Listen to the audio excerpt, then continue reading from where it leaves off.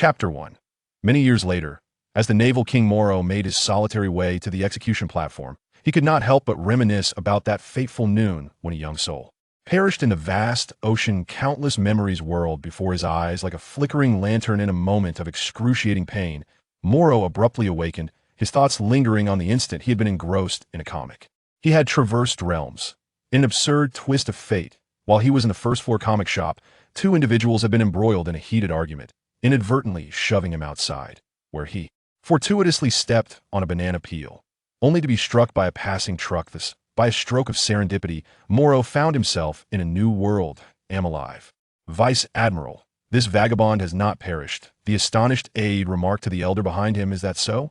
Once he has had his fill, I must continue my journey across the East Sea, the Vice Admiral replied, turning to regard the bewildered Morrow. Morrow swallowed hard. Surveying his surroundings, it was indeed within a ship's cabin that he found himself, and fragmented memories of the soul he now inhabited began to surface.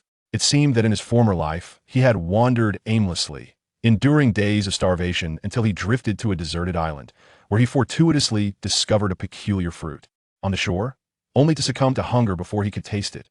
Now, awakening, he found his soul had taken over, starved to death. Was he? Such absurdity. While Kobe encountered Alrita, Luffy commenced his journey by knocking over a barrel, and Ace nearly succumbed to hunger before discovering the flame fruit. Morrow's body had met its end upon merely encountering an edible fruit.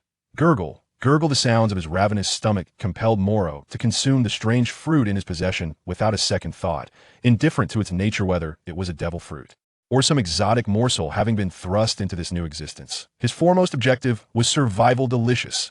So famished was Morrow that he found no repugnance in the devil fruit. In fact, it tasted rather sweet. I have never heard of a devil fruit being delicious. The aide adjusted his glasses, while a sailor hastily approached, bearing a bowl of seafood fried rice. At this moment, Morrow had devoured the devil fruit, yet his stomach continued to grumble upon sighting the plate of seafood fried rice. He eagerly indulged. Thank you. Without the luxury of explanation, he polished off a generous serving of fried rice, followed by a hefty piece of roasted meat and a large glass of iced lemonade. Only then did Morrow truly feel alive if given a choice. He vowed to cherish every grain of rice and would undoubtedly select a safer spot when indulging in comics. Burp. After a satisfying feast, Morrow nodded contentedly. Gradually, fragments of memory regarding this other Morrow began to coalesce in his mind, suggesting a fundamental inheritance of recollections. The family was once an ordinary and weak royal lineage from the EC, but due to the absence of treasures like berries and gold, they offered celestial gold to the celestial dragons and consequently lost the protection of the world government. As a result, the newly formed soldiers fell prey to invading pirates. The prince, who was destined to inherit a kingdom, began his life as a wanderer.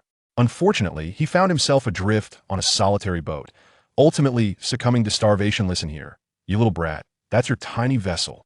Once you've filled your belly, make yourself scarce and don't mooch off me. Garp stood at the edge of the deck, digging in his nose, seemingly lost in his own thoughts. Understood. Thank you, old man.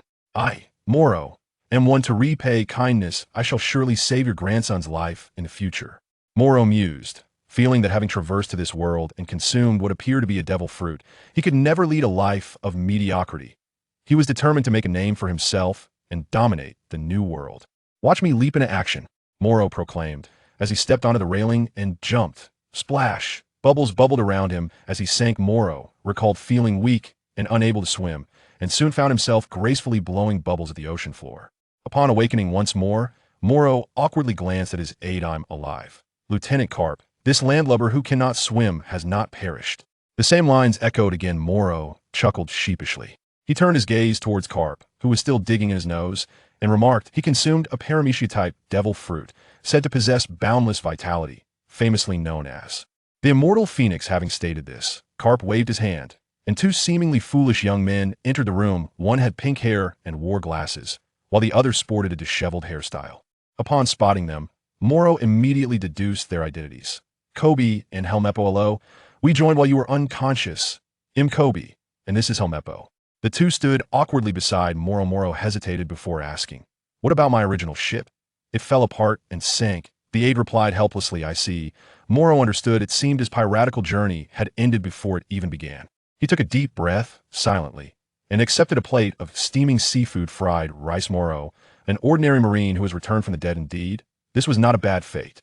The key was that he had regular meals and would not starve. Who needs the Pirate King? The title of Marine King was surely his destiny.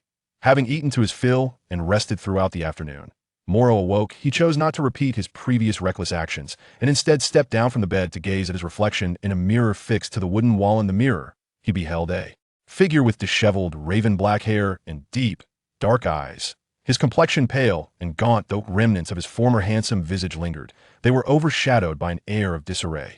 Must I adopt such a dismal appearance to grow stronger? I truly am the feeblest of all transmigrators, he mused, recalling Garp's words. The paramecia type, the life fruit, endowed him with boundless vitality. Yet what else? The potency of a devil fruit hinges upon the wielder's capacity for development. Endless vitality? What more? Morrow gazed at his reflection, clenched his fists, and struck himself with a punch. Thud. A twinge of pain confirmed his reality, yet an invigorating force surged within him. Although he had indeed inflicted harm upon himself, his face exhibited no signs of bruising, rapidly healing instead. Gradually, the color of life returned to the youth's cheeks. Thud! Thud! Morrow landed 2 more blows upon himself. The vitality radiating from his cheeks intensified, revitalizing his energy substantially. Not only do I possess unending life force, but I can also absorb any incoming attacks. Those who seek to slay me shall only facilitate my resurrection, while those who fail to kill me will render me even stronger. How utterly unscientific, yet this is the marvel of the devil fruit. Filled with elation, Morrow burst forth from the cabin laughing heartily. He proclaimed, "I am invincible! I am invincible!" Thud! A punch came crashing toward his head. Morrow felt an overwhelming urge to weep from the pain. However, in the next instant, the swelling atop his head vanished, transforming into energy, making his every step feel significantly lighter. Fool, cease your ruckus. I still desire to enjoy my afternoon tea, Garp remarked, glancing at the now vanished bump on Morrow's head with a touch of sarcasm. Old man, if I must make noise, could you perhaps strike me a few more times? What old man?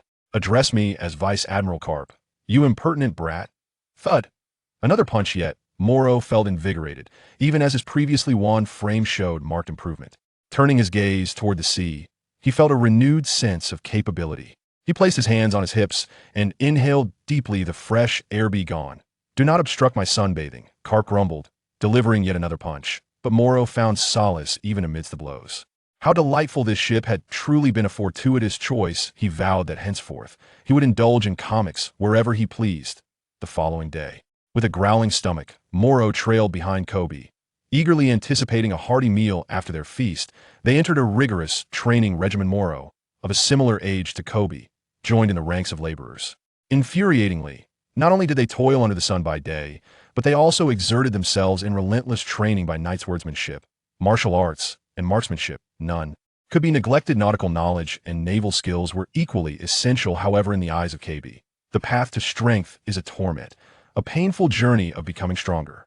Conversely, for Morrow, it is nothing short of a delight. Pain, while it exists, transforms into a part of his power, regardless of the suffering he endures.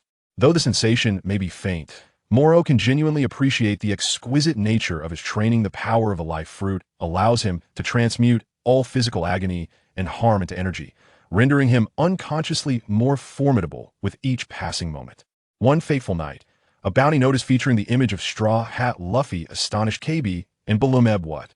Luffy's first bounty is an astounding 30 million berries.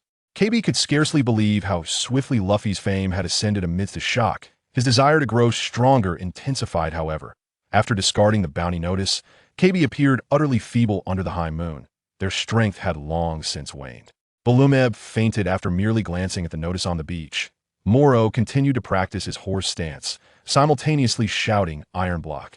The Marine Six Styles are formidable techniques that ordinary sailors find exceedingly difficult to master, each signifying a transcendence of human limitations. Nevertheless, Morrow tirelessly trained every night until dawn. The hardships of sleepless nights seemed to metamorphose into strength for him. KB noticed that the more fatigued he became, the more invigorated Morrow appeared. While the changes may have been subtle, Morrow had, over time, reached a remarkable threshold. Through accumulation, his physique had transformed from frail to robust, with his muscular form reflecting the fruits of relentless training. Iron block is invincible. The invincible iron block. Strength, impact resistance, defense, stamina, vitality. These 5 attributes represent the potential that can only be unlocked through the relentless exploration of human capabilities, leading to the understanding of the iron block. Each day, Morrow diligently practiced and learned various marine skills and knowledge. The sleepless nights brought immense physical discomfort, however. At the break of dawn, when fatigue was most profound, the life fruit would convert this suffering into energy. As exhaustion dissipated, he grew even stronger. Not only could he enhance his physique, techniques, and reflexes through training, but the unbearable pain experienced during these sessions also became a source of energy, propelling him to continuously surpass his limits. I must master the iron block, the mightiest iron block, the invincible iron block. Morrow gritted his teeth, persisting through the agony, as the trials of his training and the limits of his stamina transformed into energy, fortifying his physique even further. Certainly, the life-giving fruit bestows remarkable benefits, yet it has simultaneously heightened Morrow's demand for sustenance. Initially, he consumed far less than KB. Now, he can single-handedly devour an amount equivalent to that required by 5 adult Marines as a mere assistant. He exerts considerable effort whatever task he undertakes. He strives for perfection, and his training is no exception. After all, every endeavor translates into tangible energy. Time and again, Morrow adopts various stances, pushing his physical limits to truly master the iron block. He must achieve this. The iron block allows me to endure more blows and serves as a precursor to awakening the armament Haki. I must learn it, he insists. Yet, as he perseveres in his training, his stomach grumbles with hunger. He feels weak from starvation. Strangely, the sensation of hunger and suffering can also be converted into energy. However, the unfortunate truth is that as he grows stronger, his consumption increases, leaving him even hungrier. Damn it. I can endure any hardship, but I must never go hungry. Morrow silently vows. In reality, he has made countless oaths in secret, vowing to never experience hunger, to openly read comics, to surpass Garp, and such promises have likely become too numerous for him to recall. Bang! A muffled groan escapes him after repeatedly pushing his limits. Morrow feels an overwhelming sense of physical pressure after relentless training. His stamina, endurance, and defense seem to have reached a critical threshold. At last, as his body comes to a standstill, it feels as though he has unlocked some corporeal shackles. Bang! A peculiar sound reverberates within him. Once more the youth stands motionless beneath the moonlight, a subtle smile gracing his lips, radiating confidence. Sweat beads on his forehead, and his long, black hair, which extends past his ears, billows with wisps of steam. His deep black pupils and pristine whites exist in a perfect juxtaposition of night and day. Clad in the most ordinary marine attire, he resembles an awkward child imitating an adult iron block. He exclaims, as a faint yet potent aura begins to manifest at the surface of his body. Morrow is certain that this is the power attained through humanity's transcendence of limits, signifies not only further physical growth, but also the acquisition of formidable strength, defense, and endurance. In critical moments, he will be able to activate the iron block, achieving unimaginable fortitude. Strange. Is this feeble aura only perceptible when activating the iron block? Morrow realizes that this faint energy holds the true secret of the iron block. Regrettably, aside from executing the iron block, he cannot yet harness this aura, and he can only maintain his stance to preserve it. Could it be that this unusable aura is the armament Haki? Morrow murmured softly. Unfortunately, he was still far from truly mastering it at his current stage. No wonder it is said that the 6 powers of the Navy serve as an introduction to comprehending both armament Haki and observation Haki. It now seems that even Haki can possess a feeble potential. However, cultivating Haki through such a gradual approach is not without merit. That predecessor who pioneered the Navy's 6 powers must undoubtedly be a once-in-a-century genius. Am utterly exhausted. Morrow sighed, collapsing onto the ground. His stomach grumbled audibly. Morrow, you have actually mastered one of the Navy's 6 powers. Iron body. Kobe approached, carrying Balumeb and a spare portion of food in hand. It appeared to be a wafer biscuit, of course. How could I not, being your senior apprentice? Morrow accepted the wafer biscuit and devoured it voraciously, finishing it in no time. Unbeknownst to him, Kobe was staring blankly at what lay behind him. Morrow finally stood up, turned around, and looked out at the drifting sea. The moonlight seemed to transform into a sky full of silver snowflakes, covering the ocean. Shimmering with light, it illuminated the world and reflected in the heart of the young boy. I said, Morrow, one day, we will make a name for ourselves, just like Luffy. KB's eyes were filled with anticipation, and the balloon bar on his back was already fast asleep. Of course, I am destined to become the king of the Navy. Morrow looked at the sea and smiled foolishly. A week later, regarding Straw Hat Luffy becoming the top newcomer to set sail this year, Morrow, KB, and Barumabur have been undergoing intense training for some time. This morning, on an ordinary island, a pirate ship docked at the port, and thick smoke was rising from the village. It was highly likely that they had encountered pirates. "We need to wait for someone here. You guys take care of those little pirates," the lieutenant said to a small squad of Marines. It is worth mentioning that among this group, there were also 3 intern assistants.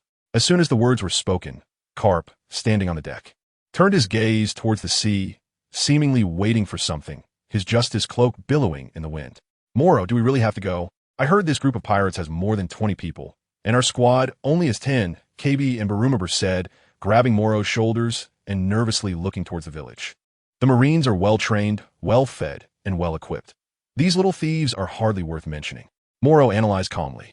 He didn't expect to encounter pirates so quickly. After all, this ship was the warship of the hero Garp. It's truly reckless for someone to stay here without fear of death. Truly a case of a newborn calf, not fearing a tiger. However, their captain seems to have a bounty of 800,000 berries, which means he should have some decent strength. This is the East Blue, and having a bounty of 700,000 is indeed a big deal.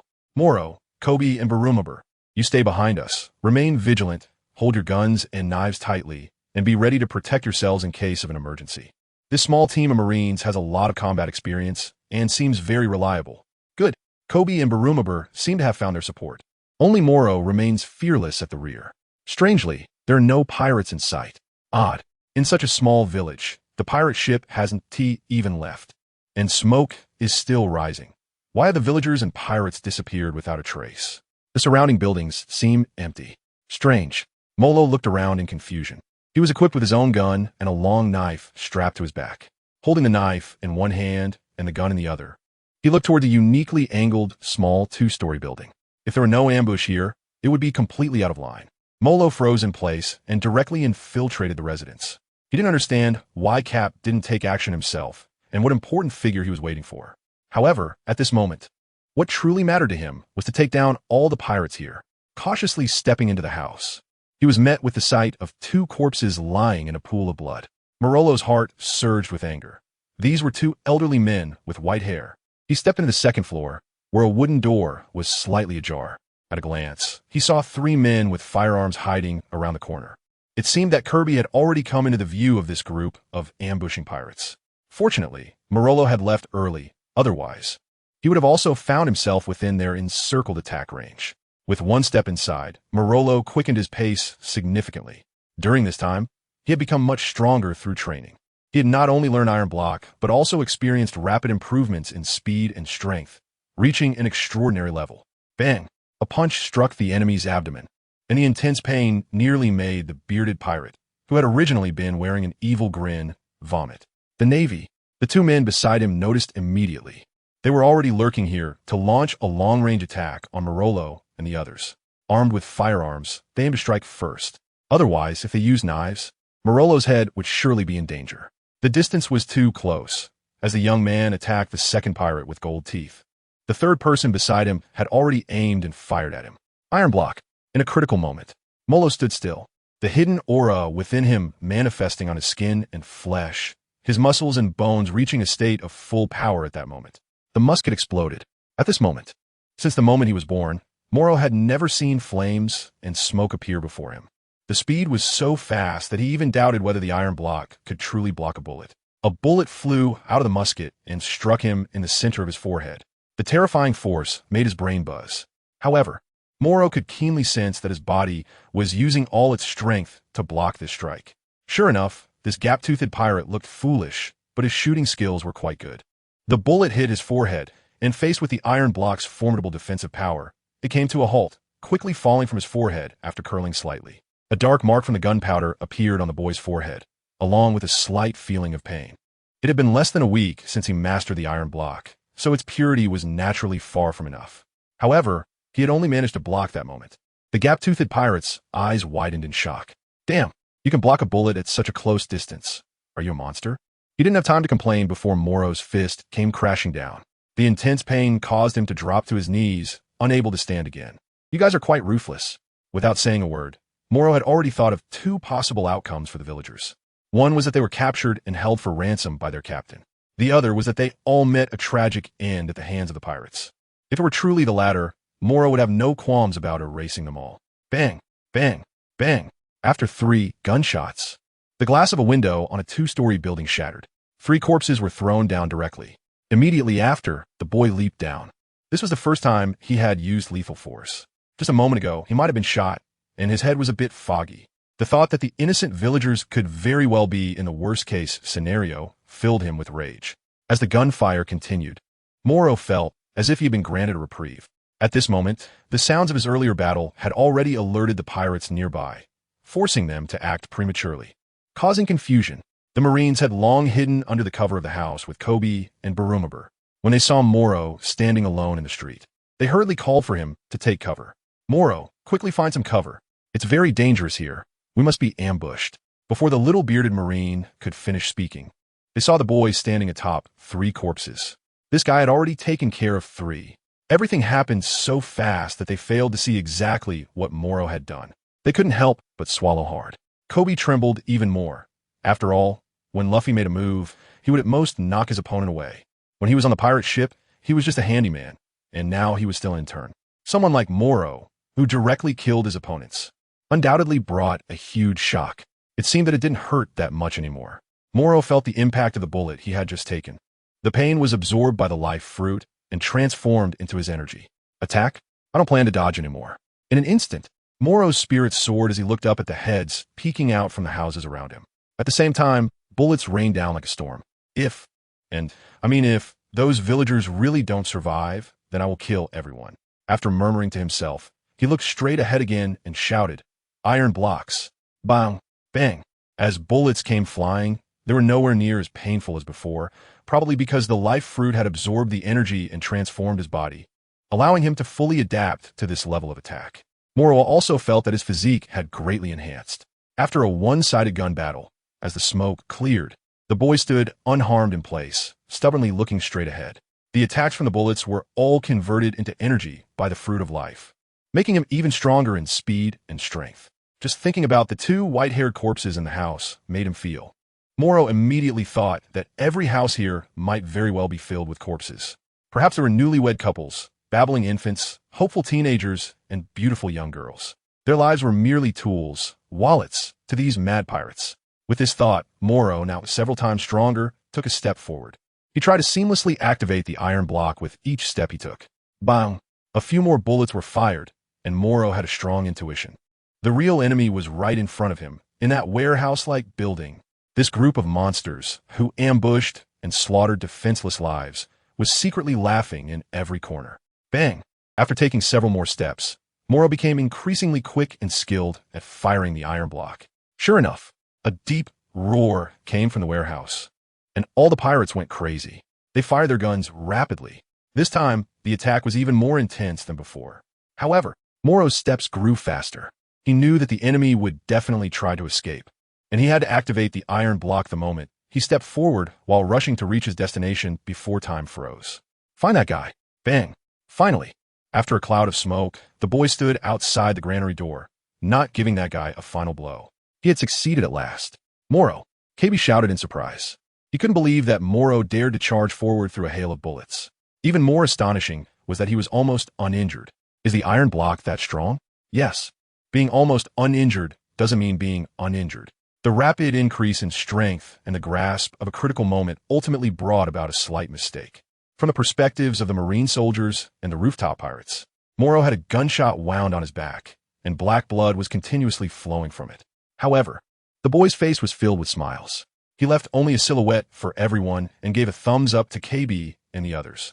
Damn, doesn't this guy feel pain? Barumabur gasped. What exactly did he do and see just now?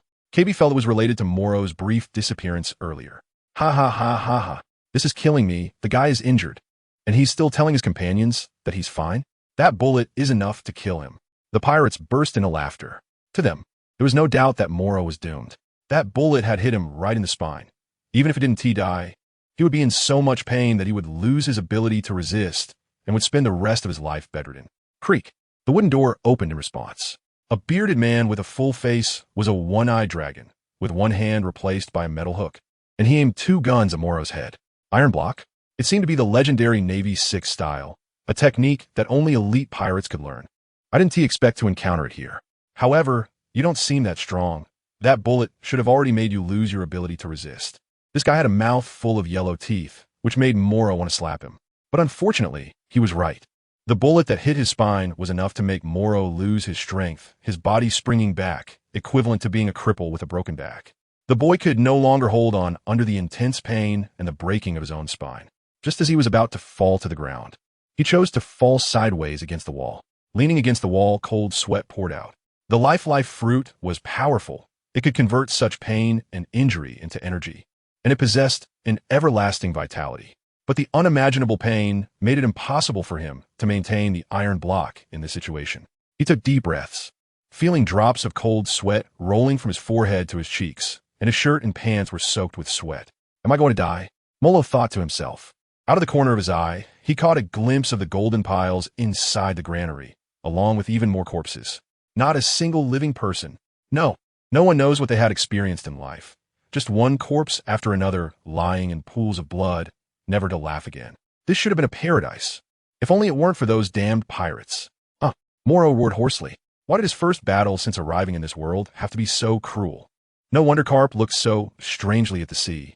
This guy's observation, Haki must have sensed the situation on the entire island long ago. In fact, there wasn't a single survivor even before he arrived on this island. Morrow clenched his fists and frantically pounded the wall. However, the infamous pirate captain had no intention of killing him. The guy aimed a gun at his forehead, grinning with wide eyes, laughing maniacally. Feeling desperate, huh? I'm the bloodhook coward with a bounty of 8 million berries. Wherever I go, not a blade of grass grows. Ha. I love seeing that look of despair on your Navy faces.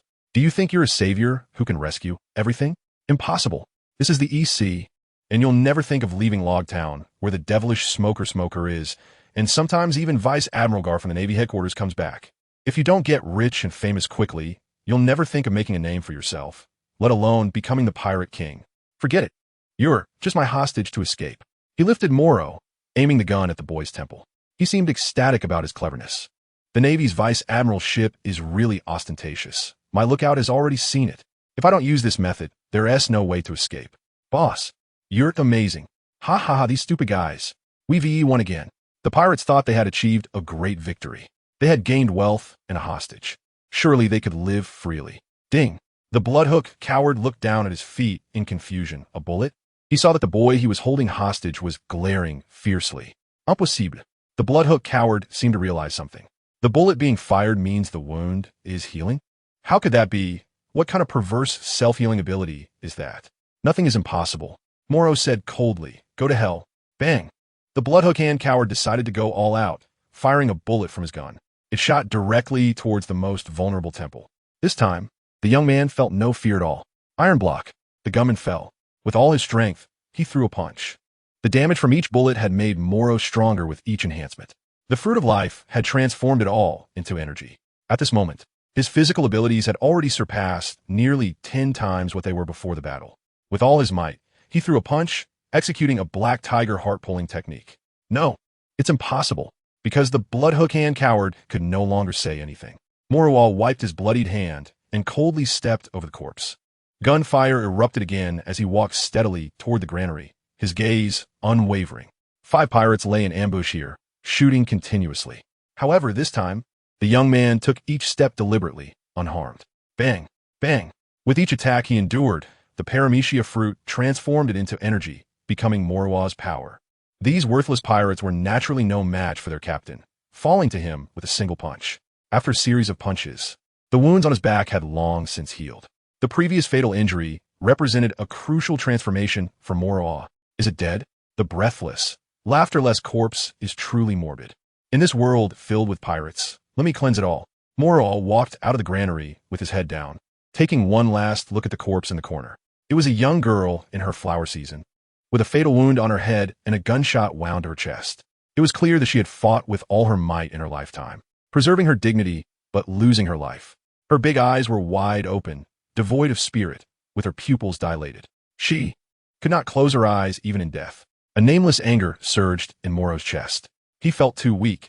If he were strong enough, stronger than Cap, if he possessed the observation Haki that surpassed everyone else, he would surely be able to sense the tragedy of this small island. The lives of these people could also be saved, right? Molo gritted his teeth and did not help the girl close her eyes. The boy would avenge them. But since they died harboring hatred, they would stare angrily at this world. Go witness his silhouette. Evil must be eradicated. Bullets rained down on him. But Molo turned around and fearlessly looked around. With a leap, he jumped directly to the second floor of a building, delivering a fatal punch. Immediately after, Molo jumped from one building to another, annihilating all enemies with a single punch, whether they wielded swords or firearms. Monster, why won't you die? Help! You can't even be harmed by a blade. Die, you monster! Before long, the gunfire ceased. There were no more unpleasant shouts from the pirates. The buildings were already riddled with bullet holes. In the streets, Molo stood alone, surrounded by blood, with the scars on his back long healed and transformed. From now on, he vowed deep in his heart that he would never let his back be hurt again, not even once. Molo! KB stared in astonishment. Was this still a human? He single-handedly killed more than 20 pirates. It should be noted that these were bounties as high as 8 million berries, notorious throughout the East Sea region. Morrow is just a steward who boarded the ship a bit earlier than him. The Navy is different from pirates. They have a clear hierarchy. Above the stewards, there are 3 ranks of seamen, from low to high. Above the seamen are the officers, also divided into 3 ranks, with the sergeant commonly referred to as a military corporal. Only by further strengthening and being promoted to warrant officer does one have the potential for transformation. The officer ranks also include low, mid, and high. Above them are the colonels, and the chain smoker is currently a colonel station in Logtown. As for the stronger ones, they are quite rare. There are only a dozen or so vice admirals in the Marine headquarters at Marineford, though each branch has a considerable number of vice admirals. However, at the pinnacle of the Navy, the highest combat power, there are only 3 admirals. With such strength, will Morrow be promoted directly? Bellymember swallowed hard. The old seaman next to him was a petty officer, corresponding to a corporal. He said seriously, at least a warrant officer. That guy's bounty is already very close to 10 million berries, but Morrow is still just a steward, so he is probably a bit lower. At this moment, everyone knows that Morrow's battle is enough to reverse his identity. Morrow simply captured all the pirate corpses and threw them into the sea to feed the fish. In his view, this group of trash did not deserve to be buried on this small island. Just as Morrow was about to return to the village to bury the villagers, Garp jumped down from the ship. Behind him, rows of Marines followed suit. Bury all the villagers. Swish! All the Marines saluted simultaneously and quickly began their actions. Morrow also wanted to participate, but he was lifted up by Garp with one hand. You little brat. You fed this bunch of trash to the fish. What do you have to say for yourself? Be more careful next time. Garp glanced at the spot on Morrow's back where he had been injured. He had seen everything. Old man, you knew this a long time ago, didn't you? You knew from a distance that these villagers were all dead. So what now? How strong do I have to be, or how much stronger do I need to become, to sense the atmosphere and the future further away than you? Surpass me? Kid, you should first replace Sengoku as the Fleet Admiral before talking about that. Garp directly tossed Morrow aside, but as he turned around, he couldn't help but smile slightly. Really now? It's been many years since I've seen someone with such strong will and overflowing sense of justice. I will surpass everyone, regardless of whether they are admirals or the Fleet Admiral, until I surpass you. Morrow stubbornly stood up. In a daze, he felt a bit childish. Clearly, he was still living in his second life, yet he still had no sense of maturity. Oh, he was still young before he crossed over, so it was fine. Morrow, Vice Admiral Garp is worried that you might lose the chance to be directly promoted to second lieutenant because of this. After all, the body has already been fed to the fish. The aide awkwardly patted Morrow on the head. This scene was completely unlike something he would do. But after closely observing Morrow's battle, he could deeply feel the anger within Morrow's heart. Once upon a time, he was also a rookie soldier, and back then he was just as passionate, hating evil as if it were his enemy. I don't care about rank. Morrow rubbed his fists. Perhaps he'd been away from battle for too long, and he finally caught a whiff of that bloody scent. For the first time after a fight, he felt the cruelty of the pirate world. In the evening, after bathing and washing off all the blood, he changed into clean marine clothes and heard Garp's loud voice cursing. Sergeant, can't you just go down to the seabed and fetch the bones of those trash? After finishing his tirade, Garp calmly sat down on a deck chair and soon started snoring. Truly carefree. Morrow couldn't help but marvel at the scene. Just moments ago, he was angrily cursing, and now he had completely put it out of his mind and was fast asleep. Around him, a crowd had already gathered. Extra meal tonight. Congratulations to Morrow on his promotion to sergeant, becoming a corporal. However, it was quite unexpected, so for now, he only has Kirby and Balloomber under his command. Did you surpass me all of a sudden? But then again, if Morrow had controlled himself back then, he could definitely have been promoted to second lieutenant. Oh, I want to eat lobster.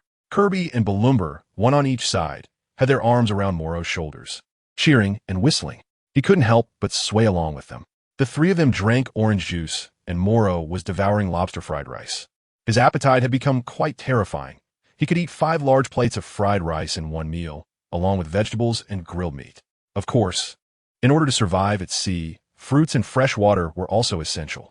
Under the night sky, Garp ordered everyone to rest for the night at the shore of this small island before setting off again. No one was afraid. Morrow, after happily celebrating, resumed his usual practice of physical techniques. Iron block. Repeating it over and over again, he once again reached his limit. Morrow was keenly aware that the damage he endured in this battle had significantly boosted his strength, easily surpassing the 10 versions of himself from before. On the beach, Kabi and Barumub were already at their limit, sweating profusely under the moonlight as they watched Morrow train. Morrow, do you feel like the sea breeze is a bit excessive tonight? Kabi looked around, feeling something strange. Yeah, it's quite chilly. Do you think the villagers are a bit scared? How could that be? Their enemies are those monsters lying at the bottom of the sea. Even if they're ghosts, they wouldn't harm us. Molo continued to practice his punches. His iron block had reached a level where it could be opened and closed in an instant. But today's more astonishing gain was his fist. After delivering a full-force punch that killed his enemy, he became increasingly skilled at throwing punches. Because the iron block was always opened and closed in an instant, he could not only unleash powerful force, but also keenly sense the faint breath within him gradually strengthening. Allowing him to enhance his attack at the moment, he explosively unleashed his fist. Speed? Or was it that subtle breath? Whoosh! Molo quickly swung his fist, feeling that something was off. So he tried to move even faster and threw a punch at the moment of being frozen in time. This also allowed the strange aura he used to maintain the iron block to burst forth. It was just a tiny bit. However, unlike when he maintained the iron block, which was only spread throughout his body, this momentary attack meant that even though he was passively striking, he could still use it to attack. Swish! Once again, he swiftly dashed out and punched. Morrow could feel the wind generated by his fists and feet. The speed of this attack hadn't yet reached the point where it could be called a shave. If we say that a solid block means accelerating blood flow and muscle movement, allowing the latent energy within to manifest, and thus providing strong defense, then this high-speed movement can create a momentary subtle space, forming an attack method akin to a slash, which is referred to as stormfoot. With this, a punch and a kick were executed. Under the high-speed attack, it directly generated a slash that severed a large tree by the seaside. If the high-speed punch, which was also wrapped around the fist, could exert tremendous power, most people first cultivate the shave and then develop the stormfoot under the potential of high mobility. However, Morrow quickly adapted to the explosive power of his punches with a significant increase in the speed of his legs. Only with both enhancements could he develop his own gale kick. No, to be precise, it should be called gale fist. To truly use the gale kick, he first needs to push the limits of the human body and possess the ability to shave. Who, after taking a deep breath, Morrow began his breathing exercises. With the defensive iron block, he inadvertently grasped the half-finished attacking gale kick. There was still one shortcoming left: speed. He needed to accelerate his training and comprehend the shave as soon as possible. Thinking of this, he became fervently motivated to train again. My goodness, how much stamina does Morrow have? Is he really never tired? Barumabur was about to despair. Just when he thought he could lean on KB, he discovered that the latter was also training. KB, why had he gone crazy too? Haven't you realized? Barumabur, during the day, Morrow's astonishing defensive power, and just now that force that destroyed a big tree. He is constantly getting stronger, and that is all beyond the limits of the human body. The Navy's 6 powers. While KB spoke, he continued to train with heavy weights. Damn it. What am I supposed to do with you 2 monsters? Barumabur gritted his teeth and also started training. This is just too intense. Morlet deliberately added many heavy objects to himself for continuous training. His additional training also increased in difficulty. Only in such circumstances could he become stronger, possessing even more terrifying explosive power and speed. The moonlight was bright and cold, and the sea breeze dried the sweat from the young man's body. On the battleship, under the cover of night, Garp was eating roasted rice crackers on the deck, his eyes fixed on the 3 fools training on the beach. Seeing the scene reminded him of the years when he, Sengoku, and Zifa trained together. They all wanted to become stronger, especially since at that time, young powerful pirates were emerging one after another on the sea. Whoosh, a gust of sea wind blew in. Just as he was still holding the latest intelligence in his hand, a shadow in a cloak appeared beside him. I sent Luffy off in Lowtown. Oh, are you going to the Grand Line? Garp, munching on the rice crackers, appeared more relaxed than the serious middle-aged man beside him.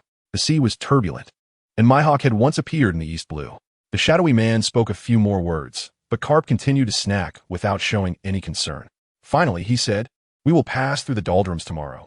Do you want to join us?" This statement left the visitor momentarily speechless. "I'm from the GM Army. How can I take your ship to the Grand Line?" "What? Aren't you standing on a Navy battleship right now?" Garp teased, "You brat. You should learn to enjoy life a bit more." "Old man, the world is still waiting for my answer." Whoosh. Another gust of sea wind. Dragon, the leader of the GM Army, known as the most wicked villain in the world, left Garp's battleship. Regarding the matter of him sending Luffy and his crew, it wasn't until Water 7 that Garp mentioned it, which was also when Luffy first learned that his father was named Dragon and that he had saved him in Lowtown. It was all very mysterious. After Dragon left, Garp made another sarcastic remark. In the east, dawn was breaking. Exhausted from a night of training, Kobe and Barumabur stood beside Morlet, dozing off. Morrow, however, was full of energy, transforming all fatigue and pain into physical energy, fully alert. They were about to board the naval warship to cross the calm belt today. The enormous Sea Kings, with no wind and waves. Navigating in such an area meant certain death. Only ships like the naval warship, equipped with sea prism stone on the hull to prevent the Sea Kings from attacking, and possessing powerful propulsion systems, could pass through the calm belt. Ordinary pirates, let alone having propulsion systems that could sail without wind, mostly use sailing ships.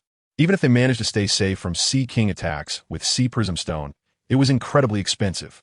While ordinary pirates might earn money quickly, their expenses were also high. They simply couldn't afford such luxury. Therefore, advancements in technology still meant that only the Navy could cross the calm belt on a large scale.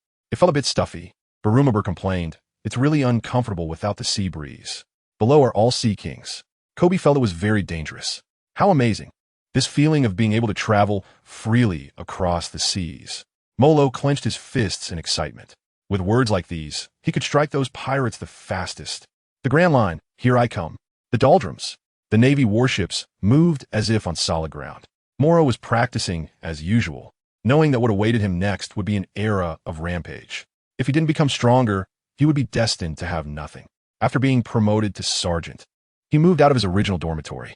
However, this small cabin was actually smaller than the original space, with only a fixed small bed and a bathtub. It was filled with seawater. For an ordinary person, soaking in seawater for too long would mean dehydration. Morrow did this intentionally. Every morning, he trained with KB and Barumabur, doing tasks and learning various naval knowledge, which naturally included navigation, repairs, as well as some basic survival skills in cooking. There was only one exception, which was swimming. As a Marine defending justice, this was almost a required skill. However, as a person with abilities, he would never have the chance to see the sea in this lifetime. In the afternoon, he had to learn how to cooperate and command his subordinate Marines in battle as a sergeant.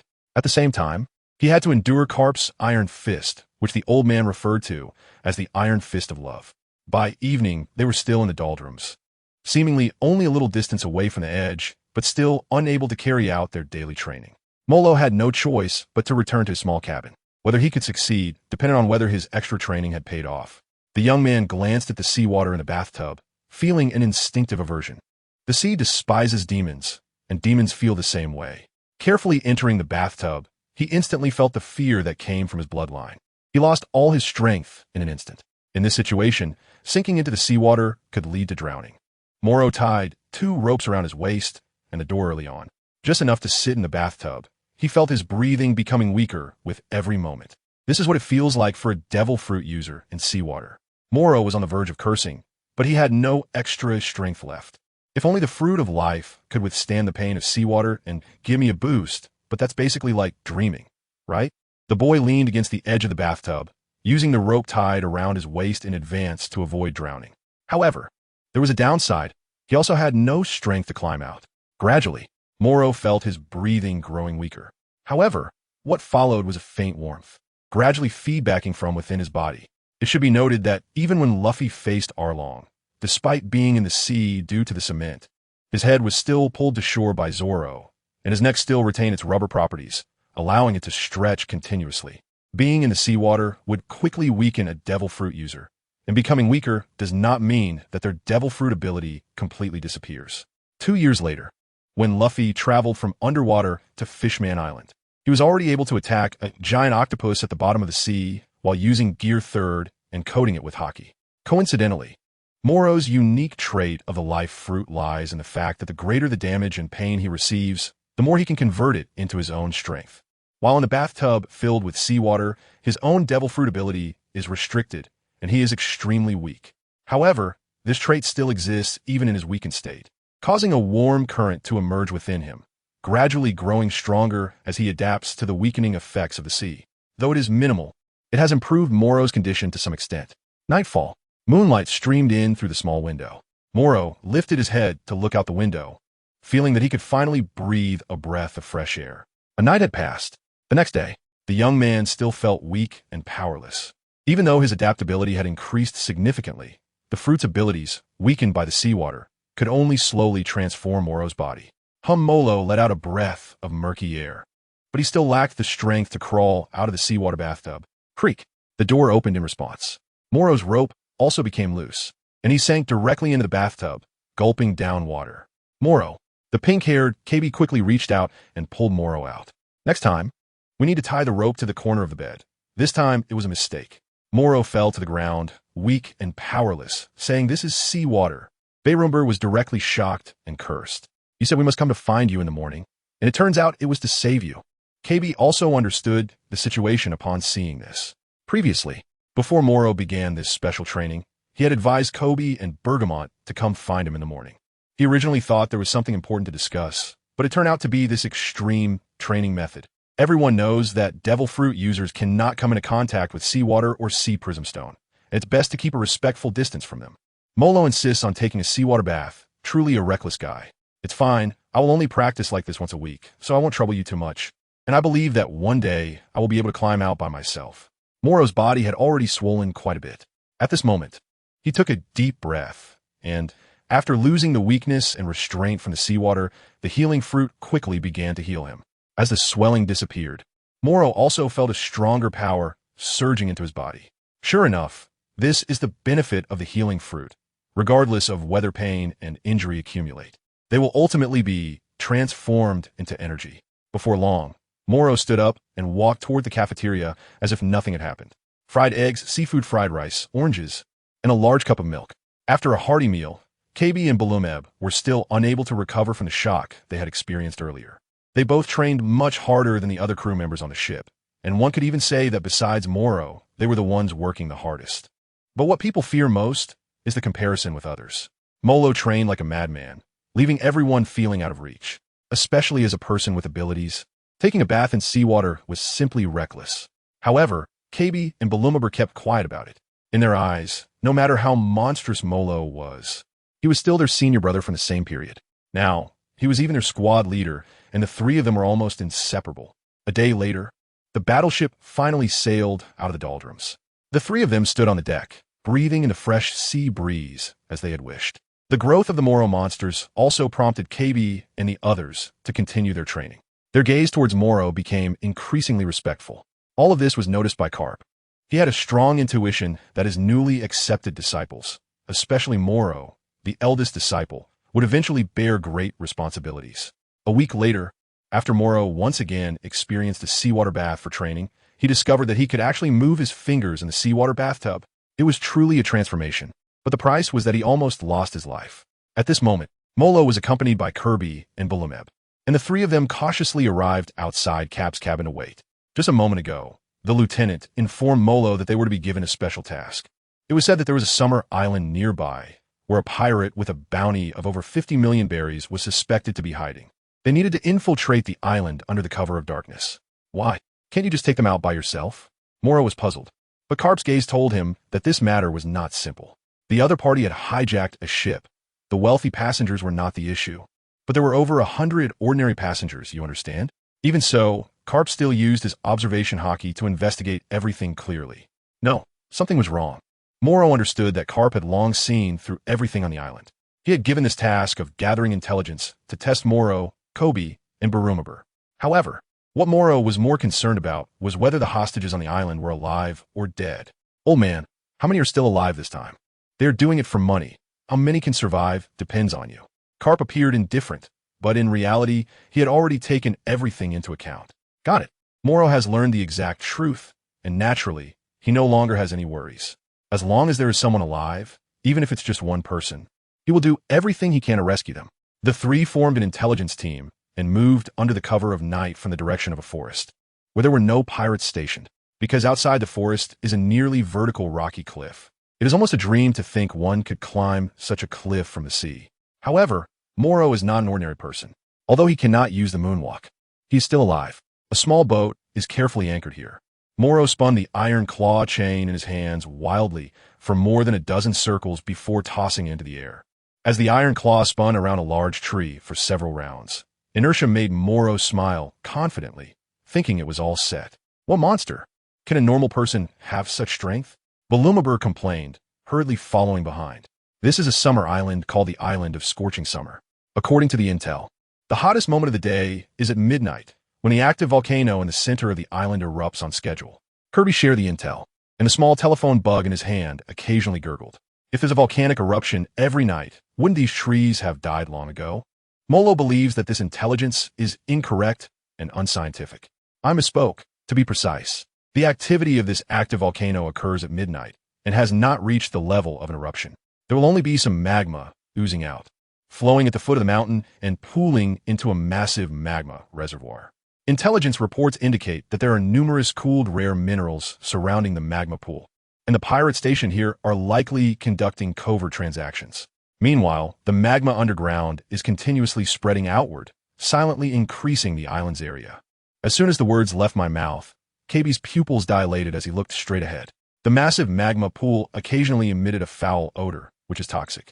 It's truly strange. Despite having so much intelligence, we still remain oblivious to many things. As a Marine, Morrow naturally knows that the Navy has an extremely powerful intelligence network. They are aware of both big and small matters. However, they still haven't launched a direct sweep across the four seas, the Grand Line, and the New World. Why is that? Among the pirates and the GM army, strong individuals are as numerous as carp crossing a river, emerging endlessly. All they can do is take action when necessary, unless they can wait for 2 years until Vegapunk's pacifists and Seraphim appear, which would be enough to replace the 7 warlords of the sea and suppress ordinary pirates. Otherwise, they're also powerless on their own. Morrow deeply understands this. Many things, like Sengoku and Garp, are all within his sight.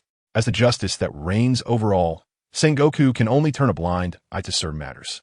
Garp often appears in the East Blue, fighting against the pirates and villains hiding in every corner, which is the best he can do. There are limits to what one person can achieve.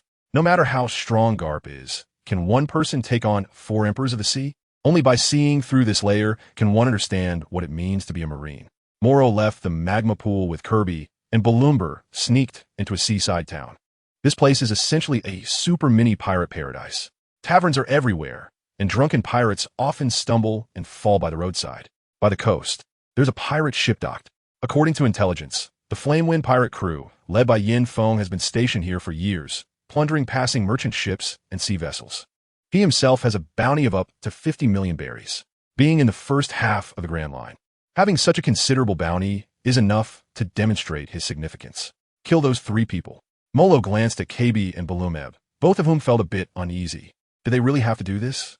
There were indeed 3 drunken pirates by the roadside. If they acted rashly, would they be discovered? There was no time to think further. Molo threw 3 consecutive punches, controlling them well enough not to tear his clothes. After killing the 3 with a single punch each, he dragged them into an alley and took their clothes. Don't be indecisive. If that's the case, don't waste my time and just go back to the old man's ship. Morrow glared at Kobe and Barumabur. After the battle in the small town of the East Sea, he was determined to root out evil completely. If Kobe and Barumabur's so-called goodwill was going to waste his time, it was absolutely unacceptable. After all, even the justice of the 3 admirals differs. Morrow and KB have completely different insights on this matter. In his eyes, the evil is the pirates who harm the innocent, as his power can only punish them. If one day, Morrow can confront the world nobles, the so-called celestial dragons, they will also lose the ability to commit evil. This path is destined to be one of all or nothing, moving forward without hesitation. In the liveliest tavern, the three quietly sneaked in, all dressed in pirate clothes, carrying their firearms and long knives. Morrow deliberately put on a fierce expression. Before this, they had circled the entire town and had a rough understanding of the terrain. But there wasn't a single place that seemed likely to hold hostages. If this building wasn't above ground, and this group of guys were habitual offenders, then there must be a hidden underground chamber on Flame Summer Island, serving as a place for imprisonment and holding hostages. Infiltrating the tavern and pretending to be one of the pirates was all in order to gather information about the underground chamber. Logically speaking, without relying on Garp, the vice captain's observation, Haki, should be enough to locate the underground chamber. But since this task was assigned to Morrow, he naturally had to do it to the best of his ability. At a small round table in the corner, Morrow casually tossed out the belly and gold he obtained from the pirate he had killed, in exchange for roasted meat and large bottles of strong liquor. Everyone was drinking and having a good time, completely oblivious. Kobe and Barumabur sat on one side, feeling a bit nervous. I know Kobe is always like this, but Barumabur, I remember you used to be a playboy too. Why aren't you fearless anymore? Molo pretended to lift a drink like other pirates, seemingly drinking, but actually pouring it on his face and clothes. I used to have someone backing me, and besides, the islands in the EC were all occupied by the Navy. Now we are on an island full of pirates. Balumeb looked around, feeling an overwhelming sense of danger. This method of infiltrating the enemy's territory to gather intelligence was simply reckless. Ha, come drink. Oh, why do you look a bit unfamiliar? It's okay. You rookies like you should keep a close watch. Otherwise, it would be bad if those hostages escaped. Burp as he spoke, a guy who could barely stand staggered over. His nose was a bit red, and he had 2 flintlock pistols tucked into his waistband. Morrow looked over the information and bounty notice for this person before setting out. The bounty was 25 million berries for the deadly flame gun Jello. His characteristics include a red nose and an extremely harsh and irritable personality towards his subordinates. He saw the man approaching him. Morrow just shook the large glass of draft beer, a slight smile on his lips, and said to KB and Barumber beside him, "Stay alert, there are dogs ready to bite." The bottle fell to the ground. Jello reached out with one large hand towards Morrow's head, intending to slam him onto the table, while his other hand pulled out a flintlock pistol and pulled the trigger. Bang! The sound of the gunshot echoed as the gunpowder exploded. Jello let out a cold laugh and disappeared once again in a flash. Boom! Just as everything was still trying to adapt, cannon fire erupted along the coast. Morrow saw a tall figure in a suit and a justice cape leap down from the ship, standing on the shore. Behind him were his deputy and several powerful forces from the battleship. They had taken down the pirate ship and were stationed on the shore, preventing any pirates from escaping. Was he being used by the old man? He had known all along that the hostages were on the pirate ship, deliberately leading me deep into enemy territory to draw fire. Morrow cursed loudly. That old guy Garp actually used such a trick again? It's really despicable. Most likely, it's to test the 3 of them. Once again, he used an iron block, barely blocking in front of Kobe. Yin Feng stopped his knife, gritting his teeth, and said, "Your speed is indeed fast, but you can never catch up with me at full speed. Since your partner believes you could draw our fire, you should be prepared to die." In this situation, he naturally saw through it at a glance. It was obvious that Morrow was used to attract the main firepower. The others were there to take down the pirate ship directly. Knowing that the conspiracy had been exposed, he was furious. His strikes became faster. This time, he no longer pursued Kobe and Balumabur, because as the battle broke out, the two had also been surrounded by a group of pirates fighting fiercely. In such a situation, what did Yin Feng want to do? Continue fighting? No, he wanted to escape. With the hostages gone, he couldn't let the Navy gain nothing. So he would leave the crew behind to draw fire. Whoosh! He vanished at high speed for the 3rd time, heading straight for the rocky cliff. At the same time, a number of pirates stationed there also cleverly fled in that direction. Could it be that there was a way out for the pirates in that forest? Boom! Another cannon fired. A pirate fired directly, but not at Garp or Morrow, but at the magma pool. Boom! An explosion sounded, and the magma was no longer restrained, rolling in from the only gap. Ha! We have buried a large amount of gunpowder on this island, and soon it will explode one after another. And in the end, even the pirate ship on the coast will turn to dust in an instant. No matter how strong you Navy are, can you be stronger than magma and gunpowder capable of obliterating half an island? Yin Feng laughed eerily. Since he wanted to lose everything, he would take the enemy down with him. Damn it, you madman, there's magma on this island, and you actually dared to bury so much gunpowder. Molo cursed as he chased after them. At that moment, he spoke into the small transponder snail in his hand. "Old man, this guy has buried countless explosives, and soon this place will go up in the air. Hurry and take KB and the others away. Get that pirate ship out to sea." "What flames? This one?" On the other end of the transponder snail, Garp lazily replied. The next moment, Morrow, who was swiftly pursuing Yenfeng, saw a large bundle of explosives fly over his head and directly hit the magma pool. If he guessed correctly, this should be the hidden explosives from the pirate ship. Boom! The magma pool exploded. Even the rapidly moving Yenfeng was startled. He still didn't know what kind of enemy he was facing, but he was certain that he had only one last step left to escape. Rumble, rumble. On Flame Summer Island, half of it was filled with continuous explosions, and the flowing magma flattened everything in its path. The other half was a forest ablaze. As part of the magma was blown here by the explosives that Garp had just thrown, the sea of fire spread, leaving only the last foothold on the edge of the cliff. Amidst the flames, a small boat was pushed into the sea by more than a dozen pirates. They had probably rushed here quickly for this very reason. Soon, Yenfeng's figure also appeared. "Damn Navy, let's see how arrogant you can be this time." He laughed and was about to leap down. A young figure also appeared in front of him. "Sure enough, this forest is so big, you couldn't have left no backup.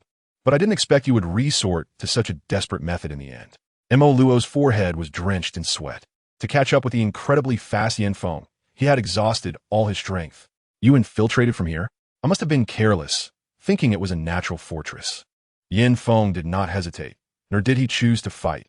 He directly jumped off the cliff, heading towards the pirate ship. Fighting at such a time was definitely unwise, and he was certainly not someone who would easily lose his cool. A bad temper did not mean he would recklessly throw away his life. Without absolute strength, what was there to be reckless about? Damn it. Morrow jumped down. Want to escape? Dream on. Stand still. Creak. The bow of the boat almost lifted up.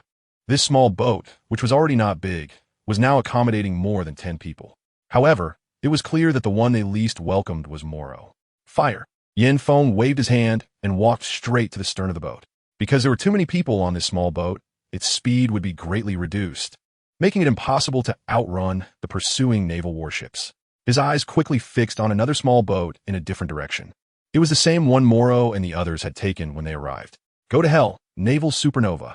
Yenfeng didn't know Morrow's exact strength, but judging by his endurance and the previous iron block, he was definitely not an easy opponent. Splash! The moment he jumped into the sea, a windproof lighter was directly thrown into the corner of the small boat. Boom! The gunpowder that had been placed in the corner exploded with a bang. This guy had already planned for all his crew to die. At first, only these 10 or so knew that there was another small boat hidden. They had been stationed in various corners, thinking of themselves as Yenfeng's trusted subordinates. It was only at this moment, engulfed by the flames, that they realized they were just pawns that could be discarded at any time. On the sea, flames were burning. Yenfeng, swimming in the ocean, believed that Morrow was undoubtedly doomed, because he had no other foothold unless he jumped into the sea, and the only small boat was about to fall into his hands. "You're dead for sure," the roar of Morrow echoed. Jello looked towards the sea. It turned out that the young man was already burned, but was clinging tightly to the rocks on the cliff with both hands. One was climbing, the other swimming. In that instant, Jello leaped out from the shore, believing he could reach the small boat faster. With a certain distance between them, Morrow would not be able to board the small boat, and he would be reborn. This distance, unless using shave, was impossible to cross. Before this, he had verified that Morrow's speed was indeed not slow, but still not comparable to shave. Just as Yenfeng boarded the small boat in that moment, confidence filled his expression. "Shave." The young man's roar seemed to tear through the dark night. "Damn it, you can actually use shave. Why didn't you use it before? And instead, try to block with an iron block?" Yenfeng turned around. Above the coast, the coconut trees had already been engulfed by the sea of fire. Flames soaring into the sky, with waves of heat sweeping all around. On the sea, occasional nighttime winds blew. The pirate Yenfeng had messy, curly hair, wore a very ordinary pirate captain's coat, and held a long knife adorned with gold accessories. With a fierce gaze, he said menacingly, "Marine, have you thought about how you want to die?" "I will not die." Morrow smiled, holding 2 pistols in his hands. These pistols were adorned with silver accessories, which came from first mate Jiro. At that time, Morrow had simply taken them without a second thought. "What? Are you not confident in your speed and strength?" Yenfeng grinned, and since there was no way to escape, he would definitely ensure that Morrow would die without a burial place. No, what I meant to say is, Do you want to feed the fish? Or rather, how long can you swim? Before Morrow could finish speaking, the trigger in his hand had already been pulled. The arrogant Yin Feng instantly sensed another kind of fear. He instinctively realized what the young man was about to do in a madman-like manner. But he also knew that it was absolutely impossible. People would die. Behind him was a sea of fire, and molten lava was about to arrive at any moment. Bang! Bang! 2 shots were fired, and the bottom of the small boat immediately had 2 holes. Morrow didn't know whether to be happy or sad, because this little boat was exactly the one he came with KB in Barumabur. www.x33xs. Calm happy that they successfully broke through, sad that the quality was actually so poor. Whoosh! Morrow laughed and fired 2 more shots in succession before turning around. Slash! His figure appeared on top of the cliff. This time, he stepped on the rocky barrier. Slash! The sound came again. Morrow's figure has appeared on the shore. The flames behind him devour everything like a demon.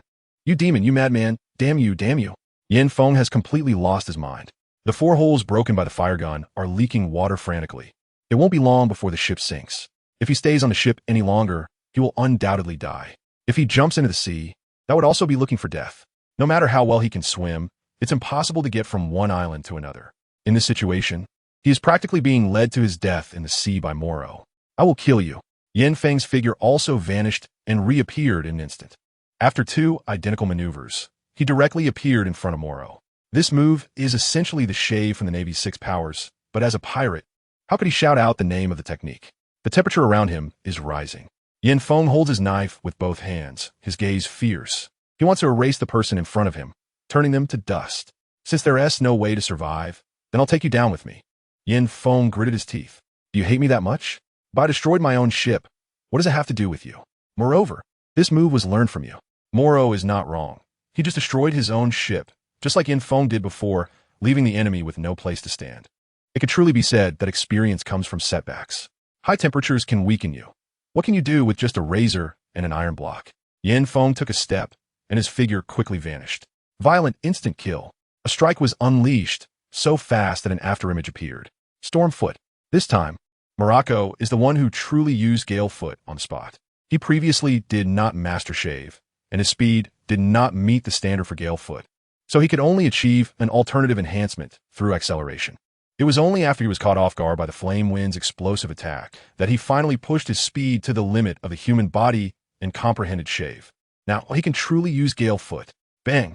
The slash of Gale Foot collided with the slash of Flame Wind, forcing the latter to take several steps back. The speed of shave, the defense of iron, and the attack of Gale Foot. To be able to master half of the Navy's 6 styles at your age is truly promising. It's a pity that under such a sky full of flames, you can only turn to ashes. Sweat was pouring down Flame Wind's forehead, but unfortunately, he had no time to wipe it away before it was evaporated by the extreme heat. I will not die. Morrow repeated his previous words once again. Meanwhile, the scars on his back, which had been burned by the explosion of the small boat's gunpowder, finally healed completely at that moment. The scars fell one by one, and the corners of the boy's mouth gradually rose. He threw his outer garment directly into the sea of fire, and the musket was so hot that it had to be discarded. At this moment, the 2 of them were left with only one last foothold. Regardless of who wins or loses, they would both be buried in the sea of fire. Whoosh! Morrow switched from defense to offense this time. With a flash, his figure disappeared and reappeared in front of Yin Feng in the next moment. Stormfoot. Bang! The blade came to block, and its own temperature had already risen. But fortunately, the slash of Stormfoot existed at a distance. The 2 fought fiercely, both teetering between life and death. The smoke was filled with toxic, suffocating particles, and the temperature continued to rise, finally leaving no innocent trees behind. Morrow, Yin Feng had been fighting in the high temperatures for over an hour. The moisture on their bodies was constantly evaporating, and with it, their lives were fading away. You are doomed. Yin Feng's lips were dry, and the knife in his hand had become too hot to hold, the tip even turning red. Bang! The long knife fell to the ground. This pirate, who had been arrogant all his life and had a bounty of 50 million, had calculated everything throughout his life. He had never trusted anyone. Even the first mate was merely a pawn that could die any moment. And those crew members he mistakenly thought were his trusted subordinates were nothing more than dust meant to accompany the enemies to their graves. Yin Feng could be considered the most typical pirate on the sea. They killed, they feared nothing, and everything they did was for themselves. Damn it, Can't even hold the knife anymore? Well, in such high temperatures, it was not something an ordinary person could endure. It was already his limit to last this long. He estimated that it wouldn't be long before he would be burned to a pile of ashes.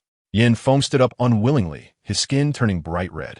If it weren't for mastering techniques similar to shave, along with surpassing the limits of an ordinary body during his sword training, he would have probably died countless times already. Wherever his gaze fell, Morrow also had pale lips and flushed skin, but it seemed that he had not completely lost his fighting ability due to the high temperature. In fact, he was gradually adapting. How is this possible? At this moment, Yin Feng could hardly believe it. He could hardly withstand this high temperature, and his stamina had long been exhausted after more than an hour of battle. Why did Morrow still look completely fine? One step, then another. Morrow walked in front of him. His skin had already formed a layer of scabs. As this moment completely shattered, he was reborn from his shell. Why is your body undergoing a transformation? Yin Feng was already at his limit, leaning slightly forward, with a hint of disbelief in his eyes. It was this very point that kept him from dying at that moment. I said, I will not die. Morrow swallowed hard.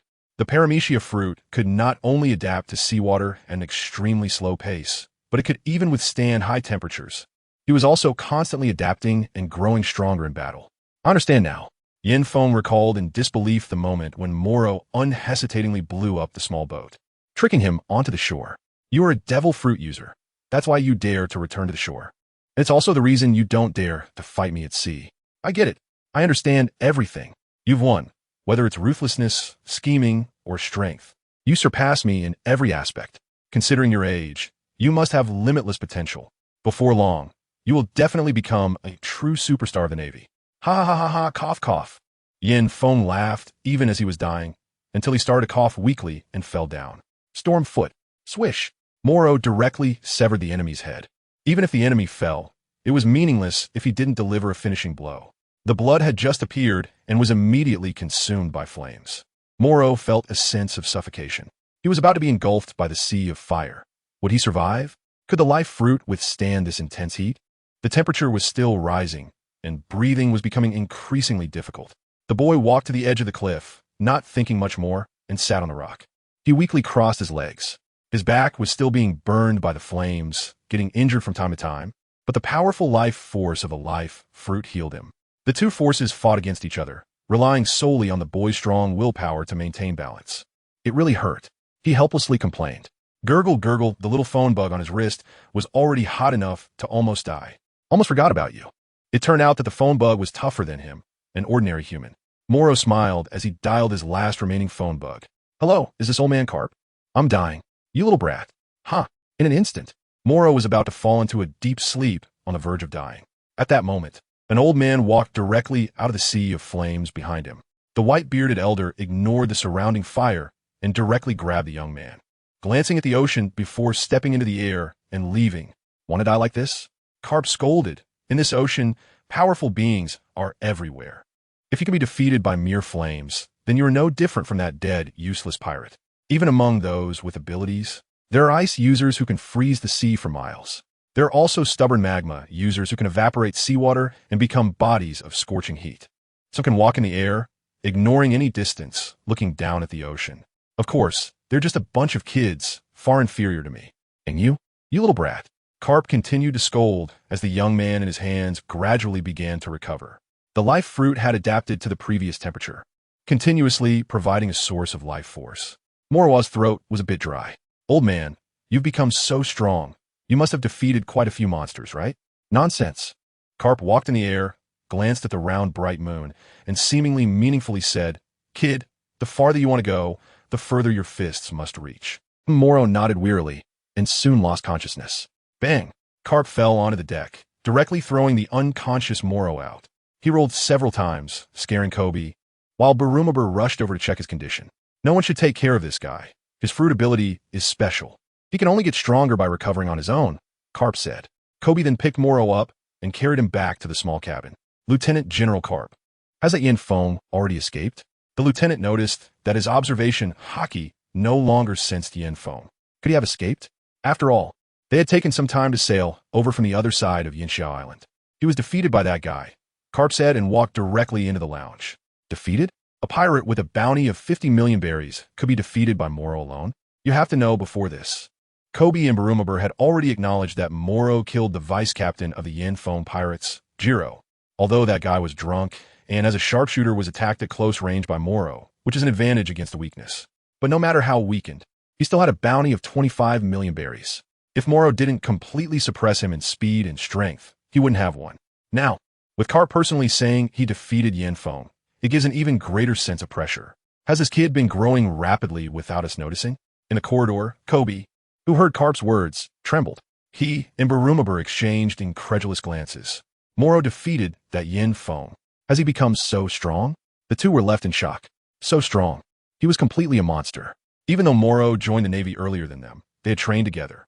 Could it be because of a devil fruit? This is the advantage devil fruit users have over us ordinary people, Barumabur muttered, feeling somewhat insecure. Idiot, do you really think it's just because of the fruit ability? Kobe angrily shook his companion's shoulder.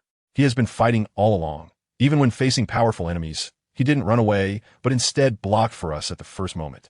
No matter whether it was studying or training, he always fought to the end. Isn't Lieutenant General Garp also an ordinary person? If we continue to sink, we will never become strong. Kobe shouted, tears welling up in his eyes. That night, he witnessed too many shocking things.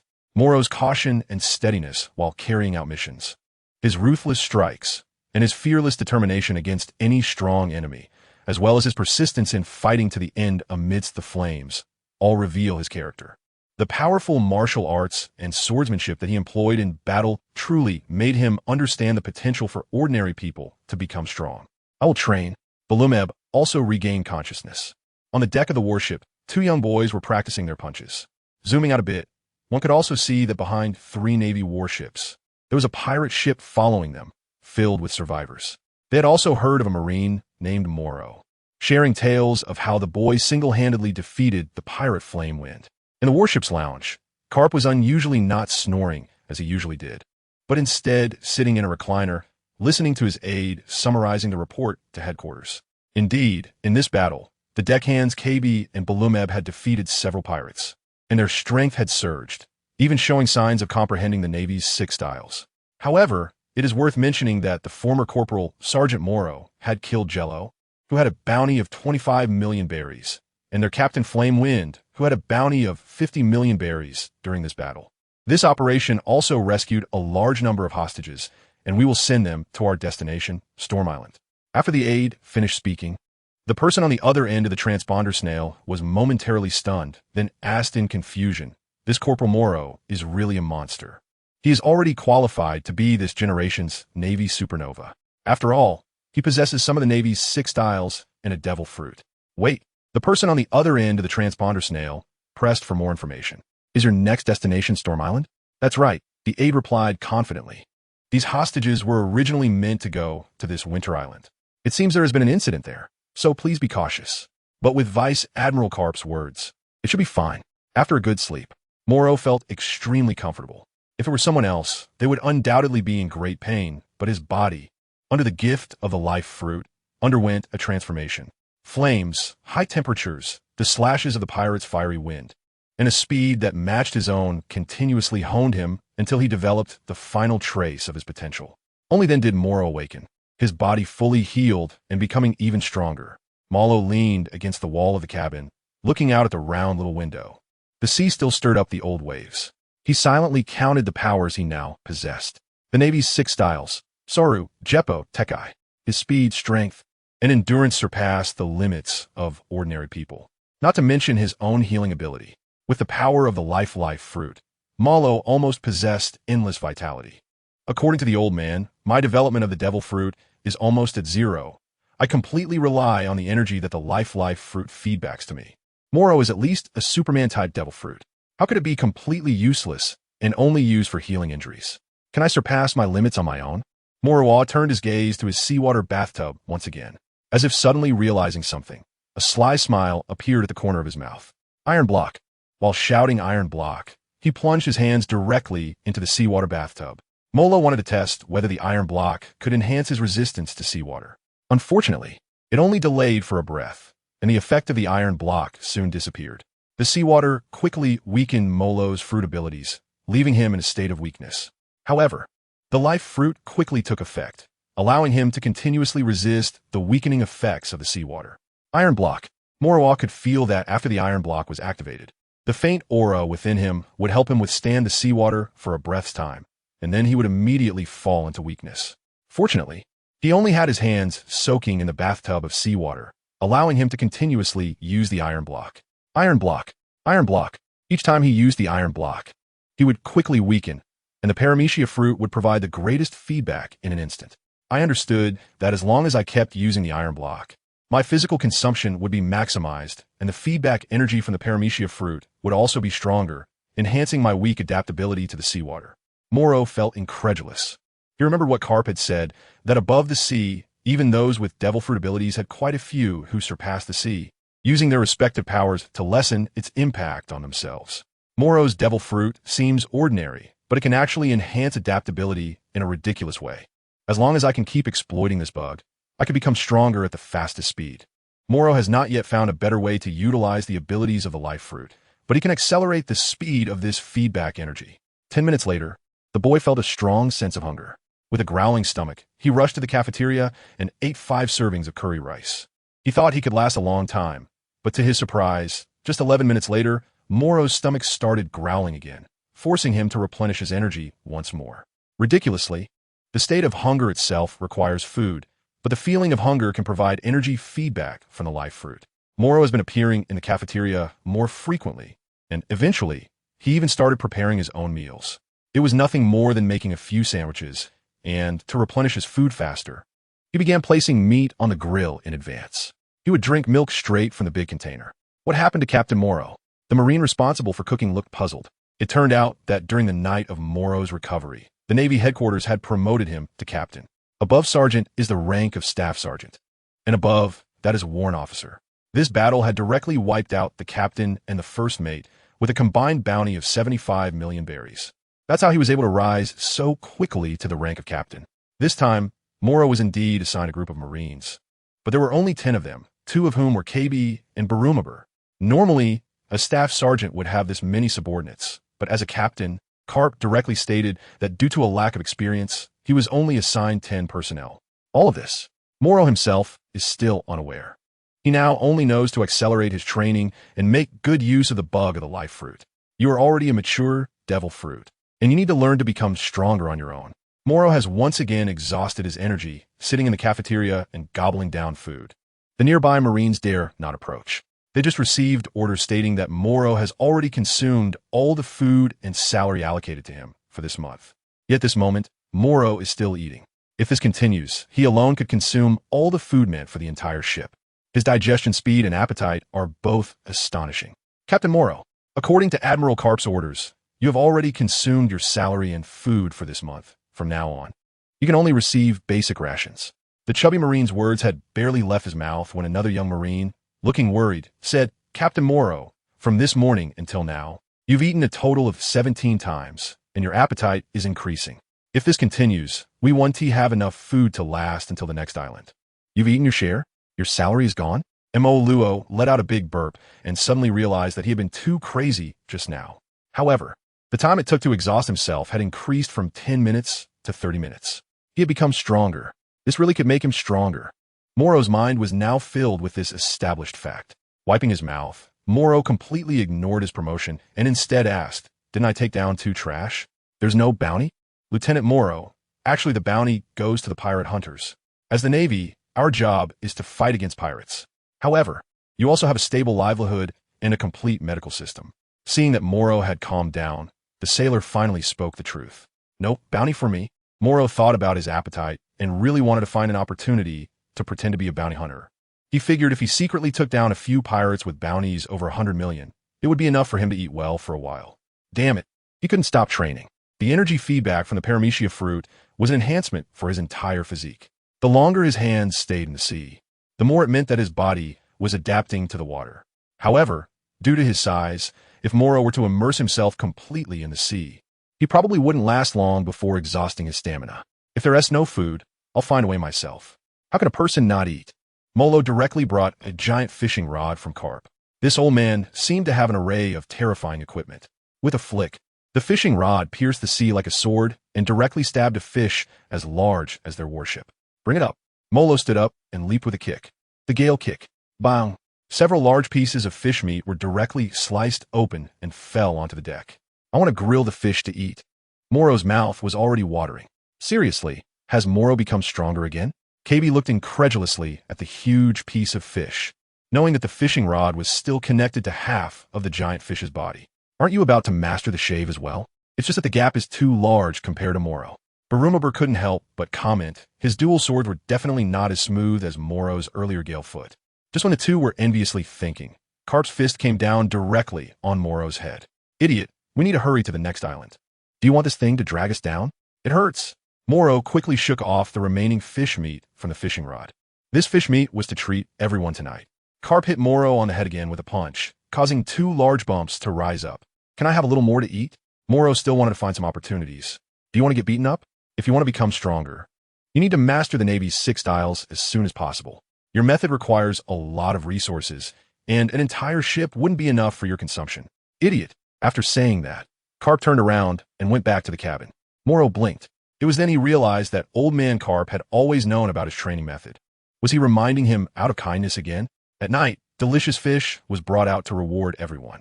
Morrow also learned about the details of his promotion to captain during mealtime. This time, the Navy headquarters directly promoted Morrow to major.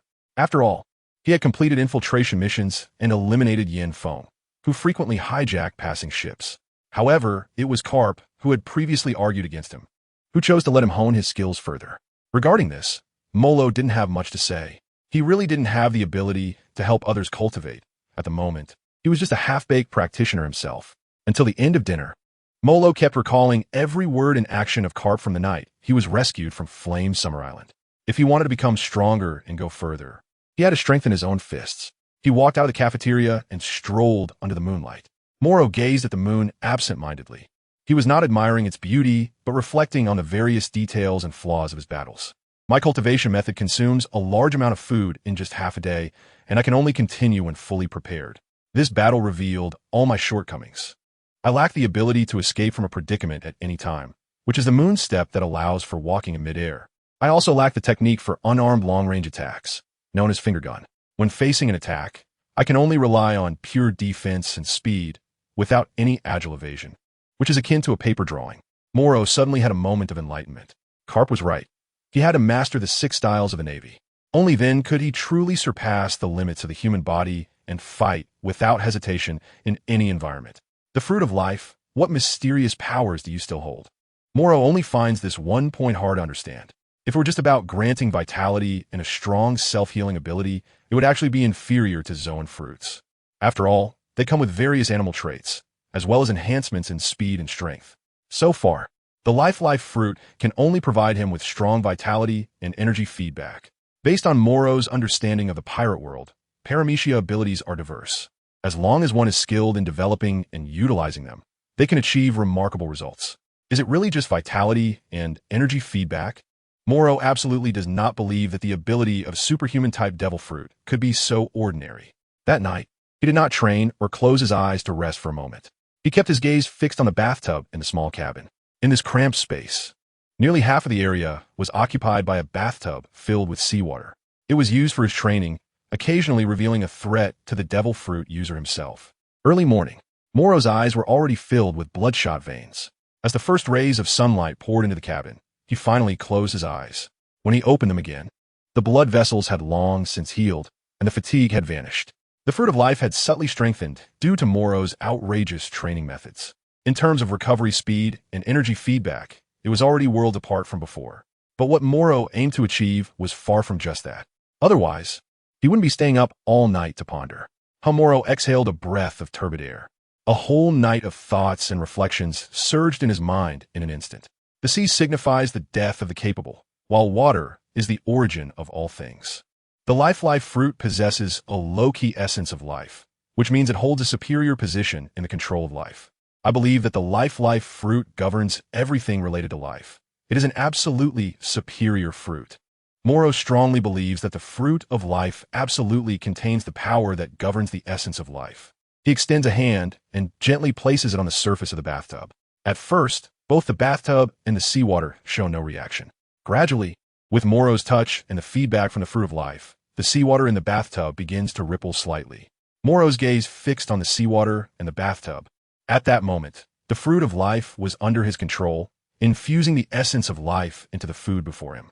Until a moment later, the boy's mind became clear. The seawater before him leaped up, coalescing into the form of a boy. The bathtub began to twist, enveloping the seawater boy, becoming a garment. A naval uniform identical to Morrow's. It succeeded. Just a little more. Morrow smiled as he looked at the sea boy and saw his appearance gradually becoming lifelike, until he looked exactly like Morrow. This was true success. To give life to objects, to bestow one's vitality upon things. This is the other ability of the life fruit, as a paramecia-type devil fruit. Morrow believes that if he wishes, he can even give others vitality. The underworld fruit and the soul fruit are accomplishments beyond the realm of the soul. Morrow focuses on vitality. Which one is ultimate, the soul or life? Luo feels that it's better to try it out to know for sure. Take a break. Morrow was just about to take a break, as his development of the fruit of life had further progressed. While it brought stronger feedback, it was also quickly draining his remaining energy. At that moment, the door was suddenly pushed open with a bang. Captain Morrow, according to Admiral Garp's orders, starting today, you are responsible for our training. As KB opened the door, everyone quickly saluted. Splash! The seawater poured out, and shattered pieces of the bathtub scattered all over the floor. Morrow waved his hand helplessly. Do you think I'm okay? Sorry. KB helped Morrow up, and then headed towards the cafeteria. Gurgle. On the way, Morrow's stomach growled. The food he received was far from enough to cover what he had just expended. I'm so hungry. The bread is simply not enough to satisfy me. Just fry me a few dough sticks, no need for tofu pudding. After Morrow finished his portion, he kept nagging. Fried dough sticks, tofu pudding? The head chef had never heard of these terms at all. Let me do it. Morrow volunteered himself. He had to add a little grease. Sizzle, sizzle, sizzle, the fried dough sticks rolled over a few times. Morrow put on the plate and thought to himself that it would be perfect if he had a serving of tofu pudding. But for now, he could only make a cup of soy milk. This taste of home is quite filling. Morrow has no idea that this is not a feeling of fullness, but a sense of inner satisfaction. Is this food called Yochow delicious, Captain Morrow? At a glance, the sailors are already famished. The taste is indeed somewhat special. They have eaten ramen and tempura, but can food that is purely deep-fried noodles really be good? Of course it can. Morrow nodded. He stood up and added, add some tofu pudding tomorrow. That would be the perfect match. Tofu pudding? The soldiers only felt puzzled. Was tofu pudding? Sizzle, the chief cook, confused, made a fried dough stick himself. He was also questioning whether this thing was really delicious. After frying it according to Morrow's method and tasting it, he instantly felt a unique flavor. Fried dough sticks are truly a great thing. Crispy and fragrant. Adding a bit of sugar to the dough makes it sweet. Adding a bit of salt makes it savory. And you can also add some cilantro to fry. Molo waved his hand. He couldn't help it, as he had consumed all his share and could only add some oil to the water. He waited for KB and the others to finish their training before he could grab a big fish and add some food. Molo wasn't tasty, but could last a long time. In the corridor, Molo handed a compressed biscuit to Molo. Thank you. Then I'll add some training for you. Morrow was happily eating the compressed biscuits. Before long, KB and the Balumeb team began their training. In just a month, Morrow has completely transformed his identity, rising from a deckhand to a lieutenant. He gazes into the distance, where an island has emerged before him. Above the island, dark clouds gather and fierce winds rage. And at the center of the island, a towering tornado can even be glimpsed. Storm Island. An old sailor looks at this strange island standing in the middle of the Grand Line, his eyes filled with shock. No matter how many times one witnesses it, it always feels incredible. Are you familiar with this place? Morrow couldn't help but ask when he heard the old sailor say he had seen this scene many times. Of course, Captain Morrow, this is the third time I've seen this island. You must understand that in the Great Sea Route, although there are islands with different seasons and ecosystems, they generally follow their own rules. Compared to the madness of a new world, there is still some order. However, some of these rules are beyond human comprehension. This Storm Island experiences a period every 3 years when it unleashes storms that reach up to the sky, engulfing dark clouds. It is precisely this peculiar natural phenomenon that attracts countless curious adventurers. It is said that whenever a storm hits the center of the island, a rare treasure appears in the eye of the storm. Every word the old sailor spoke made Morrow's eyes shine. Morrow could sense the joy hidden deep within. The old Marine, named Jack, had been sailing for 3 years, and perhaps it was his first time seeing the tornado of Storm Island. Maybe it was the second time, but the curiosity in his pupils made him feel amazed. Most of the time, Pirates seemed more curious about the unknowns of the world, but in some ways, there were also innocent existences among the Navy. However, everyone's understanding is limited, and not everyone can reach the peak. Jack, do you want to see the treasure at the center of the storm? Morrow leaned on the railing with both hands. Now, those guys taken hostage by the fiery wind, the reason they traveled thousands of miles to come here is probably to witness the spectacle of Storm Island that occurs once every 3 years. Or perhaps it's for the treasure?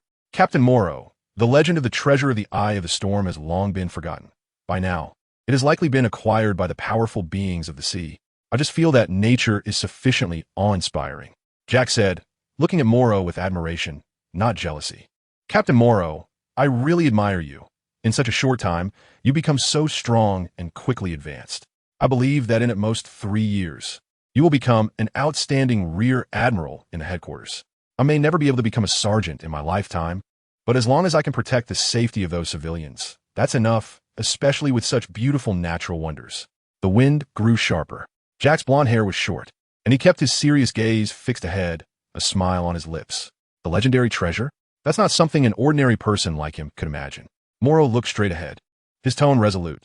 Jack, I will become a general, a marshal, even a marshal of the World Army, and you will not stop there either. Lieutenant Morrow Jack didn't understand why Morrow's gaze was so unwavering at that moment, but that confidence gave him a sense of instinctive trust. KB and Bulumeb also felt drawn to this atmosphere, as 10 people stood beside Morrow, all gazing at the ever-raging tornado. They were all the weak ones on this warship, carefully selected by Garp to be trained by Morrow, and Morrow himself was unaware that his every action was constantly changing the hearts of these people who dared not move forward. The will that had once denied itself was now taking steps forward. Storm Island, port, compared to the scientifically inexplicable tornado at the center of the island. The people here were clearly still celebrating. A large number of spectators came to witness the Storm Festival, consuming vast amounts of resources. Those rescued by Garp and Morrow were shocked by this scene. They had thought the Storm Festival was just an ordinary hurricane, but it turned out to be a tornado reaching into the sky. Strangely, just as Garp's warship landed, some people quietly began to flee from the port. Garp glared and directly ordered to open fire.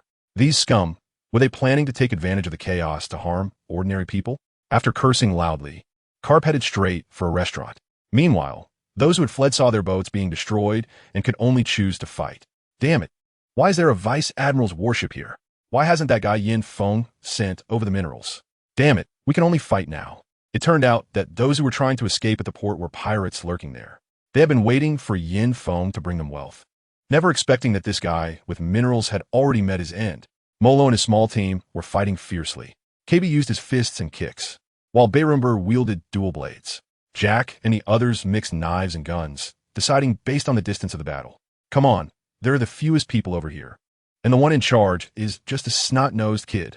Ha ha, look at the badge on his shoulder. It seems his position isn't low. Hee hee, what a pity. This pretentious little brat could really become our stepping stone. The pirates suddenly encountered the arrival of a rear admiral from the Navy headquarters and had to fight their way out together. They noticed that the direction defended by Molo's small team had the fewest people.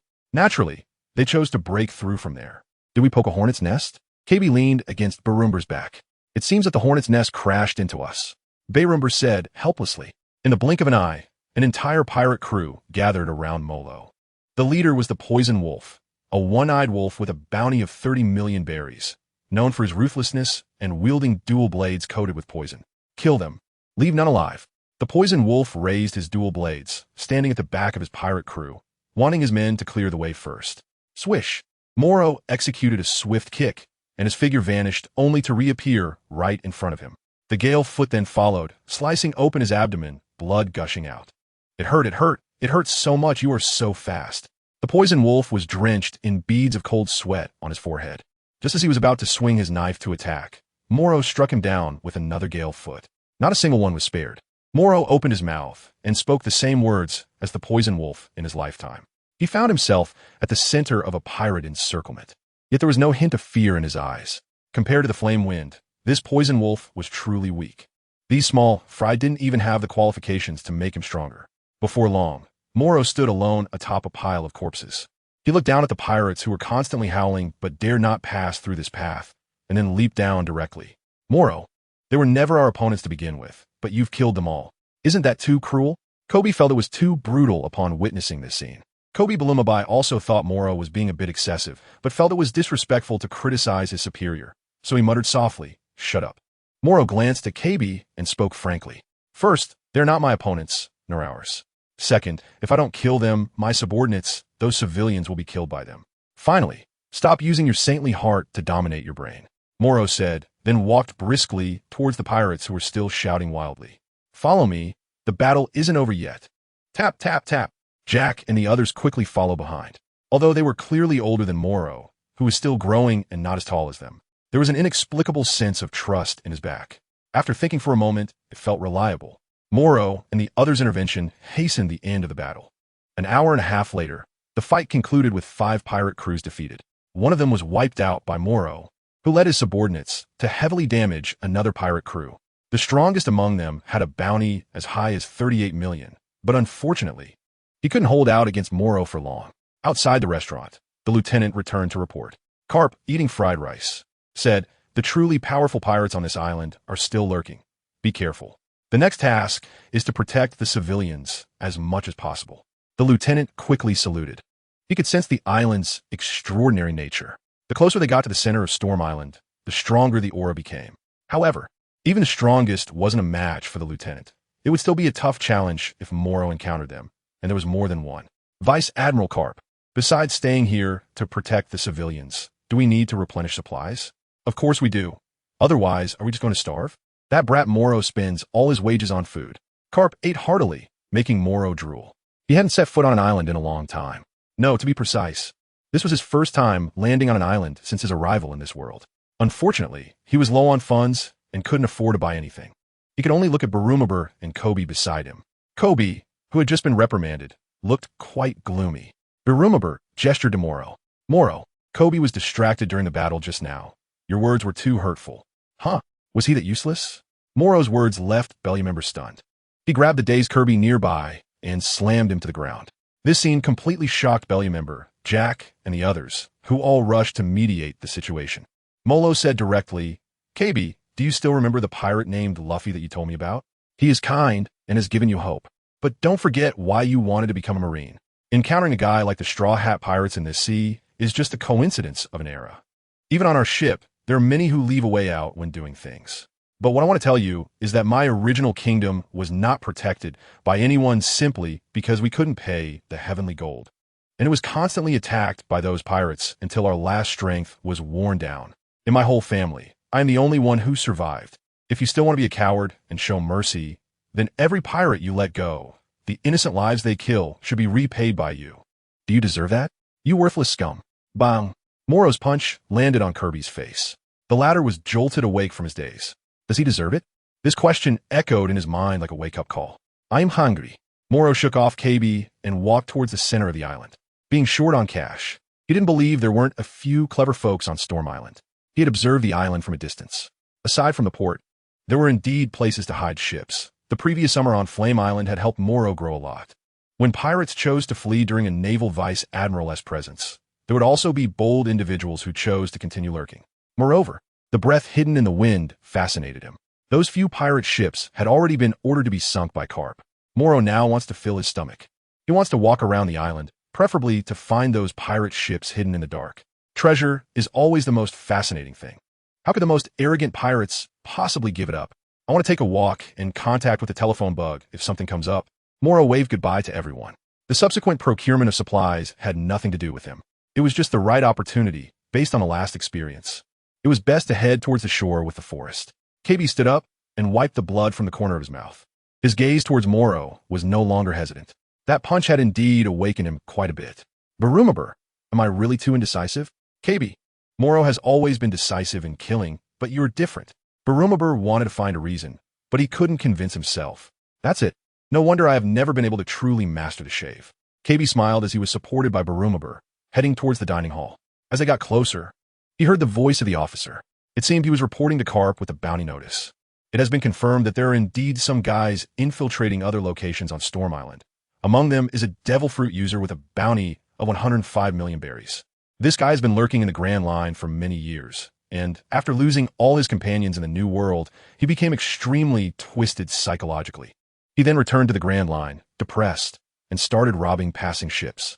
His fruit ability is the paramecia type stasis fruit, which can immobilize the touched person and things, allowing him to slaughter them at will. However, the duration varies based on his own strength and the enemy's power. More and more information came out, leaving KB, Barumabur, Jack, and others standing outside the door with pale faces. Because the officer finally mentioned the landing location of those guys, which was in the forest on the left side of the island. That was exactly the direction Morrow was heading. Damn it, Morrow is in danger. KB's face turned ashen in an instant. A bounty over 100 million, and still a paramecia-type user. If they were unaware of the Devil Fruit user's abilities, they would be at a disadvantage in battle. Barumabur looked at the others. Everyone was anxious. Lieutenant Morrow must not have gone far. We must find him before he encounters the enemy. Jack was already sweating coldly. Everyone knew that among pirates, whether it was a bounty of 50 million or 80 million, the strength disparity was unknown, with some being strong and others weak. Only those with bounties over 100 million were rare. This meant they possessed unmatched power, capable of threatening the world government. They were simply monsters, yet even such beings would be defeated in the new world, never daring to take another step forward. This was enough to illustrate the danger of the sea. Under the sunlight, in the fresh air of the forest, Morrow, who had not walked far, had already arrived at the shore. There really was a pirate ship here. Is there no one stationed? Molo was about to ask a question when he spotted the pirate's figure. He quickly took action to deal with it. His strength was slightly weaker than that of the poison wolf, but it was truly remarkable that just a few guys left to watch the ship had such strength. There was indeed food in the warehouse. Besides the large amount of gold and silver treasures, there were also piles of food. Morrow's stomach started growling. Overjoyed, he began to feast heartily. While eating, he also swayed on the ship. The barbecue tasted great, the apples were good, the bread was a bit dry, and a little juice would do just fine. Molo arrived at a spacious cabin while eating, and in the center was a rough map. It seemed to be a simplified version of a treasure map. Morrow took a bite of the lobster and carefully looked at the map. It was roughly discernible that there were the forest dock among the high mountains, and on the vast land, a bizarre tornado formed for no reason. In the center of the tornado, the eye of the storm transformed into a treasure pattern. Did this group of pirates really believe there was treasure? Morrow murmured to himself. The simplified treasure map has 3 big characters on it. Storm shell, what is that? Can still trigger a storm? Morrow thought for a moment and felt that it couldn't be possible for the island's triennial storm to come from a shell. Suddenly, he remembered the shell from the Sky Island. That shouldn't be the case. No matter how strong a shell is, it can't store a tornado. But then he thought, what if it's a very rare shell that stores a large amount of wind and can release it every 3 years? Isn't that absurd? The Sky Island doesn't have a storm shell either. As Morrow was eating, his curiosity began to drive his inner thoughts. He really wanted to take a look at the authenticity of this storm shell. After some contemplation, Morrow decisively returned to the warehouse, opened his taste buds, and had a big meal. Finally full, it should be enough to sustain me for a while without fighting. Molo walked out of the warehouse, satisfied. There were quite a few treasures here, and it was about time for Garp to send some people over. As he walked towards the deck, he spoke into the transponder snail. Soon, a surprised voice came from the other end. Molo, are you okay? Kobe? Morrow continued without much thought. KB, there's a pirate ship hidden at the shore on this side of the forest, and the stuff inside is probably worth quite a bit of berries. Hurry up and clean this place up. I have something else to do.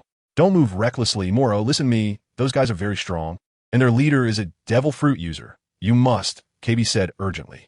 Molo was already standing on the deck. He looked around and saw, in a corner of the forest, KB, Barumabur, and others looking up at him. They exchanged glances, and there was nothing left to say. Morrow is still holding that torn map. After all, the real treasure map should be in the hands of the captain of this pirate crew and would be more detailed. Have you been on this ship? Did you not encounter any attacks? KB looked at Morrow in surprise. Yes, I dealt with it. Their main force is not on the ship. They should be on mission. Morrow turned to KB and asked, are you here to remind me that there are devil fruit users among the enemies? KB continued, well, the Vice Admiral and Admiral Garp mentioned in their conversation that guy has a bounty of over 100 million, and his abilities are quite troublesome. We're just worried, so. KB couldn't continue.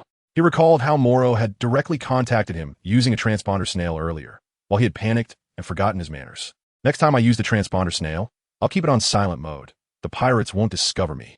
Morrow and KB exchanged a glance, and the map had gone around in the hands of everyone. Soon they confirmed one thing. For Jack, who longed for the legend of Storm Island, it was a face full of disbelief. So that's how it is. The storm shell can store storms that last for several days. If an ordinary person were to obtain it, it would undoubtedly be a weapon of tremendous destruction. At sea, a storm as a natural disaster means death. Jack thought to himself, if the treasure of Storm Island is merely a special shell, then why has no one taken it away all this time? He was puzzled. Morrow has informed Garp of the ship's location. Don't keep reporting up the chain like this. I'm trying to sleep. Garp wasn't too worried. Instead, he started cursing loudly. If you were asleep, how could you hear the phone bug's voice? Morrow helplessly complained that, based on his experience, Garp would never wake up unless the battleship exploded. That little brat, the user of the stasis fruit, is nicknamed the Stasis Man, Lola. Over the years, countless people have fallen victim to his abilities, so don't underestimate him. After Garp finished speaking, the sound of snoring came from the transponder snail. As expected, he fell into a deep sleep after just one sentence. Morrow, be careful. The officer on the other end reminded. I will. You guys should send someone over to take over quickly, otherwise, after I win, it won't be good if any stragglers manage to escape. Morrow hung up the phone bug. His expression became somewhat heavy. Everyone, we have experienced battles more than once before, and we have different ideas due to our will, sense of justice, and training. Now it's time to join forces to deal with the enemy. What I am about to do will determine our lives and deaths, so I need some things from you, including your clothes. Huh? Everyone initially thought Morrow was being serious to say something important, but it turned out he just wanted their clothes, which was simply unbelievable. Morrow, however, looked sternly at a large tree in the forest. Before long, it was cut into 11 pieces. He passed through the forest, and there was a ring of mountains surrounding it. Deep within the mountains, there was instead a grassy area. Here, every 3 years, trees would grow lushly, only to be suddenly destroyed by a tornado.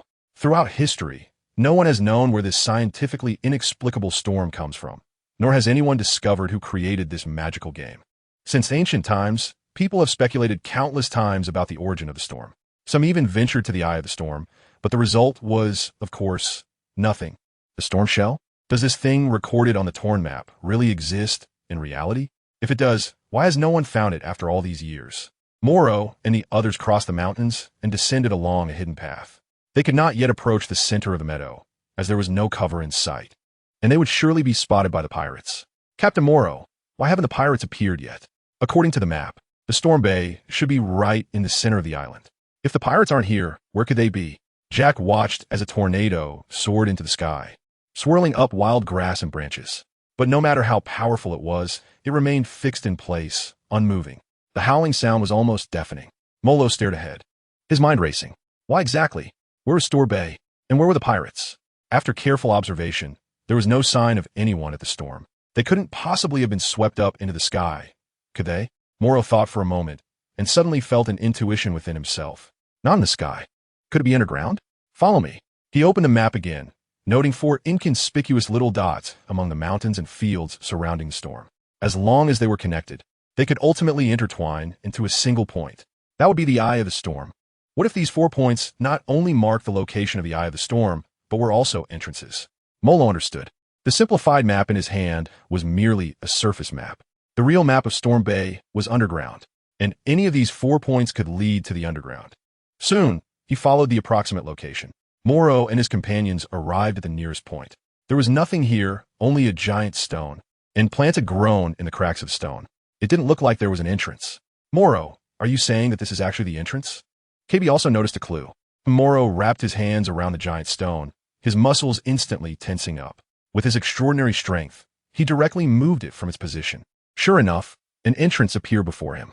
Morrow. At that moment, Balumeb pulled at Morrow's clothing.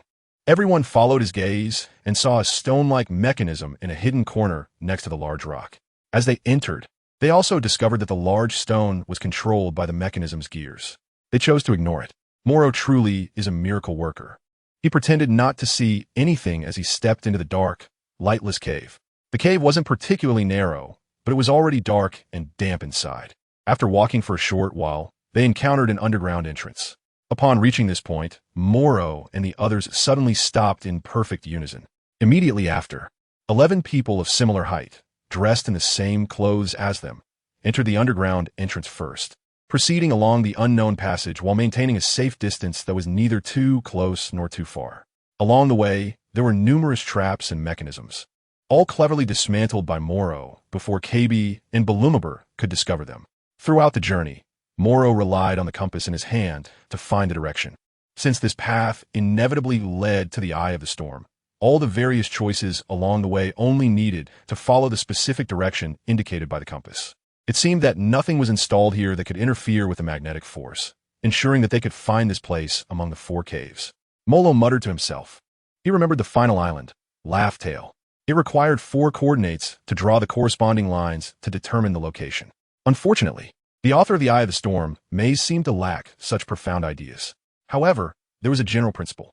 At a certain corner, torches began to appear on the walls, but the oxygen had also become considerably thinner. Morrow and the others chose to move along the wall to avoid exposing their shadows. The 11 wooden figures dressed in their clothes continued to move forward in a daze.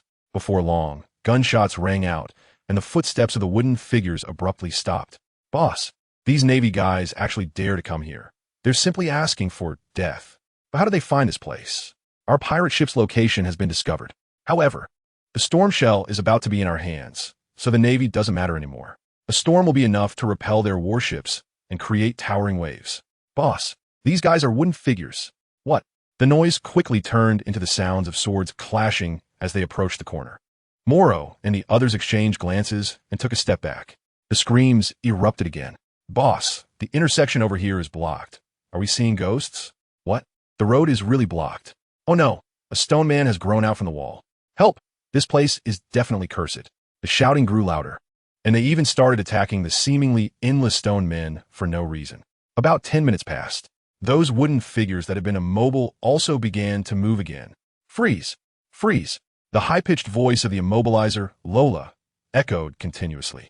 He was using his fruit ability more and more frequently to freeze those wooden and stone men. On this side of the wall, Kirby and the others huddled together, always on high alert. Morrow extended his hands, and his subtle perception could sense that his life force was on the other side of the cave. It was sometimes immobilized and sometimes released. While manipulating it, he analyzed seriously. He could freeze people and objects for at least 10 minutes. The wooden figures had all been destroyed, and the stone figures continued to emerge, which was why they hadn't all perished. Everyone nodded, firmly believing in what Morrow said. In fact, the sequence of events was that in the forest, Morrow had cut the large tree into 11 pieces. After putting on their respective outfits, they were responsible for leading the charge. The vitality granted by Morrow is not much. It can only maintain their basic movement, and they're very clumsy and simple. Just now, the cave closed because a part of vitality was given to the walls of the cave, causing them to come together and form a dead end, a cul-de-sac. By bestowing vitality to the stone walls of the cave, clumsy stone people can be created. Unfortunately, the vitality granted is too little, and their combat power is too weak. Their only function is to consume the pirate stamina. You are all so panicked. Isn't it just a devil fruit user? Am I not one too? Morrow smiled, and the Marines helplessly chuckled. They had originally thought that Morrow would be in danger, completely unaware of how strong his devil fruit ability was. It could make wood and even caves move. They had never seen him use his devil fruit powers like this before, and thought it was just something ordinary that could only enhance a little vitality. Everyone knew that his devil fruit was called a life fruit, but who would have thought it could create wooden and stone people? Using the devil fruit ability like this consumed energy too quickly, so they needed to act quickly. The pirates were already retreating towards the other 3 passages. Morrow then said, I suspect they have gone Storm Bay, so everyone stay away from that, Lola. The sailors nodded in agreement. In the next moment, the stone wall slowly unfolded like flowing water in front of Morrow. The life force he had bestowed returned with it. Wherever he went, there were broken stone figures, presumably shattered by gunfire. As he moved further in, there were also piles of wood shavings and wooden figures. The life force that had been given out also returned completely with Morrow's arrival. Bang! Gunfire erupted. In an instant, someone opened fire. More than 20 pirates rushed in immediately. It seems that Lola didn't want to delay any longer and fled directly. However, there were still 3 passages ahead, and no one could be sure which way he had gone. If they guessed wrong, this guy would most likely not return to his pirate ship, but instead blend into the crowd, waiting for an opportunity to act. Morrow's gaze fell upon a stone platform, about the height of a person, in this small chamber. In the center of the platform was an opening that constantly exhaled a seafood-scented breeze. Could it be that this stone platform was connected to the underground, allowing the sea breeze to flow in? He glanced up at the ceiling. The giant opening appeared to be the size of an adult's head, seemingly shaped like a shell. Was such a large shell continuously absorbing the sea breeze throughout the year, only to release it 3 years later once it was fully stored? Molo looked around, but still couldn't find the answer. There was nothing here to hint at why Storm Bay was placed here. Perhaps the real clue was still in Laura's hands, and that guy was on the run. Get lost. In the midst of his thoughts, Morrow resolved several enemies and stepped over their bodies. KB and Bromaibai each brought 4 people, while I walked alone from here. From now on, no one can turn off the phone bug. Stay in touch. If you encounter Lola, do not fight. Retreat at the first opportunity. I will arrive as quickly as possible. Also, have them take the lead. After Morrow finished speaking, he took a transponder snail from the pirates, allowing him to use 2 transponder snails to keep in contact with Kobe and Bulumeb. He also imbued life force into the corpses. The corpses quickly stood up unsteadily and walked towards 2 of the caves. Captain Morrow, be careful. Jack, following behind Kobe, couldn't help but say, "Got it, stay safe, everyone." After saying that, Morrow also ran towards this last destined passage. Perhaps there is a hidden destiny in the universe. 10 minutes later, the 2 phone bugs of Morrow rang one after another. Captain Morrow, this is Kirby. I have encountered the deputy captain of the Lola Pirates, Def Leguer, and I'm about to engage in battle. Please give the order. Captain Morrow, this is Bulumber. Damn it, it hurts. I'm facing their fighter, Cutlass Jack, not Marine Jack, but I request to fight. Let's start the battle. At the same time, Morrow gave the order. He finally caught up to the guy he had been chasing with great difficulty. This guy, carrying the Stormberry, has a bounty of over 1 billion berries, is a user of the Devil Fruit, and is the man who holds the secret of the Stormberry. Lola, ha ha ha, what a fool. Just because he is a Devil Fruit user, he thinks he can act recklessly? I could tell something was off when I saw the stone man on the wall and the moving wooden man just now. However, those techniques are quite simple. It's clear that your mastery of your Devil Fruit is not very high. As Lola spoke, he began to retreat, planning to find a way out and avoid too much entanglement with Morrow. Enough nonsense. You can't escape. As soon as Morrow's voice fell, a shave appeared directly in front of Lola. The wind howled, chaos ensued. In an instant, numerous slashes erupted. Damn. Is the Navy's 6 styles combined with the Devil Fruit your alliance? That's underestimating the strong of the Grand Line.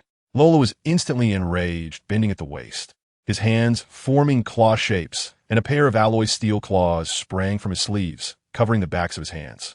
The Navy's 6 styles are just the most basic techniques. It's just that someone like you, a rookie, will only master a trick or 2 in your lifetime. The true powerful strength is something a small Marine like you will never catch a glimpse of in your life. Lola chuckled, and strands of aura appeared on his fingertips, seemingly trying to use a technique similar to that of iron blocks to enhance his fingertips. In the blink of an eye, he struck out with his claws. The attack was so fast, it was dazzling, and Morrow attempted to dodge with a shave. Lola used the same shave technique to evade as well. Bang! A strange scene appeared on the walls he struck. A hole appeared, along with some broken claw marks. This guy was using the finger gun technique while also attacking with steel claws. Shave combined with finger gun. Lola was not relying solely on the Devil Fruit. This was just a part of his displayed strength. What's wrong? Are you starting to feel fear? Ha ha, you, a sheltered brat. Must feel terrified just by catching a glimpse of this world's true face. He began to roar to himself, almost madly. Compared to the cunning desire to escape quickly at the beginning, it was completely different. Morrow had been staring at him with unwavering eyes, showing no signs of retreat or fear. In Lola's eyes, this was an extremely glaring thing. You can't escape. I will make you stay alive. With no chance of being sent to impel down, Morrow dodged again and again, but the latter's attacks became increasingly swift, causing debris to scatter and smoke to swirl within the passage. Damn it, stop looking at me with those wolf-like eyes. A useless person like you will soon beg for mercy after I pin you down. Go die, what does your idiotic, self-righteous gaze mean? Lola's speed continued to accelerate, and even Morrow found it hard to evade. Just as he sidestepped to avoid an attack, Lola spun around to strike. First, the finger gun attacked him like raindrops, followed by steel claws raking across his chest. Blood gushed out, dripping onto the cave floor. Haha, why have you slowed down? Little Marine, your shave seems to be slower than my speed. I almost thought you were some great figure. Lola laughed maniacally, his white hair cascading over his shoulders and back. His boots were adorned with metal spikes. For some reason, since earlier, every time he saw Morrow's determined gaze, he instinctively recalled some unhappy memories, causing him to become impulsive and even develop a murderous intent to not rest until he annihilated his opponent. Because that reckless gaze, that spirited look of youth, he once had it too. Becoming a captain at a young age, he inadvertently consumed a devil fruit, and during his peak, he learned shave. Finger gun, with strength and speed surpassing ordinary people. He set off for the new world at the most ambitious age, thinking that his legend would continue, leading to a skyrocketing bounty that had already exceeded 100 million. Who would have thought that merely wandering into Big Mom's territory, without even seeing the four emperors, he would be struck down by one of her subordinates? Not a single person on the ship survived, leaving only him alive. Without the three sweet commanders, just one of her subordinates made him despair for life. After retreating to the Grand Line, it took him a year to recover, believing he had long forgotten the past. Yet, the once proud Lola was no longer so. He began to languish, engaging in reckless slaughter, committing all kinds of evils. He gathered a new crew, all of whom shared his love for killing, wealth, and endless indulgence. In this small territory, Lola, with a bounty exceeding 100 million berries, was the undisputed strongman. He saw himself as the overlord, even considering himself the maritime emperor of the nearby islands, Summer Island, Storm Island, and Thousand Dragon Island. Lola naively believed that as long as he obtained a powerful weapon, he could defeat that subordinate, Stormbell, and after accidentally hearing about this legend, he frantically searched for it. He finally found two treasure maps, one external and one internal. The external map was a simplified version, pointing to the entrances of 4 caves. The internal map provided the safest method to reach the core and retrieve the Stormbell. Lola got what he wished for, an encounter guy who also possessed a devil fruit. What he didn't expect was that this Navy boy was even younger than he had been back then. He also arrogantly thought he had mastered a trick or two. Moreover, being a devil fruit user, from the way he spoke through the den mushy, it seemed he had several Marines under him. How infuriating, especially that familiar gaze, which was even more detestable. Drip, drip, drip. Water droplets occasionally fell from the cave. All of Lola's memories and thoughts were fleeting, just like his finger guns, which required sufficient speed and explosive power. He, Godi, ignorant vasta. In battle, he had already used his faster and stronger explosive power to leave Morrow battered and bruised. Morrow stubbornly stood up. He could feel the life force being continuously fed to him by the living fruit. However, in this battle, he was already battered and bruised. The shave made him fast enough, the gale foot made his attacks strong enough, and the iron block made his physique even stronger. Yet, the enemy before him was faster, stronger, and more ruthless. Iron block. Steady. Laura pointed her gun at Morrow, and the steel claws followed suit. 3 prominent blood marks were once again branded on his chest. Morrow was frozen in place. He could only activate the iron block as a means of survival at the last moment. Do you know? I could have immobilized you the instant I attacked. It wasn't until now, when you were completely out of energy, that I froze you, just to see your more desperate expression. Beg for mercy, you damn guy. I told you, don't look at me with that kind of gaze. Lola had immobilized Morrow, and he could easily erase him. Yet, the other party still looked at him with a steadfast gaze. Morrow couldn't speak, only staring intently at Lola. Do you really think a piece of iron can block my attack? You tried from the very beginning. Our strength and speed are not on the same level. You can't stop me. Lola kept babbling on.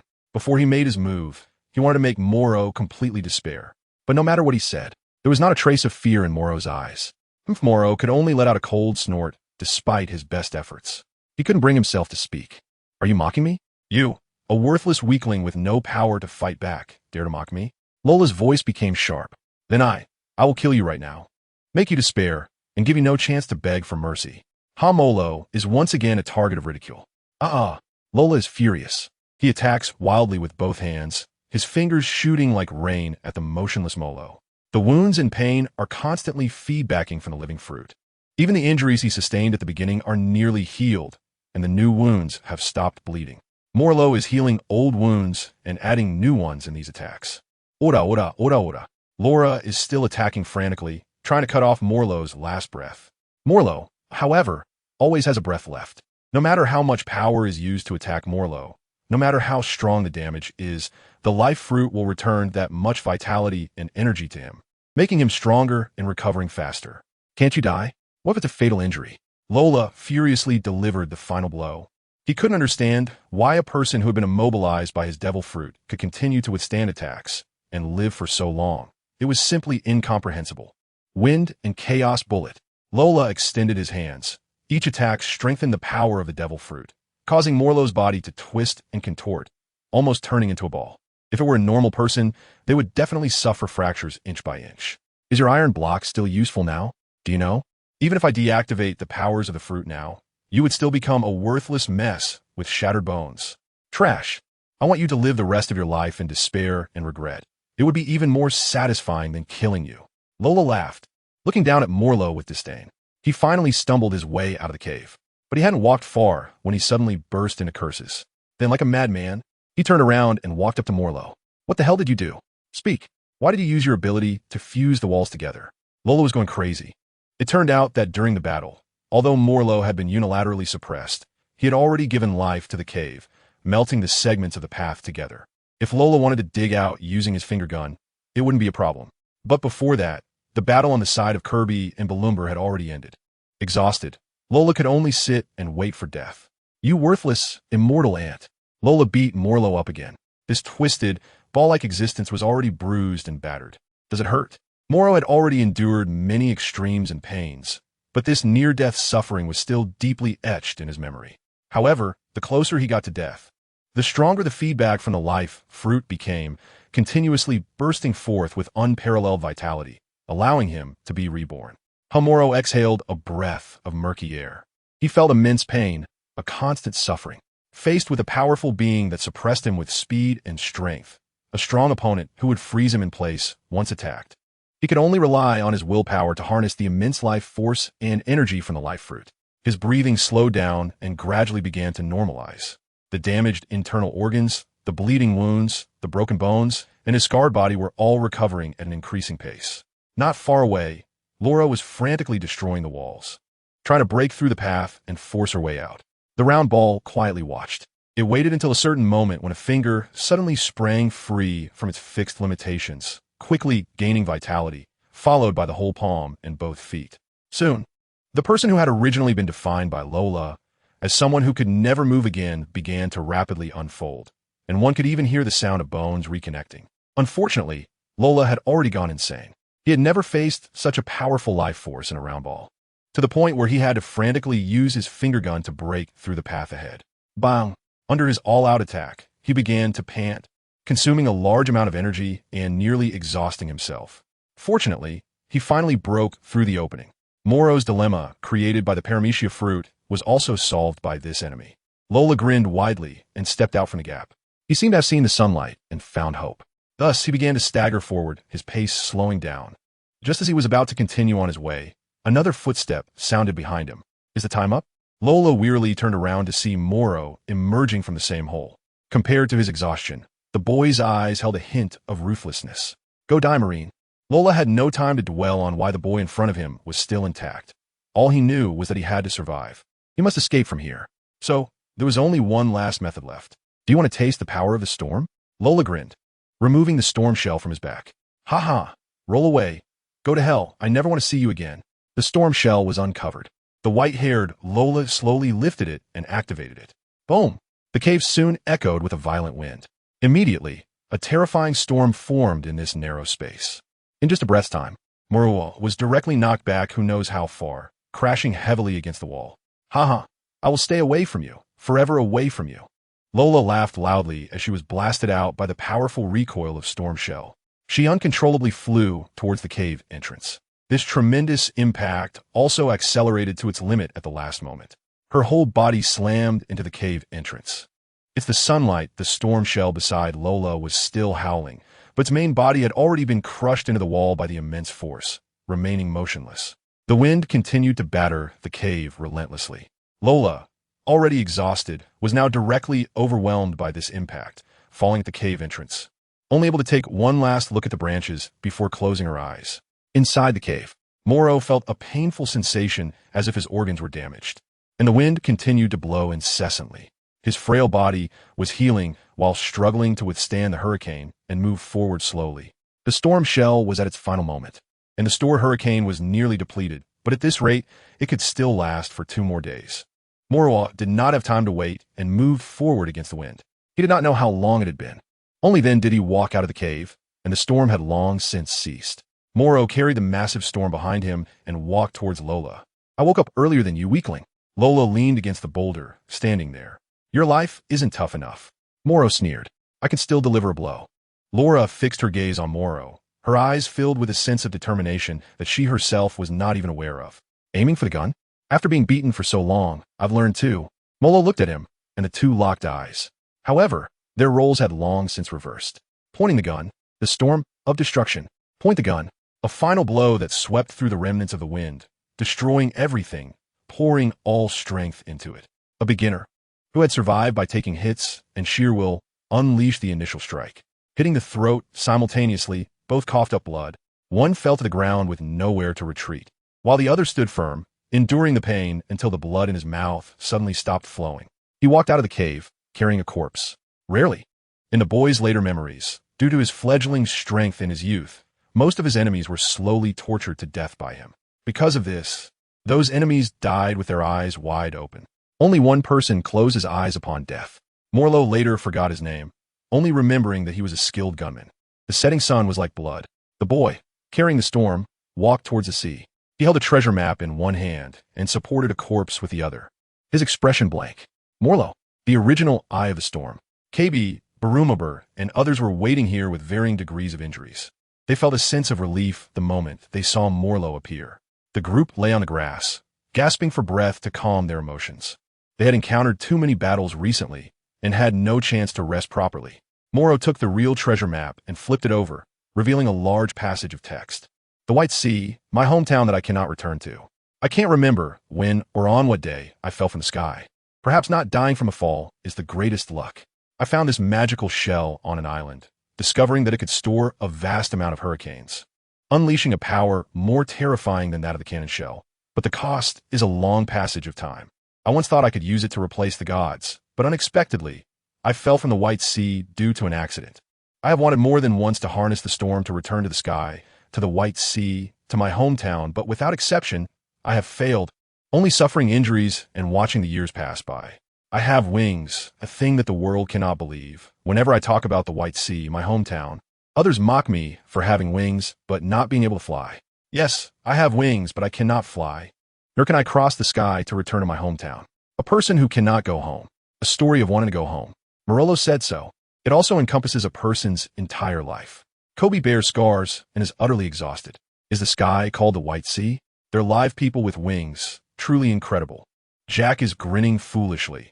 He lost a front tooth in battle and seems to need to visit the headquarters or a nearby naval branch.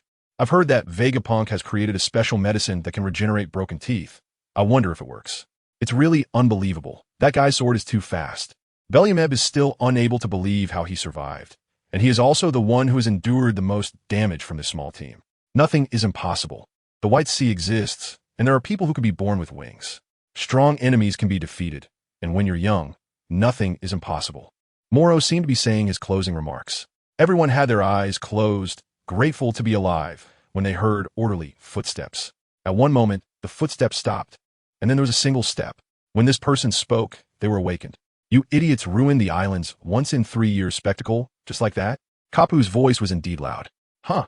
As soon as Morrow opened his eyes, everyone stood up, all wearing expressions as if it was Morrow's doing.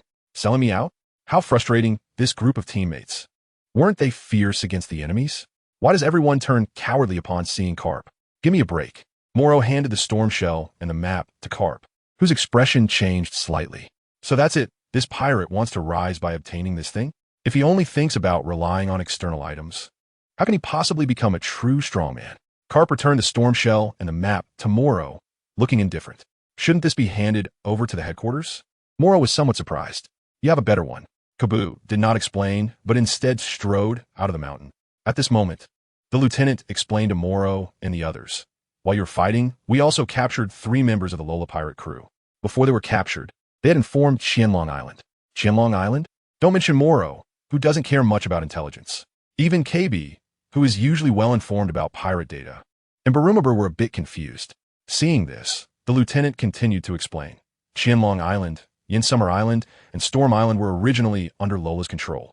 According to our information, Yin Summer Island was responsible for crucial minerals, Storm Island served as a transit point, and Qianlong Island was their final stronghold, used to manufacture weapons that circulate underground in the Grand Line. From some clues we found on the Lola pirate ship, it seems that a batch of weapons was also sent to the Alabasta Kingdom. Among them is even a type of explosive they have been developing for years, capable of annihilating many people in a single cannon shot. After saying this, the lieutenant looked helpless. At this critical moment, Qianlong Island has received intelligence and is making full preparations. Their strength lies in being a group of desperate men who, if necessary, would even destroy the entire island. There are nearly 1,000 pirates gathered on the island. Although they are under Lola's command, they are actually those he defeated and had to submit. Now that Lola is dead, if we do not quickly control the situation, a large group of pirates will emerge, carrying a lot of gunpowder to wreak havoc. Is it that serious? In terms of numbers, Lola has taken down at least more than 10 pirate crews. He even built a weapon chain from raw materials to transit and then to production. No wonder he had the ambition to obtain the Storm Bell. Morrow never expected that he had accidentally stumbled into the core of a conspiracy. Moreover, he had inadvertently taken down the boss. However, at this moment, the real danger did not come from a boss, but from those unrestrained pirates. Thousands of them, and this was still in the first half of the Grand Line. Morrow thought, do these pirates, after suffering setbacks in the New World, all prefer to wallow in despair while dominating a territory? Crocodile is plotting in Alabasta and with the Underworld King. Moonlight Moria is entrenched on the terrifying three-masted ship. Let's set off. You can only rest and recuperate on the ship. What we need to do next is head to Dragon Island and eliminate those madmen in their cradle while they haven't left yet. The lieutenant said, his sunglasses gleaming. Clearly, it was time for him to showcase his skills. Molo and the others stood up and trudged forward. When they looked at Garp's back, the two large characters for justice on his cape were so striking. In that moment, Molo suddenly realized. It turned out that everything was steadily progressing in the eyes of this seemingly indifferent old man. In the Battle of Storm Island, even KB had mastered the shave, and Barumaber's swordsmanship had undergone a qualitative change. Molo KB patted him and said softly, "So, about the Storm Bay matter, was it also told to the pirates of Thousand Dragon Island by those loyal subordinates of Laura? You should be known by everyone soon, right?" This? Morrow was taken aback. It seemed to be the case. If the pirates from Qianlong Island learned about the Storm Pearls from Lola's confidant, they would soon find out who defeated Lola. After all, defeating a pirate with a bounty over 100 million, the Navy headquarters would not miss the opportunity for publicity. Therefore, Storm Island could no longer hide the Storm Pearls, as it would only attract more enemies. Unless Morrow took them and let everyone know. This way, the danger could be shifted onto Morrow instead of the civilians on Storm Island. I was set up. Morrow walked silently towards the port. Along the way, those who were unaware continued to admire him, especially those who had been rescued on Summer Island. It wouldn't be long before the name Morrow spread throughout the Grand Line.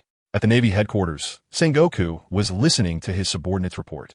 After hearing it, he felt something was off, but promotion and publicity were necessary.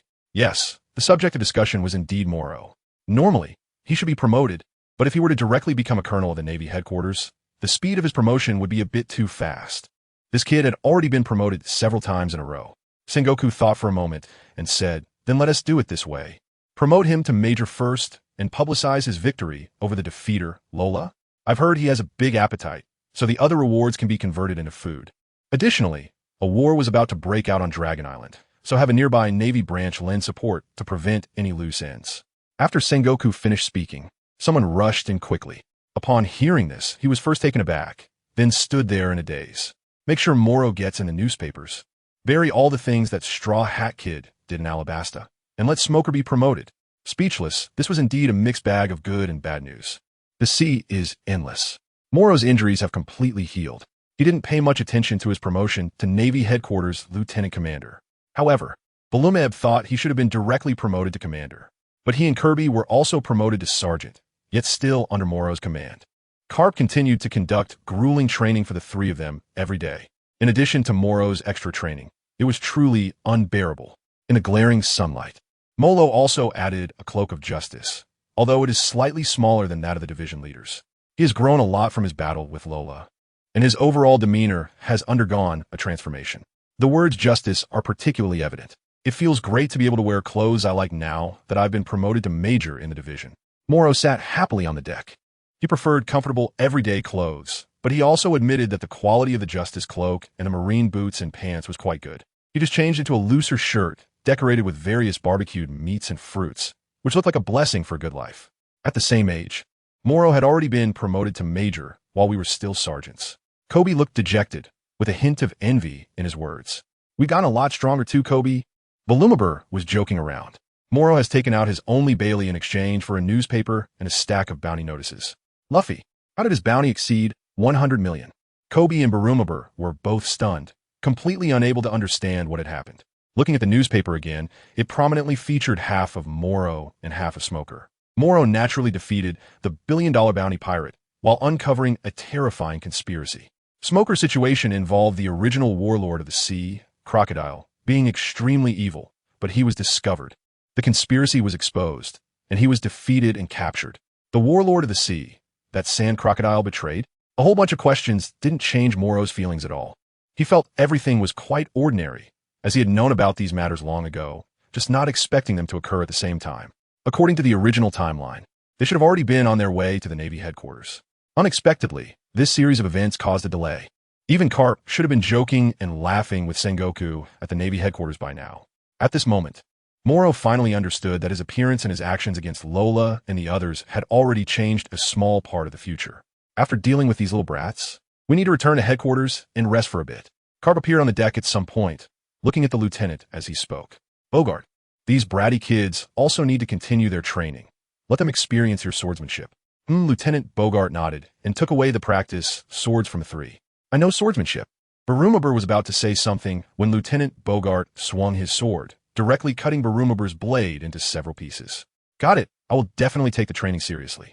Volumibir quickly changed his tone. When he was captured by the Axeman Monka, Kobe had tried to threaten everyone with a gun not to fire, for fear of hurting Volumibir, but was immediately met with Lieutenant Vegeta slicing both guns into small pieces. Garp, holding Luffy's bounty notice, walked into the cabin with a gratified expression. At this moment, who knows how many people have seen the latest newspaper? Smoker, the smoker, has he returned to the Grand Line? He actually defeated Crocodile? Is that true? Then why did Luffy, who also appeared in Alabasta, have his bounty increased? Lieutenant Morrow, where did this guy come from? I really want to take him down and raise my bounty. In the Grand Line, many strong individuals are secretly mocking and watching the fights unfold. On Thousand Dragon Island, with Lola's fall, a pirate ship quietly approached. The crew was comparing the latest newspapers and bounty notices while discussing recent events. Why is the captain landing on this dangerous island at this time? No need to say much, the captain told us to land, so we just do it. Speaking of which, before the captain's downfall, this guy named Morrow wasn't even close to his position. Haha, that is for sure. As they spoke, the captain walking ahead suddenly turned around. All I want to do is meet this guy named Morrow. As he said this, everyone burst into laughter again. Captain, you really can't stand this guy stealing the spotlight. Amidst the laughter, Drake stepped forward, looking around. In fact, he was observing the environment of Thousand Dragon Island. If he hadn't happened to pass through this route, he wouldn't have arrived at this island and thus provided his contact with information. From his observation, the complexity of this island was average. What was truly important were the dragon-like creatures and countless prehistoric giants. Those pirates hiding in every corner of the island could likely flatten it at any moment. You all find a safe place and be ready to retreat at any time. I will contact you with the transponder snail. After saying this, Drake transformed into a dinosaur and ran forward. Everywhere he looked, there were Tyrannosaurus Rex, Triceratops, and flying pterosaurs, along with some small but extremely agile little dragons. Those terror wolves, terror bears, and Archaeopteryx looked like miniatures, but compared to humans, they were still unreachable monsters. The crew understood why Drake wanted them to stay put and find a safe place. This was indeed not a place where anyone could act recklessly. At the center of the island, at the entrance of a cave, guarded by more than 10 people, unpleasant laughter echoed as usual. Ha ha ha, I succeeded. I have finally developed the serum that can give birth to a true evil dragon. Unfortunately, you want to get to see it, Lola. The power we will use to conquer the world. You want to get to see it. He laughed wildly, and inside the large laboratory, there were dragon-like creatures with red skin imprisoned in alloy cages. Some had dragon wings, but lacked claws. Some had horns, but no tails. Others breathed fire constantly, but had no wings and were under continuous attack from cooling sprays. Only the largest dragon, with horns for claws and wings, proudly breathed scorching flames toward the ceiling. Drake stepped on 1,000 Dragon Island and then vanished without a trace. This enormous island, resembling a prehistoric landscape, was faintly emitting strange creatures that would soon shock the world. 2 days later, as the lieutenant's sword training progressed, Garp's warship appeared in the nearby waters. Vice Admiral Garp. Reinforcements sent from nearby branches, a total of 3 warships, are guarding the other 3 directions. Prepare to split into small teams to infiltrate. Don't engage in battle easily. Safety first. As soon as Garp gave the order, everyone formed into small teams. Under Morrow's command, there are now 30 people. On his left and right stand Kaibi and Barumabur, each leading 15 individuals. After all, both of them have also been promoted to sergeants, similar to Jack, who has been promoted to corporal in the last round. Even so, compared to other majors in the headquarters, Morrow definitely has the fewest subordinates. According to Garp, he still doesn't have the real ability to stand on his own. Morrow has no objections to this. He has only heard that the headquarters has converted all other rewards into food for him, enough to last until the end of this battle. When he returns to the Marine headquarters in Marineford, Morrow Garp then turned to the person he was most worried about. After all, this group of guys, regardless of age, has only recently begun to truly stand out. If they were surrounded by thousands of people, they could very well be overwhelmed. Many of the prehistoric creatures on the island have mutated due to various experiments, and their combat power completely crushes that of ordinary people. Not to mention that these pirates are really good at cannons and explosions. Garp, are you going to give me extra rations? Morrow has a long knife behind him, which is of decent quality, but it's not a famous blade. He prefers using his fists over swordsmanship. However, he has learned to incorporate sword techniques into his punches. The spear technique he comprehended from his previous battle with Lola, along with the windfoot technique he learned while training swordsmanship with his aide Bogart, has further strengthened his boxing skills. Especially since he gets beaten up by Garp every day, that is the strongest way of training. You brat, don't act on your own anymore. What I mean is, others don't have your kind of physique. Garp's gaze was serious, and his meaning was very clear. He wanted to tell Morrow that others need protection, and not everyone can survive in extreme conditions. Understood. Morrow waved his hand, and 30 people followed his lead, leaping down. This battle was bound to have many variables, since the Navy had already surrounded them, and the pirates had learned of their impending arrival beforehand. It was impossible for them not to be prepared. More importantly, why had these pirates not chosen to leave Qianlong Island in the past 2 days? What confidence did they have to face the assault from the Vice Admiral of the Navy headquarters and several warships? Was it due to the natural environmental advantages? Or those dinosaurs? Garp scanned Qianlong Island. If it truly came to a point that Morrow and his younger peers could not handle, he would have to step in. No one wanted to see their sailors and disciples come to harm. Vice Admiral Garp, should I intervene now? His anxious aide, Bogart, asked. Wait for the right moment. We must avoid innocent casualties. Garp replied with certainty. He also hoped for the growth of the younger generation. Over the years, the old-timers from back then, like Zifa, had already lost an arm and were in a state of despair. Sengoku had always remained at the front lines, but the world was ever-changing. If there were no new generation of Navy to support the ranks after the 3 admirals, no one knew what the future would hold. The primeval jungle. Morrow walked at the forefront, carefully observing his surroundings. Occasionally, prehistoric beasts would appear, creatures that should have existed millions of years ago and long gone extinct, such as terror bears and terror wolves. They coexist here with even older dinosaurs, raising questions about why the Great Route has maintained such a complex ecosystem. Prehistoric creatures from 2 different eras surprisingly exist on the same island. Why call it Thousand Dragon Island?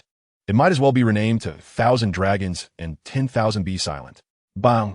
Morrow punched a charging terror bear away, and a Tyrannosaurus Rex cleared a path through the trees, looking at him with a dazed expression. A dinosaur?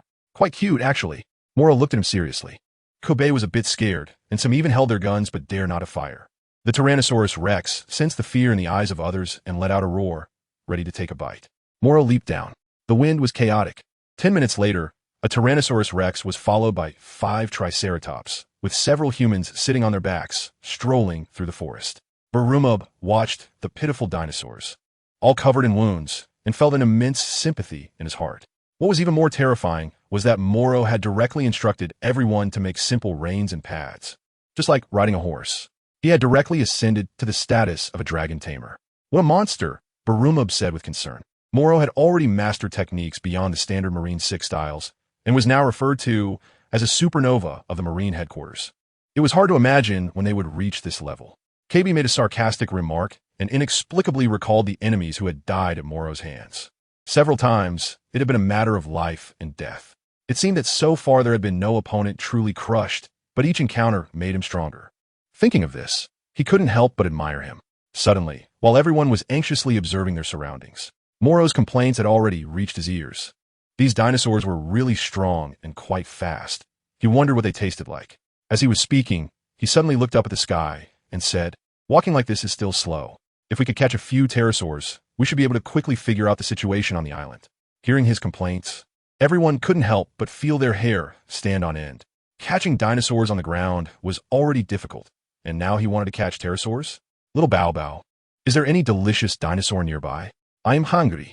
The Tyrannosaurus Rex let out a mournful cry. You don't understand human language, do you? Morrow shot him a cold glance, and the latter instantly lowered his head, quickly running off into the distance.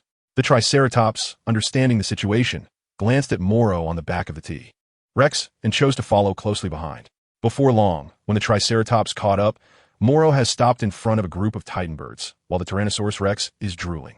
The Titan birds are trembling in fear. 5 minutes later, wisps of smoke start to rise. The smell is average, a little spicy. You eat it and then lead the way. I want to go to a place with more people. Molo handed a roasted Titanes leg to the Tyrannosaurus Rex. This thing looked bigger than a lamb leg. But unfortunately for the T-Rex, it was just a snack. You eat too much. Look at the Archaeopteryx, it eats so little. Morrow said, waving to the Archaeopteryx on the branch. The Tyrannosaurus was feeling sad, and the Archaeopteryx was caught by Morrow on the spot, directly entering barbecue mode. It tasted even worse. 10 minutes later, the Tyrannosaurus, which finally had a bit of fat in its belly, began to move through the forest. It crossed a small river and headed deep into the forest. Gradually, its steps slowed down. As the Tyrannosaurus came to a halt, Molo also sensed a strange smell. Roaring sounds echoed, and even the pterosaurs in the sky dared not circle around this area.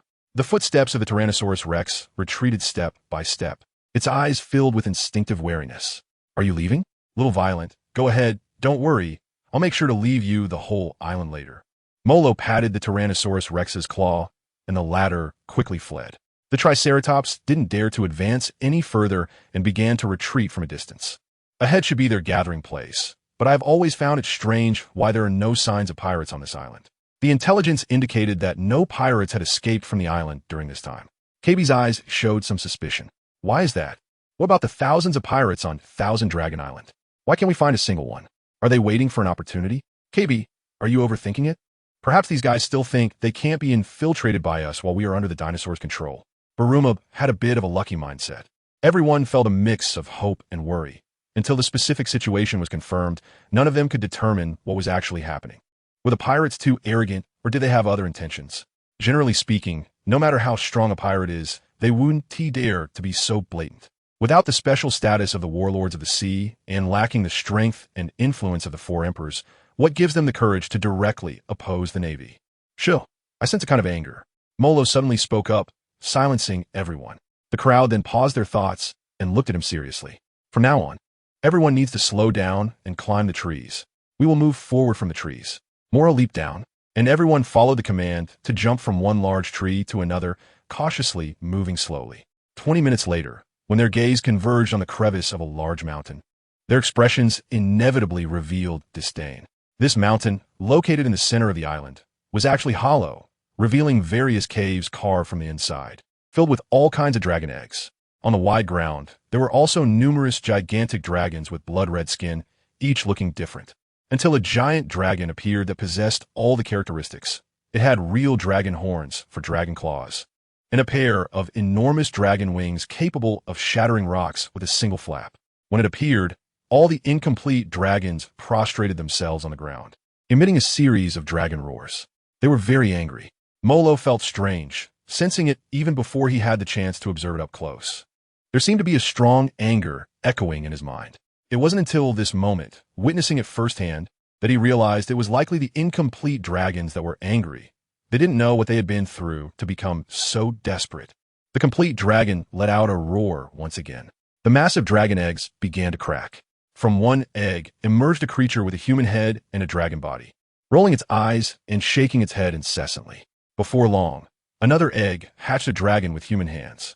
They all exhibited certain human characteristics at birth. Soon, a blonde old man with mechanical arms appeared, equipped with a fuel booster and various mechanical appendages. His arms held a large number of chemical agents. As the agents were poured onto the dragons with human traits, all their characteristics disappeared. Instead, Those who lost their human hands transformed directly into dragons with only claws. The one with a human head did not develop a dragon's head either, but collapsed and died on the spot. This meant that his agents were meant to eliminate human characteristics. Therefore, from the very beginning, the beings inside those dragon eggs had been injected with a serum that mutated them into dragons. However, this serum evidently had significant drawbacks, as most of the subjects did not succeed. Hence, they were constantly emitting the anger of impending death. Morrow did not understand why he was feeling this emotion. But if that were the case, then Dragon Island, originally named for its dinosaurs, was about to truly exist for these giant dragons. After all, there were thousands of pirates here, and if each dragon egg came from human, it meant there would be thousands of angry dragons. Who on earth was this guy? Why would he do such inhumane things? Morrow only felt nauseous, not to mention the others. No wonder no pirates escaped. It turned out they were all used for experiments. Ha ha ha, children awaken.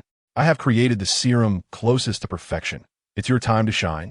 This is the prosperous era that Lola never had the chance to welcome. He should have reunited with us with Storm Bay, but now he's become a lost soul on the sea.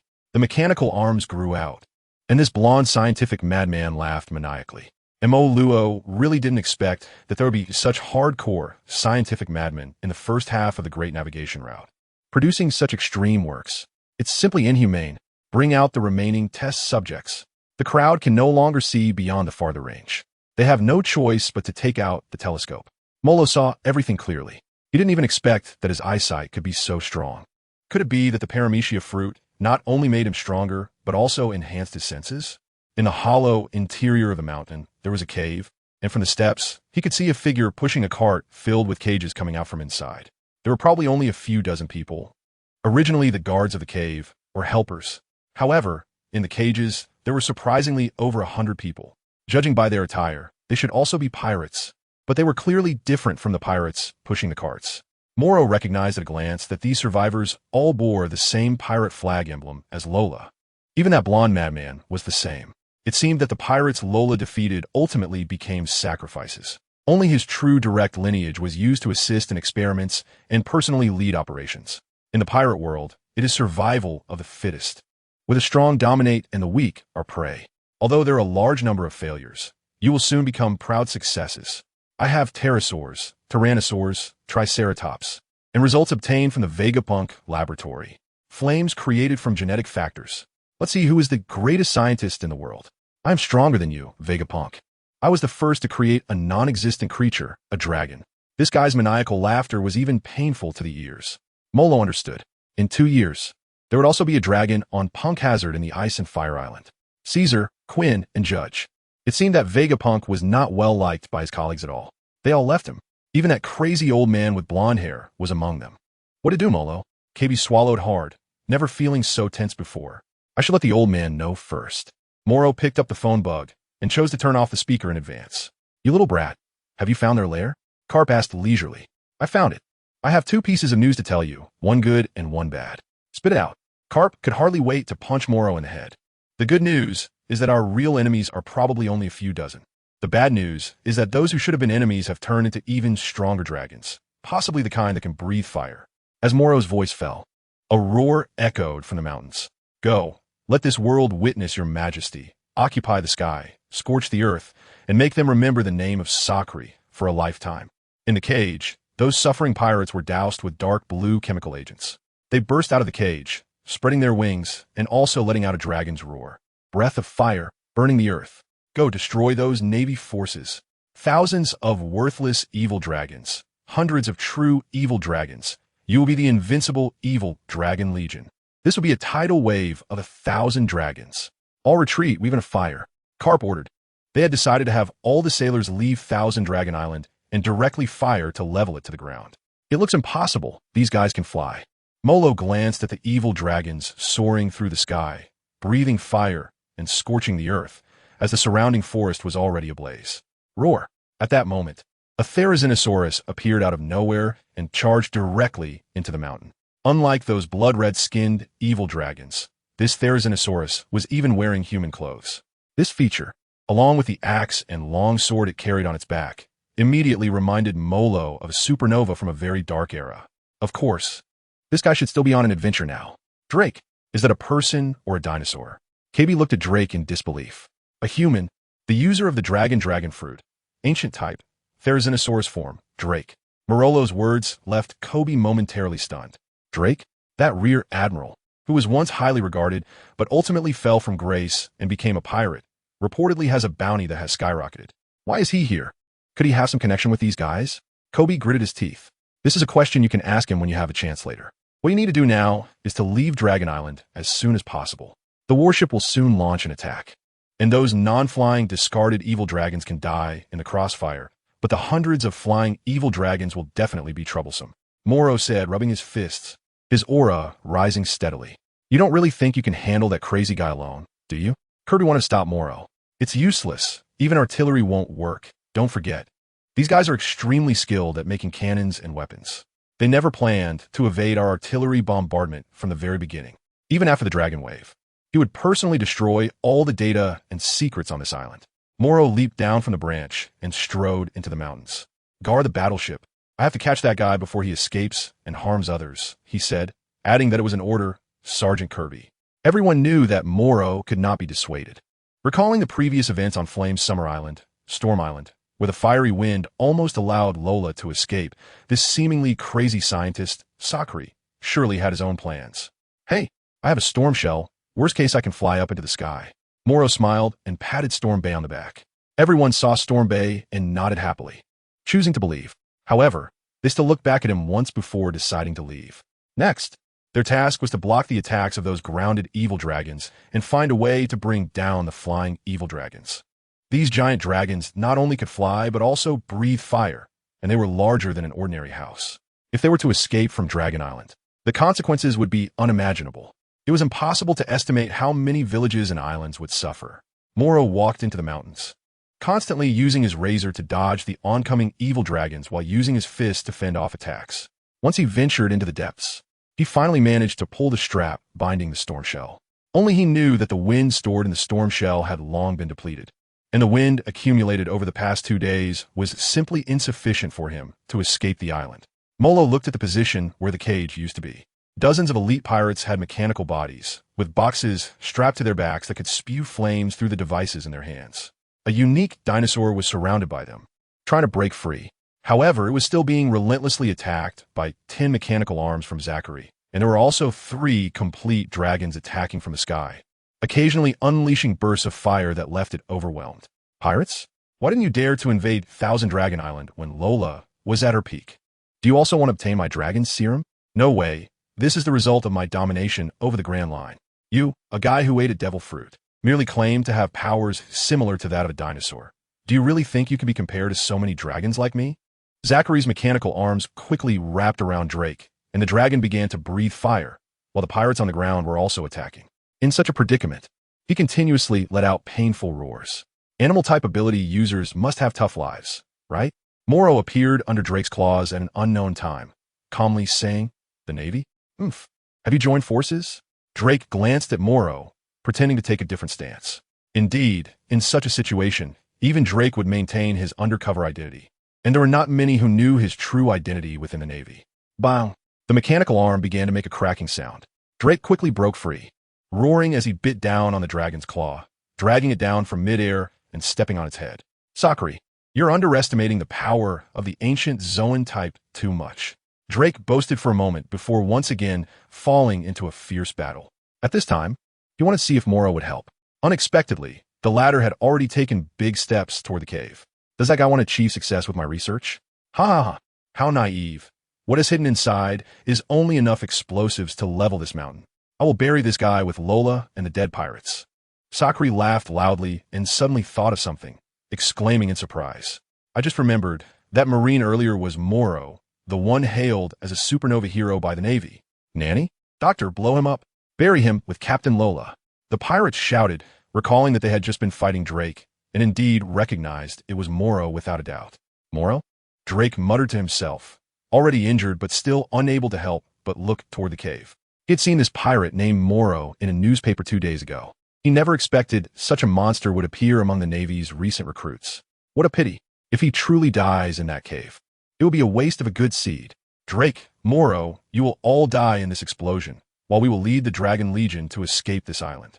I will seek a new island to build a base and dominate the Grand Line." Sakura laughed wickedly, quickly pulling out a brand new serum, which was a blood-red potion, different from the previous green and dark blue ones.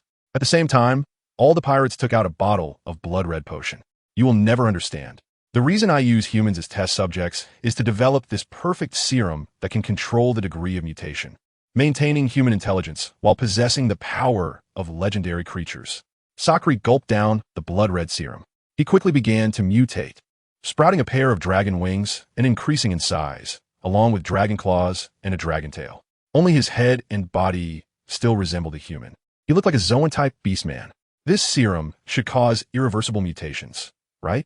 This means you will either further transform into a dragon or remain in this half-human, half-monster state forever, Drake said before reverting back to human form, charging at Sakura with an axe and sword. X hunting ground. Swish. A strike was unleashed, and the X-shaped attack landed on the half-dragon, half-human Sakura. He merely cracked the mechanical armor. Perfect dragon scales covered his skin, showing no damage. Sakura looked at the bewildered Drake with a strange grin. Surprised? I have enhanced this power countless times. I do need a stronger serum to increase my strength. But before that, it's enough for you ways to look up at me. Come witness the true form of my Dragon Legion. He spread his arms, dragon claws sharp as ever. The pirates had all completed their transformation, becoming little dragon people. In the sky, a complete giant dragon was circling. Swish! Sakura flapped his wings, hovering in midair, sneering. See those failure walking on the ground? They are enough to wipe out your pirate crew and all those marines. While we will ride the other complete dragons to the next island. This is the power of science. This is my power that surpasses Vegapunk. What era is this? Still fighting traditional dinosaurs? Sakura laughed proudly, believing he had completely surpassed Vegapunk and every former colleague, including Quinn, Judge, and Caesar, all of whom he would step on. You are truly short-sighted. There are many strong people in this world. Their devil fruits and powers are enough for you to look up to. You are even less than Vegapunk, because you are never of the same kind, Drake said, transforming into Beastman form, attempting to use his great explosive power to leap down and slash Sakura while he was still in the air. He believed this next move would be fatal. Ha ha, want a sneak attack? You think too much. Sakura waved his hand, and more than 10 dragons flew directly toward Drake, blocking his path. He himself flew into the air, pulling out a button device. Morrow. Go to hell, Drake. He pressed the button, and in that instant, the part of Thousand Dragon Island covering 1/5 of its area, twice the size of Summer Island, was engulfed in flames. The explosion roared. Drake quickly ran toward the mountain's edge, his beastman form boosting his speed to the limit. When he fell outside the mountain, a rock fell near his feet, and he barely managed to dodge. If he hadn't been fast enough, he would have surely perished in the mountain's center. Looking back, the cave's location had already been blown to ruins, and flames were still erupting. All of this meant he had survived, but that guy Morrow was likely dead. Damn it, I could have dealt with that guy in one move. If I hadn't chosen to test him, none of this would have happened. Drake stood up with some regret, the explosion still occurring and the fire beginning to spread around. He had planned to defeat Sakura after he exited the cave and seized the research results, but unexpectedly, it all fell through. On the ground, the abandoned dragons, filled with rage, rushed toward the coast, roaring at the warships. The Marines quickly opened fire. Sakura had detonated the explosives buried in the mountain, and the Navy was shelling the island, soon to level it to the ground. Is there no hope? Drake could also rush to the sky, trying to fight Sakura. He had once been a Marine major and mastered the 6 powers of the Navy. But over the years, he had become increasingly reliant on his fruit ability, developing it to a greater extent, making him feel invincible. Could he really deal with Sakura facing so many dragons? Drake had no time to think further. This was Thousand Dragon Island. Moving forward would lead to halfway through the Grand Line, Water 7. Beyond there was Moria's territory, though alternative routes could be chosen. However, they would inevitably end up at Sabaody Archipelago. Swish! Drake leaped down, determined to give it another try with his moonwalk that seemed to tread on air. The number of enemies was indeed large, but that didn't mean he had completely lost his chance. As long as he could reach Sakura, he still had confidence in delivering a fatal blow. As for that Navy supernova, Major Morrow, who died in the explosion, he could only wish him better luck in his next life. Just as Drake was about to leave, in the ruins, a pitch-black figure crawled out, covered in blood. Damn, I almost got blown to pieces, but fortunately I've refined my iron body, and my body has been blown up countless times. The young man muttered a few complaints, his teeth shining white. Almost forgot, the most important thing is still you, the paramecia fruit. I feel like I died at least twice just now. Thanks to you. After saying that, he took out 3 vials of serum samples from the stormberry he was holding. Green, dark blue, blood red. The iron block is invincible. Indeed, there were no experimental data left. Sakri should have carried everything himself. But fortunately, a portion of the potion remained. Morrow didn't know the truth, so he just took it. He shook his head and, covered in dust, looked towards the mountain, where a Tyrannosaurus was hiding behind a makeshift shelter. It had a simple saddle and reins made from large leaves and vines on its back. Little tyrant, you're not bad. You even know to come back to see me. Morrow placed 3 vials of potions on his back. The sound of cannon fire echoed in his ears. In the sky, the evil dragon was breathing fire, and Drake was desperately dodging, trying his best to land a blow on Sakri. Little Bao, go to the shore and deliver the potions to Kirby. I'll let him know in advance. Don't worry, I'll make sure to reserve half of this island for you. The Tyrannosaurus roared and ran towards the shore. Morrow quickly picked up the phone bug and dialed KB. KB, little Bao is looking for you. I got some serum samples, but I can't confirm their authenticity. Morrow, are you still alive? The entire mountain was flattened just now, and during that time, a pirate ship flying the Jolly Roger of Drake slipped away after the mountain exploded. Boulders are everywhere. Morrow, Admiral Kapu wants you to evacuate as soon as possible. He wants to personally drop bombs and blow up these evil dragons. KB said anxiously. Morrow touched his storm shell and smiled, saying, borrow me a bit of power. Whether you can learn it depends on you. Morrow, hey, Morrow, this is an order from Vice Admiral Garp. Whoosh. The little bit of wind that remained over the past 2 days lifted Morrow up. Previously, he would quickly step on solid ground, bursting forth with instantaneous speed to use Shave. This was the first time he did it by stepping on air. Similar to the quick steps of Shave, it generated slashing strikes akin to Gale Foot. He rapidly stepped on the air, creating strong air resistance. This was one of the Navy's 6 powers, Moonwalk. With the wind power stored in the storm shell over the past 2 days, Morrow first soared into the air, then stepped on this powerful wind to take the first step, followed by stepping on normal air, increasing his speed. Finally, he walked on air, Moonwalk. In the sky, Drake was fighting his way out of encirclement. Morrow suddenly appeared and passed by him. How are you still alive? Drake exclaimed in surprise. Don't you know I'm an ability user? Morrow tilted his head. Are you from the animal type? We are from the superhero type. Our superhero type has stronger vitality than your animal type, which is reasonable, isn't it? Morrow said this and directly walked towards the head of the evil dragon. However, he did not attack. Instead, he approached the fire dragon as if taming a Tyrannosaurus Rex. He must be a dragon master. The sound of dragon roars began. Morrow felt quite uncomfortable hearing this. This kind of fire-breathing dragon with wings is just like a big lizard, pretending to be something impressive. In his eyes, the creatures that could truly be called dragons are those from his hometown before he crossed over.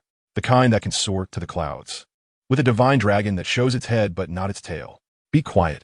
Morrow punched the red-scaled, evil dragon on the head, then firmly grabbed its horns with both hands. No matter how it struggled, it couldn't shake him off. That blonde-haired scientific maniac, you really blew me up badly just now. Fortunately, you blew up the entire mountain. If it were just that cave, I don't know when I'd be able to crawl out. Morrow cursed. Several evil dragons came straight at him, their claws looking not much different from enlarged chicken claws. Suddenly, with a grab of its dragon horn, one dragon shook its head and was directly scratched by another evil dragon. Roar. Morrow was speaking when the angry dragon unleashed a breath attack. Unexpectedly, this attack instantly enraged the other dragons. More breath attacks followed, and the temperature in the air suddenly increased. This scene finally caught Saker's attention. Damn it. Why hasn't this guy been blown to bits? He could be crushed by the shattered boulders. Attack, quickly attack. We cannot let them succeed. Saker, furious, sent out several small dragon men to attack. They believed that their firearms and swords were inferior to the power of the dragon claws. So they began close-range attacks on Morrow and Drake. Swish! Morrow escaped from the flames, stepping with a moonwalk, only to see the giant dragon he was riding being attacked by other dragons. Its body engulfed in flames and turning into a roasted dragon as it plummeted vertically at high speed. He quickly set his sights on a second evil dragon, unconcerned by the pursuit of the small dragonlings. Moonwalk roller finger. Moonwalk gale foot like the wind. Since he was using the moonwalk, which he had only recently learned, the recoil from his finger gun attack caused him to spin in place. As for gale foot, he became a spinning windmill. Fortunately, his attack power was still strong enough.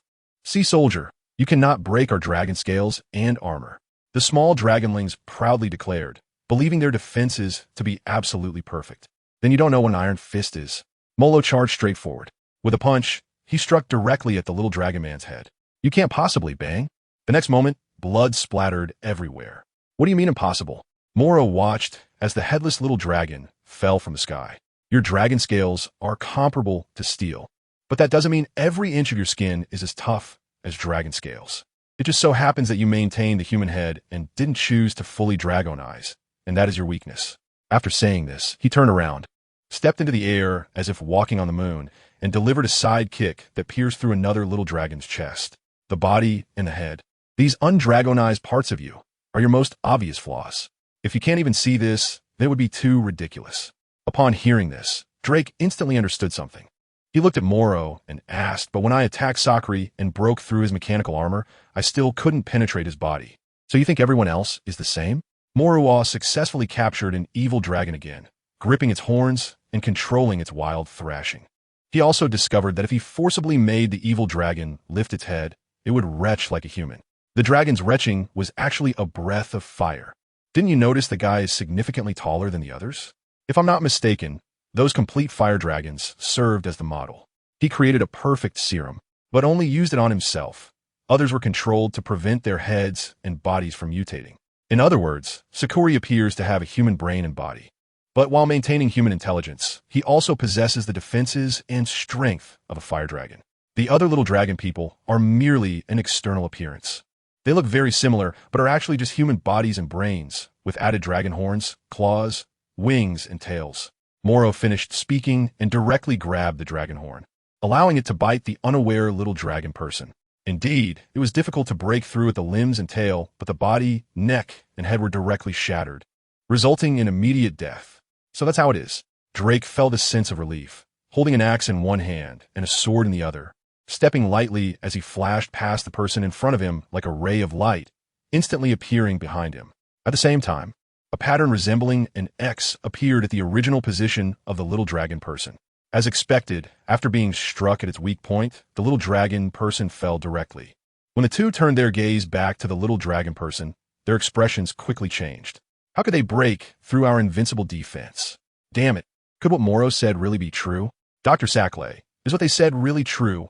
The little dragon people flapped their dragon wings, rising and falling in the sky, all looking in unison at the blonde-haired, blue-eyed Sakura. He was talking nonsense. This is just a temporary flaw. I will continue to develop a more perfect potion. Everyone, attack quickly. As long as we drive them back, we can escape. Sakura commanded in a panic. But some looked at him with suspicion. "Doctor, didn't you say that the serum we used was already perfect?" Such doubt was truly detestable to Sakura. "Do you really not obey my orders? I have said that what you are taking is the most perfect serum." Sakura pressed a paw in disgust against the bracelet on his wrist. The metal backpack on his back quickly disassembled and reassembled into a set of alloy armor. "You stubborn fools. Do you know that the powerful biological instincts form an inherent suppression? From the very beginning, I used myself as a parameter to create the potion. Therefore, only I can truly achieve perfect metamorphosis. If you still refuse to obey, then I will take action." As Sakura spoke, he waved his hand, truly exerting an inherent suppression on those fire dragons. The little dragon people also felt a kind of instinctive suppression.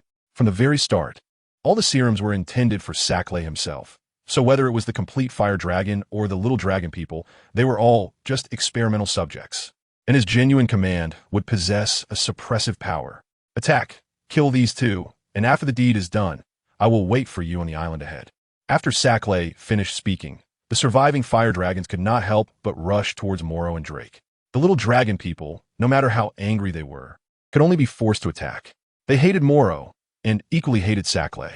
This guy had treated those weak pirate crew members as experimental subjects from the beginning, and even they had become mere pawns. If Lola were still around, she would definitely take the lead.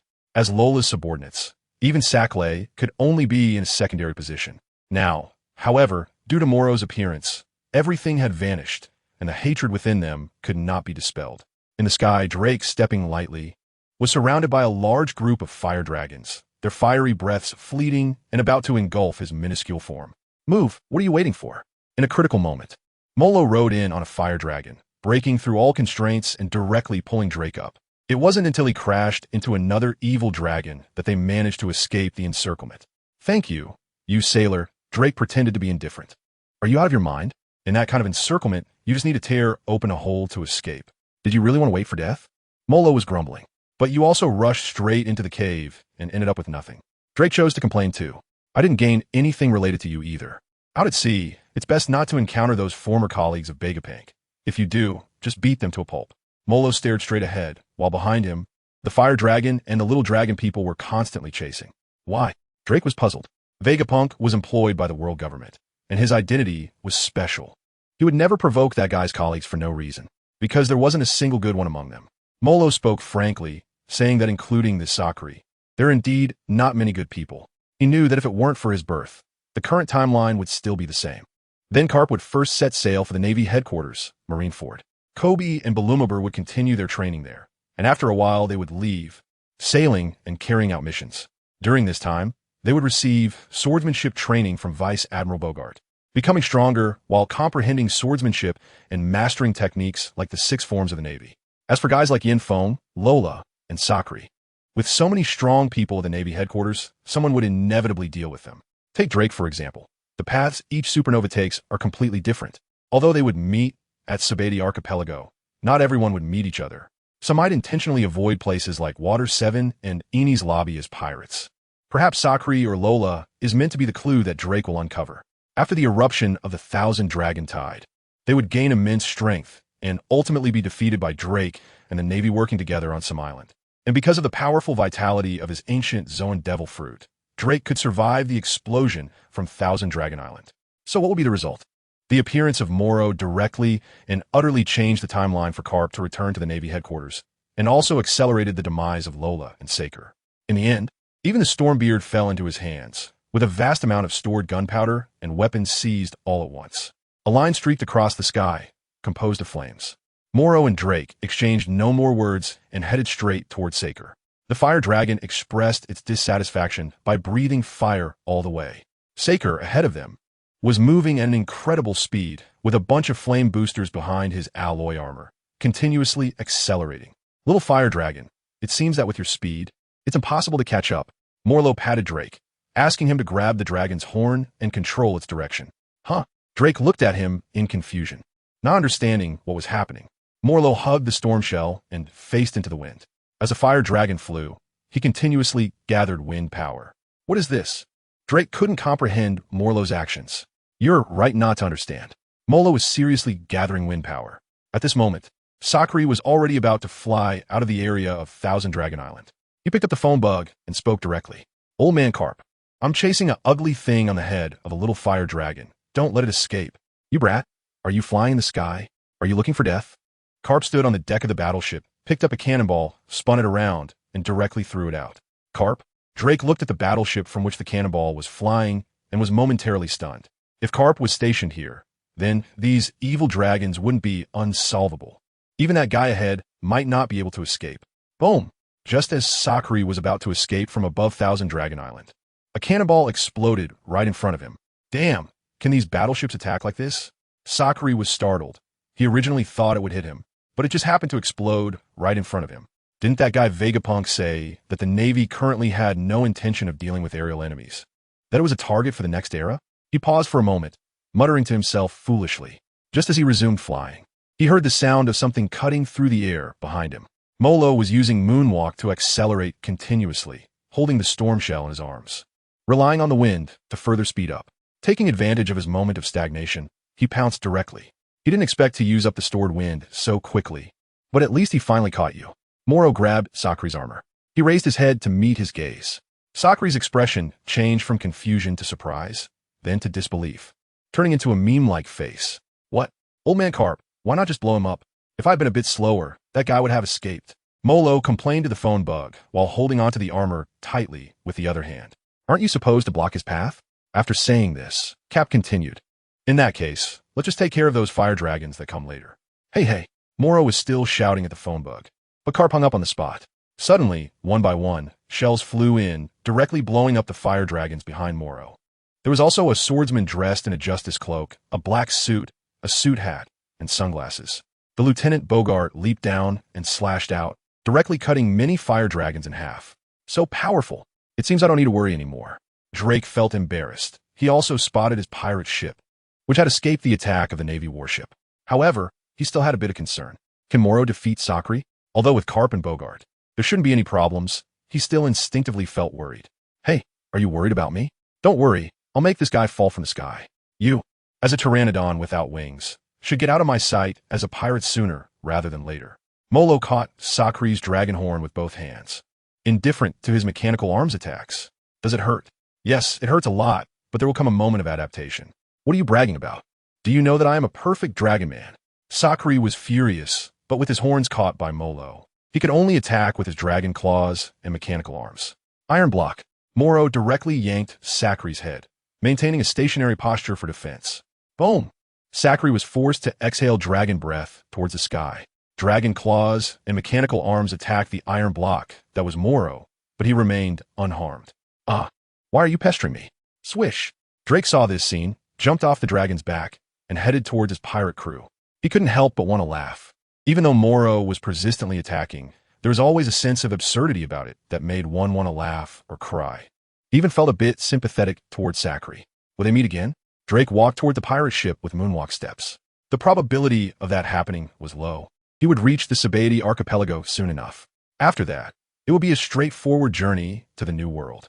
That place often had celestial dragons, so there shouldn't be much trouble, because even reckless pirates wouldn't dare to provoke them. With these thoughts, Drake gradually walked away. In the sky above, Sakri was frantically attacking Morrow with his mechanical arms. The boy showed no signs of weakness, grabbing a dragon horn with one hand while desperately destroying the mechanical device with the other. Storm step, cutting wind song. Morrow was almost randomly naming his attacks. Anyway, he shouted the name of his technique every time he attacked to boost his own morale. The thruster was directly snapped in half and fell from the sky. Next was the alloy armor. Morrow could only create dents, as this thing was fixed and connected internally, unlike the thruster. He could only punch it in repeatedly until it was concave, and then he watched as flames erupted from the back of Sakri. Damn it, you destroyed my thruster. Losing the fuel thruster for acceleration, Sakri felt a sense of crisis. This guy Morrow seems to be completely fixated, attacking the same spot the whole time. He started by targeting the neck area of the alloy armor, and he was so persistent in attacking that same point until the armor shattered at the joint. Morrow finally laughed out loud. Ha ha ha, I knew it. As long as you keep attacking one point, there will always be a time when it can't hold up anymore. Holding on to this hard-earned gap, Morrow's fist accelerated, transforming into a finger gun. Damn it, I'm gonna make you die. Bang, bang. The mechanical arm began to emit lasers, a technology commonly seen in Quinn and Gary's hands. But Sakri clearly wasn't skilled in this method, using it only as an auxiliary. As soon as he attacked, Morrow remained still, activating the iron block. Invincible iron block. Sakri gritted his teeth in frustration. Iron block, iron block. Why do you only know how to use iron blocks? Isn't it true that your navy only uses iron blocks as a last resort? Seeing his attack fail once again, Sakri was on the brink of despair. Encountering an opponent like Morrow was truly a misfortune in life. He could already imagine how Lola had died. Most likely, she was slowly worn down to death. By the time he resorted to the iron block, he would have no strength left, and that kind of iron block would become weaker. Are you stupid? Morrow said as he directly grabbed a mechanical arm, wrapping it around the dragon's horn and tying a tight knot. Aim. Bang. This time, there was no mechanical arm to obstruct him, and blood began to gush from his neck. In unbearable pain, Sakri lifted his head. If it weren't for the dragon scales, he would definitely have suffered even more severe injuries. He had just thought this in his mind. Morrow directly began to dismantle the dragon scales. Before long, several mechanical arms were tangled up, and at the same time, the alloy armor on his neck shattered, while the dragon scales had long been removed, leaving him open to Morrow's attacks. Originally equipped with thrusters, he could move far faster than Morrow in the air. With the thrusters dismantled, Morrow took the initiative. Relying on Storm Shell and Moonwalk, he maintained his balance firmly. As soon as he found an opportunity, he directly seized the dragon horn, forcing it to use dragon breath. We were nearing the sea surface. You're a devil fruit user, right, Major Morrow? In this situation, I'm not afraid of seawater. How about you? After Sakri once again unleashed dragon breath, his altitude decreased again. Faced with Morrow's roguelike attacks, he couldn't simply admit defeat. He chose to dive straight into the ocean. He wanted to plunge into the sea and make Morrow useless. Devil fruit users, above the ocean, you all have weaknesses everywhere. Sakura said happily, but I can use moonwalk. Morrow caught the dragon horn, sitting on Sakura's back. Like a dragon rider, he said calmly. Oh, Sakura weakly replied with one word. Having many skills is never a burden. If someone with abilities can use the moonwalk, it really is troublesome. However, what you said to give me a bit of inspiration. Morrow tugged the dragon's horn, forcing Sakura to turn and fly towards the distant Thousand Dragon Island. Can you use moonwalk? What do you mean? Sakura felt a strong sense of unease. At the moment, relying on his powerful serum, he had gained dragon breath, flight, speed, strength, dragon scale defense, and super healing abilities. Coupled with the support of technological advancements, he was able to keep Morrow from gaining any advantage.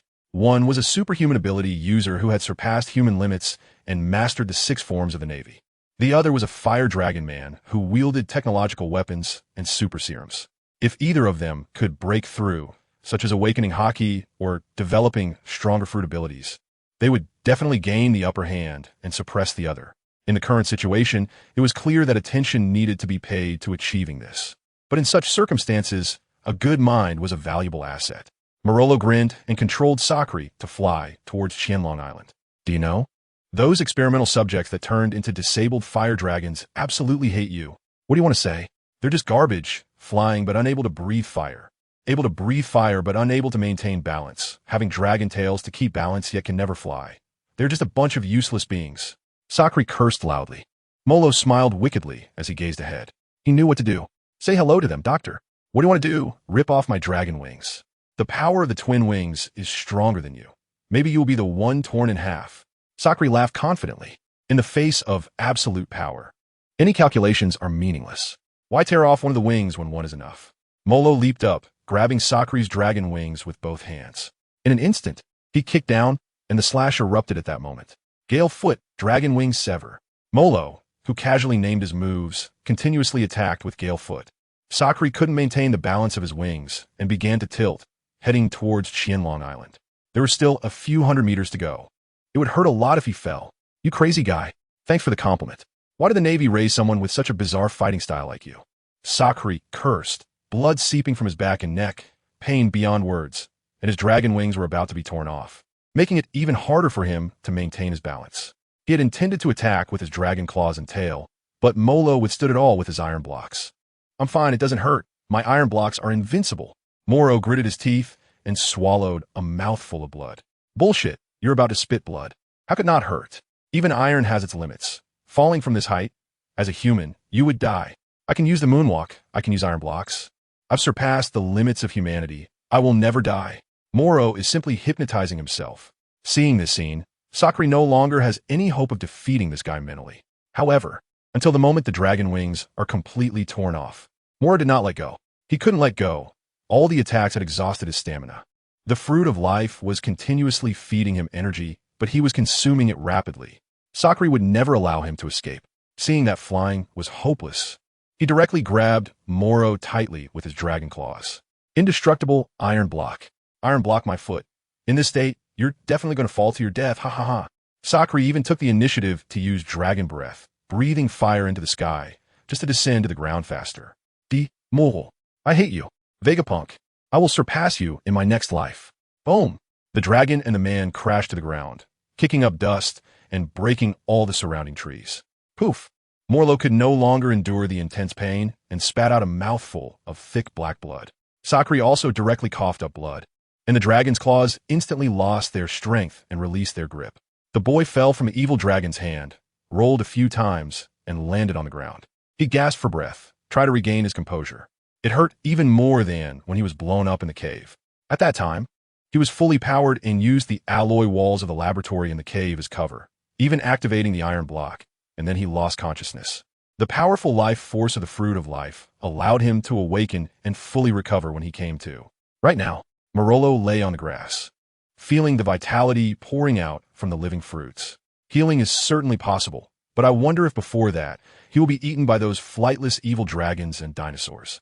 The most important thing is that he cannot move at all, not even able to activate the communication with the phone bug. Clang, clang, clang.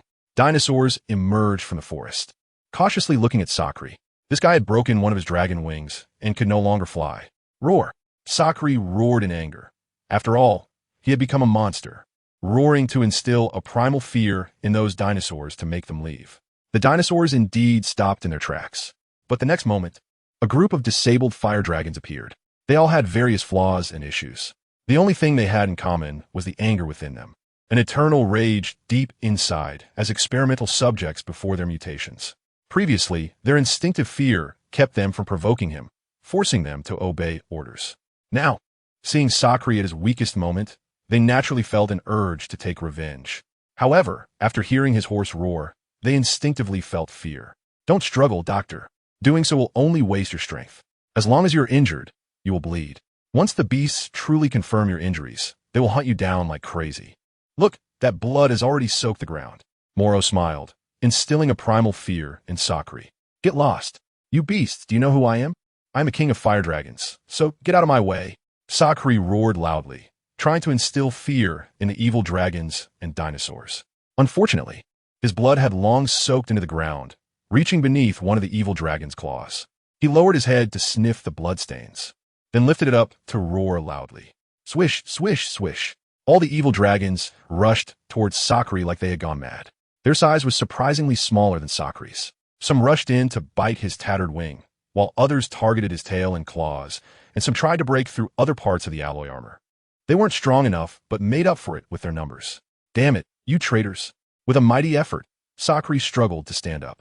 He stumbled and bit down on one evil dragon, trying to devour it, but the other evil dragons gave him no chance, charging in and tearing at him furiously. Suddenly, a familiar figure leaped out from the forest. Little Bow Bow, you're still alive. The Tyrannosaurus Rex looked down at Morrow, who was barely sitting up against a large tree. Be careful, don't get close to that guy's claws and tail. Morrow reminded, not caring whether the Tyrannosaurus could understand. The latter just glanced at Morrow and strode directly toward Sakri. Suddenly, the dinosaurs that had only been watching also joined the battle. The Tyrannosaurus roared something, and they began to dodge its claws and tail, attacking its weak points. Die, you bunch of failures. Sakri was still struggling, and Morrow leaned against a big tree, gradually standing up. The healing fruit had already healed his bones and meridians and was now further healing his internal organs, flesh, skin, and sensory nerves. Morrow cleared his throat and picked up the phone bug. He reported the battle situation seriously. Are you there? Spit out quickly.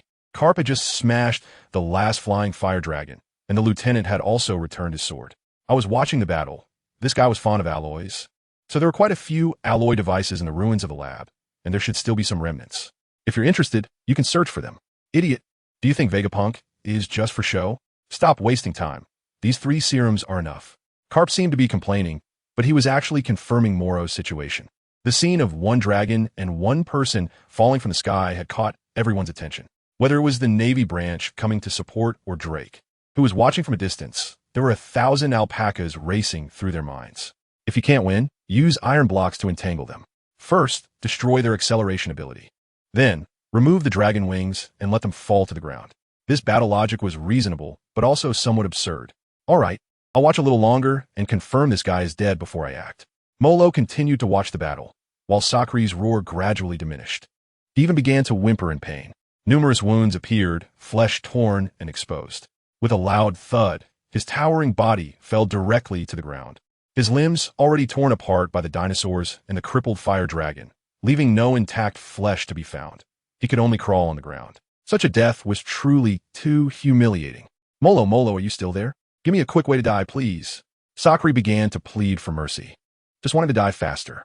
This death of being torn apart and devoured was simply too painful. As a former colleague of Vegapunk, though he couldn't compare to the exceptionally talented Vegapunk, he had once touched a corner of the pinnacle of technology in this world through his own efforts. Jealousy had made him lose himself, and he eventually began to walk his own path. But if he were to leave this world in such a manner, even if he encountered the future Vegapunk in the underworld, he would certainly have no face to argue with. I don't care how you die. What I care about is whether you will die. Molo speaks frankly. Bastard, you are truly a monster. Saklay curses loudly. Thank you for the compliment. Morrow nodded and continued to look seriously at the dismembered Sakri. Give the enemy a quick end? Molo thought for a moment and murmured to himself. At least it should be an opponent I respect, but you don't deserve that. After all, you are no longer human. An opponent worthy of my respect? Morrow felt that the enemies he was about to kill were all utterly wicked. How could such guys possibly be worthy of respect? Oh. Before dying, Sakura was still using his last strength to roar, but was accurately targeted by Zyabeo, who took the opportunity while the dragon scales were being destroyed by everyone to bite into his throat. Immediately after, he made no more sounds. Although he died with his eyes open, it didn't matter. Soon, he was left as nothing but a skeleton and a pile of metal scraps, consumed by the dinosaurs and fire dragons. Above the sea, on the battleship of the Navy branch, a naval colonel looked worriedly at Garp and said, "Major Morrow, could he already?" "No, that brat's life is very tough," Garp said with certainty. Suddenly, a Tyrannosaurus Rex charged out of the forest, coming into view of everyone. Morrow walked away as if nothing had happened, stepping lightly. "Xiao Bao Bao, you need to eat more people in the future, especially those fire dragons. Their gene mutations can make you stronger too." The Tyrannosaurus Rex didn't know what to say and just kept happily roaring. Thus, the dragon and the person said their goodbyes. The youth turned without looking back, which is perhaps the ocean's most silent romance. Old man Garp wasn't surprised either. "I am still alive." Morrow smiled foolishly at Garp. "You idiot. Do you really think you're strong? Just grasping moonwalk and daring to fight in the air. Do you know how many people can only briefly hover after learning it?" Garp's iron fist made Morrow feel pain, and soon he had several big bumps. Unexpectedly, in an instant, healing began, and the bumps disappeared. On the deck, a naval colonel from the branch also extended his hand. "Major Morrow, hello, I'm Rock from the branch. You have made great contributions in the recent incident at Thousand Dragon Island, and I believe you will be promoted again soon. The younger generation of the Navy has a future with someone like you." "Colonel Rock, I'm just a bit lucky." After exchanging a few pleasantries, Mo Luo saw Locke anxiously board the ship. The tall man, with a long knife at his waist, directly took command of the warship to pursue Drake. Under the setting sun, Molo rubbed his head. He didn't know if he had a poor memory, but he always ended up doing some overly dangerous things. As a traveler, his only reliance was the life fruit and his tenacious perseverance. Evening, Morrow was lying in the seawater bathtub, trying to develop the powers of the life fruit. "Today in battle, I was so nervous that I didn't utilize the abundant characteristics of the life fruit. I must be better prepared in advance." Morrow looked at his small bed, which was filled with fragments of alloy armor from Saker. The fragments had long been infused with the life force that Morrow had previously poured into them, merging into small metallic spheres. When the time came, these alloy spheres would definitely play a role under his ever-changing abilities. At this moment, Morrow, soaking in the seawater bathtub, had no extra strength to think about this. He could only calmly be tied up with ropes to prevent himself from rolling inside and drowning completely. What worries me the most right now is the final move of the Navy 6 styles, paper drawing. How can I learn this move? Morrow couldn't help but mutter to himself. The iron block meant being completely still. Only by being strong enough could one use the iron block in an attacking posture at a critical moment. Nevertheless, what truly allowed the iron block to unleash its ultimate power was still the immobility. The paper drawing, on the other hand, was entirely different. It implied a certain foresight of the enemy's attacks in advance and allowed the body to become soft, creating a twist to evade the attack, even under different conditions of the feat. If the iron block represented utmost rigidity, then the paper drawing represented utmost softness.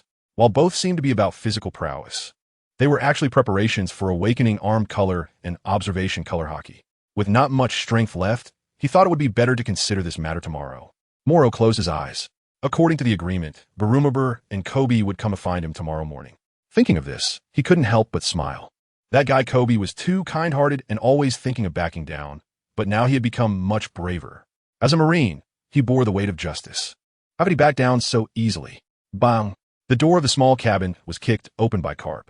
Morrow, who was already feeling drowsy, was startled. "Old man, what are you doing here? Can't you see I'm taking a bath?" Only a fool like you would think of training this way. Garp directly sat down on the small boat, propping his legs up casually, looking completely unconcerned. The lieutenant stood at the door, smiling at Morrow. This scene made Morrow a bit nervous. Could something strange be happening? Drawing on paper wasn't difficult. Strength and weakness were merely relative concepts. The strength of your iron block could determine how soft the paper could be, as the hard gives rise to the soft, and the hard is precisely the softest. Garp said indifferently, "Were you eavesdropping on me?" My muttering was quite low. Morrow looked surprised, but seemed to reflect with some understanding. The old man was just talking to himself. Garp shot him a glance, crossed his arms, and said, "You little brat, let me tell you some good news." "Forget it. Bogut, you go ahead." "All right, Admiral Garp. Bogut changed his usual serious demeanor and happily looked at Morrow, saying, Morrow, based on the series of events from Flame Summer Island to Thousand Dragon Island, we have seen through the connection between them. During this period, you put in tremendous effort and made significant contributions. Therefore, this time, you have successfully been promoted to Colonel of the Navy Headquarters. You skipped the rank of Lieutenant Colonel? Morrow didn't find it hard to accept. After all, he had experienced similar promotions more than once before. He just felt that his strength was a bit lacking. He hadn't truly mastered the 6 styles of the Navy. Paper drawing was just one aspect. After that, he still needed to comprehend the essence of life return, and even integrate the 6 styles to develop his own techniques to be considered a true strongman. He had nothing when it came to Haki. Is it really possible to be promoted to Colonel of the Navy Headquarters like this? Morrow looked at Garp with confusion. The latter remained serious and unsmiling, behaving unusually uncharacteristically. Old Garp, don't you know I'm getting promoted? Aren't you happy? Morrow tentatively asked. Admiral Garp was unhappy not because of this matter. The adjutant, Bogart, whispered. We just received intelligence from headquarters that the Straw Hat Kid appeared in Water 7 and had a conflict with CP0 and is now heading to Eni's lobby. That rookie pirate with a bounty over 100 million? I actually have high hopes for him. Morrow pretended to be unaware. It makes sense.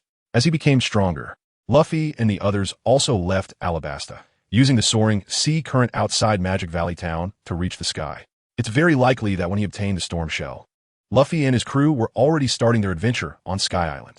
After all, it takes some time for various events to be converted into intelligence.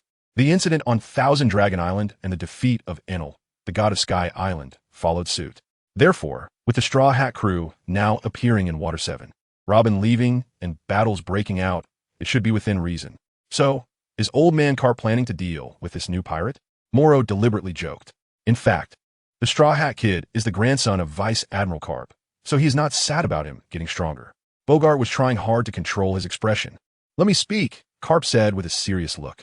From your perspective, with CP0 on Judicial Island now, Luffy definitely can't win, but from my understanding of him, this guy will most likely cause an even bigger mess. After this, he will definitely enter a period of inflation, and during the upcoming journey on the Grand Line, if he is too arrogant with his current strength, he will suffer. I command you to have a duel with this kid. Garp's serious words made Morrow unable to hold back his laughter.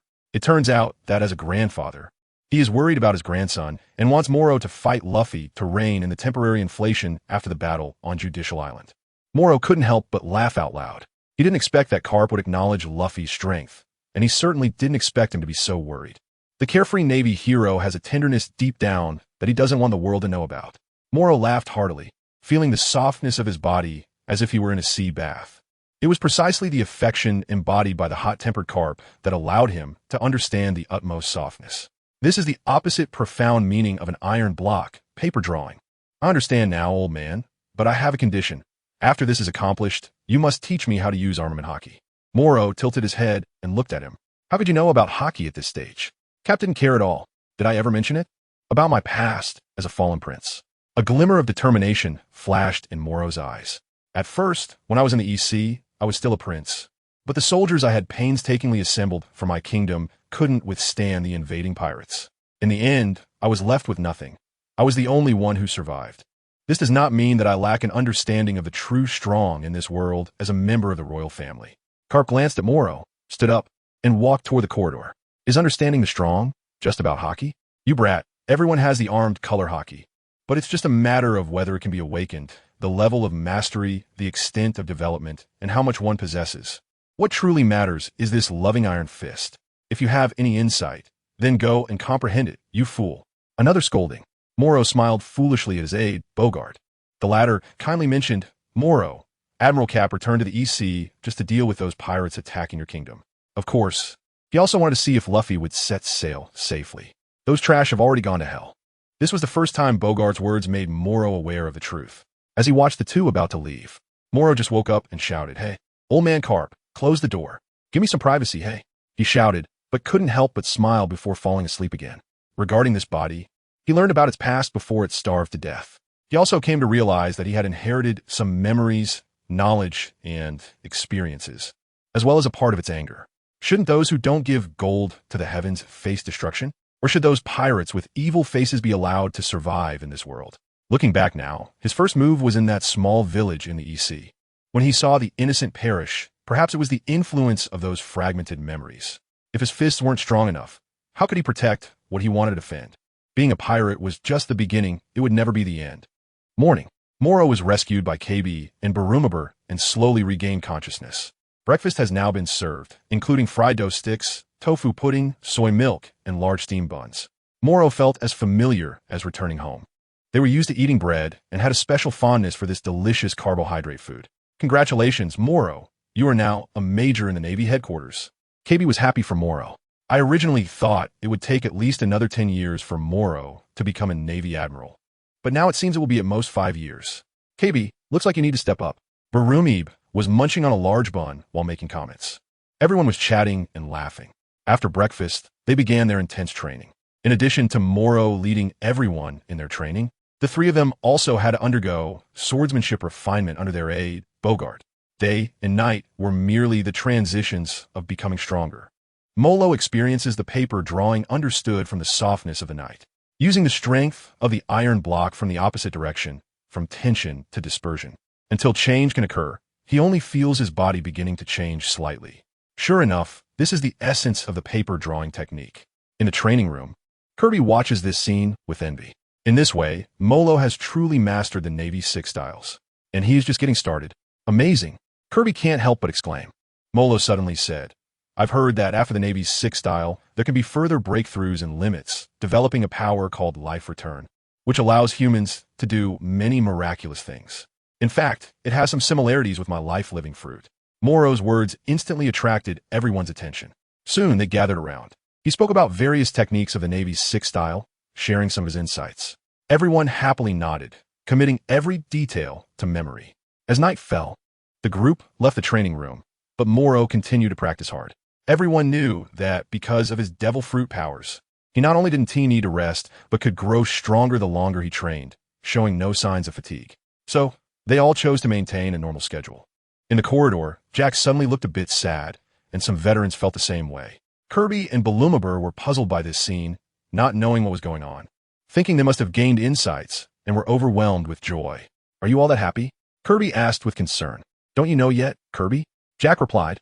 It's been spreading on the ship that Morrow's recent promotion has led the headquarters to consider letting him go out to sea on his own. He has already gained enough growth, and if he wants to undergo further transformation, he needs to have his own warship at headquarters to carry out various missions. What? Is Morrow leaving? How could this happen? Kobe looked bewildered. Ever since he met Morrow, he has grown a lot and has stepped out of excessive kindness, no longer hesitating. The people who influenced him the most are probably Luffy, Garp, and Morrow. Is Morrow really leaving? No wonder he shared so many insights and training techniques with us. No wonder Barumabur always thought Morrow was strange. It turns out it was like this. But aren't we heading to Water 7 now? Kobe pressed on, believing that as long as they didn't return to headquarters, Morrow couldn't possibly leave. That's true, but what about after Water 7? Jack's words brought Kobe back to reality. Yes, their big brother, Morrow, is leaving. This man, whom they trusted immensely and who always stood at the forefront of danger, is about to leave. But that will be after returning to headquarters, right?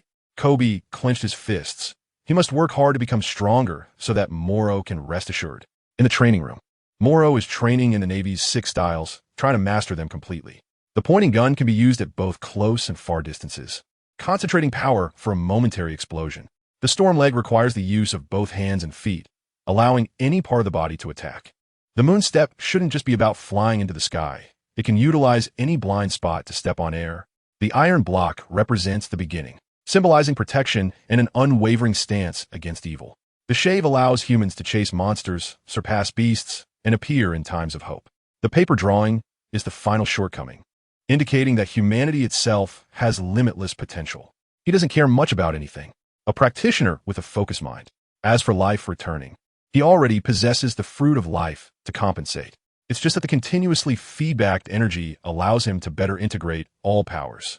Rather than taking shortcuts, it's better to let things happen naturally. Humolo exhaled a breath of turbid air, drenched in sweat. It was already morning outside the window. During this period of training, he increasingly felt the hidden power within the human body.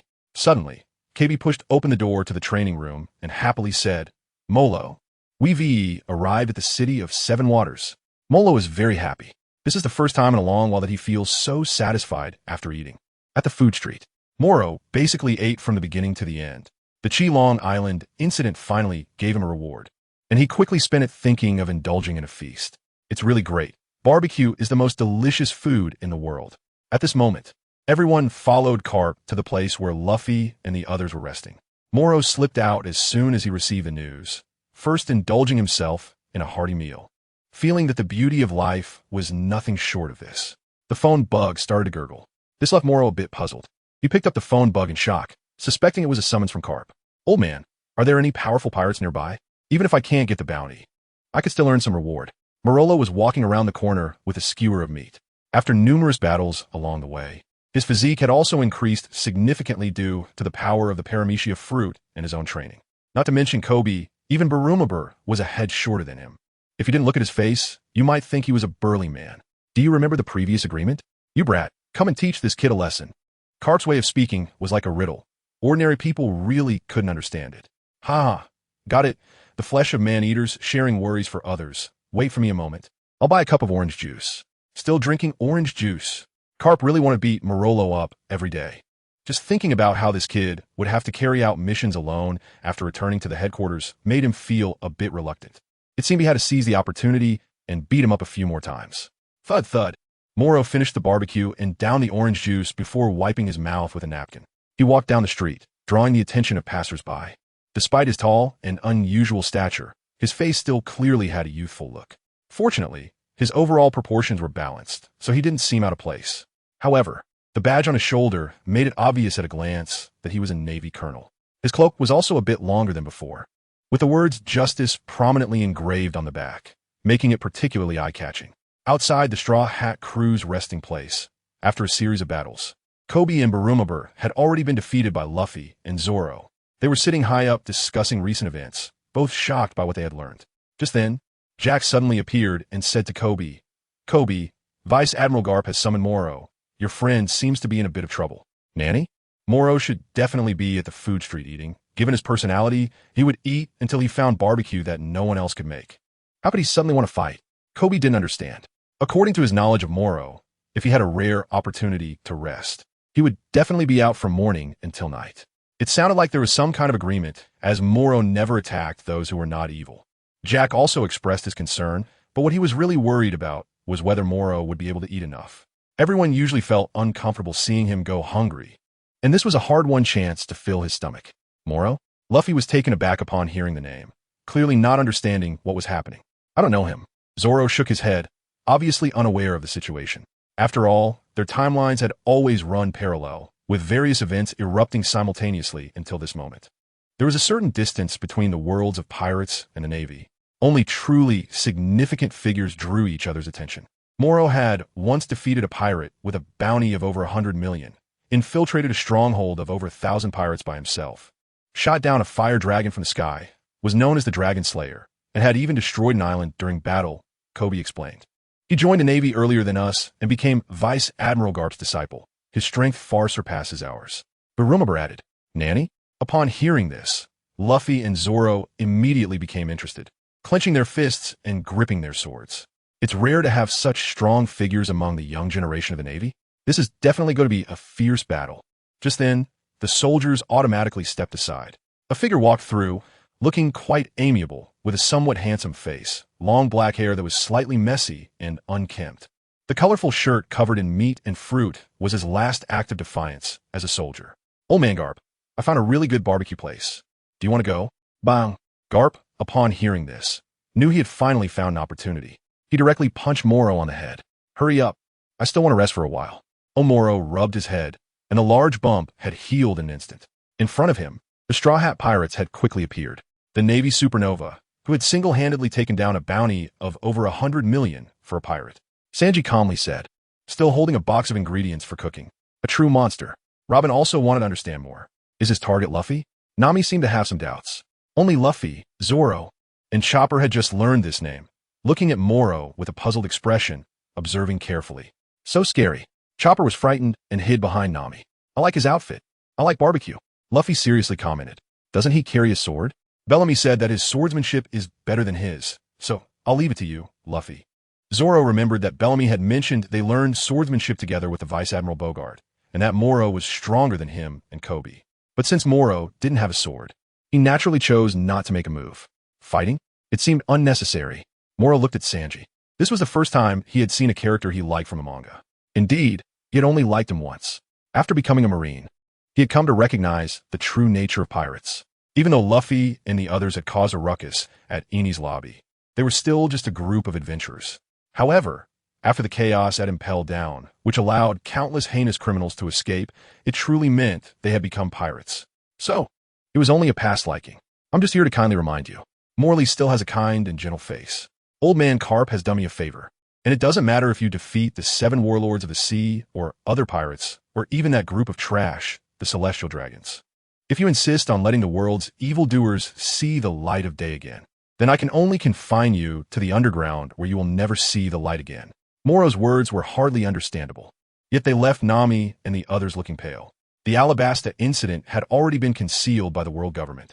But Morrow's claim that the celestial dragons are trash was truly hard to believe coming from a Marine. Moreover, his later statement about not allowing the villains to see the light of day left them even more confused. What are the celestial dragons? Luffy asked, not understanding. Trash. Morrow spoke decisively, leaving everyone once again looking pale. Only Garp in the distance remained calm. He certainly knew Morrow's past, having nothing as a royal and being inextricably linked to the celestial dragons and pirates. Hatred is natural. You are strange, but you mean no harm. Luffy looked at Morrow with curiosity, puzzled and confused. This is not important. Morrow rolled up his sleeves directly. Go ahead, Straw Hat Kid. Let's give it a try. Bang. Luffy didn't take it lightly. As soon as he activated Gear 2nd, Morrow stood still and unleashed a block of iron. He just stood there, getting beaten by Luffy's rubber fists like it was nothing. No wonder your punches can overwhelm others during a frenzied attack. Both your strength and speed are impressive. Morrow nodded slightly. Such a dense barrage of punches could easily incapacitate someone. Just one moment of inattention could lead to being unable to defend oneself. So strong. Everyone was watching the battle, clearly surprised that Luffy was attacking unilaterally while Morrow was on the defensive the whole time. What is this guy up to? Garp took a glance and didn't intervene further. With Morrow's strength, he couldn't possibly be limited to just defense. As for not having any plans of his own, that was not within Garp's considerations. He could let him fight on his own. With this thought in mind, Garp walked directly toward the coast. Soon, he would have to personally chase down his own grandson. He wondered how to do it in a way that was both appropriate and serious. Why isn't he fighting back? Luffy was puzzled by the situation, but Morrow really seemed unfazed, completely unconcerned by his punches. Keep attacking. I'm different from the Lucci you defeated. He likes to unleash his final breath with an iron block. I prefer to do it at my peak. Morrow said lightly. Don't mention it. His signature move is indeed the iron block, especially when activated during his peak period. No matter how Luffy attacked, it was futile. Instead, the countless punches hitting him provided a massive feedback from the Fruit of Life, making him feel much smoother overall. Feeling drained, Luffy directly lost his spirit and released his second gear. Morrow didn't fight back at all during the entire battle. What is the point of such a fight? I still want to see how strong your third gear is. Helpless, Morrow could only use a shave to appear in front of Luffy. The storm leg and finger gun were used as if they were free. As for whether to dodge or take it head-on, it was a back and forth between paper and iron. When encountering a dead angle, he would step on moonwalk to stay in the air and find the perfect attack angle. So strong. Only then did everyone see Morrow make a move. There were no flaws in his speed or strength. In fact, there was even a growing illusion of becoming stronger during the battle. Is the Navy's 6 styles the same as Rob Lucci's? Sanji watched the fight seriously, unwilling to miss any details. Luffy, in his second gear state, continuously attacked and dodged, and Morrow did the same. Iron block. Another punch came, and Morrow finally caught its arm. Activating iron block, he remained motionless.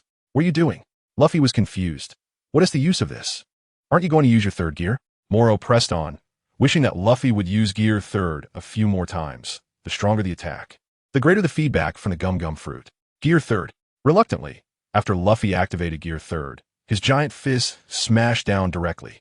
Morrow felt a fist with an unimaginable amount of power coming at him. He still firmly wedged himself with an iron block, remaining motionless.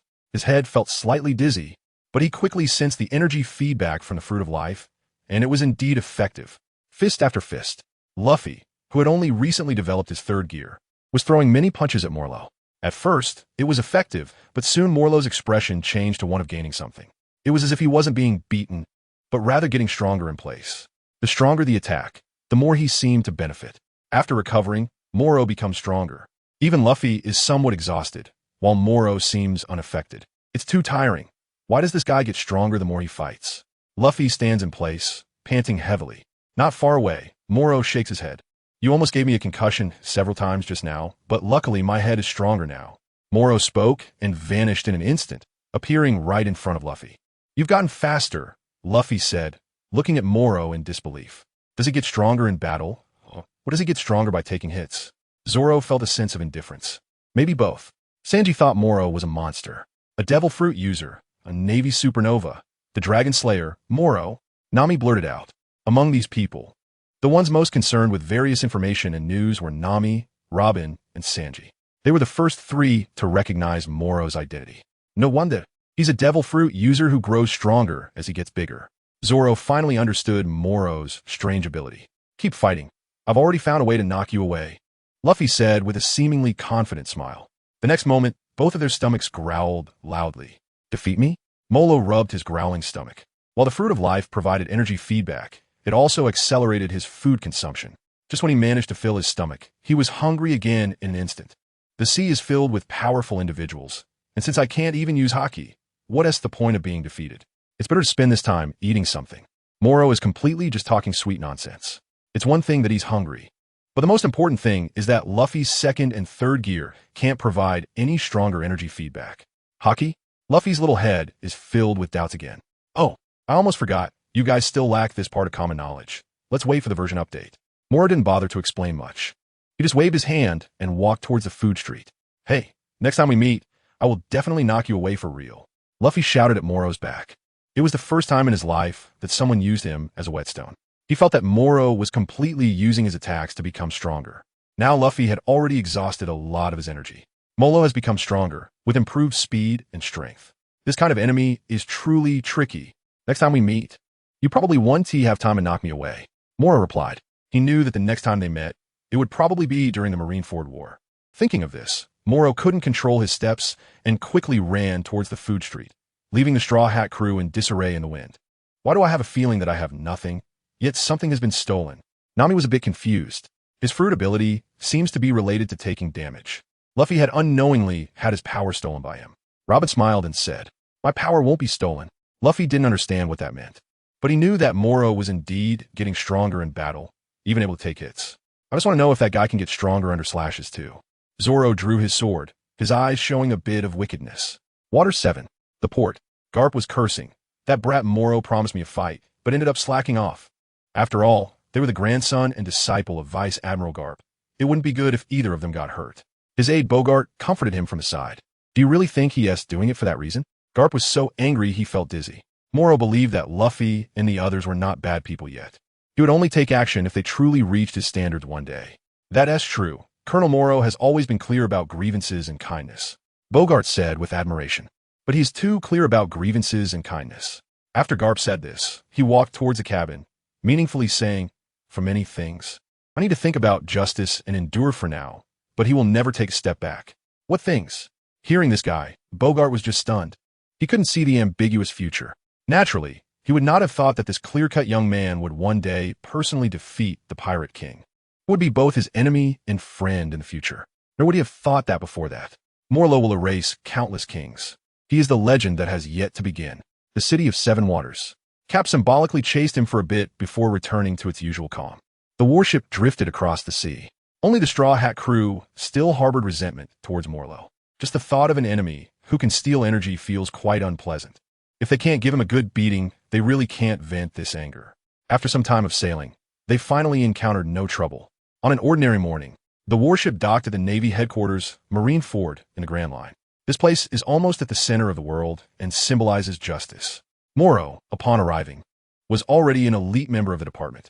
Garp had beaten him up quite a bit along the way, even finding various excuses to hit him, while his deputy Bogart generously imparted his swordsmanship skills to him. Molo integrated everything into the spear and the gale foot, achieving a seamless connection. Soon, he also obtained a warship and assigned it to over 100 Marines, requesting him to train for a month before setting out on a mission. Morrow knows he won't be able to go out to sea for a month, as a series of major events are about to unfold. Sure enough, on this day, As usual, Morrow was wandering around the headquarters after training and noticed the worried expression on his aide, Bogart. "What's wrong, Mr. Bogart?" Morrow rarely sees Bogart this nervous. A new warlord of the sea has been born, replacing Crocodile's position, but it was because he defeated Ace, the second commander of the White-Beard Pirates. Mr. Garp went to find Admiral Sengoku. They didn't seem to be happy, and it looked like they were talking about something serious. After listening, Morrow understood what was happening. During this time, he had been working tirelessly to develop the Navy's 6 styles to the extreme. He wanted to perfect his mastery further, while also trying to develop a technique for life restoration. He had faintly seen a glimmer of hope. After all, with the existence of the Paramecia-type fruit, it made it easier for him to glimpse the path. Plus, after battling Luffy, his physical strength had improved. This was all in preparation for the upcoming Marineford War. Upon hearing about the new warlord of the sea, he immediately understood that it must be Blackbeard Teach. "Mr. Bogart, I'm going to check on Old Man Garp to make sure he doesn't do anything rash." Morrow said this, but deep down he understood that Garp, being suppressed by justice, could do nothing about it. He strode towards the office. With Sengoku's permission, he looked at Garp with a wicked smile. "Are you here to get beaten up again? The guy who goes easy on pirates." Garp stood up, ready to punch Morrow. Sengoku was helpless. "What do you mean go easy? Isn't he your grandson? I also want him to understand that there are always people better than him, right?" Morrow said a couple of words, instantly giving Garp a reason to punch him. Sengoku watched everything closely. A son? A grandson. He once adopted a son named Corazon, who was none other than Doflamingo's brother, and ultimately died at the hands of his brother. How could Sengoku not understand such pain? Zephyr, who lived in the same era as them, had all his family killed by pirates and has been in despair ever since. Who wasn't once a powerful figure dominating the seas in their youth? Only familial ties remain their last vulnerability. "It's useless. Your punch is too weak. I suggest using more Haki." Morrow complained while getting beaten. In the end, he added, "Old Man Garp, the war is about to break out, right?" Suddenly, Garp withdrew his fist. Sengoku's expression also changed. The news of a new king, Blackbeard, becoming one of the 7 warlords will soon spread across the seas, followed by the capture of Fire Fist Ace, which will be known to the world. This undoubtedly stirs the strongest man in the world, Whitebeard. A great battle has become inevitable. Morrow rubbed his head and said, "Old man, do I still owe you a favor? You brat, don't think about seeking death. What you carry is justice." Garp stood up, knowing what Morrow was like. "But that absolutely couldn't happen. What are you thinking?" Morrow glanced at the equally tense Sengoku. The latter didn't want the Navy to lose a promising supernova. More importantly, among the Navy's strong figures of the same age as Morrow, there was currently no one with comparable potential. It's worth noting that in their era, under the command of Steelbone Kong, figures like Garp, Sengoku, Zephyr, and Tsuru emerged.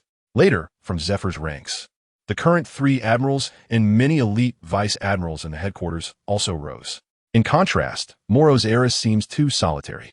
The pirates, on the other hand, are relentlessly advancing, year after year becoming stronger like monsters. "I want to take a trip to the Sabati archipelago. It's too chaotic there." Morrow's words instantly eased the tension between the two. Bang!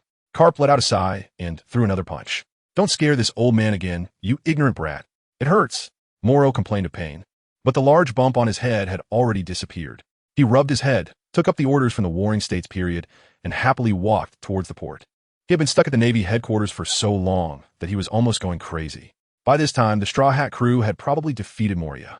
Yet he was still desperately pursuing human potential, exploring the value of life restoration and the Navy's 6 styles. It was simply a waste of time. If he didn't go out of train soon, he would definitely be useless. "You guys, set off. Destination, Sabati Archipelago." The sailors looked confused as they changed direction.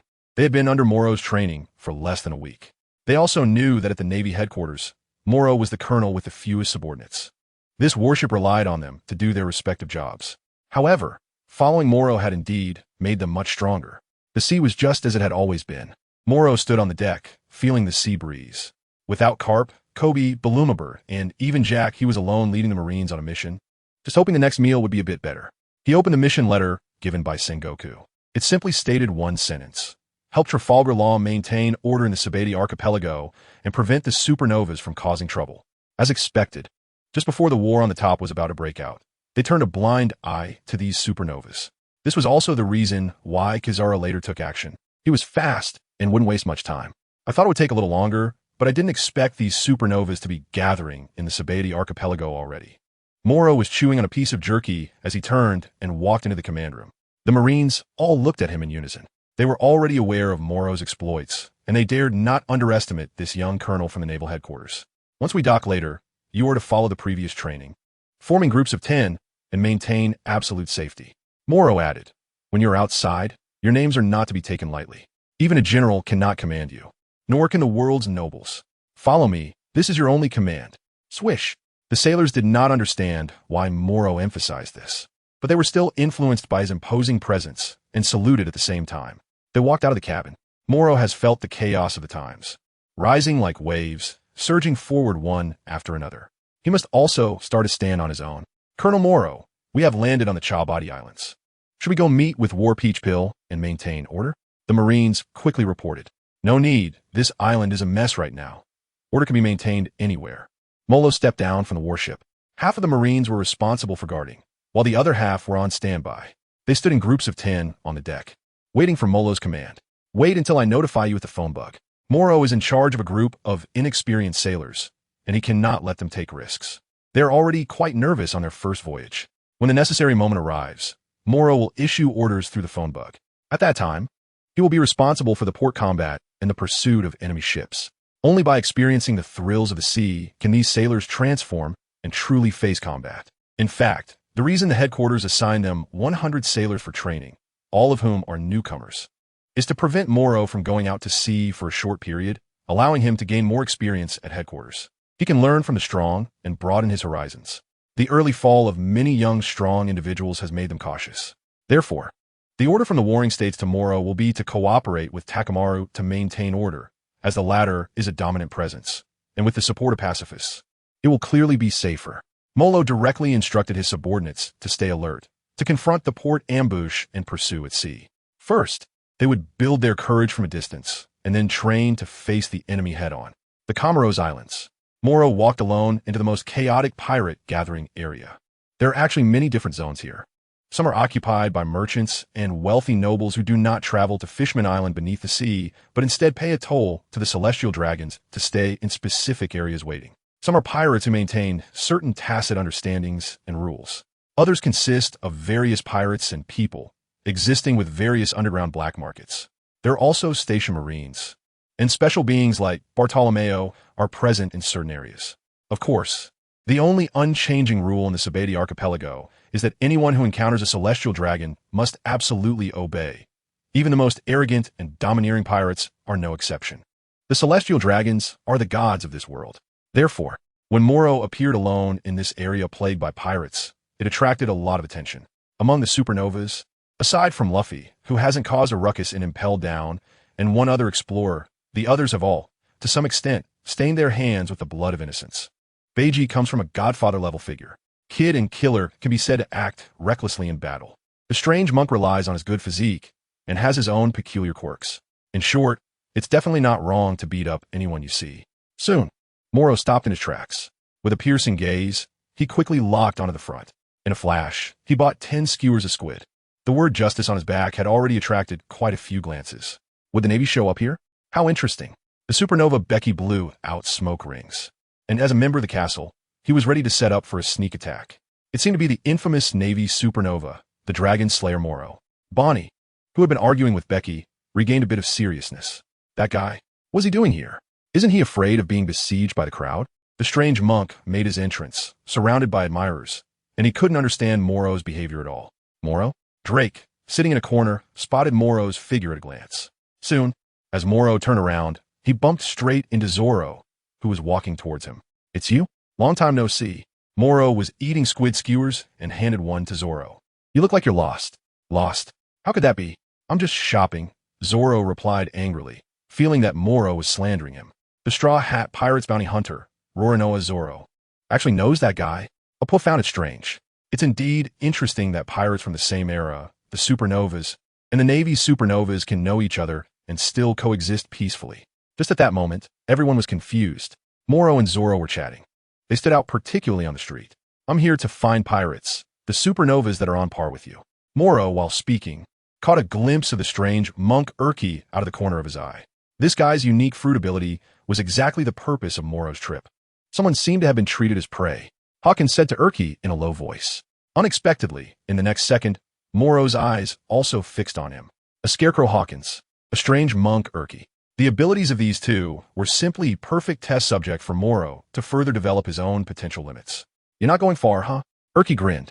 A supernova from the Navy dares to challenge the two of them, which undoubtedly seems like a contempt in the eyes of everyone. This guy is rumored to be a murderer. Any pirate that falls into his hands has no place to be buried. Uphold laughed at the misfortune and directly distanced himself. Just as everyone was chatting and laughing, a figure as bulky as a fat pig appeared in the sight of the crowd, surrounded by a large group of guards and slaves. He recklessly attacked passers-by and even threatened a girl.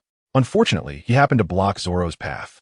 Just as he swung his knife, Morrow directly saved the bystander. The next moment, when Bonnie transformed into a little girl and pressed Zoro down, everyone thought they had escaped a disaster. There's no good outcome in provoking the celestial dragons in Sabaody Archipelago. Are you looking to throw your life away? That's a celestial dragon. Bonnie angrily said to Zoro. What about him? He turned around, but Morrow's figure had already disappeared from the ground. Instead, the girl who was supposed to be in danger was also nowhere to be found after being rescued. This nurse caught the attention of the celestial dragon Charlos, who wanted to take her away and even injured her boyfriend. Morrow directly saved the two of them when Zoro drew his sword. Whoosh! When the celestial dragons appeared, everyone knelt down and did not rise. Even those proud, fearless supernovas knelt on the ground. On a tower, this young couple was still thanking Morrow. No need to say more, just treat him first. You don't have to worry about being held accountable. After this, the Sabaody Archipelago will soon be in chaos. Stay here and don't go anywhere. I will take you away when the time comes. This island has no place for you anymore. Thank you. The couple expressed their gratitude, continuously bowing. Morrow directly helped the nurse up, allowing her to continue treating her boyfriend. He stood by the window, gripping his fist tightly. He witnessed the celestial dragon leave with his own eyes. At that moment, there was only silent anger. He wanted to refuse to kneel, but could only choose to leave in this direct manner. As for directly eliminating the celestial dragon, he couldn't do it due to his identity. Despicable. Morrow clenched his fists tightly to the point of drawing blood. The feeling of being unable to swallow this anger while having to endure it forced a cycle of resentment within him. Just at that moment of confusion, as he furiously stared at the celestial dragon leaving, he opened his eyes and a wave of calmness followed. The restrictions within him were also broken. Life returned? How ridiculous. Breaking through at such a time was truly infuriating. His anger surged, and at the moment he comprehended the return of life, his hair began to dance gracefully. Soon after, Morrow secretly sent the two onto the warship and returned to the port once again without a sound. This time, he changed into his usual clothes and wore a mask. The boy understood. Some things must be done by shedding the cloak and putting on a mask. Let us set off. For your justice. This plain outfit was undoubtedly a bit strange for Morrow. He rarely wore anything similar apart from that floral shirt. Today, even the floral shirt was replaced. Wearing this mask, after infiltrating the Sabaody Archipelago, he began to walk quickly toward the slave auction house. Some things simply cannot be suppressed. If there is no youthful spirit, what is there to call youth? The slave auction house. With the appearance of the celestial dragons, the atmosphere of the entire auction house reversed in an instant. Almost at the same time, Luffy threw a punch at the celestial dragon. The other two celestial dragons howled like mad dogs. Molo jumped up and delivered a direct punch that shattered the shield. This group of garbage believed that the air in the world was too polluted, so they chose to wear this special shield. Bang! Bang! Morrow's fist became faster and directly knocked the man among the celestial dragons flying. Stepping on his body, he stomped down with force. The astronaut spat out blood, nearly dying on the spot. By the time help arrived, he would likely have already passed away. Whoosh! Everything happened too quickly. Laugh-and Heart pirates and the officers of the Kid Pirates stood up in unison. The Straw Hat crew was even more surprised that someone would take action at such a time, especially since attacking alongside Luffy meant they would be hunted down. Who is this madman? Kid was stunned by the sudden intrusion of Morrow, looking puzzled. The masked figure seemed to be deliberately concealing his identity. Killer claimed not to remember seeing this mysterious person. On the contrary, Sanji and the others were in shock. Zoro suddenly recalled something. When he escaped with Bonnie by faking his death, Morrow also disappeared. At that time, the celestial dragons were shouting to find that pair of young lovers. Now it seemed that all the clues connected. Luffy was just about to speak foolishly. Nami directly covered his mouth. Luffy, don't say a word. This scene was truly shocking. Who would have thought that the one attacking the celestial dragons alongside Luffy would be a Navy officer? Others may not recognize Morrow, but the Straw Hat crew had encountered him in Water 7. However, they chose to keep silent immediately. Whoosh! At this critical moment, everyone was still recovering from their shock. Rayleigh had already unleashed his Conqueror's Haki, directly dominating the scene. Could that guy be the legendary man? Kid and Law were slightly taken aback. After Luffy and the mysterious person's attack on the Celestial Dragons, the appearance of the Dark King Rayleigh undoubtedly shocked them once again. Today's surprises were just too many. Celestial dragons, pirates, mysterious figures. It was truly an interesting scene. After saying this, Rayleigh glanced at Morrow. Morrow just glanced at them and slipped out of the slave auction site. As he was leaving, he brushed past Luffy. This time's debt is mine. I'll repay it later. Huh? Luffy looked at Morrow in confusion, but the latter had already turned into just a silhouette. Upon seeing this scene, Kid and Law's expressions slightly changed. Do you know the captain of the Straw Hats? His strength and speed are impressive. Wearing a mask, does he dislike showing his face like Killer? The battle was about to begin. The Celestial Dragon incident had stirred up a storm on Sabaody Archipelago. This also meant that Admiral Kizuru would arrive at the scene soon. A shadow passed through various corners. He didn't seem like a first-time visitor here, but rather was more familiar with the place. He quickly disappeared into the city. When he reappeared, it was on the very street where the Celestial Dragons were attacking civilians. He stepped out of the tower, removed his mask, changed his clothes, and donned a cloak of justice behind him. This was also a compromise. If he returned directly to the warship at this time, it would inevitably bring quite a bit of trouble, even exposing vulnerabilities. Only by disappearing on this street, and then reappearing could he reduce the clues left behind. More importantly, Morrow will participate in the upcoming battle to completely cut off the chain of clues. Letting out a breath of turbid air. Morrow couldn't help but mock himself. How far this road goes, how long the fist must hold out, I only understand this now, old man Garp. That's right. In this battle, Morrow seemingly upheld his own sense of justice, yet could only do so in the shadows. Why? Because he is too weak, and the power of the Celestial Dragons is too strong? He raised his head and looked at the surrounding supernova pirate crews and made up his mind. First, he must occupy a high position. The position of Admiral in the Navy can only be a transitional one, with the goal of becoming the Marshal of the headquarters, or even the Marshal of the World Army. Second, he must bring Vegapunk's technology, including the Pacifistas and the Seraphim, under his control. Third, he must be strong enough to ignore the power of any individual, including him. His ambitions are expanding. Morrow had never felt such a desire for absolute power and unparalleled authority as he did now. The Navy's supernova, the Dragon Slayer Morrow? A single phrase brought Morrow back to his senses.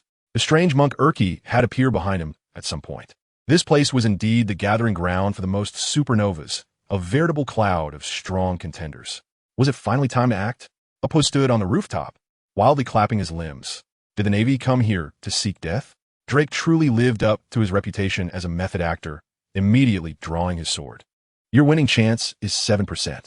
Hawkins glanced at his tarot cards, believing he had divined Morrow's fate. Throughout it all, Morrow remained silent.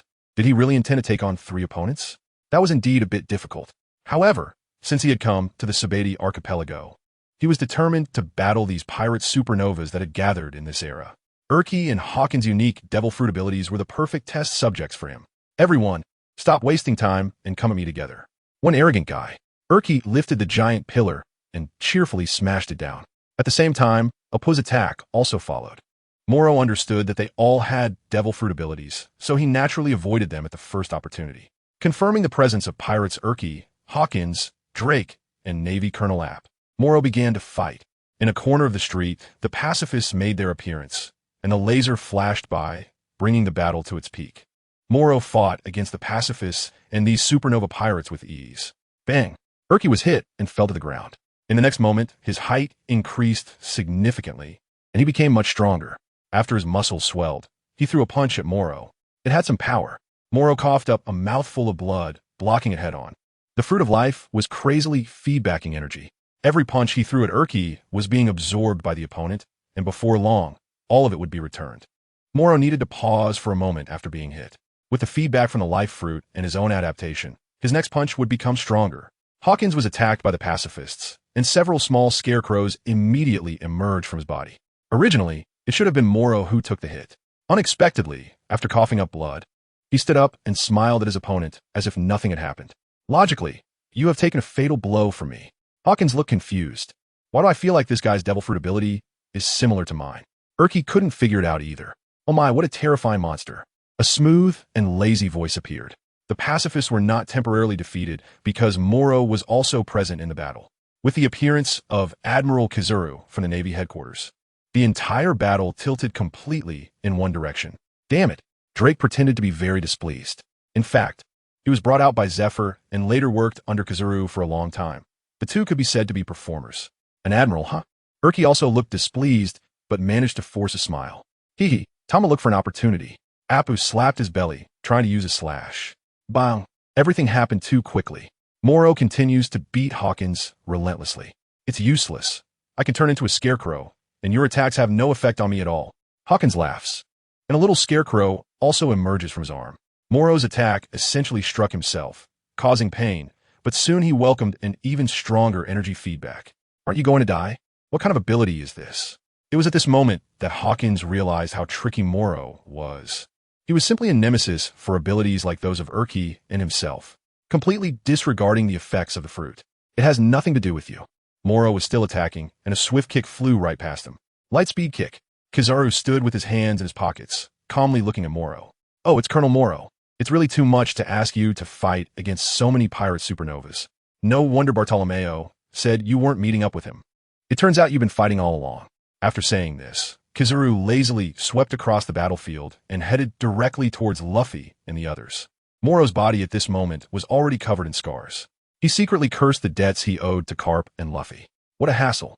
However, with the end of this battle, it also meant that Morrow had personally severed the clues to the mysterious person. His battles with Appo, Hawkins, and Urich had also resulted in numerous injuries. Scars kept falling off, and his body was restored to its original state. What a monster! You must have become stronger now. Urich laughed as he got up from the ground, clearly injured as well. I never want to see you again in this lifetime. Hawkins felt nothing but soreness in his back and waist. Drake even turned to leave directly. These captains were all holding back for their subordinates. Even Appo was attacking while fleeing. However, after this battle, it was very likely they wouldn't dare to be so reckless in front of the Admiral again. They would probably be much less bold. I am hungry.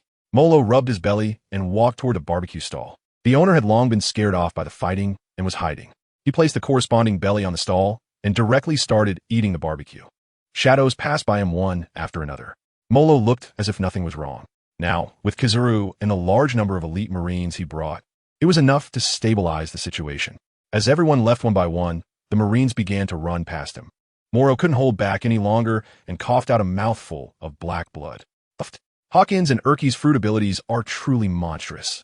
One transfers all attacks aimed at himself to the target of his ability, while the other accumulates all the damage he takes and reflects it back.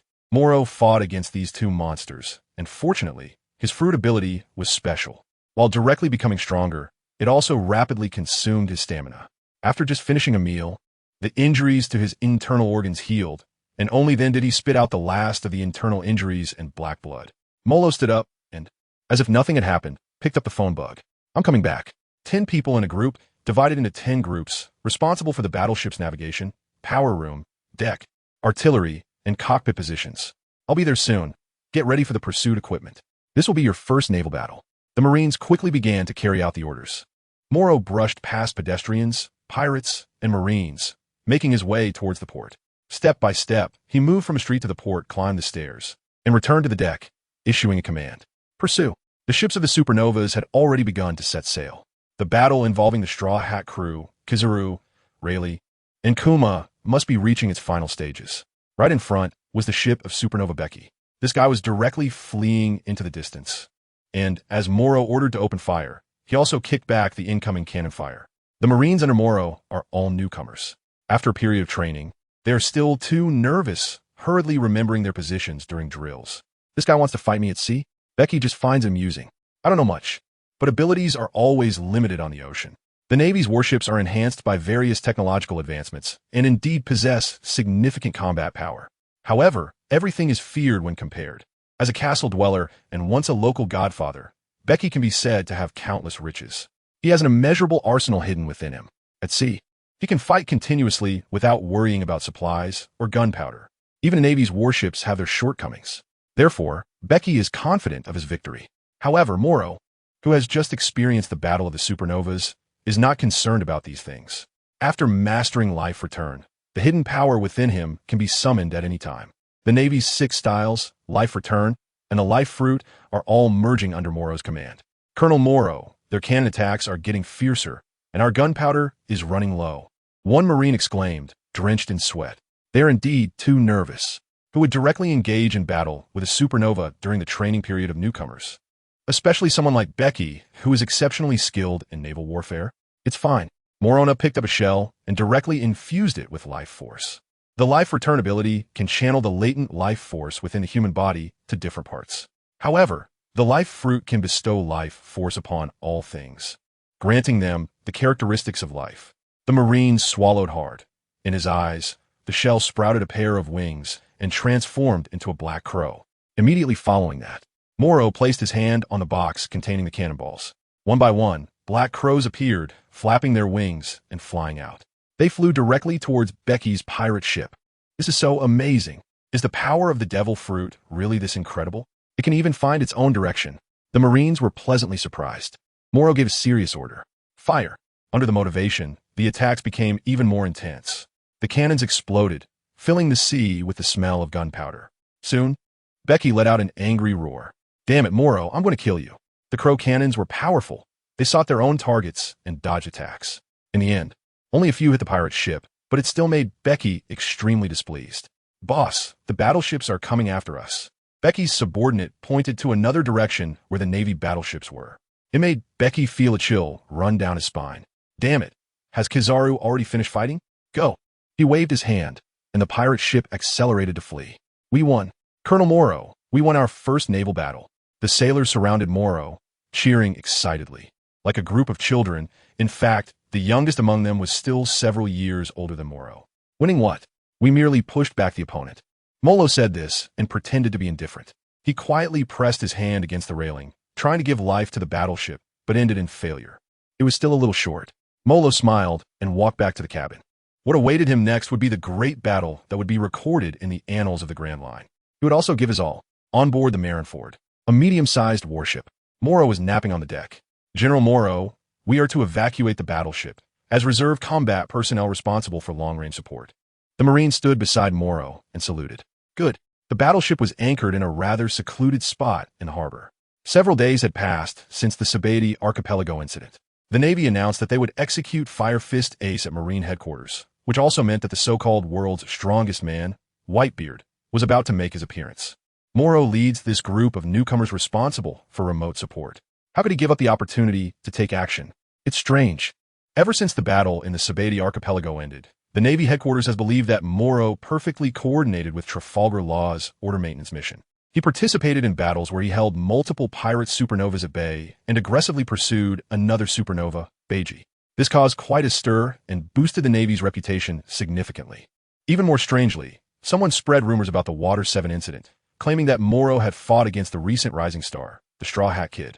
As a result, Molo is equivalent to having fought against half of the supernovas, making him the center of attention for a time. The outside world is buzzing with rumors, saying that the young generation of the Navy is full of hidden talents, with one supernova being able to take on 6 opponents.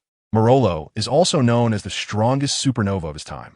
In response, the punks of the evil era naturally refused to accept this and even develop a desire to compare themselves. On the contrary, Morolo felt nothing about this. He knew that Sengoku was deliberately trying to intimidate him, wanting him to be at the forefront when the war broke out. His name was naturally known to many. Therefore, after making his decision, due to Morolo's significant contributions in the Sabeti Archipelago, he was specifically promoted to the rank of Rear Admiral in the Navy headquarters. This meant that Morolo had once again made a leap forward, moving closer to his goals. Unfortunately, during this time, as a Rear Admiral, Morolo repeatedly submitted intelligence analyses to Sengoku, believing that someone would definitely make a move against Impel Down. However, Sengoku categorically rejected each one, insisting that it was an impregnable fortress, and once the gates were closed, no one would be able to escape. Aside from the Golden Lion, it was a forbidden area where even birds couldn't fly out. Moreover, Morolo's belief that Blackbeard would betray them was also not acknowledged. In fact, Morrow directly leaked the future plot, but as clever as the warring states, he denied this possibility. Right now, the truly important thing is the Marineford War. They are preparing to face the upcoming Whitebeard, Edward Newgate. In the eyes of everyone, Blackbeard is still not worth mentioning. Morrow stood up and sighed with a helpless smile. In this day and age, even as a brigadier general, he was still just a pawn. His title was still the first naval supernova of the extremely evil era, rather than a naval admiral with the highest combat power in the naval headquarters. It was acceptable to discuss things as a matter of face, but if he were to truly offer suggestions, he would indeed find no one interested. Finally, the last Marine disembarked from the warship. Morrow lay on the deck, witnessing seagulls flying across the sky. He took a deep breath. Slowly, standing up, he casually tossed out a bounty notice. A gentle breeze lifted it slightly. Looking at it from the front, it turned out to be a mysterious person with a bounty of 250 million berries for the first time. The guy on the bounty notice wore a mask and casual clothes. His disheveled hair floated, each strand infused with the power of life. He was the notorious criminal who had assassinated a celestial dragon in the Sabaody archipelago, known as Fury of the Common Man. Indeed, this person was Morrow in disguise. He leaped from the warship and strode towards the edge of the Marineford battlefield to meet up with his subordinates. Brigadier General Morrow of the Marine headquarters looked up at the sky. A smile gradually appeared on his cheeks. Sitting on those 3 seats, then standing on that execution platform. And after that, I will tread upon the 5 elders of the Red Earth continent and the empty throne of Mariewa. The young man murmured to himself. He glanced back, and it was the whole world. Swish! The moment everyone was on high alert. Just when the whole world was focused on this scene, thinking that the Whitebeard pirates wouldn't dare to take risks alone, a massive ship burst through the sea like a whale. The old man with the headscarf made his entrance. Smiling broadly as he announced he was coming to save his son, the scene erupted, and the strong ones looked over. Crack! The sea roiled, shattered into pieces. The earth shook and trembled, and many began to feel fear. Morrow looked around, and his subordinates began to feel fearful. A nearly 20-year-old Marine, who was several years older than him but noticeably smaller in stature, grabbed his arm and nervously said, "Brigadier General Morrow, can we win?" As they spoke, they saw the seawater transform into enormous waves, heading straight for Marineford. Once engulfed, it would mean that Marineford, almost at the center of the world, would be directly submerged. Is this the power of the world's strongest man? It's terrifying. I feel the ground shaking. Damn, my heart is racing faster and faster. The Marines were somewhat panicked. It was also because they were special, all being part of Morrow's unique unit. The others were elite Marines from various places, with countless strong officers gathering here. However, there were also those who were directly frightened by the grand scene. It is well known that there is a huge gap between the 4 seas and the Grand Line. In the New World, the elites from different places naturally have disparities in experience and combat power. But no matter where they are from, great figures have emerged at various times. Birth is merely a starting point. The future is a result of one's talent and effort. What is there to be afraid of? Everyone, activate the land defense formation, with 30 people in each group, divided into 3 groups. The remaining 10 will be responsible for maintaining the gaps between groups. Your task in this battle is to create a comprehensive, all-encompassing defense without any blind spots. After Morrow issued the order, the Marines under his command quickly formed 3 defensive formations in concentric circles. From the outside to the inside, there were defense shields, long knives, and muskets. Brigadier Morrow, are you going to participate in the battle? Of course. Morrow didn't hesitate at all and stepped towards the center of the battlefield. This battle almost began around the execution platform. The Ice Age, Haki made his move, instantly freezing the towering waves. The Marines felt a sense of relief in an instant. Even the pirates' ships were frozen on the surface of the sea, and they felt a glimmer of hope for victory. Only Morrow knew that a series of chaotic battles would follow. These guys had no intention of backing down. As monsters who had emerged from the flames and mountains of knives, they had long since put life and death aside. He strode into the center of the battlefield. The justice behind him had never felt such a heavy sense of oppression. His tightly clenched fists surged with power. Having experienced multiple battles in Water 7 and the Sabaody archipelago, Mo Luo has not only comprehended the return of life, but has also undergone a transformation in strength, approaching his own limits. The war at the top. Bang! Morrow punched a pirate flying, and then charged out again. A high wall appeared, blocking the pirate's path. Just before his departure, Little Oars created the final flaw and sent the Moby Dick into the battlefield. Damn it! Molo's gaze was intense. He knew what was about to happen. The battle had been going on for a while. With every breath, he could feel the energy within him ebbing away. Whoosh! In an instant, a naval warship descended from the sky, accompanied by hundreds of pirates. Morrow knew that the battle had just begun. With the addition of former warlords of the sea, the pirate Jinbei, and Crocodile, as well as the involvement of Ivankov and others, the war had once again shown a brief shift in momentum. Is it still like this? Morrow did not hesitate at all and directly went against the flow. Walking past Little Oz, alone, he headed towards the ice surface. Here at the execution platform were the 7 warlords of the sea, marine vice admirals, and even the 3 admirals. Instead of staying here, he preferred to go fight on the ice. There were still many strong fighters there. They were not very old, but held high positions. Several tall pirates immediately surrounded Morrow. He fought his way through with incredible speed and heavy punches, battling in the opposite direction. Gale foot, lotus, iron block, random walk, finger gun, great wind song, paper drawing, drawing paper, moonwalk. Morrow found himself surrounded by hundreds of powerful pirates under the command of Whitebeard, but he fought fiercely with his fists, fully committed to the battle. This guy is a Navy supernova, with high expectations placed on him. Is that right? Then killing him would be just perfect. Ha! The newborn calf is not afraid of tigers. More and more pirates appeared, and Morrow was on the battlefield atop the ice. He had clearly underestimated the number of Whitebeard pirates involved in this fight. In addition to the 600 men on his ship, there were also 43 pirate crews under his command. How arrogant these pirates are! As a knight, Doma stepped out from the crowd. Morrow recognized him, especially that monkey on his shoulder, which was too conspicuous. As the twin swords slashed toward him, Morrow countered directly with a gale kick. If they were ordinary pirates, it wouldn't be a problem. He had the Navy's 6 styles and life return to deal with them. But these pirate captains and their leaders were quite formidable, with impressive combat power. Damn it, I must break through here. Morrow wiped the blood from the corner of his mouth and stared straight ahead. His target was Diamond Jozu. The guy was digging ice blocks again, not knowing who he was going to smash. Boom! Just as the pirates were reveling in their success, Bartolomeo made his entrance with a large number of pacifists.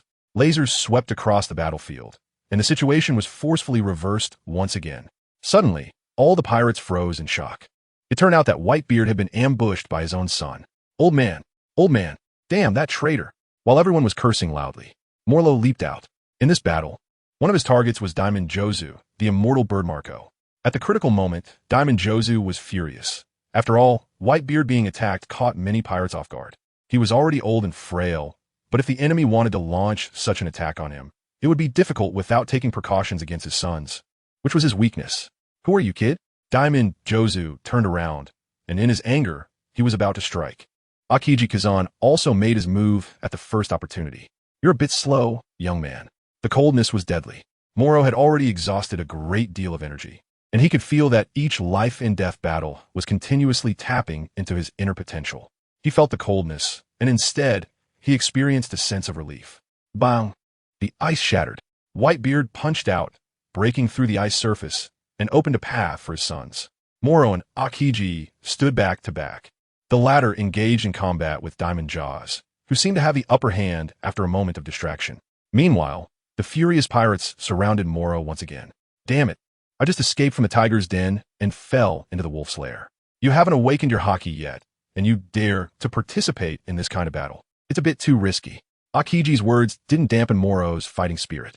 What about those Marines? Not everyone can use Haki. As Morrow spoke, he directly took out several alloy beads from his bosom. These were obtained from Sackley's alloy armor after the battle on Qianlong Island. After infusing life force into the alloy fragments, they transformed into spare alloy beads. At this moment, as Morrow infused life force into the alloy beads once again, they transformed back into elongated alloys and formed several alloy swords. Morrow pressed one hand on the ice block. The cold ice quickly melted into vitality, and a 5-meter-tall ice warrior stood up. More than a dozen alloy beads gathered into a long sword, which fell into his hand. A closer look revealed that this ice warrior bore an uncanny resemblance to Morrow's features. Charge out! Morrow suddenly disappeared from the spot, and in the next moment, a kick from Raijin struck the attacking knight, Doma. The combination of dual swords and the monkey made it particularly challenging for Morrow, especially with pirates surrounding them. Fortunately, they had the ice warrior as their backup. A good fruit ability. Perhaps one day you could create an ice giant to fight. Akiji said as he kicked out, an icy chill spreading. When he mentioned the ice giant, he seemed to recall a bit of the past, that giant admiral he had frozen to death, of course. That was in the past. That guy eventually became a traitor. That was also when his sense of justice first began to show. For some reason, Morrow always gave him a special feeling. "What is your full name?" Akiji said amidst the battle. "Morrow, what else? Do you think everyone's name needs a bunch of prefixes?" Morrow was already overwhelmed. Suddenly, another skilled swordsman appeared. The captain of the 15th squad, Fasa, wielded a flaming sword. The two of them, along with numerous pirate attacks, left Morrow deeply trapped. "Did you think Akiji could save you? Without Haki, little brat, it's better for you to return to your East Blue." The knight Doma held dual blades, and the monkey on his shoulder was grinning mischievously. Fasa spat out the cigar from his mouth, and flames once again blazed on the long sword. Morrow found that even iron blocks seemed inadequate in the face of overwhelming power. His attacks also appeared somewhat lacking in strength. The only asset he could rely on, his speed, was rendered insufficient under the onslaught of numerous pirates. Just then, Akiji temporarily left the battlefield, causing Diamond Jozu's arm to crack from a cold. However, Jozu didn't feel too worried about it. He directly used his devil fruit ability to create a diamond arm. It was valuable, but unfortunately, Morrow had no chance to acquire it. Akiji exhaled a breath of cold air, glanced at the battle near the execution platform, and chose to leave. Morrow was still caught in the chaos of battle, struggling to escape. He increasingly felt the gap between the sixth form of the Navy and Haki. No wonder Haki is said to be a technique, a symbol of the human body's potential reaching its limit. But for Haki, this is just the beginning. "Let me take over." The voice of Diamond Jozu emerged. The small brigadier, General Morrow, looked up at this powerful opponent he had never encountered before. Next, he would fight 3 against 1, truly a desperate battle. 2 captains and 1 captain of a pirate crew, surrounded by hundreds of pirates, leaving no way out. Morrow glanced at the grand scene. He blurted out a question. "What should we eat after the war?" "The Navy kid, do you know my name?" Diamond Jaws walked toward Morrow with big strides. The boy was already surrounded with no way out. Diamond Jaws, a notorious pirate in the New World, had followed Whitebeard Newgate on adventures decades ago and had encountered many legendary pirates, and back then, I wasn't even born yet. Morrow smiled and said. He clenched his fists and looked around. Everywhere were pirates. Damn, he had stumbled into a den of thieves. Well, that's fine. He could at least die knowing the truth. Ding! Diamond Jaws, the cavalryman Doma, and Fasa simultaneously hardened their Haki, applying it to their fists and blades. This kid would have no place to be buried. The Navy supernovas were truly thunderous. Once he died, the Navy would probably regret it afterward. The sea has always been cruel. He probably thought that his past adventures of playing house were about punishing evil and promoting good. The children's mocking laughter accompanied the bullets flying in. Morrow sidestepped to avoid it. Domar immediately swung his twin blades at Morrow's back. With all his strength, Morrow executed a swift dodge and moved behind him. Just as he was about to attack, Fasa came at him wielding a flaming blade. There was no way to avoid it.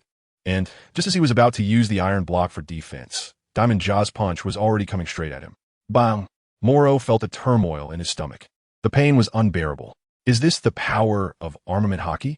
The already powerful Diamond Jaws, combined with his armament Haki, undoubtedly dealt a strong blow to Morrow. Damn! This version update came a bit too fast. With a resentful remark, before he could finish speaking, he had to seriously focus on what was ahead. Are you relaxing? Marine! Charge! This time, Jaws charged directly at him, causing Morrow to spit out blood. Compared to Hawkins' damage substitution and the causality rebound from the Monk Urki, the direct force from Jaws was enough to create a suppression, not to mention the armament Haki. The combination of strength and Haki suppression left Morrow with no advantage at all. The cavalry, including Doma and Fasa, quickly passed by Morrow, the pirates once again showing their strength. They were indeed in a downturn, but don't forget, the Straw Hat Kid is making progress, and the world's strongest man, Whitebeard, has not completely fallen. Their captains are still fighting. This is over a dozen captains under the Whitebeard pirates, along with more than 40 pirate crews joining forces. Do you still have a strength to stand up? Without Haki, you don't even have the qualification to stand in front of me. Jaws approached, towering over Morrow. His physique, strength, Haki, and devil fruit abilities made him indeed weaker in front of Admiral Akiji. But in front of Morrow, he held an overwhelming advantage. You were just a Commodore, right? Only the Navy headquarters lieutenant commanders and commanders can master Haki. You lack this power, so how could they possibly grant you that qualification? Jaws wasn't mocking. He was merely stating the facts. Nothing could block it. Molo stood up, feeling as if he was about to fall apart. Just now, a punch from Jaws and a collision had given him the illusion that he might be finished. Keep training hard, young Marine. Jaws no longer had the time to spar with Molo. What he needed to do was join this brutal war and carve out a path to survival for his brothers. No. Morrow stood up, his gaze fixed intensely on Jaws' back. You will die. This is war, not child's play. Jaws turned around, and the moment he saw the look in Morrow's eyes, he understood. A fool like that was almost certain to die. He was too naive, looking just like an idiot. Throughout the sea, there had been countless fools. They either survived through strength and luck, becoming powerful rulers, or sank to the bottom of the sea, filled with regrets. I absolutely cannot allow it. I'm a Navy. How can I let a pirate like you pass? Morrow gritted his teeth, feeling that the powerful damage seemed to last longer than a regular attack, causing blood to still trickle from the corner of his mouth. The fruit of life was also feedbacking a large amount of energy. One punch, a punch with all my strength, will make you unable to stand up again. Josu's footsteps echoed in Morrow's ears, and he felt a buzzing sound nearby. For the first time, he faced an opponent with such a huge gap. He almost forgot. Diamond Josu, after all, is under the command of the Yonko Whitebeard, and in terms of positioning, he is equivalent to one of the disaster of the Beast Pirates. To fight against such an existence requires the readiness to face death. It can be said that he is a being above a Navy colonel and below an admiral. The awareness from all aspects gave him a feeling as if he was peering into an abyss. If just a captain is like this, then what about Whitebeard himself? What about the other emperors of the sea at their peak? Besides the strongest man, there are also the strongest creature, the Iron Balloon, and red-haired. Above Fleet Admiral Sengoku, there is also the commander of the world government's army, Steel Bone Kong. How strong are the five elders? Mo Luo's mind was filled with the shadows of strong warriors. It seemed he had no time to wait any longer. Right now, fighting was his only choice. If he didn't become stronger, he would just fade into the crowd. Gale steps, chaotic wind slash. Morrow exerted all his strength to deliver slash. Jaws stood still, a faint diamond-like appearance emerging on his surface. Immediately after, he ignored all attacks and headed straight for the core of the battlefield. Was it useless? Morrow swallowed a mouthful of saliva, not out of fear, but from thirst after physical exhaustion. So what about this move? Navy 6 Styles, secret technique. Spear of Life. After mastering the return of life, Morrow developed his own ultimate technique through countless battles. Unlike Rob Lucci, the essence of this move lies in channeling all the power of the return of life into his fingertips. At the moment of attack, it unleashes an even more powerful force. It's equivalent to a more intense attack erupting from his fingertips upon hitting the enemy. Bang! This time, as Morrow dodged to face Jaws, his arms seemed to leave behind afterimages. With each strike on Jaws, it was as if his arms transformed into weapons, with his fingertips serving as the point of explosion. Hey Bing, you are already dead. Jaws aimed to support and share the pressure on Whitebeard. A decisive move was already determined. At this moment, his armed color Haki enveloped his entire body, sustained by the resilience of his diamond physique. The power unleashed by Morrow's Spear of Life was completely blocked. I used both my fruit ability and Haki, and I won. Morrow grinned. At least it proved that his understanding of the Navy's 6 powers was far stronger than the full force attack of the Gale foot before. But I was still unscathed. Jaws' words brought Morrow back to reality once again. Shining charge. Crack. This intense pain was directly under acceleration, a powerful blow that fused strength and Haki.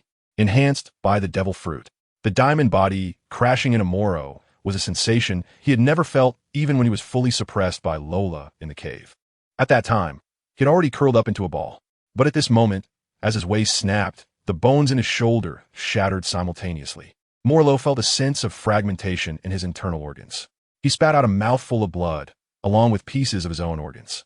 This was usually the scene when a villain was defeated. The young man flew directly off the ground, quickly falling back down and bouncing slightly before collapsing in place.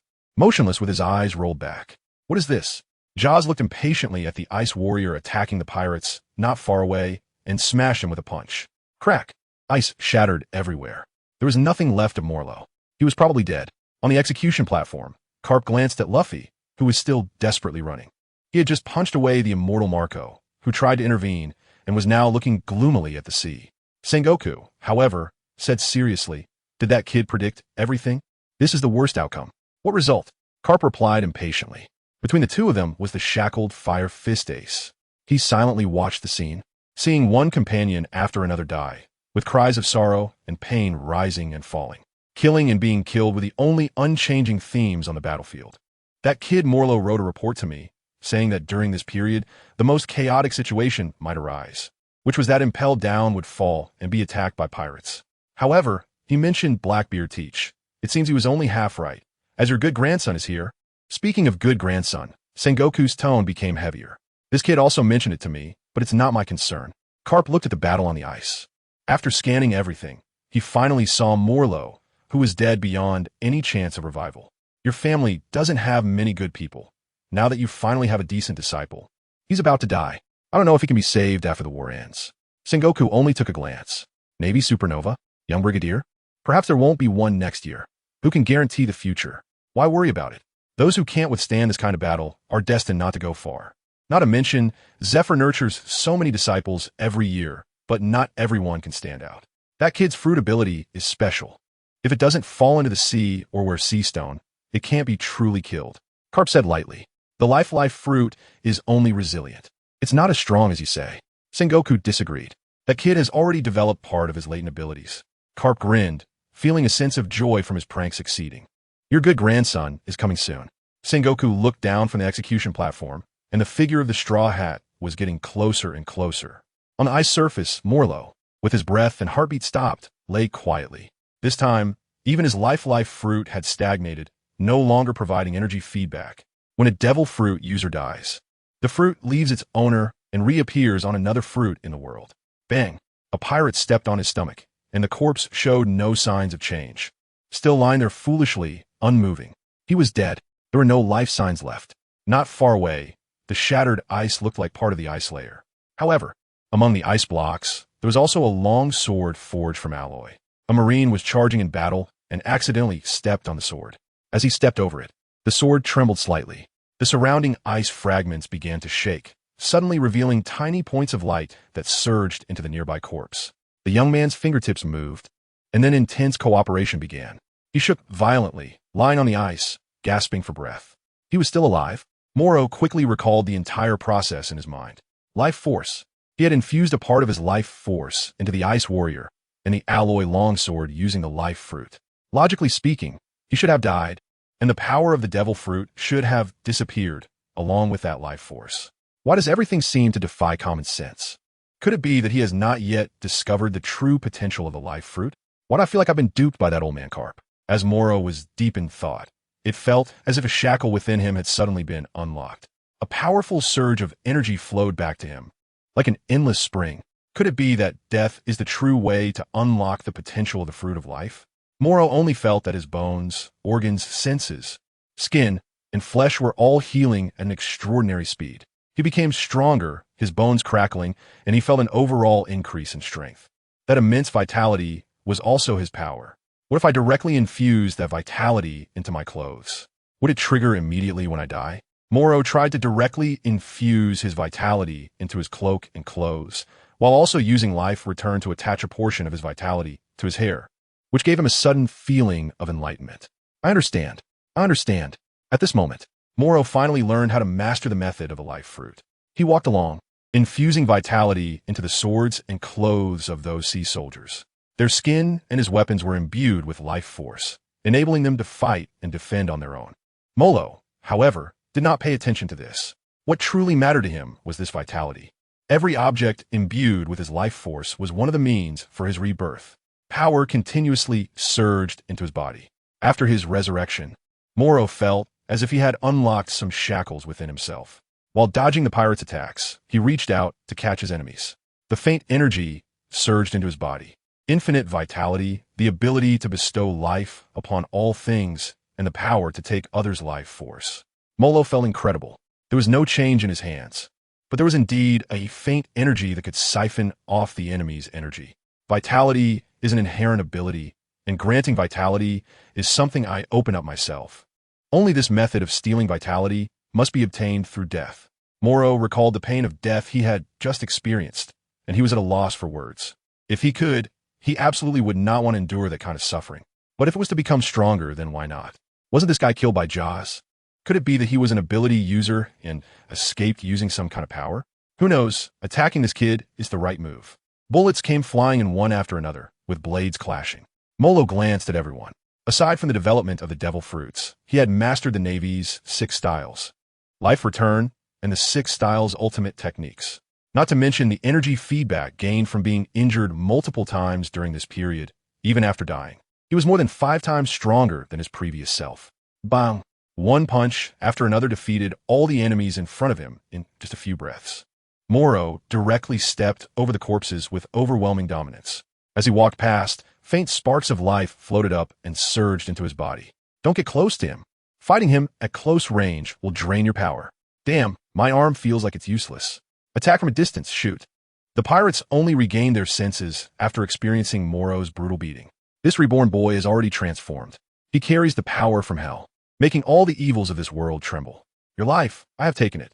Morrow threw aside a pirate who was attacking him from behind and seized their life force. With a swoosh, he leaped up, stepping over Little Oz. Morrow's footsteps did not stop, and Diamond Jozu had already vanished. The passage to the execution platform had also appeared. If he couldn't stop at this speed, he could only head towards that man. The world's strongest man, Whitebeard Newgate. A sea of fire appeared behind him. The young, strong pirates gathered, and what they ignited was the flame of hope. Once upon a time, Morrow was also thrilled by this scene. At this moment, as a Navy officer, he bore the weight of justice.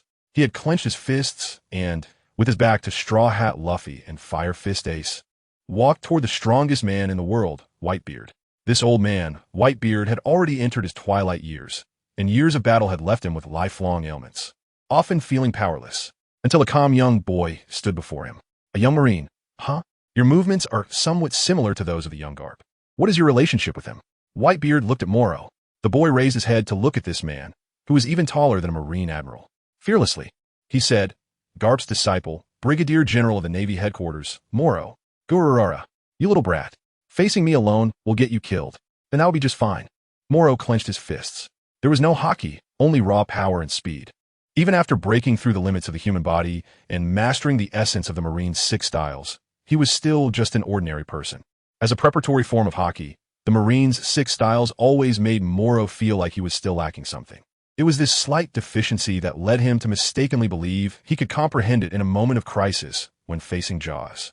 In the end, it resulted in failure.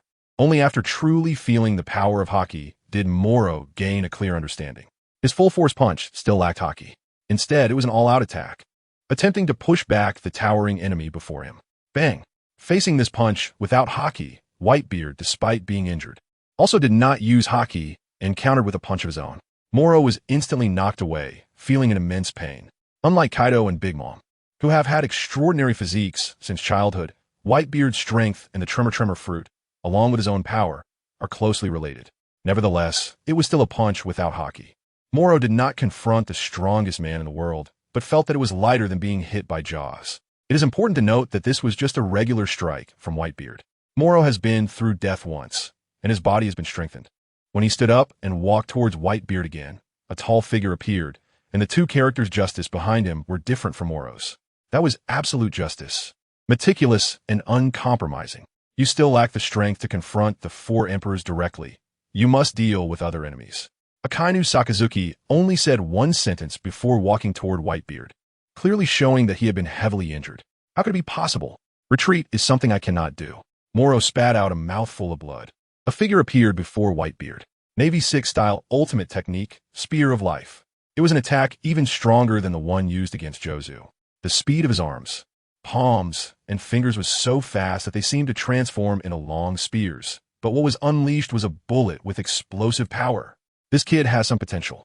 He's trying to push his power to the limit, aiming to develop his inner dominance. Whitebeard ignored Akainu, who was waiting nearby to strike. With Haki coating his hands, he respected Morrow's attack.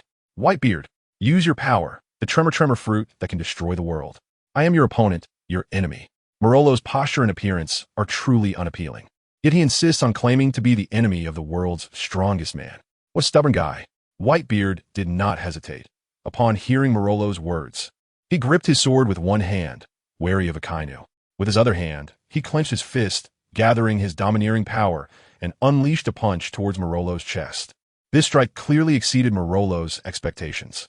He thought that after his rebirth, he could at least endure a bit. To his surprise, he felt a moment of excruciating pain throughout his body, and then the pain vanished. He was sent flying like a sandbag, directly crashing into the wall far away. Since the Marineford War, he has faced defeat in every battle. Morrow was defeated successively by Diamond Joe and Whitebeard Newgate. The stubborn kid, like a fool living in the old era, would not back down. Whitebeard smiled as he turned around, and at the moment he looked at Akainu, his expression changed as well. At this time, Straw Hat Luffy was running with Ace, trying to escape from danger. The entire Whitebeard pirates were providing cover, and everyone seemed to see hope. At this moment, the pirate world felt like a fairy tale. In the ruins, the boy's body fell from the wall, twisted into a mess, completely unrecognizable. The shock fruit and Whitebeard's Haki caused Morrow to die instantly the moment he fell apart. It can be said that the first punch still gave him a chance to feel the feedback energy. The second punch, without any hesitation, took his life. Without Haki, he was nothing. The boy, who died twice in a day, simply lay there. On the ice, some Marines opened fire at this moment, while others were attacked by pirates and slashed at their capes. After both offense and defense appeared, the life energy dwelling within transformed into dots of light, flying out of everyone's sight, rushing into the smoke of the ruins like stars in the sky. As always, Morrow gritted his teeth, seemingly still unable to recover from the pain he had just experienced.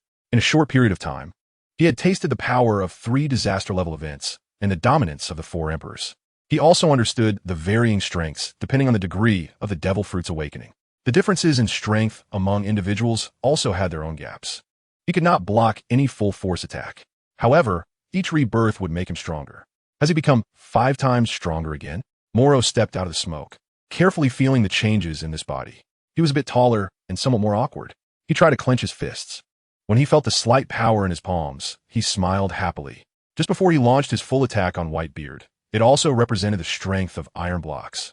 The slashes of Gale Foot, the critical strikes of Finger Gun, the speed of Shave, the suspension of Moonwalk, and the softening of Paper Drawing, all merged into one. Like a lock, it was completely fixed in place. Without a key, all the faint breaths in his body were infused together. As Whitebeard threw a punch, it was released. The lock of Morrow was also directly shattered. Navy 6 style, life return, ultimate technique, 2 deaths. The last trace of potential within the body was also dug out. The shackles were broken. Morrow felt the power he had always dreamed of. It was overwhelming, yet still very weak, unable even to harden with Haki. But just having this power was enough. After all, the 6 forms of the Navy are, on one hand, approaching the limits of the human body, and on the other hand, preparing for the use of Haki. The moment he awakened his Haki, Morrow naturally gained some mastery. Armament Haki hardening is similar to a block of iron, while long-range attacks are akin to finger guns. The armor of Conqueror's Haki can unleash attacks upon contact. Just like the Storm Leg, he awakened Armament Haki, and the methods and proficiency of its use were already deeply ingrained in him. Each rebirth makes me 5 times stronger, and awakening Haki also provides a certain boost. Stealing vitality can be enhanced with each rebirth as well. This is the power contained within the life fruit. It is also my power. Morrow clenched his fists, and all that could be heard was the sound of cracking. It was so powerful that thread-like armed color Haki. Beyond the smoke, the battlefield was fleeting. Akainu Sakazuki threw a punch, and the Buddha beads scattered all over the ground. The fiery youth was burned by molten lava. The Straw Hat Kid opened his mouth wide, rolling his eyes back. Bang! Not far away, Garp was directly pinned to the ground by Sengoku. Morrow witnessed this entire scene. At the same time, he saw the battle in the distance. The pirates turned back, their faces filled with despair. The originally smiling Whitebeard also seemed to feel a sense of defeat, as if he had nothing left. But in an instant, he made up his mind to face death. Further away, on the ice, the battle continued. Marines and pirates clashed. We won. Fire Fist Ace is dead. Ha ha ha, fight! Chase these pirates. The battle on the top is ours. The Marines were filled with confidence, unstoppable in their advance. Morrow felt that familiar anger, the same aura he had experienced on Thousand Dragon Island. He clenched his fists, confirming that he was still alive. Even though he had watched it countless times in comics and animations, he still felt an instinctive sweetness in his throat, the taste of blood. His brain buzzed. Morrow tried to move his feet, forcing himself to get moving. Soon, the sounds around him returned to normal. He witnessed the tragedy unfold right before his eyes. The battle was still ongoing, an unending fight. However, he would never be as foolish as KB to try to stop it. He wanted to fight, to defeat the enemy, to kill the villains, until he passed by Port Gas D, Ace's fallen body. In the distance, he saw the furious Garp and the utterly despairing Luffy. Each scene became increasingly uncomfortable in his heart. He owed a debt to the two of them, but this was justice. Should he just walk past? Ignore everything before him? Morrow was filled with hesitation. Is there really a miraculous medicine in this world that can heal the internal organs that have been burned? Impossible. The surgery fruit can only cut open various parts and supply blood regardless of distance. But it is not absolutely without power to achieve this, unless it is a power that can transform decay into wonder, even at the cost of one's life. That is Morrow, his life fruit. Morrow reached out his hand, and amidst the chaos, a faint light appeared in his palm, which then dripped onto Ace's back. It seemed calm on the surface, but in reality, a subtle green light emerged at the place where his insides were being burned and destroyed, breaking apart the blood clots. Morrow walked quietly past the corpse of Fire Fist Ace. The pirates approached him, unaware of what had happened. In the distance, Whitebeard roared in anger, continuously attacking. Marineford trembled. As Morrow's fist moved, he began his attack again, until a tall figure brushed past him. "You little brat, what did you do?" Garp was surprisingly the only one who knew about what had just happened. "You saved my life, and I'm returning the favor." Morrow's face was pale. Clearly, he had directly given a part of his life force. "I don't like to owe favors." "You brat, you are a Navy." Garp abruptly pulled Morrow up. This secret was known only to the two of them, but the anger was unspoken. "I know that after the Marineford War ends, I will personally hunt down the remnants of Whitebeard to the ends of the earth, and I will not let Fire Fist Ace have any chance to commit evil again." There was a hint of determination in Morrow's eyes. "I still owe the Straw Hat Kid a favor, but ever since he walked out of Impel Down, he has become a notorious criminal. I will bring him to justice." Morrow's gaze grew increasingly cold. "You've changed. Idiot, where's your justice?" Garp threw Morrow to the ground. Morrow slowly stood up, his tone still calm. "The Whitebeard pirates have fallen, and the territory they once protected will be divided among the great pirates. Big Mom requires people to hand over their lifespans and souls. Kaido of the Beasts will likely turn that place into a weapons factory and a hell on earth. As for other great pirates, take Wang Ji from Rocky Port as an example. Ordinary people are in constant danger to their lives. Volgade. Ace has also taken action against pirates many times. I have checked the information, and he has not taken innocent lives, nor has he killed any Marines. Therefore, this is the only time I will save him, and I am repaying a favor to you." Morrow stood up, his lost vitality gradually returning. The life fruit was feeding him energy, making his steps increasingly powerful. Garp watched the boy's back. He knew this was the first time the boy had made a decision about his own sense of justice. "So Morrow, what is your justice?" Garp's question caused Morrow, who was in the battlefield, to pause for a moment. In the past, he didn't know, but from now on, he would pursue supreme justice. Supreme justice. Above him, no one could stand. This meant that from now on, Morrow would act according to his own judgment in matters of justice. In justice, he would never trust anyone or listen to anyone. Was he on the wrong path? Garp felt that Morrow was likely to go astray in this life. In a world dominated by the celestial dragons, many had already lost their way. He had witnessed one friend after another change and watched as his juniors each approached a crossroads. Sengoku's justice, which ruled the world, could never truly touch the red Earth continent. Zephyr, known as the non-killing admiral, ultimately failed to save his family from the very pirates he spared. Akainu's absolute justice appeared cold and still found no way to confront the celestial dragons and the Gorosei. Aokiji was forced to shift from burning justice to lazy justice. Helpless to change reality, Kizaru's ambiguous justice was just getting by, only acting when necessary. Even Garp himself bore the weight of justice, being called the Marine hero. He had long since become a legend. He chose not to be promoted to Admiral of the Marine headquarters to avoid obeying the celestial dragon's orders. Which of their justices was complete? With countless thoughts, Garp gazed at Morrow's figure, finally feeling a hint of emotion, reflecting on his life. He had witnessed his lifelong rival and friend, Roger, enter Impel Down, and he had acted discreetly to protect his offspring. That moment was not unlike Morrow's at this very moment. He too had once been fearless like Morrow, never feeling despair even on God Island. Supreme justice? Garp wanted to say something more, but he saw Morrow, who was originally moving away, suddenly turn and appear beside him. "Old man, enemies are coming." Blackbeard, not far away. Blackbeard and his crew were quickly surrounding Whitebeard. When the great treasure was once again declared by Whitebeard, Sengoku felt embarrassed and Garp clenched his fist. This battlefield seemed to have just begun. Morrow looked at this guy with even less fondness. The earth shook and the sky trembled. Blackbeard laughed heartily. causing Marineford to tremble once more. Ha ha ha, it's so powerful, this world-destroying force.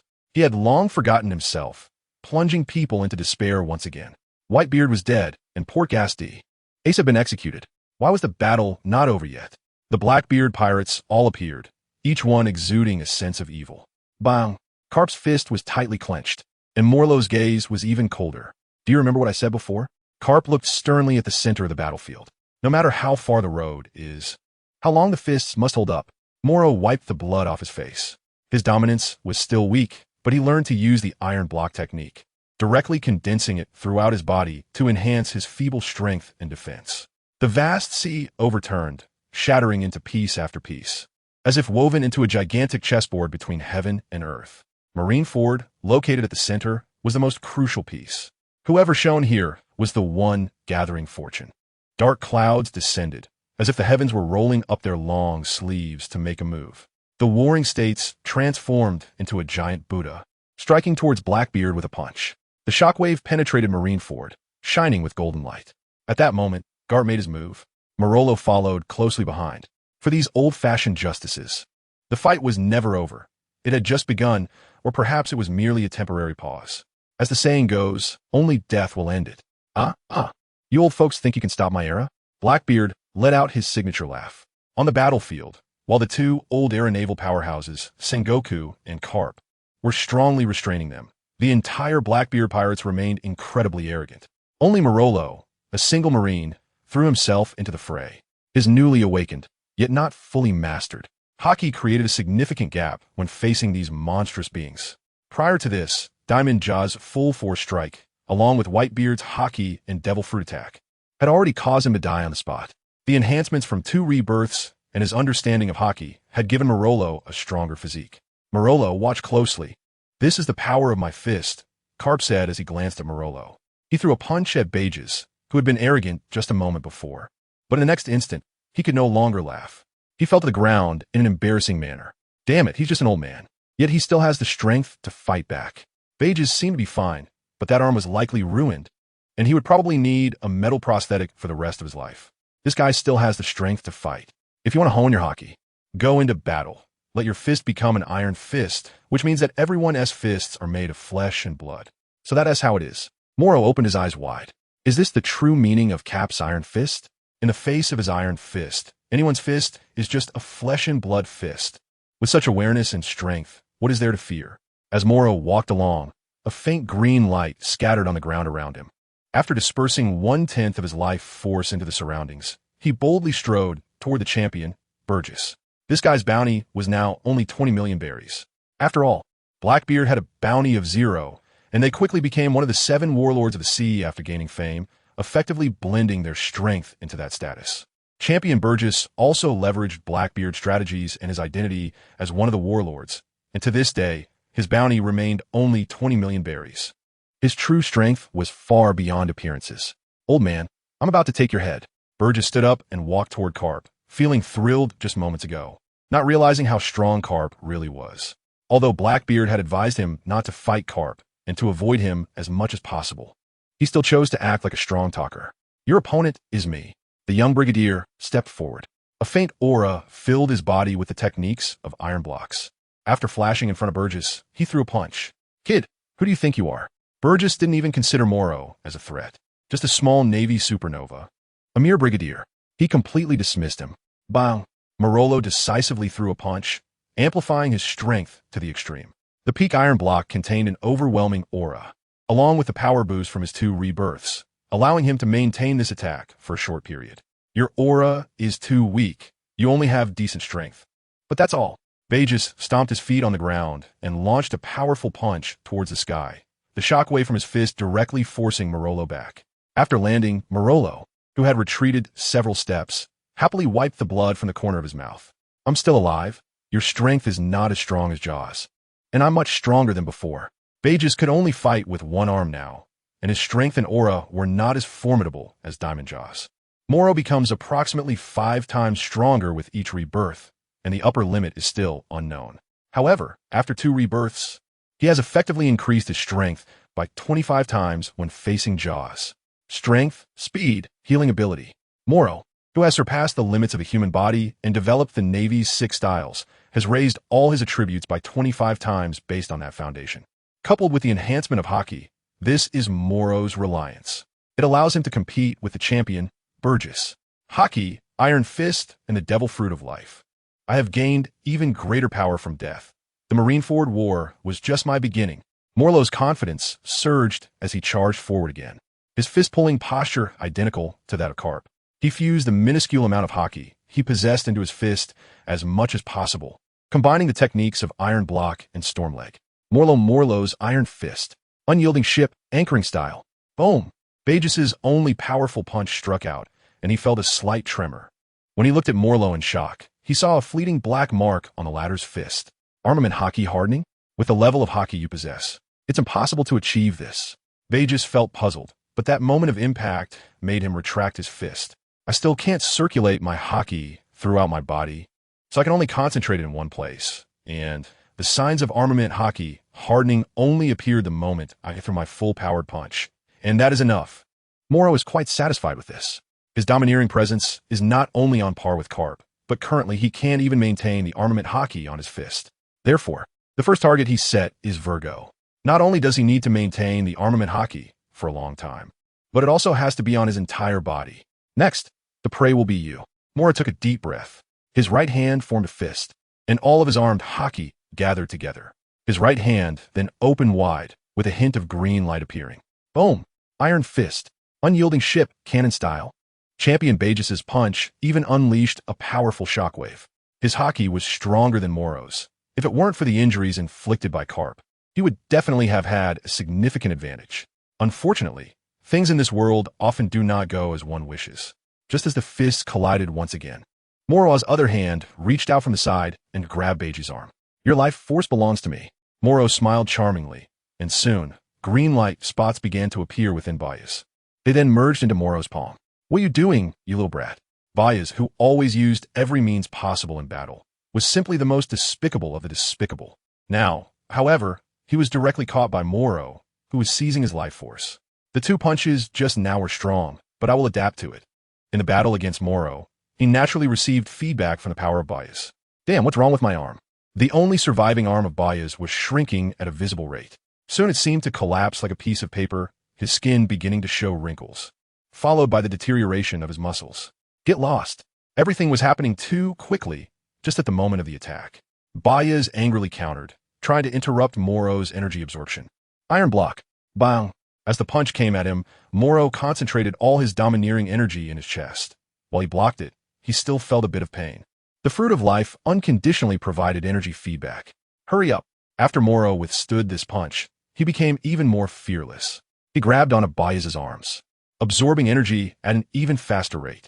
In just a breath, the area where he was caught began to collapse, as if his arm had broken. No, Bagis felt an unprecedented fear. No matter how he attacked, Morrow wouldn't let go. Moreover, his strength and dominance seemed to be weakening, while Morrow's face was becoming noticeably more vibrant. Indeed, after being reborn, my speed of absorbing life force has increased as well. Morrow took more than 10 punches, all of which he blocked. He stuck to Bagis like a piece of adhesive plaster. No matter how he attacked, he had to firmly grasp and siphon off life force. My hand! My hand! Bagis was filled with immense fear as he could feel his strength being drained away. Even more terrifying was that while Morrow was weaker in dominance, in terms of strength, endurance, and healing ability, he was not only not weaker, but seemed to be gradually surpassing him. This rate of becoming stronger was truly unfathomable. If you were strong enough, I would consider dying once to become stronger, but clearly, you're not qualified for that right now. Morrow's complexion has improved significantly. At the same time, Bagis can no longer attack with his fists and can only strike him repeatedly. However, with each attack and defense, Morrow becomes more adept at using armament Haki, and with the technique of Iron Block, he manages to block as much as possible. For the damage he can't block, he has to endure until the energy from the life fruit kicks in. The result is that Bagis' strength is diminishing while Morrow's is increasing. Faced with an opponent who completely surpasses his own strength, Morrow will fight to the death. If the enemy is in the state of Bagis, it is not enough to kill him. Then, he can use this method to become stronger. Are you insane? Am I the pirate, or are you the pirate? Bagis roared. This time his legs had no strength left to attack, and he could only charge forward. Bang! Morrow glanced and instantly disappeared, appearing behind Bias. The tall Bias fell to the ground. Why didn't you take it head on? Bias thought Morrow would continue to endure this spear. You used your last bit of strength. I might not be able to withstand it. This isn't you. I've changed, is it not allowed? Morrow looked at Bages coldly. Kid, if I hadn't been injured in the arm by Garp, do you think you'd have any chance? Bages thought this was unfair. Yes. He had never talked about fairness in the ring, but now he was being so brazen.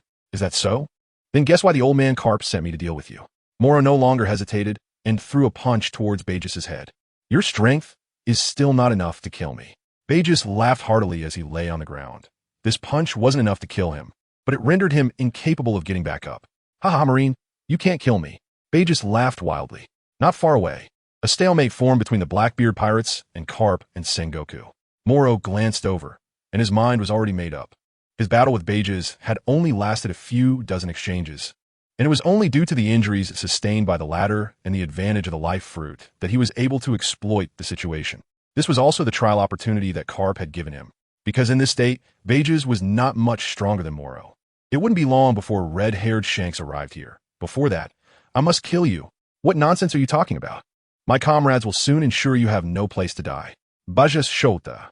Yes, there are many strong members in the Blackbeard Pirates, and if even one of them comes to support, he could be saved.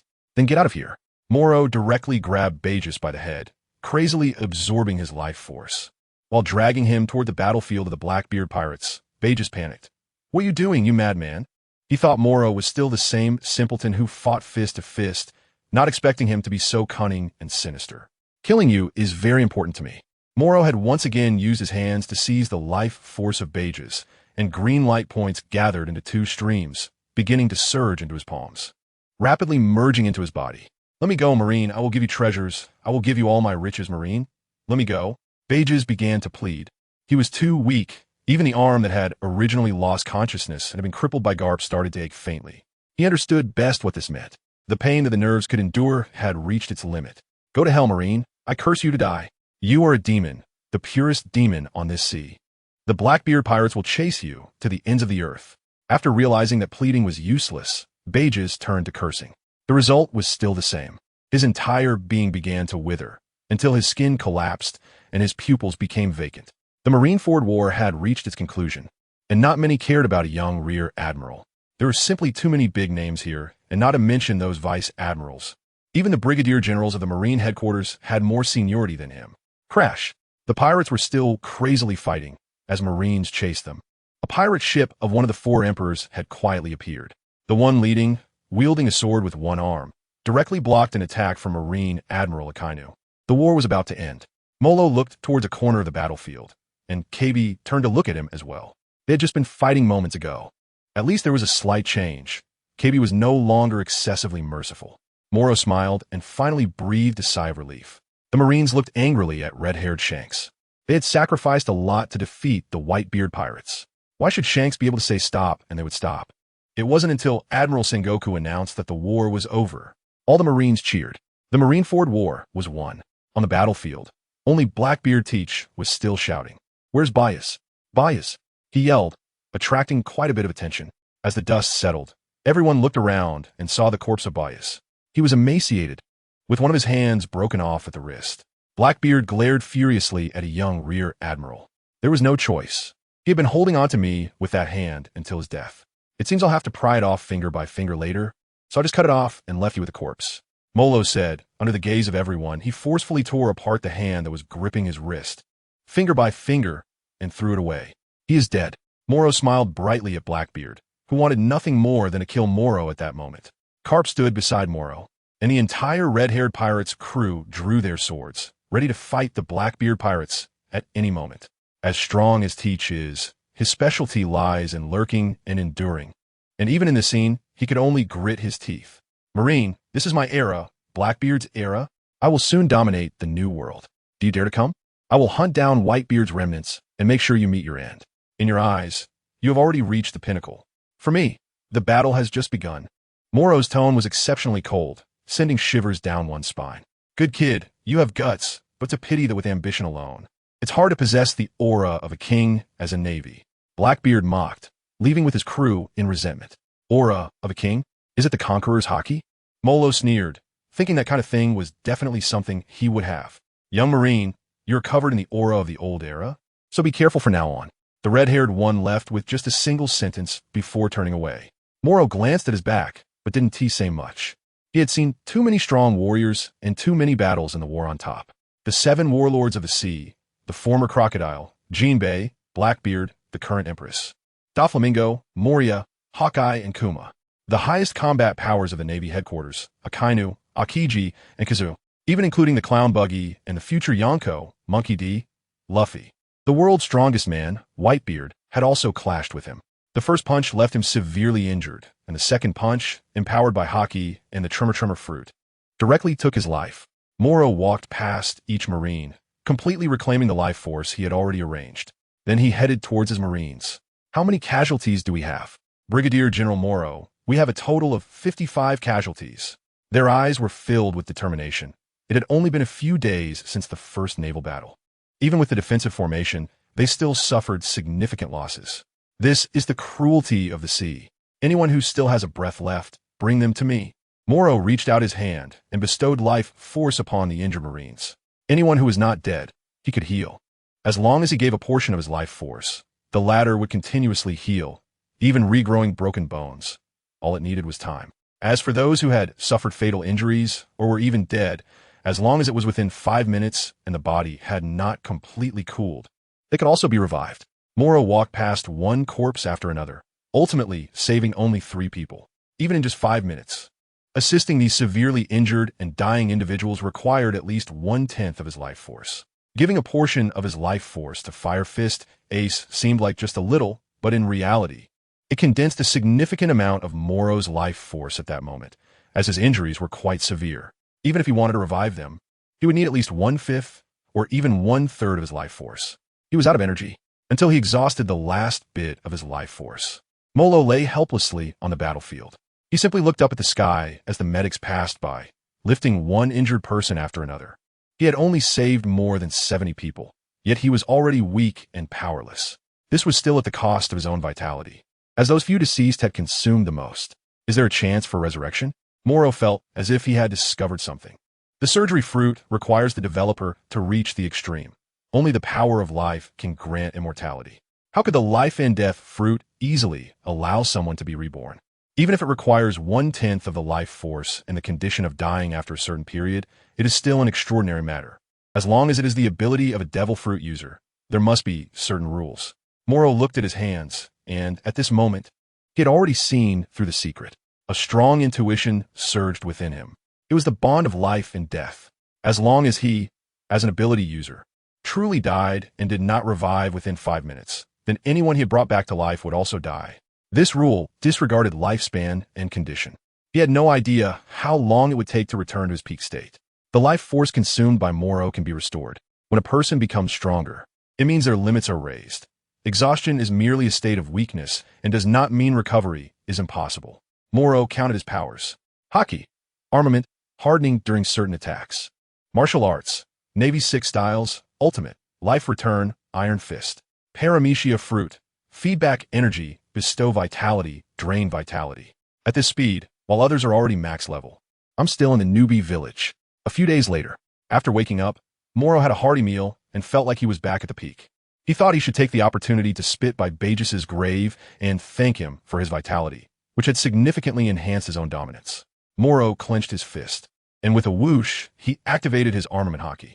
Siphoning vitality was indeed a quick way to become stronger. In the end, only about 80 of his subordinate Marines were left alive.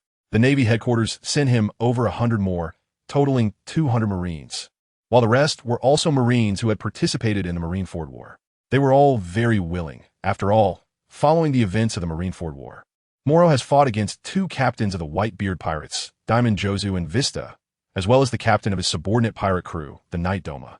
He has also faced Whitebeard Newgate directly. During the peak of the Blackbeard pirates' arrogance, he killed his crew member, Champion Burgess. This ultimately allowed Morrow to be promoted to the rank of Rear Admiral in the Navy headquarters. Unfortunately, he still only has 1 warship and a limited number of soldiers. It seems that the Navy headquarters does not intend to let him undertake overly dangerous missions. The more prominent one is, the more perilous it becomes. Now everyone knows that the Dragon Slayer Morrow, a Navy supernova, can bring fame and fortune to ordinary pirates if killed. The reputation of the Grand Line goes without saying. He has eliminated the Lola pirates and their affiliated forces and faced many notorious supernovas of the worst generation in the Sabaody archipelago. He shone brightly during the Marineford War, clashing with numerous powerful pirates and somehow surviving. In the eyes of many, such battles are enough for Morrow to have died 3 times in the Marineford War. He walked out of the cafeteria. Morrow's round belly started to feel uncomfortable. It is said that during this time, the Straw Hat Kid named Luffy visited Marineford accompanied by Rayleigh the Dark King and Jinbe the Sea Knight. At that time, Morrow was still sound asleep, having rested for several days while receiving nutrient solutions. Major Morrow, 200 Marines were already lined up at the port and on the warships. They knew there was a mission to set sail today. Morrow received a new task while having a meal. Did KB and the others leave as well? Morrow glanced at the sea, where the damaged Marineford was under repair. The powerful figures of the Navy had gone to various places to suppress the restless pirates. Whitebeard's statement that the great treasure truly exists has caused countless pirates to flock to it once again. Morrow's task is completely opposite. He is to escort the royal family? Let's set off to the Shamboudi Islands. Morrow is tasked with escorting 3 merchant ships to a place known as Dressrosa, for which he has been provided with the appropriate permanent pointers. Dressrosa, known for its fiery enthusiasm, certainly attracts those merchants and others eager to join in the fun. However, it is currently a tumultuous time at sea, yet they still think about indulging in food, drink, and entertainment. Morrow secretly cursed but still chose to set off, because he knew a saying, when outside, the Emperor's orders are not to be obeyed. The Shamboudi Archipelago. Morrow considered it a return to familiar territory.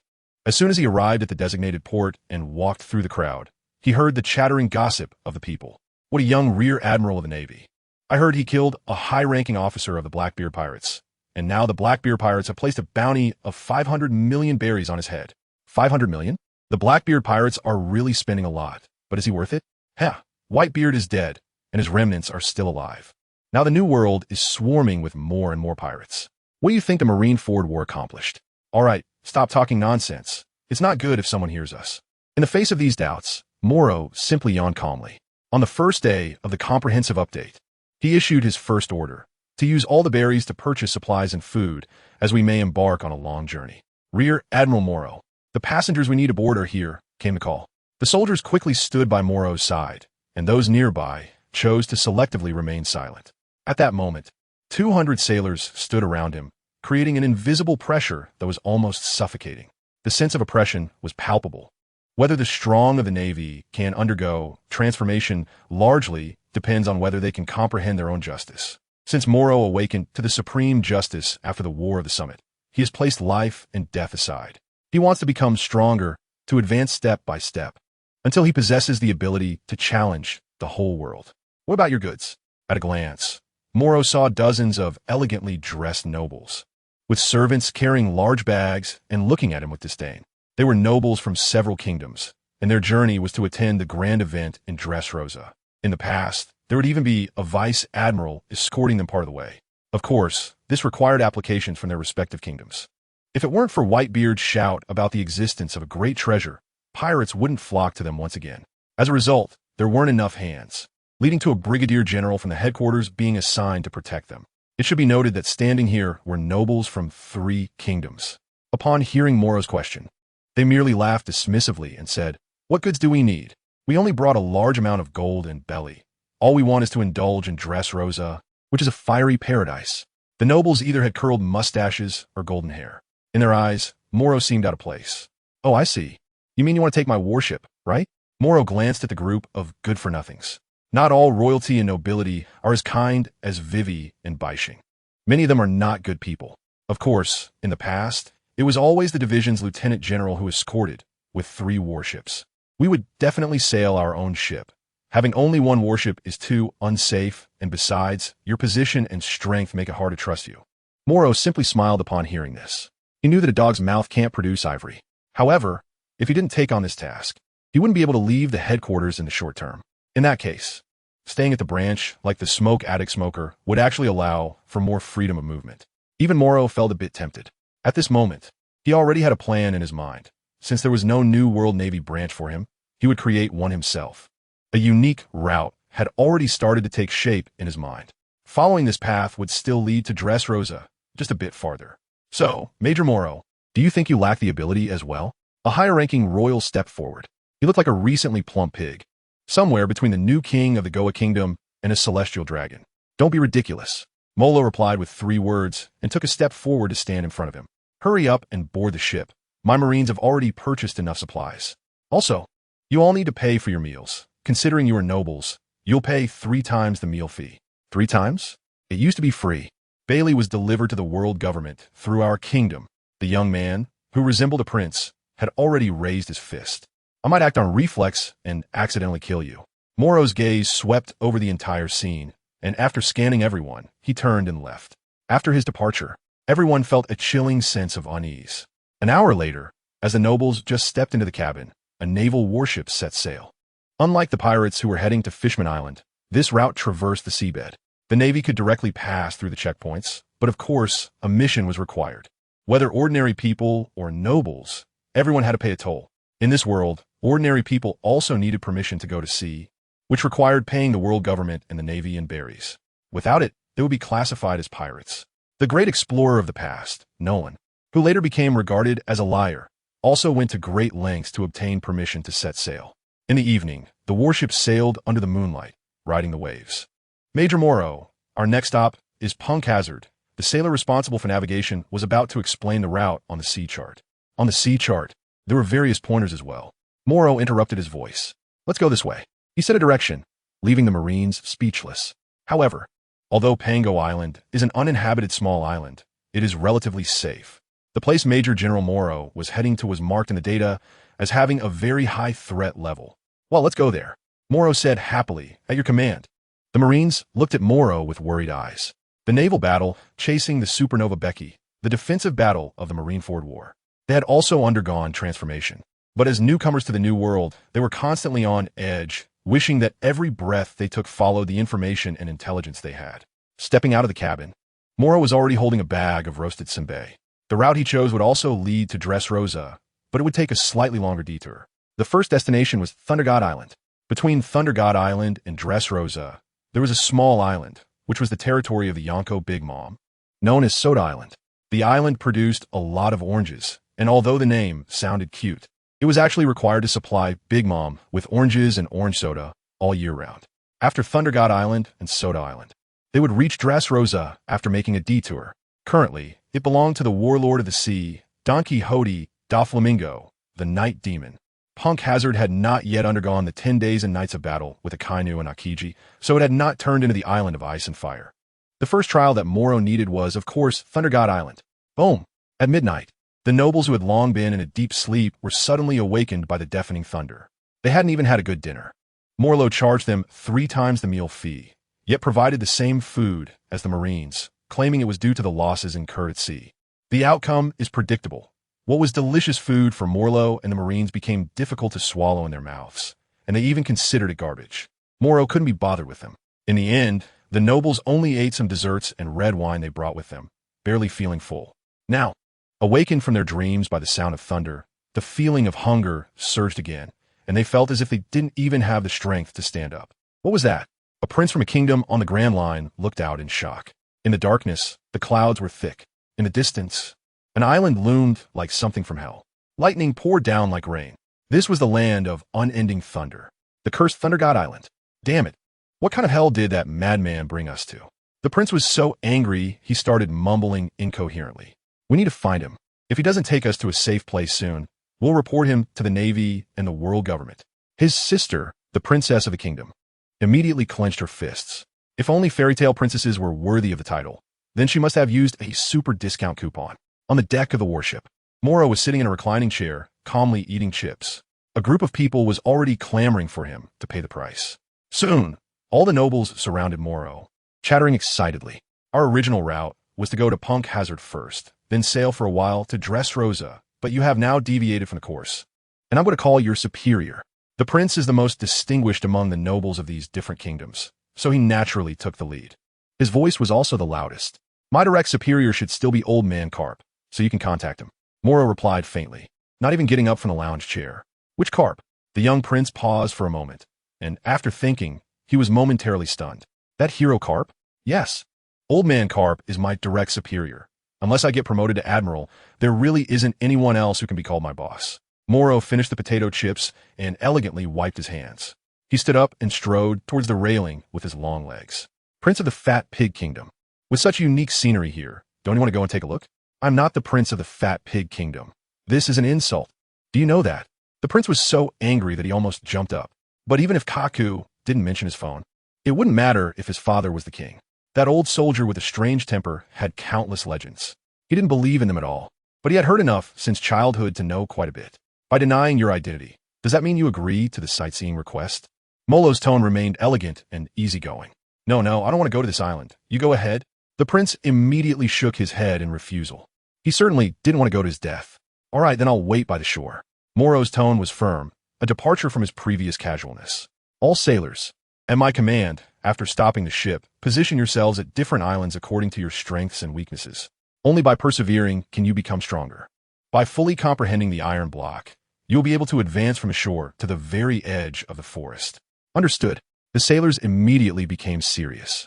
The nobles felt a shiver run through their bodies. The warship dropped anchor, safely docking here. The nobles glanced at each other and chose to retreat back to the cabin. They would rather die than set foot on Thunder God Island. The sailors stood on the shore, where the lightning was weak, an area they could withstand with all their might. Morrow had long taught them the essence of iron blocks, asking them to practice here. However, the edge of the beach was the limit. The deeper they went into the island's core, the more terrifying the thunder and lightning became. Without knowledge of the iron blocks, they couldn't even approach the edge of the forest. Young people, it's so big under the thunder. Do you need to buy an umbrella? On the sea, an old woman arrived in a small boat, trying to sell an umbrella. Morrow treated it as a passing breeze and strode towards the forest until his figure disappeared. The old woman glanced at the battleship and then looked at the Marines, who had only qualified to stand on the shore and grit their teeth after undergoing rigorous training to enhance their physique. She said softly, "The young people nowadays don't like to seek shelter from the wind and rain." That tall, strange monk from a few days ago was the same. By the time he left, he was the only one who could still barely stand. Thunder rumbled. Morrow has ventured deep into Thunder God Island alone. Every lightning strike that hits him brings a considerable amount of energy feedback. For him, this place is a sacred ground for tempering. Boom! The lightning crashes down on Morrow as if it has gone mad. At the beginning of his entry into the forest, it was manageable, and he could feel his breathing slowing down. The life fruit was originally like a spring. As his breath surged, sensing the increasingly powerful attacks from the raging thunder, the life fruit also shattered from the spring and converged from the stream into a small river.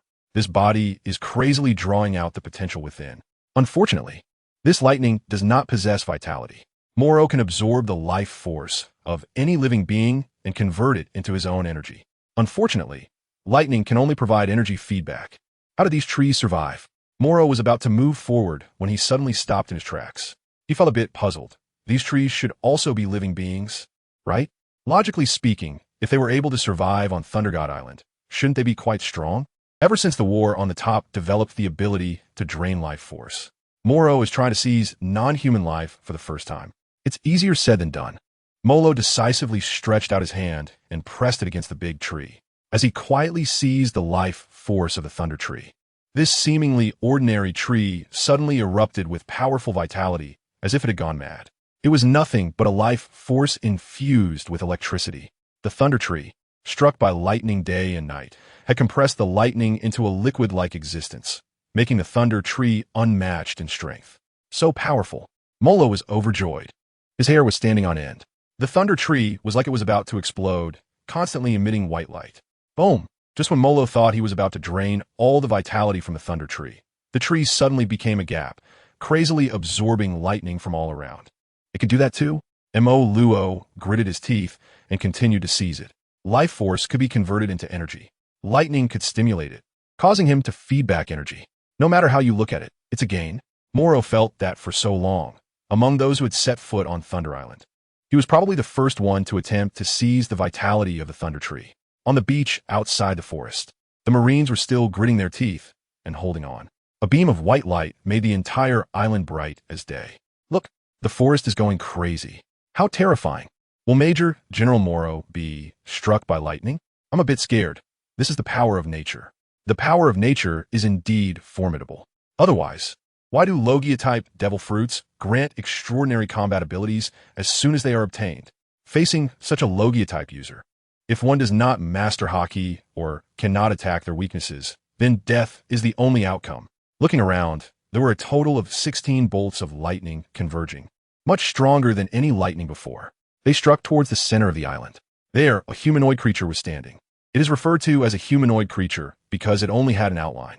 Its entire body looked burnt, turned into charcoal. Ha ha ha ha. This is amazing. The Thunder Tree has contained nearly 1,000 years of vitality. All of it is mine. Morrow laughed loudly as the lightning struck, thunder following shortly after. Even if it was as bright as day, it couldn't stop him from grinning widely, revealing a mouthful of big white teeth. A strong person must face all thunder and lightning with a smile. In the early morning, the weather beyond the island had cleared up, bringing a refreshing feeling. Only Thunder God Island remained in a storm. Outsiders couldn't discern any difference. Only the old woman who had been selling umbrellas nearby could sense something amiss. Why had the thunderstorm diminished so much? On her small boat, the old woman was puzzled. She then saw 200 sailors turned into blackened charcoal, each grinning with big white teeth. Even so, they chose not to leave. Before long, a figure appeared that hardly resembled a living being. As soon as he appeared, he placed his hands on his hips and grinned widely. Bright, so bright. Those big white teeth looked as if they were electroplated. Let me see your cultivation results. Iron block. The sailors stood still, but Morrow could discern the truth. Among them, only 1 in 10 had comprehended iron block, yet the others had also strengthened their physiques. Surviving on the beach of Thunder God Island was no easy feat. Keep up the hard work. Your training task is for everyone to master iron block. Understood. Swish. Morrow boarded the battleship, followed closely by a series of delighted figures. Seeing this scene, the old woman instinctively chose to remain silent. It was truly a day that left one speechless. That young man had managed to reduce the lightning on Thunder God Island significantly in just one night. The battleship was powered up and soon sailed away from the sea. Only then did the old woman, holding an umbrella, glance at Thunder God Island. That glance nearly made her fall to the ground. On Thunder God Island, the once formidable thunder trees had transformed into seedlings overnight. Is he even human? What did he do? On the battleship, Morrow and the Marines were sound asleep. After adjusting a rough direction, they left the navigation to the prince and his servants. Nothing else, just controlling the direction. Can't do it? Then just wait to feed the fish. Damn it, why hasn't this guy been struck by lightning? The prince cursed while crying. He had never experienced such fear in his life. The servants were even more furious, but dared not speak out. They were in charge of steering, also to ensure they could survive until tomorrow. In the afternoon, as the moon was rising, Morrow has just woken up. In his current state, he can basically only take a shower, but after becoming stronger, he can actually scrub himself down on a small stool. One whole night, Morrow has harvested almost 90% of the life force of the thunder trees on God Island. After converting it all into energy, Morrow feels that he has undergone a transformation. It is akin to being reborn, becoming several times stronger. If developing the return of life and the 6 styles of the ultimate technique, as well as fully unlocking the devil fruit, is equivalent to a past Rob Lucci, then it can be said that after his first rebirth, Morrow not only reached this level, but also enhanced it, equivalent to 1.5 past Rob Lucci's. It can be named a past Boo. After enduring 2 punches from Whitebeard, along with the power of Haki and the Tremor fruit, he awakened Haki and further enhanced it, equivalent to 7.5 past Bus. When he meets Rob Lucci, he should give him a good beating to thank him for providing the initial measure of his own strength. Morrow muttered to himself. He had now converted it to be equivalent to 15 past berries. Forget it. It's only been a week since the Summit War. This guy should not have transformed yet. So I'll just directly consider it as 15 berries. Morrow walked into the cafeteria. After filling his stomach and wiping his mouth, he came to the cockpit and saw the prince and other nobles intently studying the map, which made him feel quite relieved. Have you figured out the island we are about to land on? The prince said, his nose flaring with anger, yet still helpless. General Morrow, the island we're going to land on is called Orange Soda Island, which is under the command of the 4 emperors, Big Mom. Since we have passed Thunder God Island, if we want to reach Dressrosa quickly, we must take this route. Great. I didn't expect you to figure out the route so quickly. Morrow knowingly asked and nodded. The prince and the nobles from the 3 kingdoms were essentially biting the bullet and swallowing it. Did they really want to go around in such a big circle? It was all because Morrow was asking for trouble.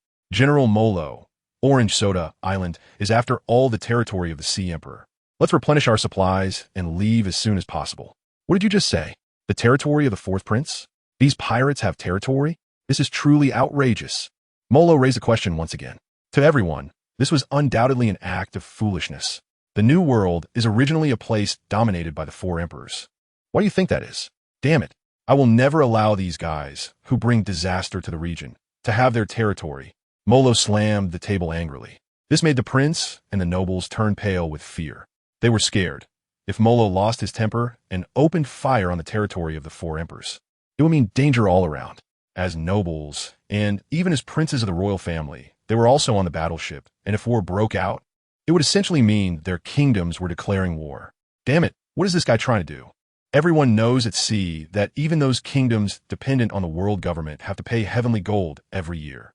What is even more maddening is that even after paying the heavenly gold and becoming one of the kingdoms qualified to participate in the world meeting, as long as they are in a place filled with pirates, they still have to rely on the Four Emperors. This would severely dampen the good days of the nobles. They would have to stay in their own kingdoms to avoid being ambushed when they come to the New World. As for ordinary people, they have no right to go to sea unless they want to be labeled as pirates. Seeing that you are all so worried, I want to do something. Morrow looked out at the blue sky. The Orange Soda Island was getting closer. No need, you don't have to do anything. Just leave the Four Emperors to the Navy. You should hurry and take us to resupply. Let's go to Dressrosa, said the prince and the nobles in an almost pleading tone. I am a Navy. Morrow's lips curled up in a delightful smile. At this moment, the prince and the nobles were utterly despaired. Did they still have a life to celebrate in Dressrosa? At this time, Morrow has activated the transponder snail and issued orders to the Marines on the ship. Marines, the island we are about to land on is controlled by Big Mom, and the people there are suffering greatly. We must repel the pirates. This is also the result of the nobles and the prince's long-standing resolution. Understood. The Marines all felt the pressure ahead, which was also the dazzling justice. At this moment, the nobles were left with only despair. If they had known, they shouldn't have gone to Dressrosa to attend the carnival during this tumultuous autumn. If they had known, they shouldn't have mocked that boy in the Sabeti archipelago, leading to him being struck down to a fool on Regimen Island. If they had known, they shouldn't have come to this world to meet Morrow. On the deck, Morrow was blowing in the sea breeze coming towards him. He was serious, staring at the distant skyline. With his arms crossed, he let his cloak billow in the wind, illuminating the words justice under the sunlight. From the very beginning, he wanted to hone his skills on Thunder God Island and establish a naval branch on Orange Soda Island. His legend was about to begin. Everyone prepare. The first thing we need to do is ensure our absolute safety. Morrow's words are the orders of the Marines. Under his training, in addition to basic knowledge and skills, there are also physical fitness, combat, marksmanship, and swordsmanship training. Among them are some Marines transferred from the branches, with only a very few joining after the Marineford War. Feeling the surge of blood. Therefore, the number of those who can comprehend the iron blocks on Regimen Island is so small. Even though this group consists of newcomers transferred from the branches, they have accompanied Morrow through the maritime pursuit in the Sabeti archipelago, the defensive battle at Marineford, rest and training, and the extreme challenges on Regimen Island. The remaining foundation is too weak and requires a long time of cultivation. The warships docked on the shore, and the islanders at the port saw the Navy from afar. They were all mesmerized, even frozen in place, unable to believe that this scene was truly unfolding before their eyes. In the past, to minimize losses and avoid provoking the Emperor of the Sea, the Navy would quietly depart from Sabeti archipelago. The New World is the domain of the Four Emperors, and the Navy has always maintained balance in the Grand Line. Before Akainu became the Fleet Admiral, no one would have thought the Navy would dare to confront the Four Emperors directly in the New World. Moreover, Akainu Sakazuki had not yet been promoted, and that historic battle lasting 10 days and nights had not yet occurred. It was even more impossible for the Navy headquarters to move into the New World. Morrow stood at the bow of the ship and immediately spotted the pirate flag on the small island. Big Mom, the monster that has taken over a corner of the New World, seized a considerable amount of territory after Whitebeard fell. Fishman Island goes without saying, and Orange Soda Island is also one of them. This island has a mountain at its core, with a gentle stream providing fresh water for the islanders. Apart from that, it is filled with orange trees. The peculiar thing is that these orange trees, known as siren oranges, can absorb seawater and automatically filter it, transforming the salt into a residue on the leaves. The islanders can easily flick it off to obtain natural sea salt, while the siren oranges, after filtering out the salt, retain a faint soda flavor. In such circumstances, the oranges are not only delicious, but can also be made into perfect orange soda. With such natural crops and advantages, the islanders could have lived quite well. Unfortunately, this delicacy has caught the attention of Charlotte Lin, one of the 4 emperors, and has become one of her subordinate territories. Major Morrow, once you land, it means declaring war on Big Mom. The princes and nobles now spoke to Morrow in a much friendlier tone. Who do you think I am? I am a dragon slayer, Morrow. Sailors, bring our warship closer. At that moment, it felt as if the legendary drought King Jack had already passed away in his youth, and the heavens had inspired Morrow. The sailors felt a calling. The warship sounded its horn, and had quietly approached the shore. Land. Morrow ordered all the marines to be on alert, ready to drive the warship at any moment. The others were armed with long rifles and carried alloy knives, closely following behind, leaving only a portion to stand on the deck, watching all movements in the port. Each marine stood along the path on either side of Morrow, the massive warship and the spirited marines. A young, strong rear admiral from the Navy headquarters. The same naval superstar they had witnessed during the live broadcast of the Top War. The busy figures of the islanders came to a halt, until the sharp shouts also emerged. What are you staring at? Get to work. Crack. A whip was swung. Morrow directly stepped forward and grabbed him, throwing him aside. And even the attacker was tossed behind him. The Marines immediately moved in to control him. At this moment, over 500 pirates had gathered at the port, some of them even drunkenly looking at Morrow. So, it's a Navy Rear Admiral. I thought it was one of the admirals from HQ. This is Big Mom's territory, and the one responsible for guarding it now is the Violent Bear pirate crew, which belongs to the Big Mom pirates. If you dare to take another step forward, you will surely die. The pirates continued to shout. This pirate crew of 500 is affiliated with one of the Yonko, and their power is not weak. There are still 2 pirate ships docked at the port, which suggests that they were once famous. They probably stormed into the Tato land and nearly got wiped out, so they kept a low profile and borrowed others' ideas. Orange Soda Island, like Fishman Island, is not within the territory of Tato land, so it is not monitored by the Sea Slug and the Egg Tart Tower. However, in name, as long as it's Big Mom's territory, it's considered part of Tato land. The islanders also have to offer a portion of their souls every year. Therefore, the people on the island seem to be a bit older than ordinary people. Violent Bear pirate crew? Morrow smiled upon hearing this. Before setting off, he had done his homework. Orange Soda Island is located between Thor Island and Dressrosa, separated by the territories of Kaido and Doflamingo, and just at a distance from Big Mom's territory.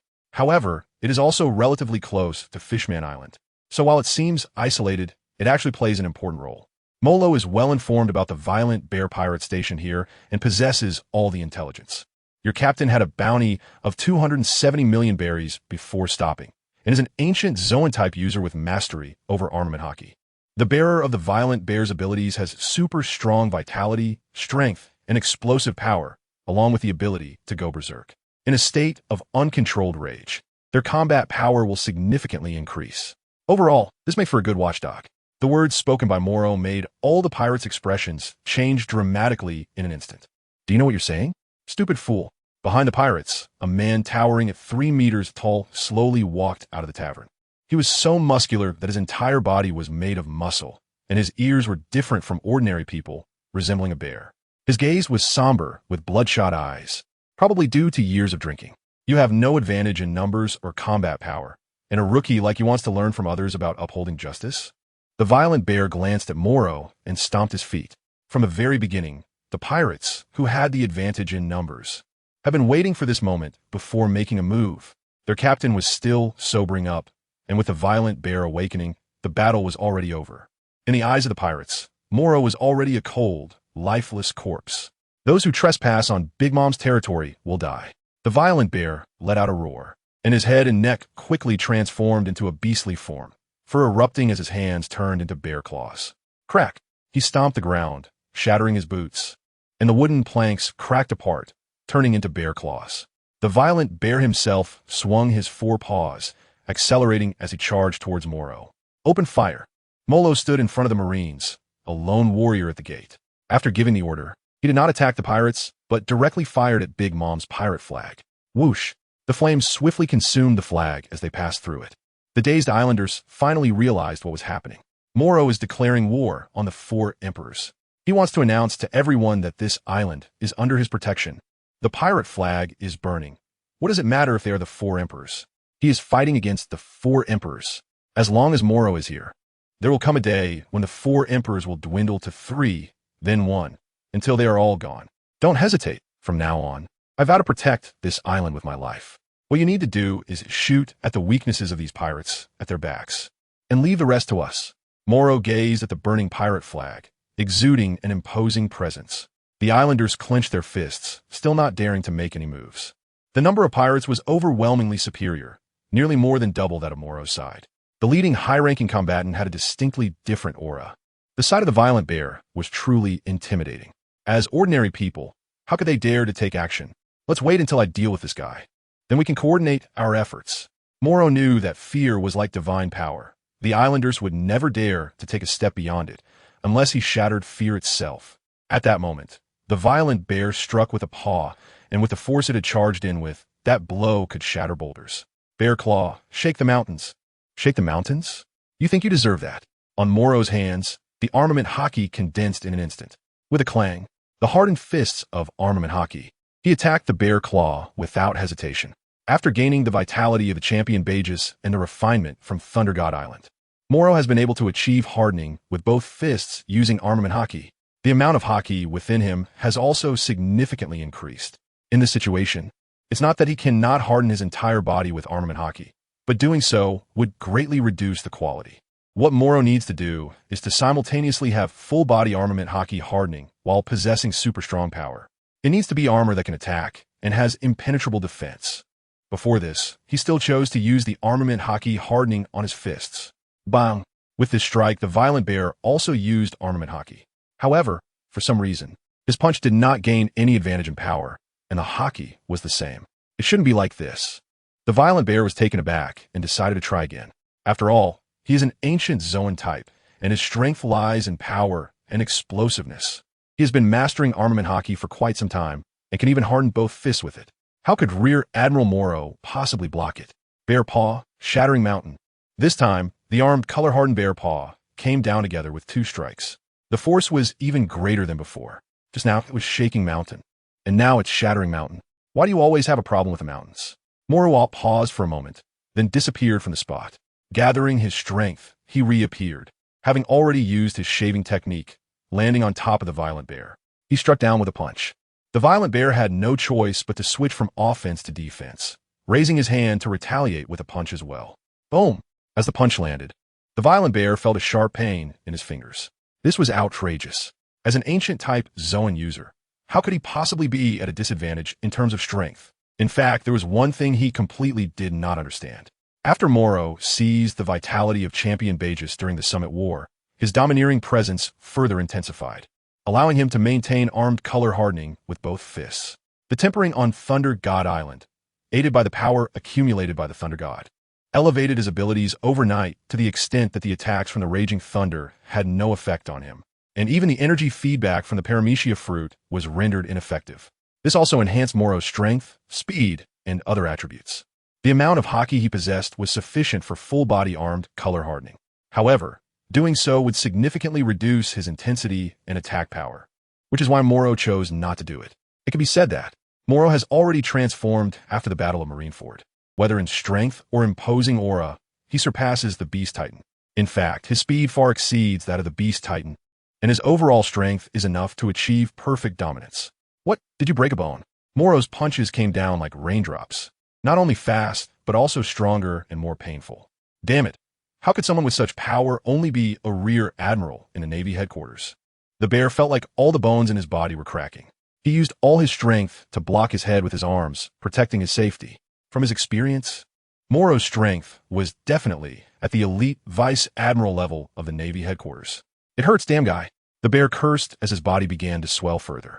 Morrow knew that the intelligence indicated this was a sign of the raging bear going berserk. However, he was completely unafraid.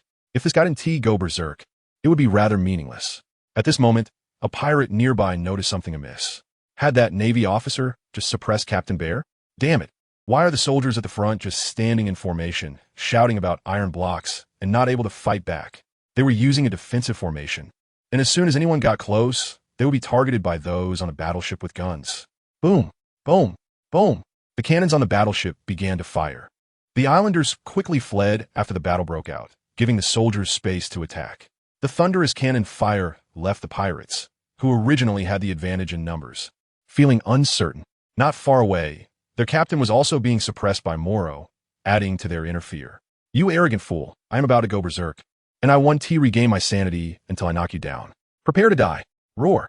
Amidst the smoke of the cannons, a 5-meter-tall bear beast man charged out. His eyes blood red, his body swollen almost to double its size. The bones that Morrow had shattered quickly healed, and his strength multiplied several times. In a berserk state, he possessed stronger explosive power and healing ability, paying the price of losing his sanity to gain power close to that of a fruit awakening.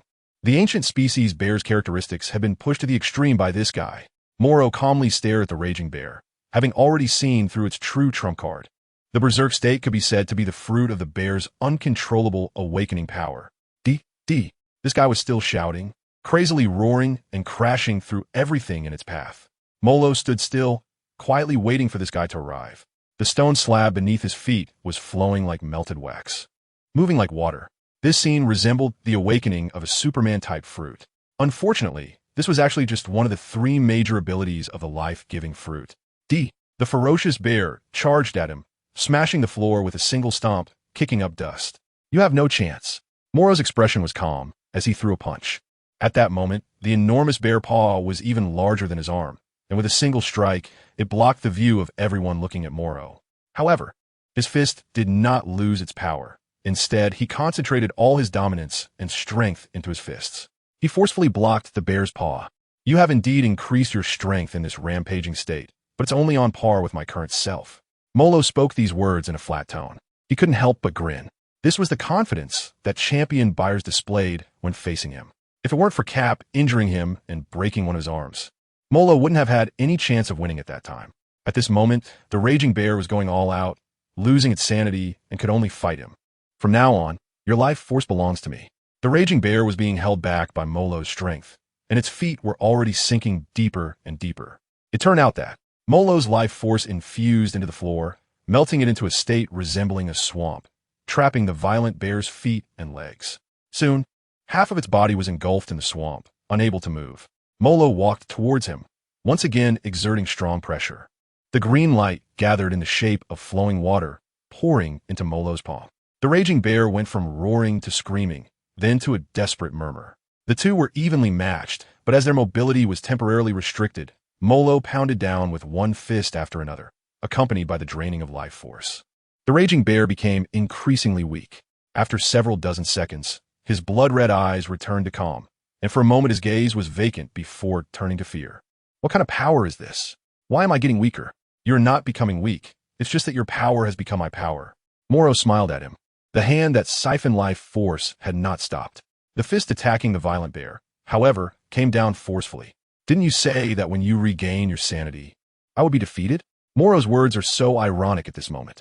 The raging bear can no longer see the sun of tomorrow. At this moment, he is not only in a rage, but his whole body is emaciated. As Morrow's fist comes crashing down, even his breathing stops. Swish! The life force on the floor is retracted. The raging bear floats out like a water lily, becoming a dried corpse, devoid of all vitality. And you all, before Morrow finished speaking, a second victim had already fallen. Help! Save me! This guy killed Captain Violent Bear. He's simply a monster. How could someone with Haki still die? It's too terrifying. In the eyes of these worthless guys, it seems that with the ancient devil fruit and Haki, one can be immortal and indestructible. Morrow ignored all the whales, capturing a pirate to drain their life force in every place he passed.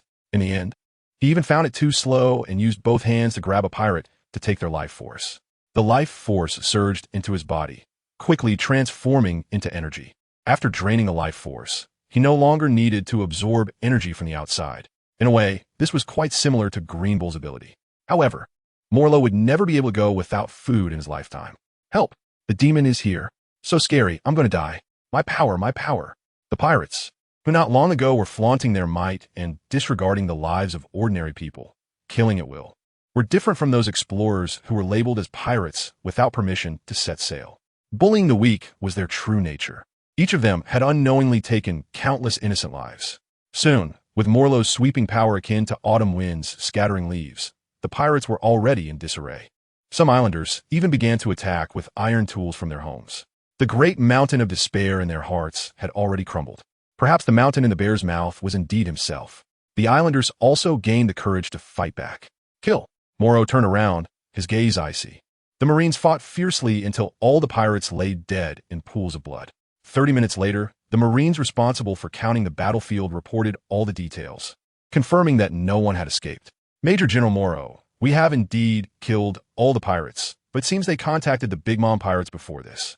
It looks like this matter has been exposed. Exposed? If Big Mom doesn't know, how could this place possibly be under my control? This is called declaring war, Morrow said, and then walked towards all the injured Marines and islanders. He spread his palm, releasing glowing green lights that quickly transformed into vitality upon touching their skin, healing their wounds, which could be considered a miracle. After taking a moment to rest, they fed all the pirates' corpses to the fish, had the islanders modify the pirate ship, and used the pirates' weapons to protect themselves. Before Morrow could finish speaking, the mayor of Orange Soda Island said with a worried expression, Major General, do you want to abandon us? No, I want to send this group of guys to Dressrosa as soon as possible, and after that, I will come over quickly. With Doflamingo's line blocking Orange Soda Island and the New World in chaos right now, Big Mom's pirate ship won't come here for the time being. After saying this, Morrow glanced at the worried islanders and said, Don't worry, I will be back soon. From now on, this island will be protected by me. Hearing this from Morrow, the islanders couldn't help but feel a sense of loss. They looked at Morrow with surprise and soon burst into tears of joy. That's great, Major Morrow. You must come back as soon as possible. We will be on full alert to welcome you.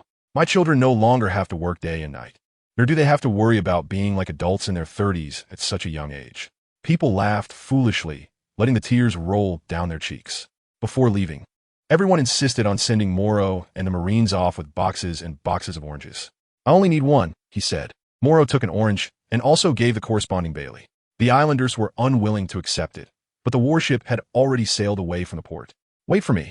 Major General Morrow, we will prepare the best orange soda to treat you.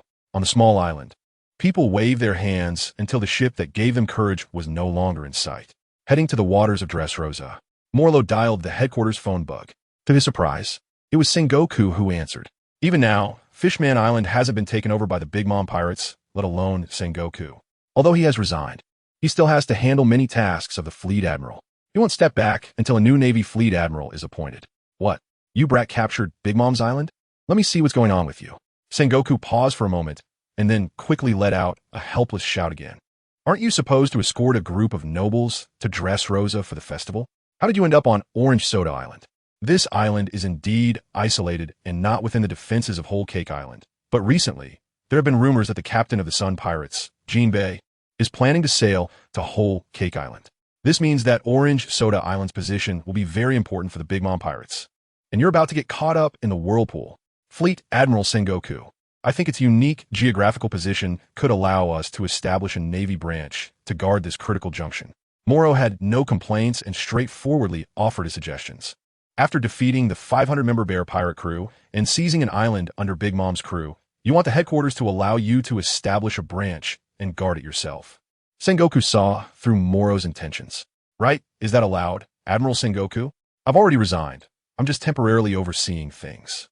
Sengoku was silent for a moment and then said, This matter involved a large amount of funding, relevant personnel, and a delicate situation in the New World. Most importantly, you have too many enemies in the New World. Enemies?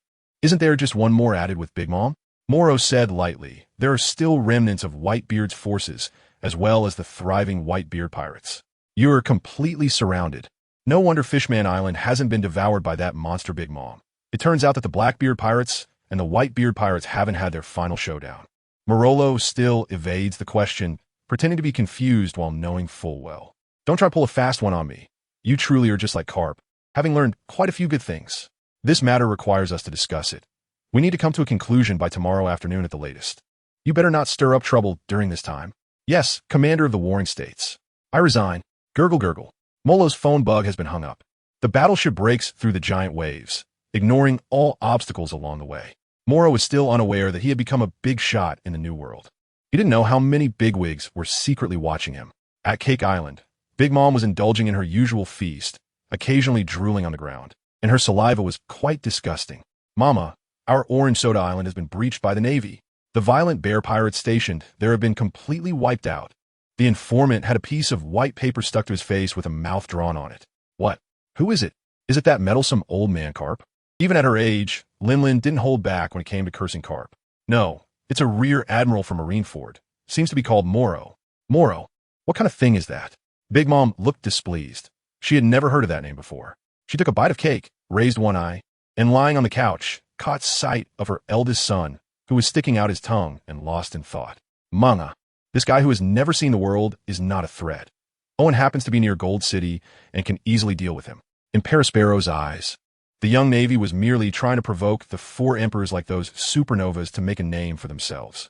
Owen, Big Mom's 4th son, a Paramecia-type heat fruit user, with a bounty of 300 million berries. He mastered both armament Haki and observation Haki, and his strength was far beyond his bounty. According to the life card, Owen was also the only one among Big Mom's children to inherit part of her physical traits. Although it was only a part, it still far exceeded that of ordinary people. Owen? What's he doing at Gold City instead of baking pastries?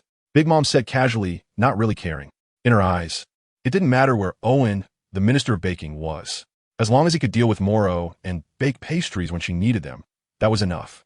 Mama, the Golden Emperor Tezelo recently offered you a large amount of gold and pastries, inviting Owen to refine some things. Is that so? Whatever. I just want to eat pastries and drink orange soda soon. Mama, mama, mama. Big Mom was currently in a calm state, and her conversations still leaned towards food and desserts. At your command, Mama, Perospero walked out of the castle and took out a transponder snail. On a certain island, which used to be the territory of the Whitebeard pirates, it had been forcefully occupied by the Blackbeard pirates after they invaded the New World. Recently, the Whitebeard pirates had been holding a funeral and were unable to respond. However, in a short time, Blackbeard had gathered a large number of fugitives under his command, forming his own fleet and continuously expanding into the territory of the Whitebeard pirates. It was believed that soon a life-and-death battle would erupt between the Blackbeard and Whitebeard pirates. At this moment, Blackbeard's captain, Teach, picked up a piece of intelligence. His expression turned extremely grim as he looked at the other crew members. Morrow? That kid still dares to come to the New World. Captain, his target is Dressrosa, the territory of the Night Stalker. Should we take action? Doflamingo? That guy loves chaos and excitement. Teach's gaze turned to the corner. For now, they still needed to continue expanding. There was only one person who could take action, and that was the massive warship, San Juan Wolf. Boss, can I eat them? San Juan Wolf grinned stupidly. Hurry up and get back. The remnants of Whitebeard seemed to be getting a bit restless lately. I need to prepare early. In Blackbeard's eyes, Morrow was not a threat at all. During the Marineford War, Burgess was injured. Otherwise, he would never have lost to Morrow. Okay, the wolf moved, and the seawater was pushed aside, with the pirate crew following behind looking like toy boats. In the New World, on an ordinary little island, stood a tombstone and a grave mound. A few days ago, the red-hair pirates had left after paying their respects. Only the remnants of the Whitebeard pirates remained. Faced with the crazy actions of the Blackbeard pirates during this time, they were determined to gather their strength for a final battle, but they needed to rest first. In front of the tombstone, a man in a black cloak pressed down on his hat. The people beside him immediately surrounded him. Their eyes seemed to imply that before they were fully prepared for a showdown with the Blackbeard pirates, they could not expose the true identity of the person before them. Have you confirmed that guy's whereabouts? The man in the black cloak asked. Yes, Morrow is going to dress Rosa, but he has already made a move on Orange Soda Island. Provoking Big Mom's pirates, and Blackbeard will definitely make a move as well. Marco, the Phoenix, said with concern. Is that guy's ability so strange? No wonder he could withstand my full-force attack and not die. Diamond Joseph thought that his full-force attack during the Marineford War hadn't killed Morrow. Perhaps. His ability is super strong vitality. I've seen him face Old Man Whitebeard alone. That punch could injure even Akainu, yet he survived like nothing happened. Flower Sword Vista understood the wartime situation even better. In any case, your trip to Dressrosa this time will be fraught with danger. You need to be careful. Aizu stepped forward to advise the man in the black cloak. I still don't know why he saved me, but whatever the cost. If it's just because he is Garp's disciple and wants to spare me, then our Whitebeard pirates cannot owe that favor. The man in the black cloak raised his head and grinned. Before you take action, we will gather everyone who has healed. Then goodbye, brothers. He waved his hand and turned to look at the tombstone. as a pirate clad in a white cloak, although he had no sense of justice. He dedicated his life to righteousness. Old man, after I repay the favor, the flames will never extinguish again. The man in the black cloak boarded the pirate ship, and inadvertently, a flame flowed at his fingertips. Since he was resurrected, he had sensed a connection with Morrow, as if there was a thread of life pulling him. This was also the reason he confirmed he would be resurrected. In the Dressrosa waters, Rear Admiral Morrow stretched and walked out of the cabin. Unexpectedly, the nobles arrived here even earlier than him. That pig-headed prince was even weeping with joy, snot and tears everywhere. Dressrosa, here we come. I will stay here until my father sends someone to pick me up. That's right, I would rather die than ever take Morrow's ship again. As soon as they saw Dressrosa in sight, the nobles quickly changed their tune towards Morrow, their expressions flipping at lightning speed. Night Stalker, Doflamingo, King of the Underworld, Joker. Once a celestial dragon, the heir of the Don Quixote family, King of Dressrosa, Warlord of the Sea, honorary partner of Kaido of the Beasts. Every title was more intimidating than the last. Morrow murmured to himself, and no one saw the determination in his eyes. By the coast, with a fervor unlike before. This time it would be even greater, because King Don Quixote Doflamingo was personally welcoming him. As the king of the underground world, he certainly knew the latest intelligence about the new world. Morrow has already provoked the Big Mom pirates, and the Blackbeard pirates are also hunting him down. If we let this guy go unchecked, trouble will soon sweep into Dressrosa like a storm. He doesn't want everything he has worked so hard to build to be destroyed. Major Morrow, who barely had the chance to say hello during the Marineford War, is now being warmly welcomed by us. Doflamingo spoke, with the Don Quixote family towering behind him, clearly showing his ill intentions. He pretended to welcome him, but in reality, he wanted to stop Morrow from advancing any further. Is Doflamingo personally here to greet him? My goodness, a few years ago at the World Conference, I attended with my father and saw you once. My goodness, the geography of Dressrosa is quite unique. Such an environment should easily withstand waves and sea winds, right? The princes and nobles were clamoring, thinking Doflamingo was welcoming them. Unexpectedly, the night demon didn't even glance at them. His subordinates directly took the nobles away, while he remained standing opposite Morrow. What's going on? It turns out they were welcoming Morrow. This guy is a lunatic. What is there to welcome? The prince, protected by others, left while still muttering bad things about Morrow. It seems you aren't very well received by the nobles, Doflamingo said with a sinister smile. So what? Having you, the noble of this world, welcome me is enough. Morrow looked up and made eye contact with Doflamingo. This moment caused Doflamingo to focus, and his fingers twitched slightly. What's wrong with my body? A young Marine suddenly realized that his hands and feet were moving uncontrollably. Doflamingo's fingertips moved slightly, controlling the person effortlessly. It can be said that he was quite skilled at it. I believe Major General Morrow wouldn't want his subordinates to encounter any accidents, such as killing each other. So it's better to keep that disobedient mouth shut. Being a world noble means being a celestial dragon. This seems to be an important point, but it is actually a sore spot for the Night Demon. He didn't know where Morrow got this information, but it only filled him with deep disgust. Is that so? If a major general from the headquarters dies here, it is believed that not only would the identity of the 7 warlords of the sea be revoked, but even if you were a king, you would still be hunted down. Morrow showed no signs of fear. Instead, he fixed a sharp gaze on Doflamingo. Has anyone ever told you that you're quite detestable, especially your eyes? Doflamingo quietly used his strings to control the other Marines. At this critical moment, he definitely wouldn't kill Morrow, but he also couldn't allow this guy's plan to divert trouble to succeed. The only thing he could do now was to stall for as long as possible. As long as he could delay until Morrow had to leave. The Big Mom pirates and Blackbeard pirates would encounter him at sea, as a member of the World Conference. What reason would there be to refuse a Rear Admiral from the Navy headquarters? Morrow glanced at the Marine behind him, certain that Doflamingo wouldn't dare to act at this moment. Resolutely, he stepped onto the stairs. Seeking death, the members of the Don Quixote family all turned their heads, their eyes fixed on Morrow's figure. Major Morrow, could you help me with a favor? Just as they brushed past each other, Doflamingo grinned. He had won. Just by delaying for a moment, he had waited for the first pursuer. What bad luck. Morrow turned his head and saw a pirate ship flying the Big Mom Pirates flag on the sea, identical to the one from Orange Soda Island. The leader on board was fiercely staring at the naval warship on the coast and immediately ordered to open fire. He should have known that Doflamingo's intelligence was even more accurate than his. It was highly probable that Owen had already set off from Gold City on his way to Dressrosa after leaving Orange Soda Island. Doflamingo was striving for this very moment. The Big Mom pirates were attacking from the direction of Dressrosa, so I implore you, Major Morrow, to protect us ordinary people. Ordinary people? As a warlord of the sea. Doflamingo said this with a smile that he did not bother to hide. It was truly a beautiful thing to witness a sharp thorn meet its end in the sea. Night Demon, even if you can fly, I will make you come crashing down. It is only a matter of time. Morrow turned around and, stepping lightly as if on the moon, gave the order. All hands, prepare to fire at the Big Mom pirate ship. Boom! The sailors quickly boarded the ship, and the battle began at that moment. What a foolish person, brave, but lacking strategy.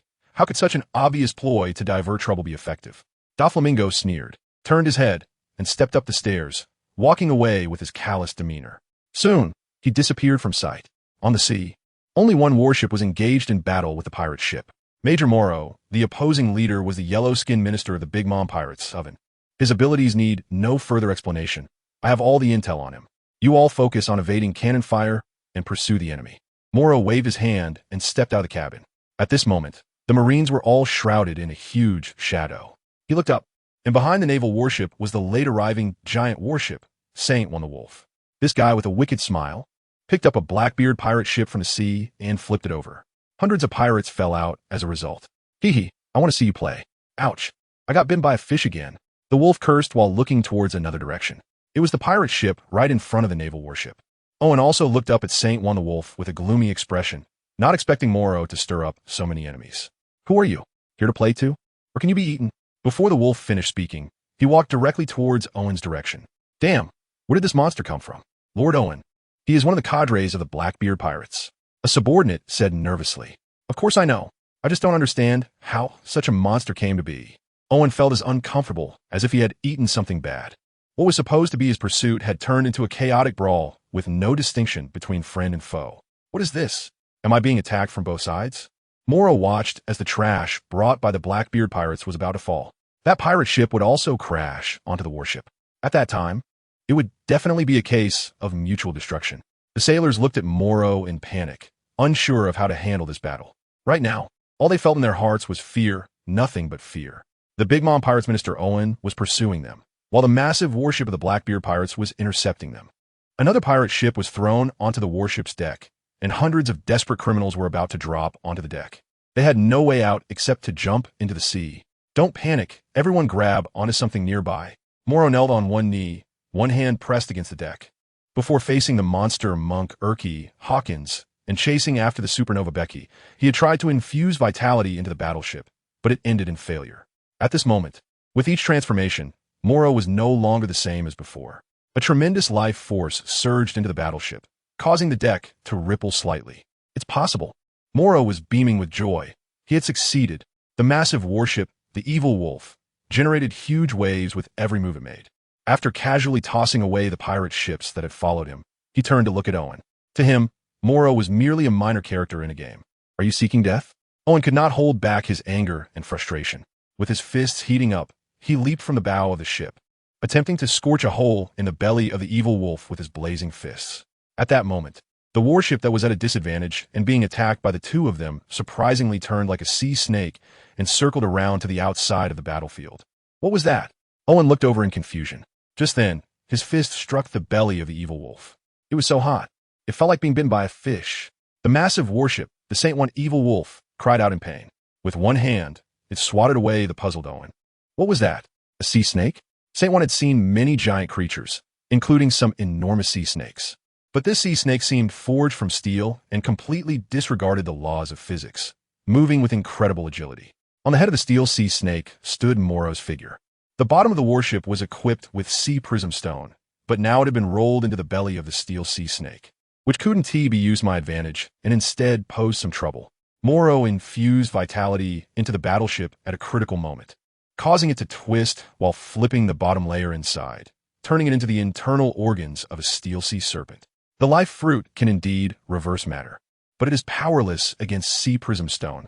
In the darkness, the Marines did not understand what was happening. Morrow knew that he absolutely could not return to Orange Soda Island now. Since Owen was hunting him down, the giant warship had the same intention. The best way was to lure both far enough away. At the moment, Doflamingo and Dressrosa was in a position of great power and couldn't act for the time being. Moreover, without sufficient preparation, there were still many innocent civilians on the island. The only place he could go was either a lawless land or a gathering place for various reckless madmen. Molo took out the sea chart and simultaneously put on a new pointer on his wrist. He now had a miniature phone bug on one wrist and a pointer on the other. The pointer was indicating the approximate location of the Golden City. Because the Golden City was essentially an incredibly huge battleship, there was no permanent pointer, only a record of the general location. Golden City, here I come. The Iron Sea Serpent had been swimming on the surface of the sea to a relatively safe area. Morrow had just released his fruit ability.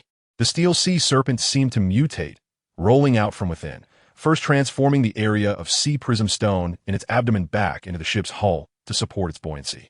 Then, like flowing water, steel and wood intertwined, quickly restoring its original form until it was as good as new. The Navy warship reappeared on the surface of the sea. The bewildered sailors saw the light of day again and looked at Morrow in disbelief. However, his face had turned somewhat pale. Continue sailing. Our destination is Gold City. Tesalo is a great place for battle. Before he finished speaking, he walked alone into the mess hall. Although he could absorb others' life force, controlling a Navy warship just now consumed a large amount of his own life force, so Morrow could only replenish it with food. In the mess hall, he ate heartily from the breakfast spread. The sailors quickly arrived, understanding that Morrow needed food to regain his strength. As for the miraculous scene just now, it was naturally related to his ability. Before long, after Morrow finished the remaining breakfast, he started eating roasted meat. All the sailors were responsible for navigation and food replenishment. Those guys wouldn't be much slower than us. Once we dock at Gold City, they would quickly disembark. There might even be celestial dragons, Morrow said while eating. The Marines were both surprised and delighted to hear this. Major General Morrow, are you saying that if the celestial dragons are around, they wouldn't dare to attack because they might face a general's retaliation? No, what I mean is Golden City is full of garbage, and we can fight freely. Morrow finished speaking and began to talk about the various fruit abilities of Tesalo and his subordinates. The Marines listened quietly until he started discussing the information about Owen and the giant warships. Everyone couldn't help but feel admiration. It turned out that Morrow, who seemed to only focus on combat, actually had a deep understanding of the strong figures on the sea. Previously, they merely admired his ambition and strength, but now they felt he was a true ally worth relying on. As the sky darkened, the Golden City, located on the super giant warship, came into view. The Marines, having replenished their food, had already rested as per Morrow's instructions. They did not heed any suggestions from the guards of the Golden City and went directly ashore. The Golden City is a place frequented by pirates, the Navy, and even CP0 and GM forces, and the Celestial Dragons also love to come here for leisure. Nobles, the wealthy, and even bounty hunters can be seen here. The golden light shines brightly, and everywhere visible to the naked eye in the Golden City is paved with gold, showcasing its lavishness. Morrow and his crew disembarked from the port, and the streets were filled with food, beautiful women, and stunning scenery. From time to time, famous pirates from the past would walk by, accompanied by several beautiful women. Major Morrow noted that fighting was not allowed in Gold City, as celestial dragons often appeared here, and ordinary people generally dared not start battle. Moreover, it was said that the Golden Emperor Tesalo possessed vast amounts of gold and berries, making him incredibly wealthy. As the Marines shared the intelligence he had gathered, he couldn't help but glance at the delicious food along the roadside. Not far away, even a singer from the New World was performing. It was a rare opportunity to see such a figure, as Gold City invited those big-name stars to perform every day. As for the backup dancers, it was likely that a substantial amount of money was spent on them. Of course, it couldn't be ruled out that they were slaves from the Sabati Archipelago auction house. Following the Celestial Dragon incident, Doflamingo also ended this notorious business. Everyone, follow me. Morrow led the Marines into a small alley. By the time everyone came out again, they had already changed into ordinary people's clothes. Equip yourselves well. Apart from me, you will form groups of 5, with 5 groups making a team. From now on, hide here at the port and do not let Owen and the others find you. Use the phone bug to contact me if anything comes up. I'll be back soon. Understood. The Marines quickly followed Morrow's instructions, forming small groups of 5 in a corner, with each area creating a small net of 5 groups, and 8 small teams interwoven into a large net, spread across a corner of the port. Morrow glanced at the highest point of Golden City, quietly left in silence, and sneaked into the underground prison of Golden City. Here, hundreds of people, including the great detective, were held captive. Rescuing them would turn them into combat power. On the other hand, Owen certainly wouldn't attack easily upon arriving here. But the San Juan Wolf might go crazy, so he had to make quick work of it. In the most magnificent palace at the highest point of Golden City, the Golden Emperor Tezelo listened to his subordinate's report and smiled lightly. A battle? Impossible. Today, the Celestial Dragons are present. If they dare to make a move, CP0 and the Marine Admirals will never stand by and watch. Morrow infiltrated the underground space hidden beneath the Golden City, following the plot he had seen. This place was filled with those who defied the Golden Emperor's rules from various regions. After being defeated, they would be thrown directly here. In the anime, the person who rescued them was Luffy, who was sealed in gold by the Golden Emperor Tezelo, and then thrown here. Usually, they struggled to survive, relying mostly on garbage from the Golden City. In fact, this underground space was essentially the interior of this super battleship. Rize, the legendary super gambler, was thrown into the underground space after his defeat and became the leader that everyone looked up to. According to the information Morrow had seen, this guy's true identity was actually a member of the GM army. This group had always been very mysterious. Previously, Ivankov, who was hiding on the 5th level of Impel Down, had become a test subject until he lost his self-awareness as Kuma, and even this super gambler Rize, who was imprisoned at the bottom of the Golden City. Their layout was truly spread across the world. Morrow doesn't care about his true identity. He only knows that what he needs to do is to save this group of guys, leverage their strength to overthrow the Golden City, and take down Owen and the Evil Wolf. Whoosh! Morrow jumped directly down from the windhole. Generally, ordinary people would never think of coming back up after falling from here. The windhole is the only place to escape from the underground of Golden City, and it is also a huge turbine that affects the propulsion of this super battleship. This is it. Molo leaped down, stepping lightly in midair, overlooking the turbine in a critical moment. His agility wasn't bad, but it was definitely not strong enough to seize this one-in-a-million opportunity like the observation Haki. A slight misstep could result in being hit by the turbine. Vitality, merge. Morrow kicked against the wall and instantly flashed into the turbine. At the moment of contact, he desperately clung to the turbine's surface, forcefully merging his life force with it. This move proved effective, as the damage from the turbine hitting him resulted in a significant feedback of life force from the life fruit. At that moment, the turbine began to gradually stall. It was only by immobilizing the turbine that Morrow could prevent the Golden City from advancing further, and this super battleship would slowly sink. In the original timeline, it was supposed to be 2 years later when Luffy and the others arrived, and the super gambler Rize would take action with everyone. But now, only Morrow stood in the way of the turbine's operation. He stepped out of the turbine, looked up at the wind vent, and began to walk toward the depths of the Golden City. When Morrow's figure appeared before everyone, no one could believe that someone had come to save them. Who are you? Leave this place. Rize, this world needs you. Morrow made Rize understand with just one sentence. The time has not yet come, and besides, your identity. Rize looked at Morrow's cloak. No one understood what justice meant in the new world better than him. I have already damaged the turbine, and it won't be long before Golden City comes to a standstill. With the size of this super battleship, you should know that a problem with one turbine means it will put the others into overload, and sinking to the seabed is just a matter of time. That's right.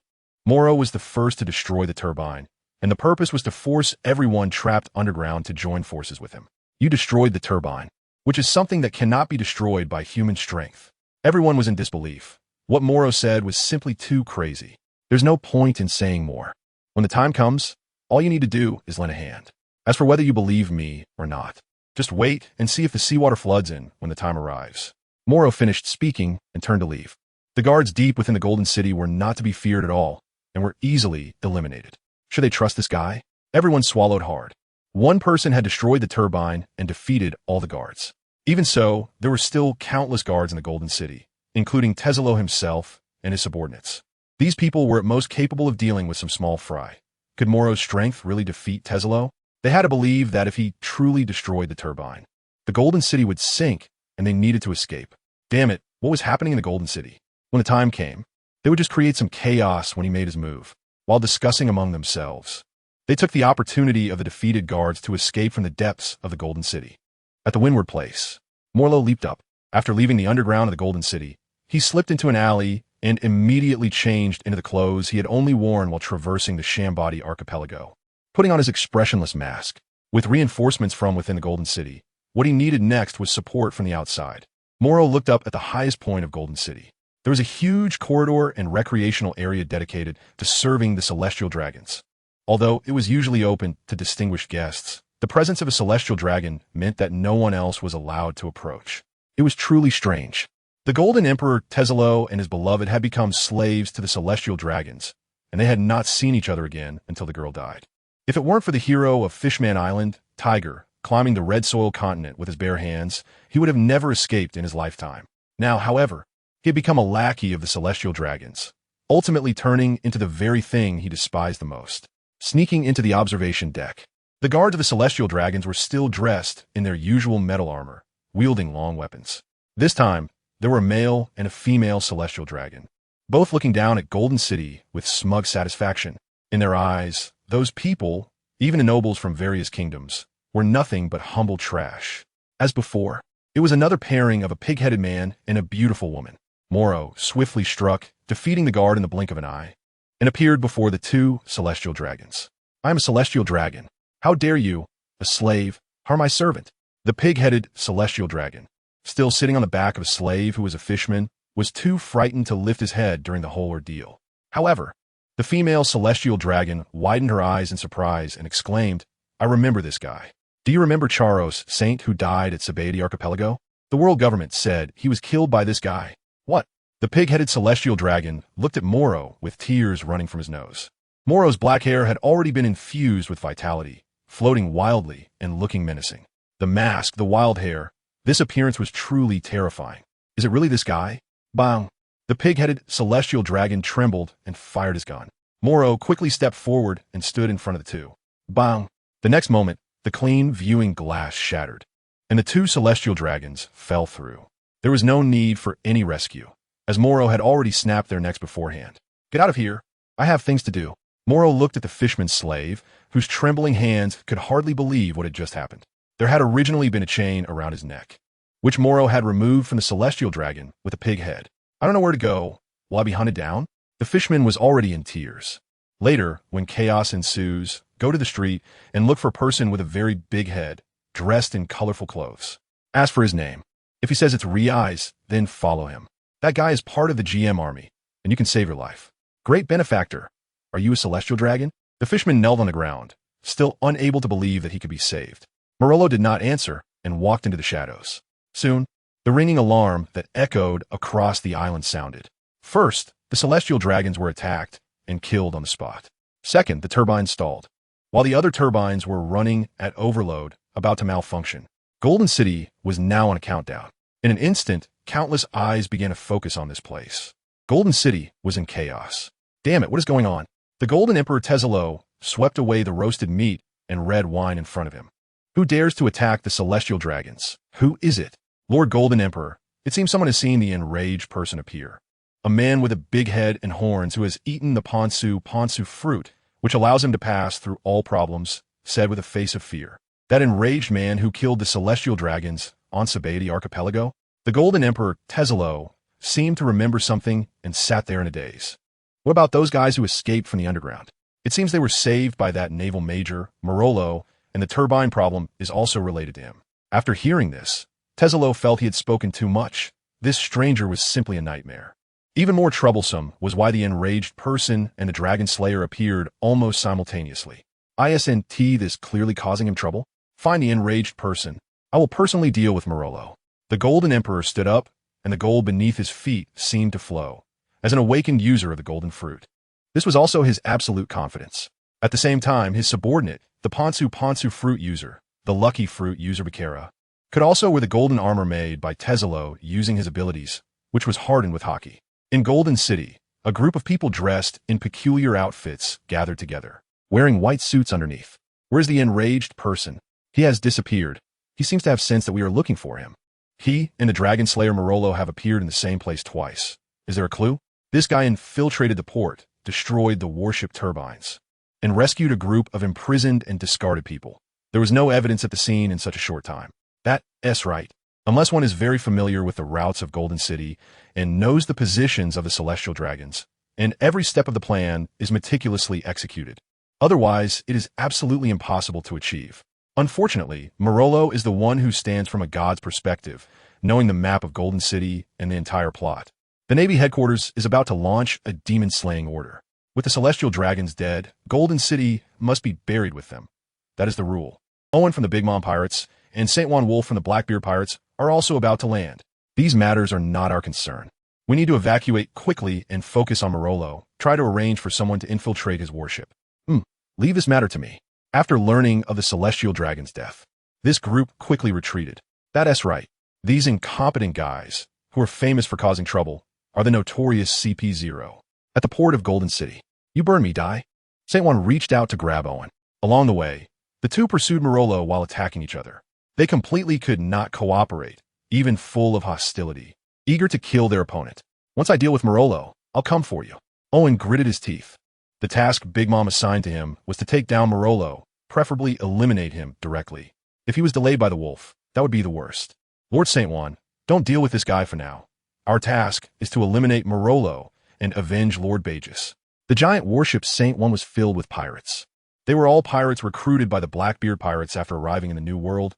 Previously, the wolf had directly smashed their pirate ship onto a naval warship, causing them to lose a ship, and now they could only stay on the wolf's shoulder. What are you saying? Your voice is too low. Saint Juan turned to look at the person on his shoulder. I said, Lord Saint Juan, our top priority is to kill Morrow, shouted the long-necked pirate holding a knife. What is your name? Noisy. After hearing clearly, Saint Juan slapped his shoulder, killing his subordinate on the spot. The other pirates immediately became much quieter, not saying a word, quietly watching the port, trying to find Morrow's figure. At the port, the hidden naval soldiers immediately discovered Owen and Saint Juan and quickly contacted Morrow using a din mushy. Major Morrow, it's chaotic. First the alarm rang throughout the island, and now those guys are chasing us. It's nothing. A large hand patted the shoulder of the naval soldier. Major Morrow, no one expected Morrow's actions to be so swift. Be careful and retreat. I will attract their attention shortly. This island is about to sink into the sea. You need to hurry to the coast to board the warship and leave. I will buy you time. Morrow quickly gathered the Marines together. Everyone felt a bit uneasy, knowing that Morrow was a devil fruit user. What would he do if Golden City sank to the bottom of the sea? Major Morrow, this is too dangerous. There are powerful pirates and big shots all around Golden City now. It would be dangerous for you to stay here as well. We've already lured them to the island. Can't we leave together? The Marines looked at Morrow with concern. When have I ever needed you to worry about me? Although you're older than me, you are still Marines I trained. This is a mission, and we must return to the sea unscathed. I can use moonwalk. Do you know what that is? The kind that lets you fly in the sky.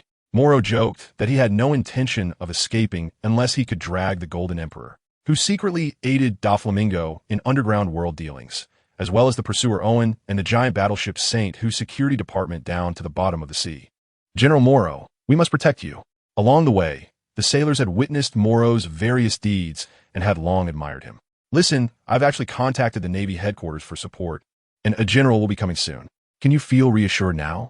Morrow knew that once the celestial dragon died, the Golden City would inevitably face the demon-slaying order, and a general would personally come. Is the general coming back? That would be great. When the Marines heard that a general would take action, they couldn't help but smile with joy. Let's go, I need to draw some fire. Morrow smiled broadly. As you command. The Marines happily began to evacuate.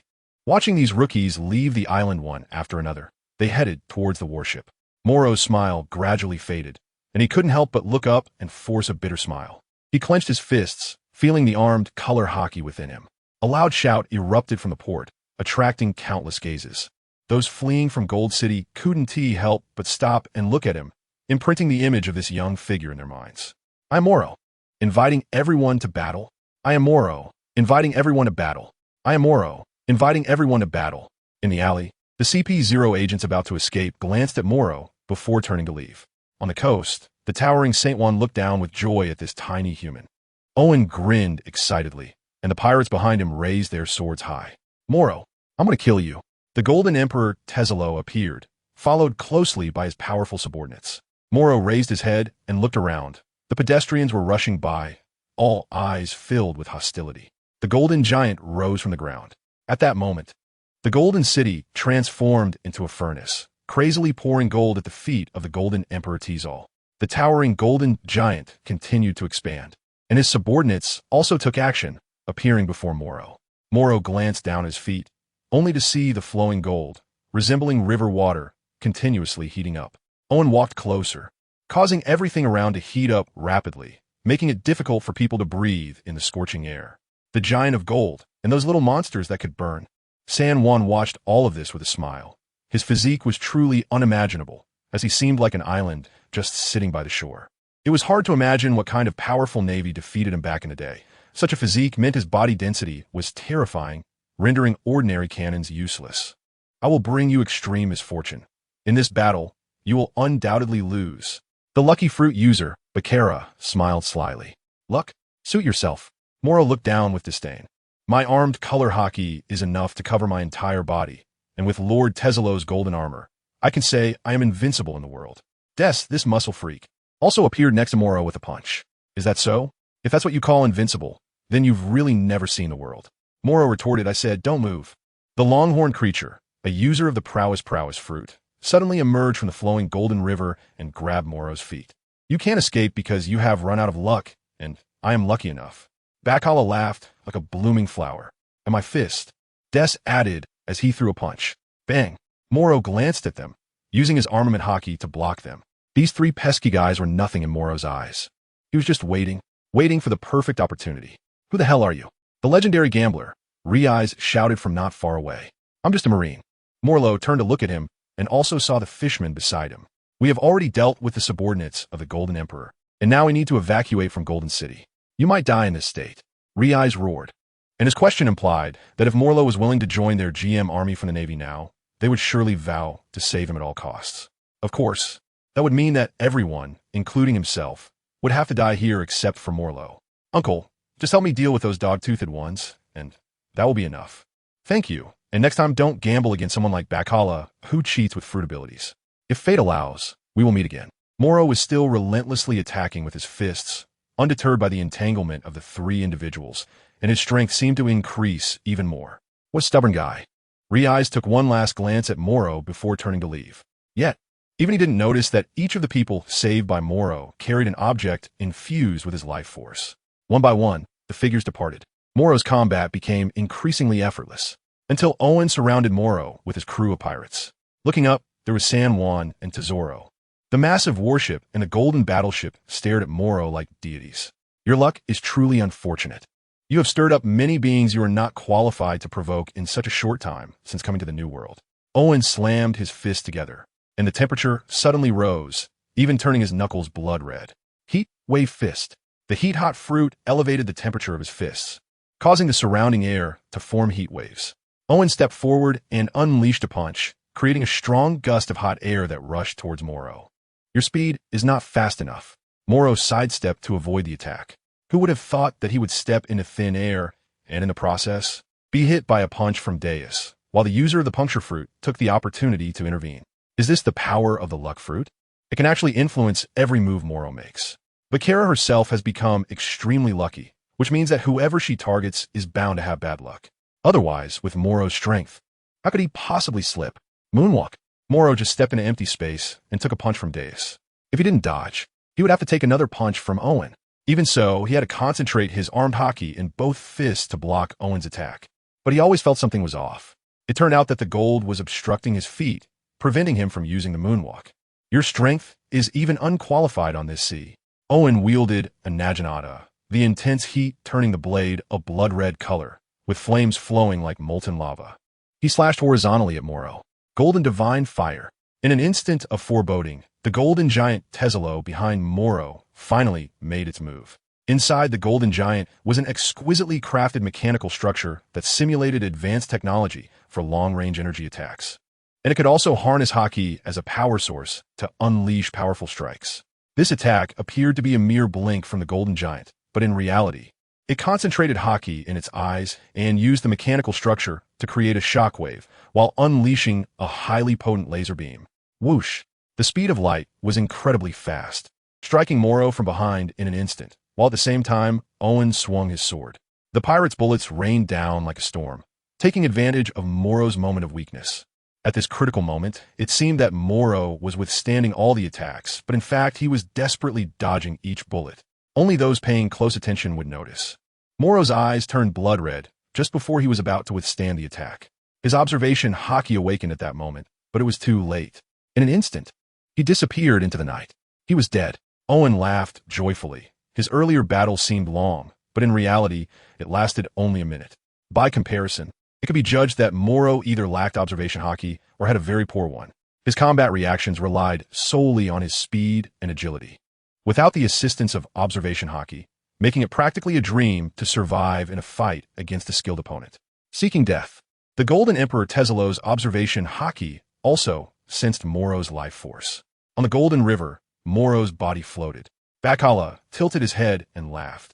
His armament haki was okay, but to think he could act recklessly in the new world with such little strength was truly foolish. His armament haki was just average, Bakala said, somewhat displeased. Although it was just a brief encounter, his attack on Morrow caused no damage at all, whereas Morrow's fists hurt him quite a bit, which meant Morrow's armament haki was stronger than his. If it weren't for being besieged by so many powerful opponents, combined with Bakala's luck fruit affecting him, the user of the string fruit would have taken the opportunity to cause trouble. In a one-on-one situation with Morrow, there are hardly anyone here who can truly fight him. Dead? I haven't even had a chance to play yet. Saint Juan was the last to speak. He had been watching the whole time, planning to take the opportunity to strike, but he didn't expect Morrow to already be dead. He could only reach out with his large hand and take him, bring him back to teach. After saying this, he turned to leave. Owen and the others were just about to express their dissatisfaction when they heard the sound of cannons. Boom! Damn it, the Navy is here. Owen looked displeased at the sea, where warships had surrounded Golden City tightly. On one of the warships stood the Admiral from the Navy headquarters, Kizaru. Oh no, is he dead? What a pity. Kizaru glanced at Saint Juan. His observation haki had already detected Morrow in the latter's hand, concentrating the light at his fingertip. The next moment, a laser beam shot out in an instant, drawing a golden line. It hurt. Saint Juan winced and let go. Demon-slaying order, begin, Kizaru calmly commanded, and the Vice Admiral stood ready. Today, even the celestial dragons died in Golden City, so to avoid blame, they had to be serious. At this moment, a warship that had just left the island was emitting a faint green light. It was Morrow's warship. Meanwhile, the weapons and clothing of Rezd and the others also burst out with brilliant green light. These were all trump cards left by Morrow in advance. The next moment, Kizaru floated in the air, picking up the boy's corpse. Radiating golden light, he saw the green light surging around him and muttered in disbelief. Are those occasional green lights from the Marineford War also related to you? Could it be a monstrous fruit ability? Ahem. Morrow coughed and woke up, feeling the powerful vitality reviving within him. He sensed that the amount of armament haki in his body had increased fivefold, with strength, speed, and healing abilities all rising in sync. Each resurrection could amplify his power fivefold, and he wasn't mistaken. Now it was roughly equivalent to 80 Busashoka haki, as he had also taken the vitality of the Violent Bear during that time. Thank you, Mr. Kizaru. Morrow stepped forward with a moonwalk, glancing once again at the Golden City. As his fists were armored with haki, a hint of red light appeared in his eyes. The sense of crisis from being attacked by Owen and the Golden Emperor, as well as being watched by San Juan, finally awakened Morrow's observation haki. From the first time, he sensed the anger and hatred of the crippled fire dragon on Thousand Dragon Island, to the faint influence during the Summit War, and the awareness when blocking the turbine. Morrow went from being unaware to being forced to perceive, then to actively trying, until awakening at a critical moment. Is he seeking death just to awaken observation haki? Kizaru thinks Morrow is a bit unreasonable. Isn't it good to just manage his work-life balance? Why work so hard? Indeed, in the new world, not having observation haki is like being blind with eyes wide open. How can he fight against these monsters? As Morrow spoke, he gradually walked away. Is he going to sink? What a pity, so golden. The giant warship Saint Juan maliciously grabbed a pirate ship and smashed it towards Kizaru's direction. Under the onslaught of beams of golden light, the pirate crew was instantly reduced to ruins. The Golden Emperor ignored the safety of the giant warship. His most pressing concern was himself. If he couldn't escape, he would undoubtedly die. With the celestial dragon dead, the Navy would surely sink Gold City to give Mariehua an explanation. It was already sinking due to turbine malfunctions, and now was being bombarded by naval warships. The arrival of 5 elite vice admirals from the Navy headquarters, along with Kizaru himself, meant that even he had to think carefully about how to escape. Lord Tezelo, my subordinates have all been taken down by Riaz and his group before leaving. Baccarat said nervously while sitting on a huge ship. Damn, is this all part of Morrow's scheme? Set sail. We must leave as soon as possible. The Golden Emperor tried to make the Golden Giant shrink continuously, creating a path for escape from the naval warship siege. Go. Owen was cursing loudly at this moment. Saint Juan, you idiot. Why use our pirate ship to attack Kizaru? He was already having a terrible headache. Seeing the Golden Emperor Tezelo and his underlings maneuvering the giant ship to carve a path for survival. Saint Juan was smashing their ship towards Kizaru. It seemed both sides were attracting fire, but in reality, they were caught in a dilemma. Get on Tezelo's ship, or we'll be trapped here. Gold City was still sinking, and seawater had already begun to flood the port on the coast. Without a pirate ship, Owen quickly led his crew of pirates towards the massive sea vessel, which was Tezelo's last card for escape. A huge amount of belly was spent to build this ship. As long as the two of them teamed up, they could definitely survive. Boom! Cannons were constantly firing, and explosions had already started throughout Gold City. It wouldn't be long before it sank into the vast sea. Saint Juan was being attacked by Kizaru from behind, but showed no fear.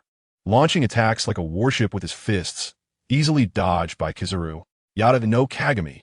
Kizaru saw the Golden Emperor and Owen trying to escape. To give the Celestial Dragons an explanation, he had to capture all these guys. In the blink of an eye, he appeared above Gold City, spinning at high speed, throwing out chunks of light to attack the Golden Emperor's ship, the giant warship Saint Juan. Block it. Tezelo unleashed a powerful punch, and the golden light melted into a dome, attempting to block all the light rain. Damn, those vice admirals are going to seize the opportunity to pursue us. Owen and the others had successfully boarded the ship, and he himself wielded a long sword, enveloped in Haki, trying to block the rain of light. It hurts, it hurts, it hurts. Saint Juan cried out in agony. With a size comparable to an island, how could he evade so many light attacks? Have we landed? When Kizaru withdrew his hand, Saint Juan was already battered and bruised, smoke billowing from his mouth. He lazily looked towards the Golden Emperor's ship. We're here. Morrow descended from the stern of the ship, and as soon as he appeared, he was surrounded by the pirates under Owen's command. Go deal with the Vice Admiral from the Navy headquarters.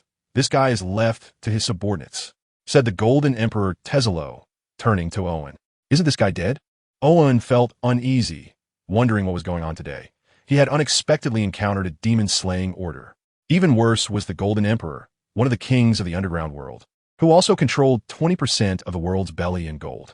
He had everything he wanted, and since his rise to power, he had never suffered such humiliating defeat. As a result, he had overnight become a hunted man with a bounty on his head. Before them, Navy warships were closing in, and cannons were continuously bombarding the ship beneath them. The 5 vice admirals from the Navy headquarters, though not as strong as Owen or the Golden Emperor, had the advantage in numbers. Let's deal with that guy. Bakera volunteered.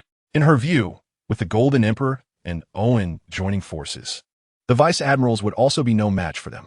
Go. The Golden Emperor rubbed his shoulders, his gaze gradually turning cold. At the stern, the corpses had long since turned into mummies. The last glimmer of green light was seized by Morrow. When he turned to look at the late arrivals Bakera, Deus, and the user of the puncture fruit, he stepped forward without hesitation. You still have some tricks up your sleeve? Just a moment of carelessness, and you could do something incredible. However, in front of me, your luck will be at its worst. Bakera smiled at Morrow, believing that if he could lose once, he could lose a second time. My ability is enough to leave you with no chance to evade. The user of the puncture fruit had already disappeared from the deck as he spoke. Let's see if I can knock your teeth out. Deus, clad in the golden armor bestowed by Tezelo, was instantly enveloped in a layer of armed color Haki. Oh really? Morrow floated in the air with a moonwalk, giving no chance for the user of the prowess fruit to catch him. His entire body was quietly covered in armament Haki, achieving armament hardening. Before his resurrection, he was already capable of full-body armament hardening. After successfully resurrecting, the 5-fold enhancement brought both qualitative and quantitative changes to his armament Haki. Even with full-body armament hardening, it was still stronger than the previous double-fist armament hardening. It is worth mentioning that Morrow awakened his observation Haki at the brink of death before his resurrection, thus gaining an enhancement. You can't dodge my attacks because I am a luck fruit user, and I will definitely hit you. Bakala laughed and resolutely charged forward. In an instant, the user of the puncture fruit leaped out from the trump card, trying to seize the opportunity to catch Morrow, only to find him standing in midair. Since you've come, then let's take a break. Morrow raised his foot and brought it down horizontally. The strong dominance and power made the user of the puncture fruit feel a sharp pain in their head before losing consciousness. Morolo's Haki has increased by 5 times. Bakera attacked, and in the past, Morolo would have had terrible luck and couldn't dodge this strike, and she would have undoubtedly hit Morolo by mistake. Unexpectedly, the latter sidestepped and easily evaded the attack. A hint of red light appeared in her eyes without her knowing. Damn, how could you? Bakara, turn around. Just about a question, when Morrow launched a Haki-infused finger jab at her throat, silencing her immediately, followed by the sound of a body crashing down. Damn it. You actually killed the two most important subordinates of Lord Tesalo. Dez was furious, gathering his proud Haki into his fists, increasing their attack power, attempting to deliver a fatal blow to Morrow. Your Haki isn't as strong as you think. Morrow also attacked with his fists. At the moment their fists collided, Dez felt as if his fingers were about to shatter, and immediately after, his hands felt completely incapacitated. He looked at Morrow in disbelief, just about to say something when he was struck in the face by a punch, falling backwards to the ground. Your life force is now mine. Morrow clasped his hands, and 3 streams of life energy converged into green light, resembling chains held in his palms. In no time, he drained the entire life force of 3 individuals. This golden chain represents the ability Morrow gained after his resurrection, further enhanced by the life force he seized, allowing him to pull the life energy of defeated enemies or those weaker than himself into chains. The battle has only just begun. Morrow walked towards the bow of the ship, where the golden giant Tesalo and the tan minister Owen were engaged in a fierce battle with 5 marine vice admirals. Onamashi, Doberman, Fire Mountain, Squirrel, and Stolosberry. These 5 were significant participants in the Demon Slayer Order, with a high appearance rate and distinctly different personalities. Some supported Akainu, while others were under Kizaru. Bakala didn't defeat you? Tesalo was fighting. In order to battle on the deck, he couldn't activate the true alloy giant, but it also enhanced his agility. You dared to kill my men. Owen noticed the bloodstains on Morrow, indicating that those pirates and his subordinates had all been wiped out by him. Fortunately, no need to thank me. Morrow stepped forward, his fist coated in Haki, with the red light in his eyes still shining. He also tried to see if he could directly pull out the life chains to seize the life force of Owen and the Golden Emperor. It seemed that their peak strength was not any weaker than his, so this plan was unfeasible. Since remote seizing was not an option, he would have to resort to close combat. Morrow's empty hands spread out with 5 fingers, and a life chain wrapped around him, transforming into a green light vortex. Gradually, both of his fists were covered with a layer of green light on top of the hardened armament color, surging like flames. You too, I will take your lives. You little brat are also worthy. Seeking death. The Golden Emperor glanced back, and his golden eye erupted with a laser, immensely powerful, turning the cabin into ruins. He turned to face the 5 vice admirals of the Navy headquarters alone, using his massive body to block the sword strikes. Since his true form was hidden within the golden giant, he could be said to be fearless. Owen held a long knife, and its temperature rose, resembling a magma long knife, covered with a layer of armed color domineeringly, striking from the waist. Last time, Morrow was affected by the lucky fruit and was bound by the ability of the puncture fruit user, which allowed that knife to succeed. This time, Morrow stepped out with 1 foot. Boom! The long knife was stepped under his foot, resembling the scene in the Marineford War where Akainu stepped on Whitebeard's long knife. Perhaps influenced by Whitebeard's one-handed blocking of pirate ships during the Marineford War, Owen also tried to block a ship with both hands in the world, but almost became a paper person. Unfortunately, that was a later event, and Owen would never have a later.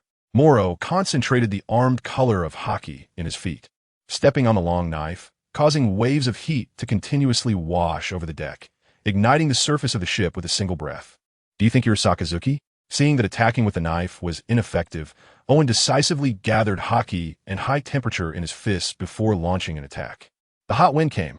This move was originally named Heat Sea of all things, meant to use the heat fruit to instantly raise the temperature of the sea, creating multiple heat currents to attack the enemy. In that moment, the air formed heat currents, appearing like fire dragons from all directions, centered around Owen's fists, crashing towards Morrow's body. Is this the power of scorching high temperatures? Zung. Morrow is fully covered in armament Haki, constantly dodging Owen's hot wind fist. My Haki is above yours. After Mo Luo withstood the blow, he only felt a faint pain, and the life force within him erupted, quickly healing all his injuries. No matter how strong one's dominance and physique are, there will always be limits. As long as my temperature is high enough, I can definitely annihilate you. At this moment, Owen's temperature soared rapidly. Even the beating of his heart sounded like a drumbeat. The air around him continued to heat up until his entire body turned blood red, which was a manifestation of his temperature reaching its peak. This time, how many holes will you be pierced with? as Owen pushed his abilities to the limit. His body temperature surged dramatically. This was his strongest state, with the cost being that even he could not maintain it for long. Not even one. Morrow remained calm. And at that moment, all the alloys, steel, and wooden boards around him were infused with vitality. They surged and crashed like incoming seawater, even creating waves. The fruit awakened. Owen couldn't believe it. Could it be that Morrow had awakened the devil fruit? What do you think? Morrow certainly wouldn't tell the truth. But this scene really resembled the awakening of a Superman-type fruit, affecting the state of surrounding things. Impossible, this cannot be. If you could awaken a devil fruit at such a young age, that would be completely against the natural order. Owen couldn't believe it. When he had previously sliced Morrow in half, the latter had only momentarily activated his observation Haki. With such strength, how could he possibly awaken a fruit in the blink of an eye? It simply didn't make sense. However, his doubts only grew. Why had Morrow's observation Haki suddenly become so much stronger, appearing completely effortless in dodging attacks and predicting his hostility? Generally, it would take at least 5 times the amount of time for an ordinary person to master it.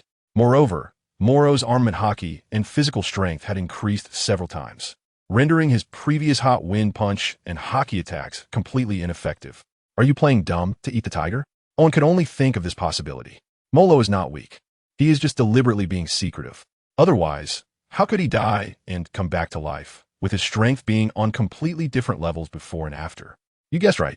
So why don't you take a guess at how strong I am? Morrow smirked slyly, as if there really was something to it. While the two were talking, the battle continued. Whenever a scorching hot fist attacked, and Morrow's observation Haki and speed couldn't evade it, he had no choice but to endure with armament Haki, which meant concentrating his armament Haki as much as possible at the point of impact. This made Morrow quickly become proficient in dual Haki and martial arts. Initially, Morrow was at a slight disadvantage in the battle, but as he mastered his observation Haki, he became increasingly adept, reaching a level of ease. As a result, the balance of power between the two shifted quietly. Every time Morrow is hit hard by Owen, the feedback from the life fruit makes him stronger.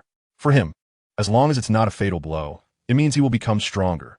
Even after that, attacks of the same level will be weakened.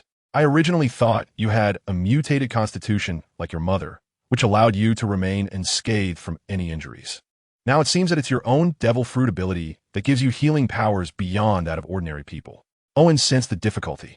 It was now impossible for him to defeat Morrow in a direct confrontation. He could even be defeated by Morrow's advantage of becoming stronger the more he fights. This forced him to consider how to deliver a fatal blow. If it's not a one-hit kill, you can heal infinitely, right? Owen thought he saw a flaw in Morrow, so he stopped maintaining the high temperature throughout his body and instead focused all his effort into raising the temperature of his fist to the maximum. This is my ultimate strike that surpasses limits. The temperature will be enough to melt gold. The melting point of gold is over 1,000 degrees. And it seems your attack is far inferior to Akainu's, even less than the temperature you had just now. Mo Luo's knowledge caught Irving off guard. This is a metaphor. Irving has had enough of this humiliation.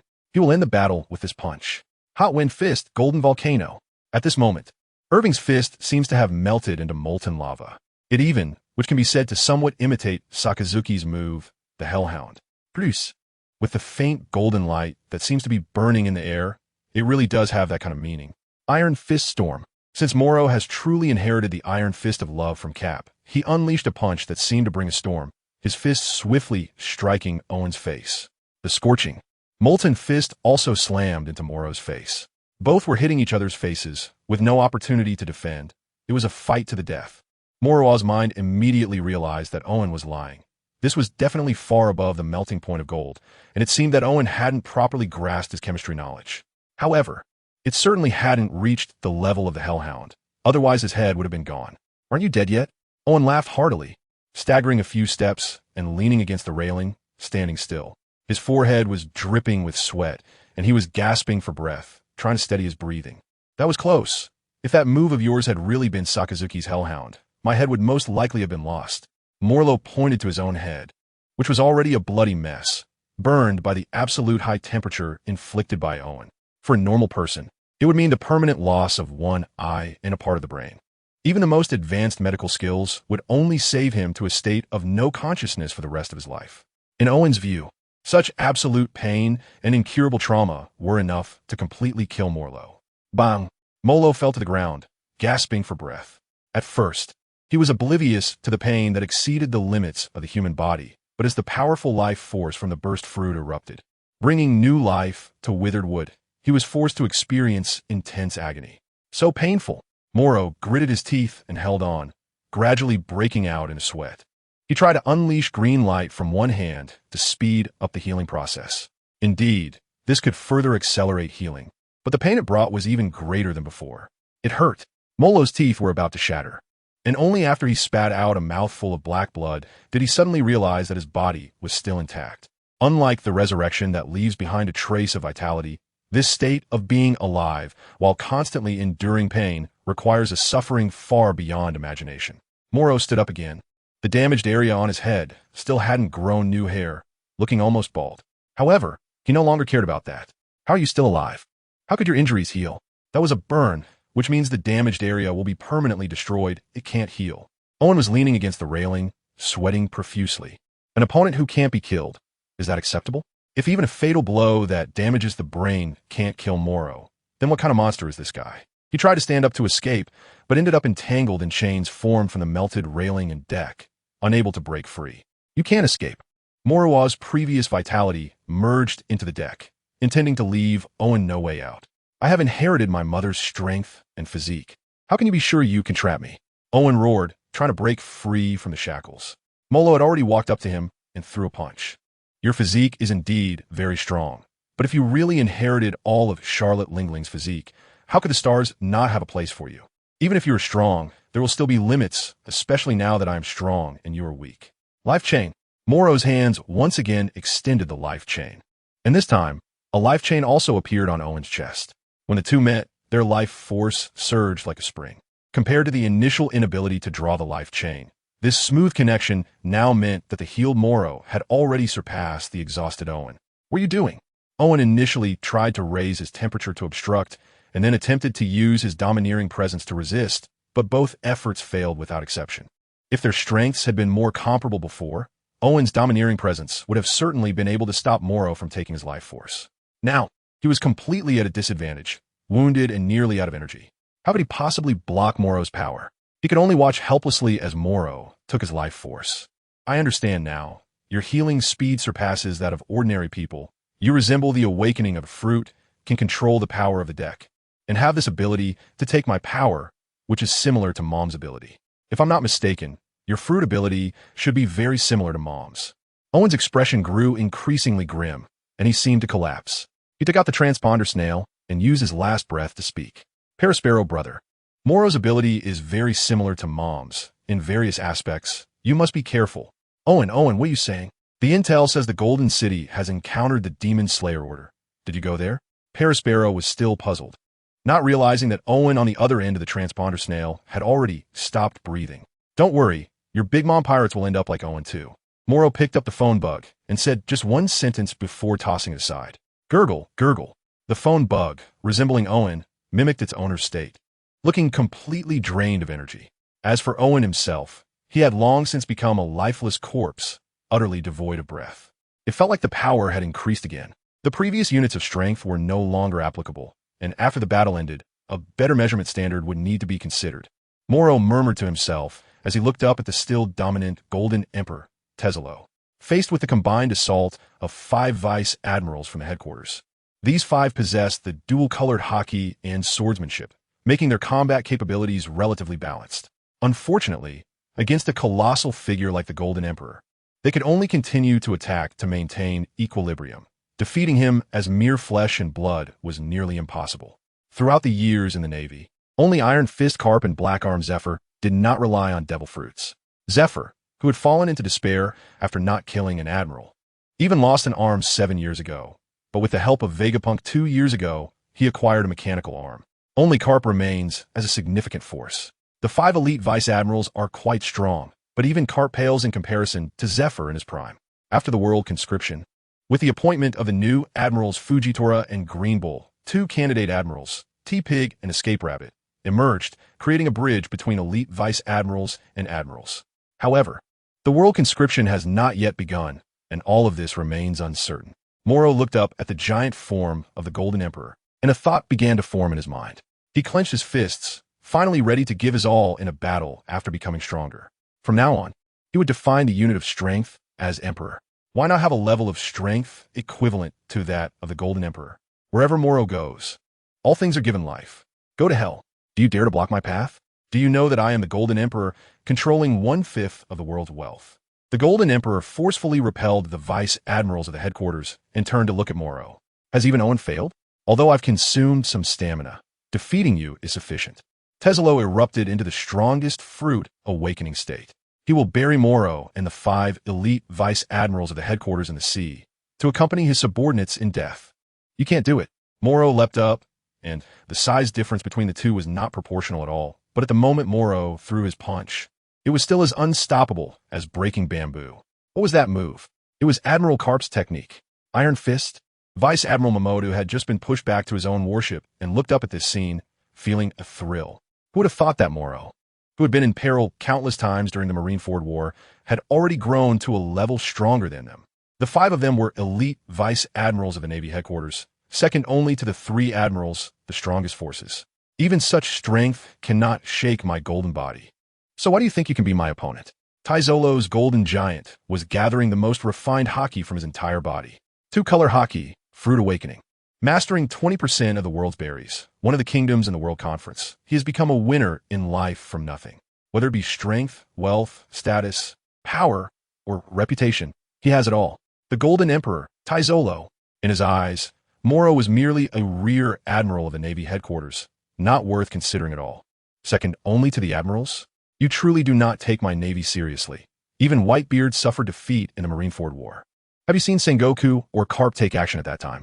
Even Zephyr Senpai did not show up, and I am indeed just a rear admiral of the Navy headquarters. But that does not mean I cannot defeat you.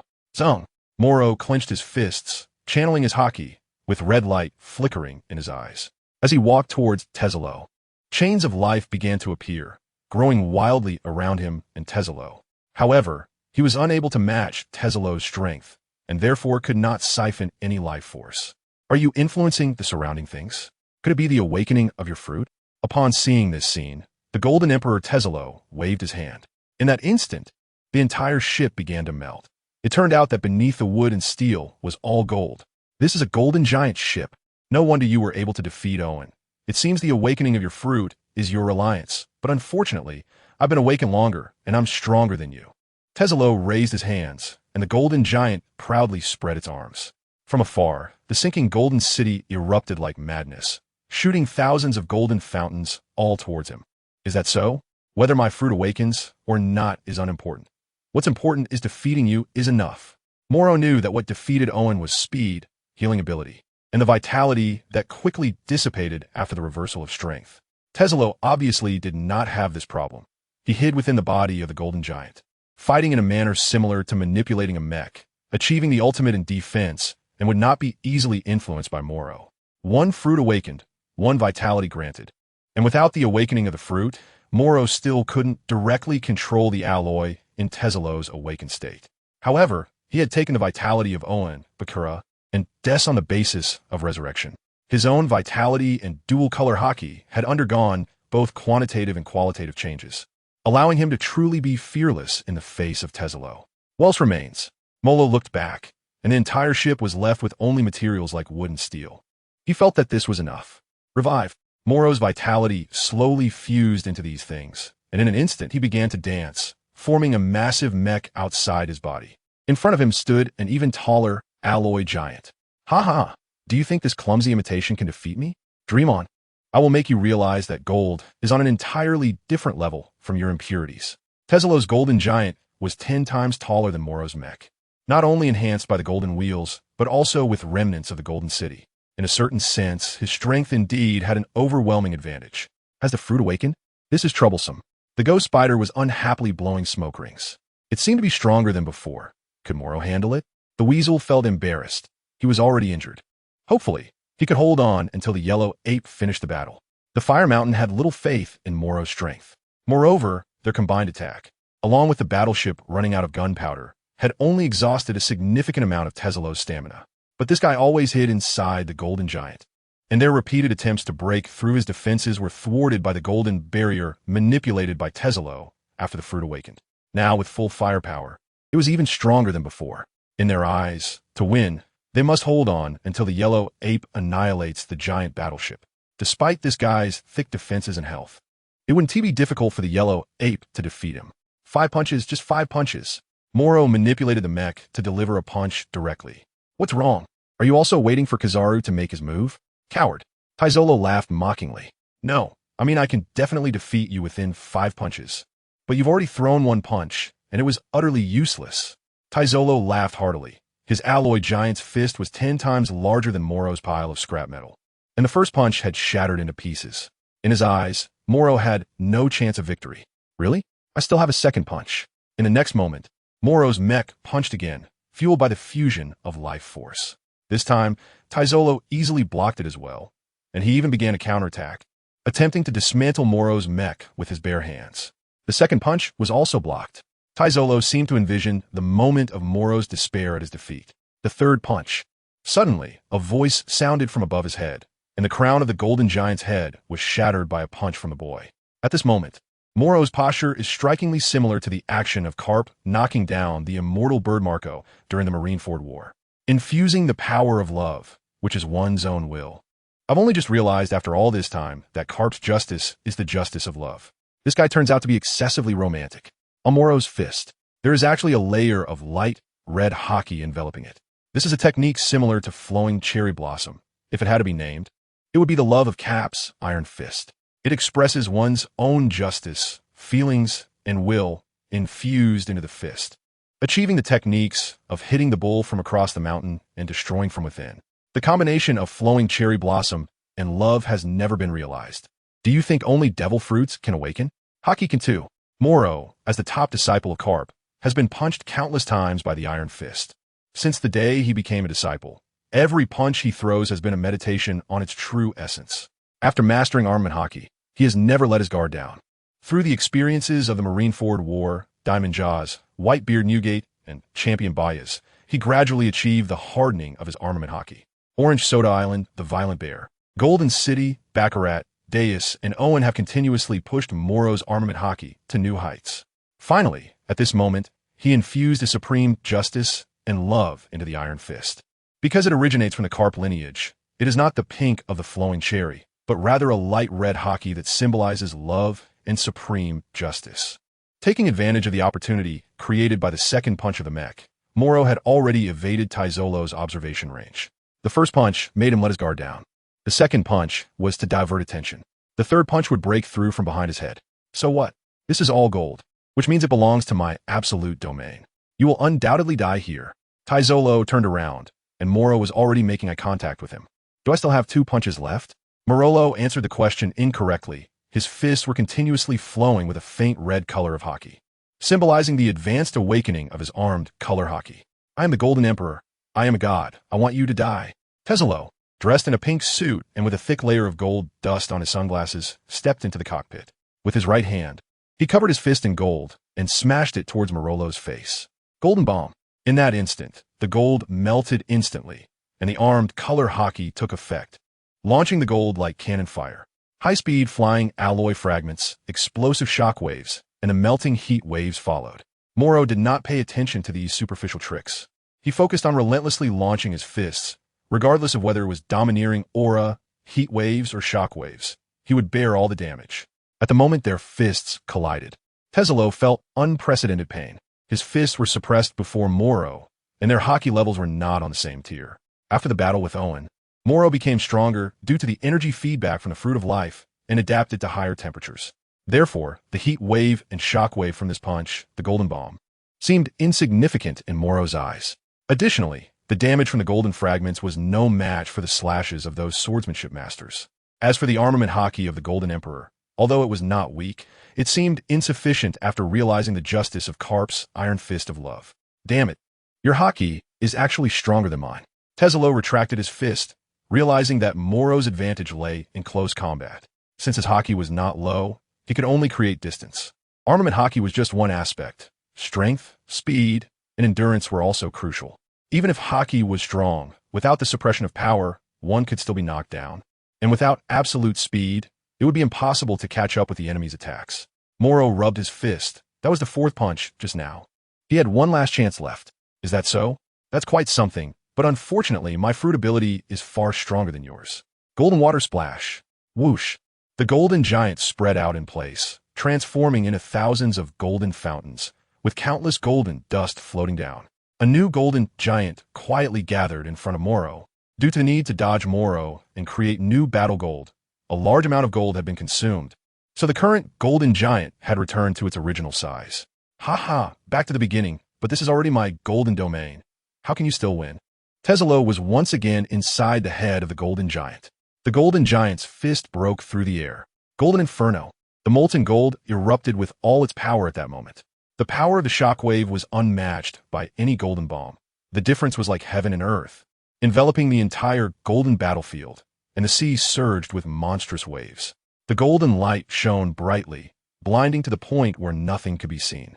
Everything in front of Morrow seemed to freeze. He did not throw a punch. The power he had just realized was not enough to defeat Tezzalo so quickly. He had to wait for an absolute moment. At that moment, the force of the shockwave erupted around him, and Morrow felt his internal organs begin to tremble. Indeed, if one is strong enough, they can harm their enemy. And Tezzalo's enemy was Morrow. So how about your fifth punch? Where is it? Tezzalo roared. Come hit me. Hit me. The power unleashed by this punch was all the strength of the golden giant. If he wanted to go further, he had to dominate the golden realm beneath his feet. However, it seemed that right now, Morrow has no chance left. Under the powerful shockwave and the eruption of molten gold, Morrow was directly sent flying. The weak always like to exaggerate. Tezzalo grinned. He knew he wouldn't lose. Defeated? The weasel, holding a long knife, was already prepared to continue the fight.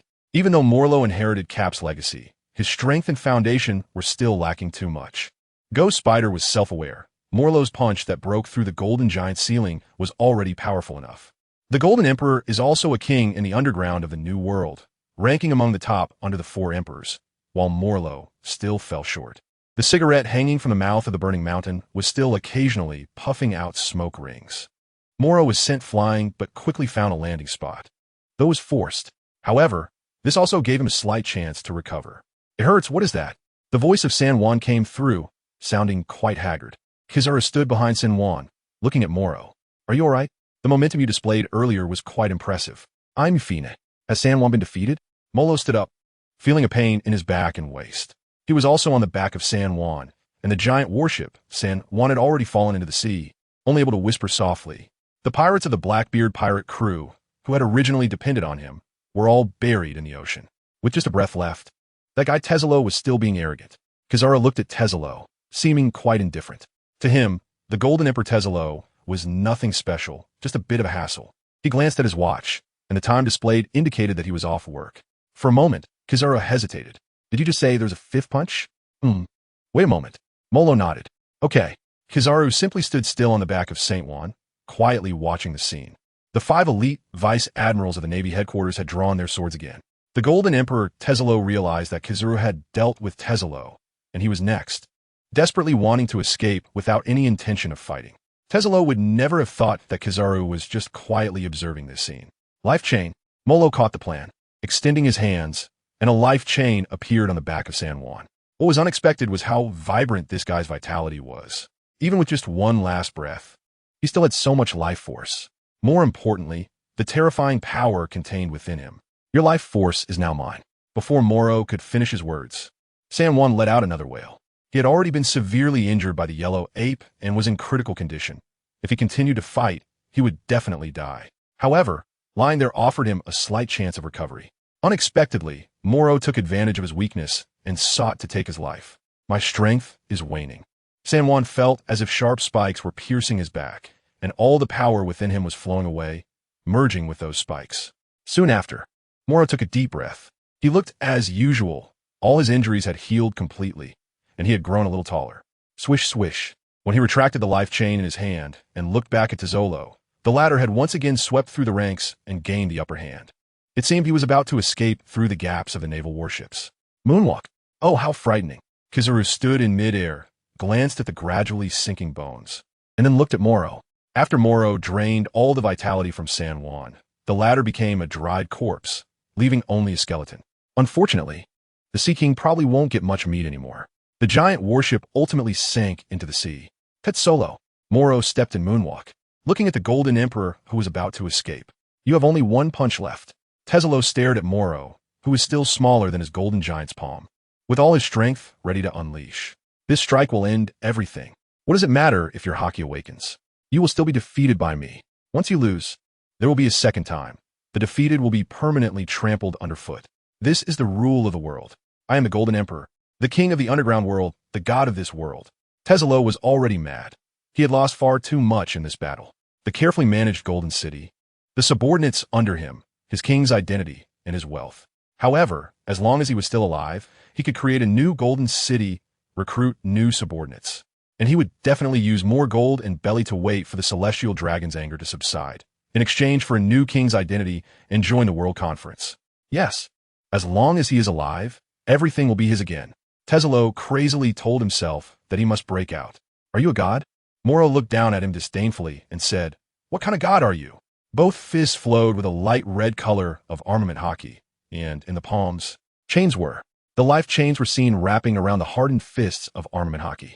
Morrow erupted with an unprecedented momentum. What you rely on, follow, and worship are exactly those you once despised the most. They took away your beloved, and even until your beloved's death, you never saw him again. Why? Because in that place, you were a slave, not even qualified to raise your head. After you escaped, you did not fight against these guys. Nor did you carve out a path like Long, Tiger, or the Underworld King Rayleigh. Instead, you knelt before them. I think if Stella were still alive, she would surely despise you for this. Golden Emperor, do you still deserve the name Solo? Do you still fantasize about becoming a god? Does becoming the very person you once loathed bring you pleasure? Morrow remained high and mighty, continuously gathering power in his fists. His feet constantly stepping in a moonwalk to accumulate speed for that final strike, ensuring absolute explosive force. How do you know Stella? Who exactly are you? Solo was also preparing for the final blow. After all, if even the Golden Flame couldn't kill Morrow, then he would have to resort to that one move. Stella? Just hearsay. Morrow knew that such plot details could never be revealed to him. He simply felt disgusted by the Golden Emperor's attitude of forgetting oneself while still wanting to kneel before his enemies. You're talking nonsense. That name is known only to me. She died in the slave auction, didn't go to the Red Earth Road, didn't T become a slave like I did. No, you're lying. You could never know about this. The Golden Emperor was desperately denying everything. He never believed that Stella was dead, and he didn't dare to trust his own memories. Is that so? Then are you still fantasizing that after you escape, you can exchange gold and belly for your former identity? What a dream, Golden Emperor. You control 20% of the world's belly and have countless gold. Do you really think they want you to live? Morrow saw through Solo's fantasies at a glance. The Golden City had already killed the celestial dragons. How could they possibly let Solo live? You're talking nonsense. As long as they're S-berries and gold, I can have everything. Solo's face twisted in rage as he spread his arms wide. Within the Golden Domain, all the gold from the Golden City and the Golden Giant ship was gathered. Since the gold he transformed using his ability would immediately lose its effect upon contact with seawater, the gold covering the Golden Domain was all his real gold. In other words, the gold he appeared to control was fake. Just like his ability, he could manipulate gold, but any gold he created would lose its effect the moment it touched seawater. False cannot become true. Is that so? Are you still deceiving yourself? Don't you realize by now that everything you've lost isn't because you lack berries, but because of those you hate, those gods? You inexperienced little brat. Do you really think you are the embodiment of justice? You dare lecture me? You understand nothing and have never witnessed the cruelty of this sea. Yet you speak so boldly. The gold around Solo surged continuously. Thousands of golden pillars coalesced into cannon-like projectiles. This was his full-powered strike, released by channeling all his strength in the awakened state of his fruit. Once fired, it would simultaneously attack and obliterate the enemy. Even an island could be flattened under such a frenzied assault. Golden divine punishment. Divine punishment. A divine punishment forged from gold? Morrow coldly gazed at this scene. Tesoro was still deceiving himself in the end. His golden divine fire, golden hellfire, and golden divine punishment seemed to say that he was the god of gold, wielding divine fire, punishment, and sins. Truly self-deceiving. What, there was no gold? Would he still be a god? The celestial dragons would still be celestial dragons after all. Morrow saw the crazed Solo and felt as if he were witnessing countless disheveled figures, the past of a strong person, either transitioning from brilliance to darkness. or charging forward to a standstill, or from a flourishing state to having nothing at all. Iron Fist. The simple two characters of Morrow contain everything he knows. No wood, no power, no ancient weapons. All he possesses are these two fists. At this moment, he seems to see Garp's back, moving forward relentlessly in the face of despair. Swish! Morrow dodged and evaded the golden attack, once again moving at high speed. Tetsolo's golden punishment was too dense. If he only thought about evading, he would undoubtedly die. With his current observation Haki and speed, he couldn't achieve that, unless he faced the challenge head-on. Bang! Morrow punched back, striking a golden pillar. However, as soon as his fist landed, the other golden pillars attacked wildly. Bang! Morrow knew that if he tried to dodge the others, he would only exhaust his stamina until he was hit by one of their attacks, caught off guard, and would have no chance to fight back. Having armament Haki wouldn't help without strength. Having observation Haki would be useless if he couldn't keep up with their speed. Morrow knew this very well, which is why he charged forward without hesitation. He aimed at a specific point to attack, allowing the other golden pillars to strike him from behind. The immense power was so painful that it caused his body to tremble. The energy feedback from the paramecia fruit was slightly delayed. These golden pillars seemed to have become the heavenly thunder birthed from the earth and the golden giant. No wonder they were referred to as divine punishment by Tetsolo. According to the established notion, the awakening of a devil fruit means that the user will resonate with the soul and will of the demon within the fruit, allowing the true power of the devil fruit to be unleashed, which is known as the awakening of the fruit. However, this statement came from Kaido, who consumed a Zoan-type fruit. Morrow was unsure if this setting applied to a superhuman like Tetsolo. However, the fact that his fruit could awaken meant that he was already wholeheartedly pursuing wealth and gold, having developed it to the extreme. If he didn't manage to land some attacks in the end, he would gradually lose all his advantages amidst such frenzied assaults. Bang! Bang! Bang! Morrow's fists kept attacking, and he began to spit blood. The speed of his injury recovery, aided by the energy feedback from the healing fruit, couldn't keep up with Tetsolo's attack speed. He could only focus on the golden pillar in front of him, continuously attacking. Puffed. He spat out a mouthful of fresh blood. Morrow gritted his teeth and delivered this final punch, finally appearing in front of the golden giant. Smash! Crack!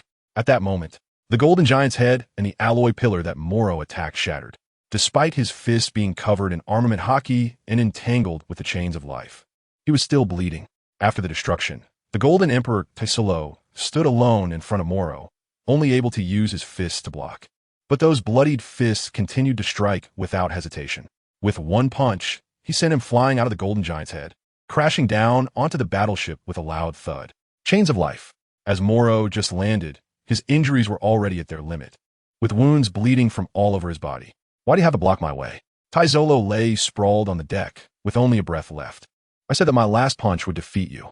Morrow leaned against the railing, grasping the life chain that extended from the Golden Emperor. The moment the chain connected, the life force it contained came along with it. Fool. The more you stubbornly cling to protecting something, the more despair you will feel when you ultimately lose it. After I die, I will watch the day you despair from above. Tetsolo mocked with a smile. Is that so? You're going to the heavens. Then why not take a look to see if Stella is there? To be honest, even though you are detestable, Stella deserves to go to the heavens. Morrow tilted his head and smiled. Is Stella in the sky? Shouldn't that be where the gods reside? Tetsolo felt a jolt, a sense of sobbing. This, he wouldn't even dare to die for.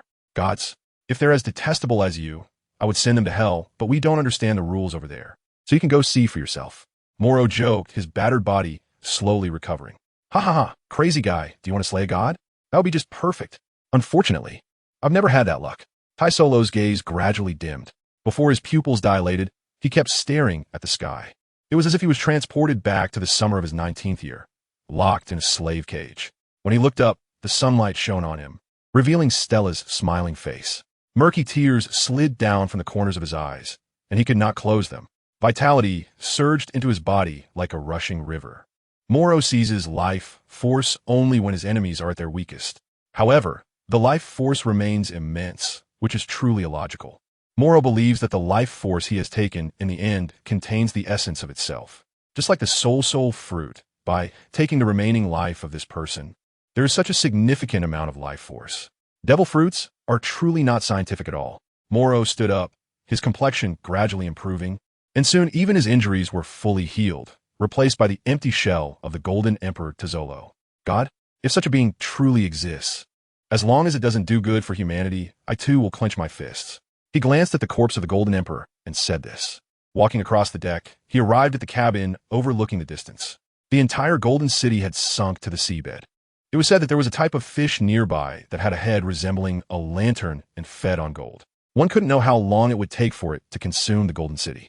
Morrow, how terrifyingly formidable you are at such a young age. Kizaru landed from the sky with his hands in his pockets.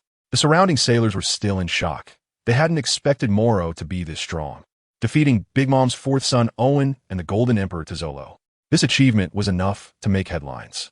More importantly, at this moment, there were also several prominent figures from a new world on the ships escaping from the Golden City. They witnessed this battle firsthand. It wouldn't be long before Morrow's name echoed throughout the new world. Off work? Then I need to grab a late-night snack. Morrow leaned against the window and said leisurely, which made Kizaru smile involuntarily. One by one, warships departed from the ruins of Gold City. On the most ordinary warship sat none other than Morrow, returning victorious. After having a late-night snack, the sailors had already stood by, waiting. In the new world, strong individuals were like clouds. Despite their efforts to grow stronger, it was still difficult for them to catch up in a short time. Otherwise, Morrow wouldn't be the only one left behind. Major Morrow, while you were fighting, a guy named Riai's left a letter for you. A sailor with a big beard handed the envelope to him, and Morrow opened it on the spot to read. He knew what Riai's letter would probably say. Morrow, if needed, my GM army will surely assist. That's really not necessary. Morrow smiled dismissively. Everyone has their own path. The Navy deals with pirates, while the GM army deals with the world military. If it weren't for the final battle, the real fight against the celestial dragons, there would be no need to join forces. We might as well go our separate ways for now. Gulu gulu. The transponder snail rang, resembling Morrow, with not only a head full of black hair, but also a constant smile. Morrow, this is the Navy headquarters. I am Morrow. What mission do you have for me? Morrow knew that this battle would definitely attract a lot of hatred towards him. The headquarters has discussed and approved your idea of establishing a naval branch on Ornsode Island, and has currently dispatched a large amount of supplies along with 3 naval warships. Your achievements and performance in tonight's battle have been fully counted. You revealed the true identity of the Golden Emperor and defeated the pirate Owen, while also wiping out the Bear Pirate crew beforehand. As a result, you will be promoted to an elite Vice Admiral in the headquarters, responsible for assisting in the security of Pong Island, Thunder God Island, and Dressrosa. Recently, there will also be some battles occurring on Pong Island, and you will need to go maintain the situation after completing the construction of the base. The voice on the phone was not Sengoku's. Morrow also found it strange. When saying goodbye tonight, Kizaru's expression didn't seem too good either. In this situation, there can only be one possibility. According to the timeline, after the Marineford War, Akainu and Akiji fought for 10 days and nights on Punk Hazard for the position of Fleet Admiral, ultimately turning it into an island of ice and fire. Afterwards, to fill the gaps, the world conscription was introduced. Akainu, who became the new Fleet Admiral of Marine Headquarters, moved the base from the Grand Line to the New World, directly confronting the 4 emperors. Shortly after this, about a year before the Straw Hat crew reunited, a battle broke out between the remnants of the Whitebeard pirates and the now powerful Blackbeard pirates, which ended in a disastrous defeat. So at this moment, if the headquarters still wants him to maintain order on Punk Hazard, it means that the final battle between Akainu and Akiji is about to come. Understood. I will maintain order. For Morrow, establishing a Marine branch base is not just about this. By establishing the branch, it means he can move freely in the New World. As long as he doesn't have a mission, no one can restrain him. General Morrow, do you know that at the end of the Marineford War, the former Fleet Admiral Sengoku, who had stepped down, issued a bounty for the most notorious criminals, among which some troublesome monsters have emerged. The demon descendant Barrett has appeared in the New World and seems to be planning something big, as well as former warlords of the sea, Crocodile and Moria, who are also working on building their own new forces. Morrow's eyes brightened. You wanted to go capture Barrett. Do you have his recent location?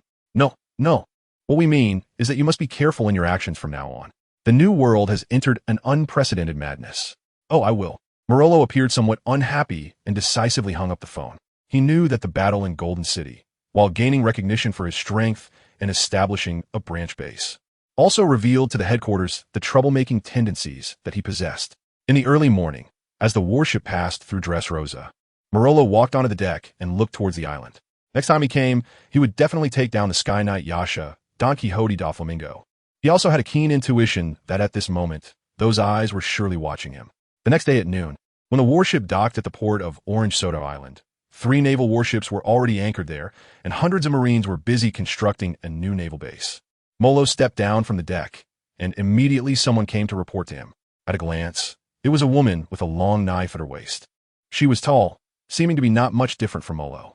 It should be noted that after the battle in Golden City, after Morrow absorbed the vitality of Irving, San Juan, and Tesalo, his body grew once again.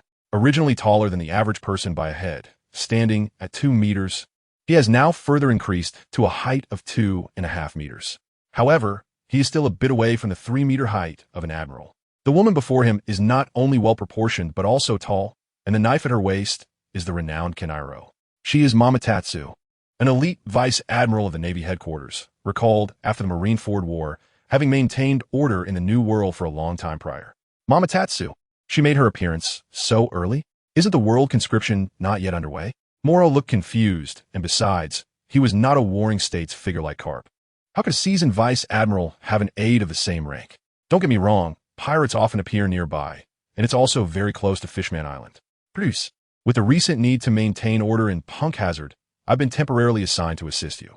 What Peach Rabbit means is that they need to maintain balance regarding the situation in Punk Hazard. Misunderstanding what? My character is destined to have no female lead. How could there be a misunderstanding? Morrow waved his hand and politely greeted before heading towards the small town. Oh, it really is as strange as rumored. Tatu didn't comment on Morrow's strength. The battle in Golden City had already become known at the Navy headquarters, and it had now stirred up a huge wave in the New World. What intrigued Tatu were merely the townsfolk. They happily went out early in the morning, carrying baskets full of oranges and soda. While distributing them to the sailors, they kept asking if Morrow had returned. Why does this guy, who always seems to have a silly grin, have such good rapport with the locals? Tatu looked at the street, where people in the town were even crying. Morrow was eating an orange, laughing and chatting with them. Occasionally, he waved his hands, not knowing what he was saying. Can a naval base be established here and be maintained? Tatu was more worried. Her strength was considerable, and Morrow was not weak either. But nearby Pond Island had been shrouded in toxic gas for years due to Caesar's experiments 4 years ago, and it had only recently begun to clear up before becoming a battleground. As for Thunder God Island, it was unsuitable for human habitation. Dressrosa was Doflamingo's territory. This guy's official identity was a warlord of the sea and a king. One could say that Orange Soda Island was just a nearby button. Now, it had been taken by Morrow, and how could the big shots of the New World let it go easily? What was she worried about? Should she have some tea over rice? Morrow even started to eat. This scene left Peach Rabbit feeling quite helpless. It seemed she had encountered a very incompetent colleague. What the 4 emperors in the New World Order were to her was nothing compared to an orange and a bottle of soda for Morrow. Eat. Peach Rabbit couldn't refuse. New World. 33 Novel Network. Whole Cake Island. What? Owen is dead? Who is Morrow? Does this brat really think he's Garp or Sengoku?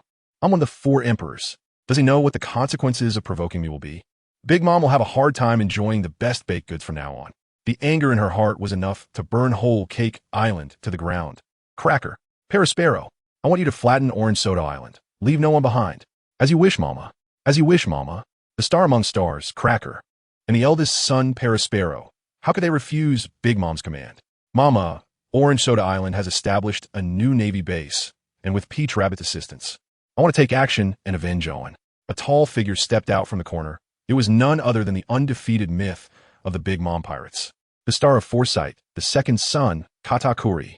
Katakuri, Akainu and Akiji will soon have a great battle on Punk Hazard, which means a large number of Navy will gather in that area. What you need to do is block all the Navy and prevent them from intervening in this matter. Mama, Mama, Mama. I want to make Morrow disappear. Big Mom's sharp voice was deafening. Only Katakuri could stand firm. A great battle? The intelligence network of the 4 emperors spread across the New World. It was unexpected that even Akainu and Akiji's battle was already common knowledge. However, anyone who dared to intervene would be seeking their own death. They might end up being besieged by the 2 combatants, unable to escape. Dressrosa, Royal Palace. Doflamingo leaned against the window, looking at the red wine spilled in the glass. He calmly swirled the wine glass, quietly gazing into the distance. Young master, the belly and gold we stored with Tesalo have sunk to the bottom of the sea, all thanks to that Morrow. Morrow? He has provoked more than just us. Which king of the underground world has no connection to Tesalo? Even those pleasure-seeking madmen have suffered huge losses because of this. How exciting. This guy's thoughtless actions have shattered a button of a new world. The number of people wanting to put him to death will be countless. Fufu. Doflamingo pressed his forehead with one hand and laughed loudly. Unfortunately, the kings of the underground world and the new world couldn't laugh at all. News King Morgans was frantically printing newspapers to let the whole world know about Morrow's good deeds.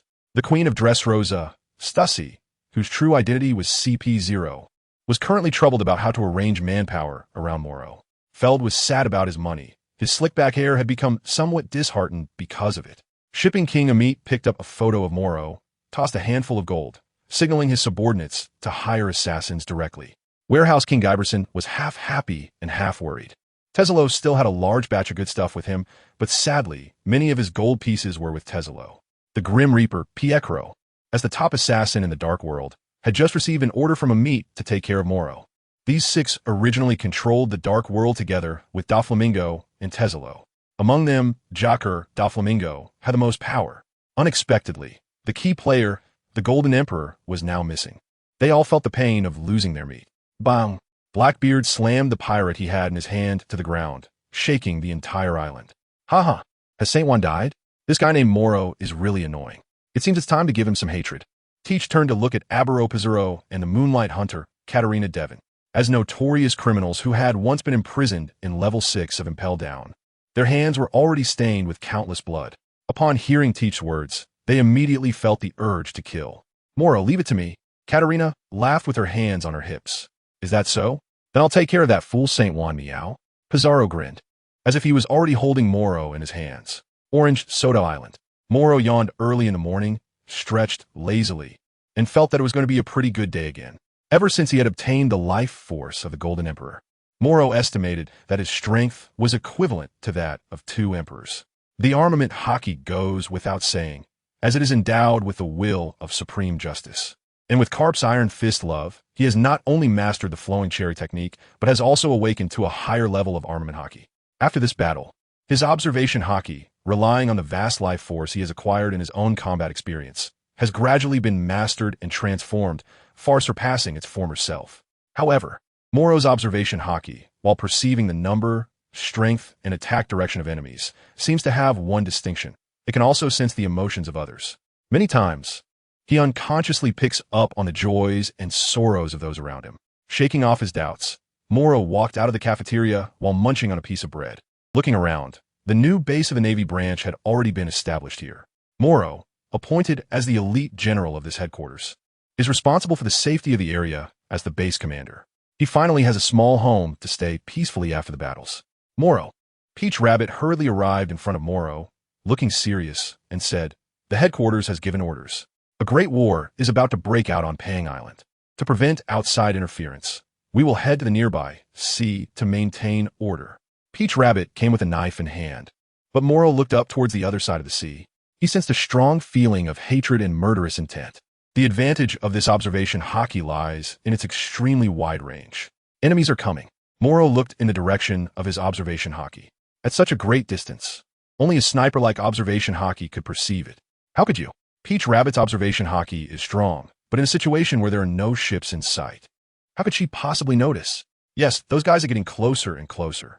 I must not leave here. Morrow's gaze was resolute, and even Peach Rabbit couldn't help but look into the distance. Finally, 3 massive pirate ships appeared in view, still far away, but flying a striking pirate flag. The Big Mom Pirates. Gurgle, gurgle. The transponder snail rang. The moment Peach Rabbit picked it up, she heard the anxious voice from headquarters. The battle between Admiral Akiji and Admiral Akainu has begun.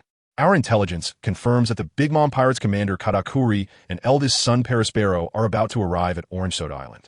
If we cannot hold the defense, we must try to evacuate the islanders. However, we are currently unable to provide you with support, as the commander Katakuri has blocked the route from Punk Hazard to Orange Soda Island. On one side are Katakuri and Perispero. On the other side is Katakuri. Is there no way out? Just when headquarters needs to consider the Admiral's battle, they appear. It is evident that the Big Mom Pirates are fully prepared. Morrow glanced at the 3 pirate ships and grinned.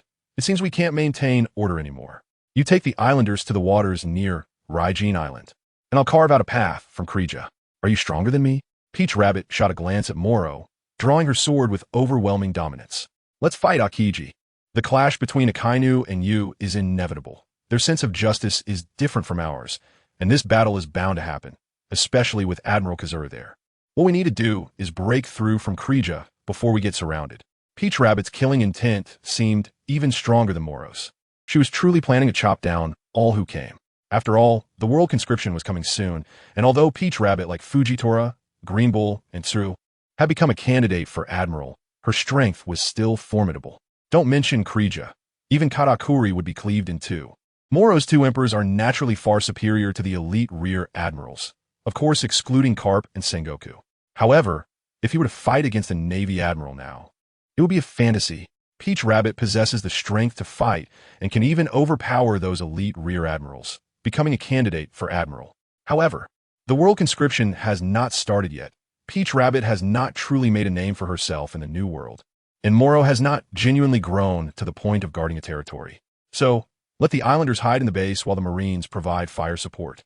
Morrow concentrated his Haki, and upon sensing his armament Haki, Peach Rabbit felt much more at ease.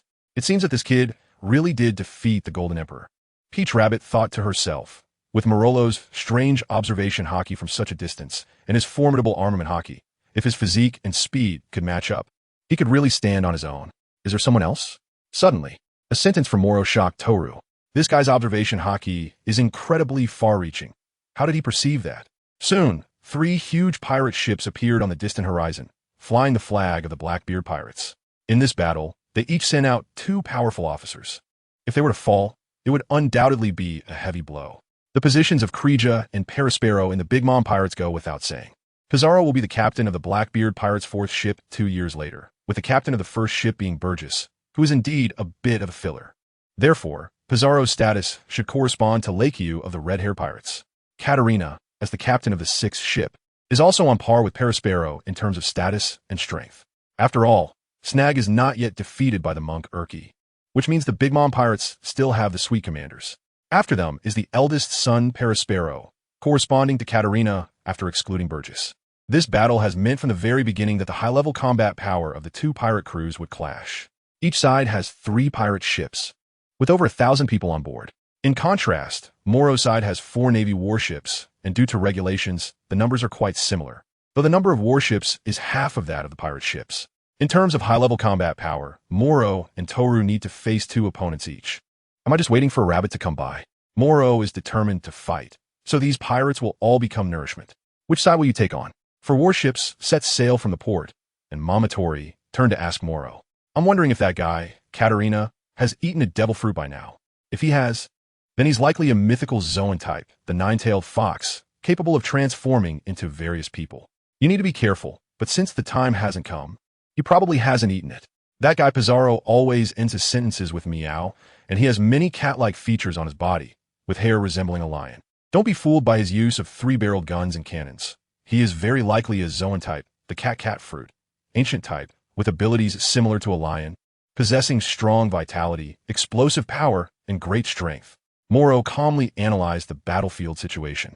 Although you are hated by pirates, they shouldn't know that you understand them like the back of your hand. Since you know them so well, I'll leave the Blackbeard pirates to you. Peach Rabbit thought that Morrow meant it this way. No, what I mean is to be careful when dealing with them. I have to deal with the Big Mom pirates. And that Kizura guy is even more cunning. So you are reminding me? Peach Rabbit smiled lightly. Having encountered countless powerful beings in the new world over the years, she knew that these 2 guys being imprisoned and impelled down for many years didn't mean she was completely unaware. However, intelligence is extremely important in battle, especially information about devil fruit users. Their bizarre abilities can become very tricky without proper intel. It's not that. I just don't want to increase the casualties. Too many died in the Marine Ford War, didn't they? As soon as Morrow finished speaking, he stepped out with a moonwalk. Life chain reap, swish. The pirates of the Ant Pirate crew were all grinning foolishly, seemingly infused with souls. The last time they encountered Owen, his pirate ship was directly sunk due to Saint Juan. Morello didn't attempt to seize life force. Seeing these 3 pirate ships this time, how would he let them go?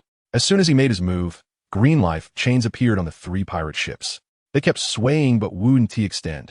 On the pirate ships, there were also a large number of homies. These guys also had life chains appearing on them, but they couldn't be drawn in. What was he doing?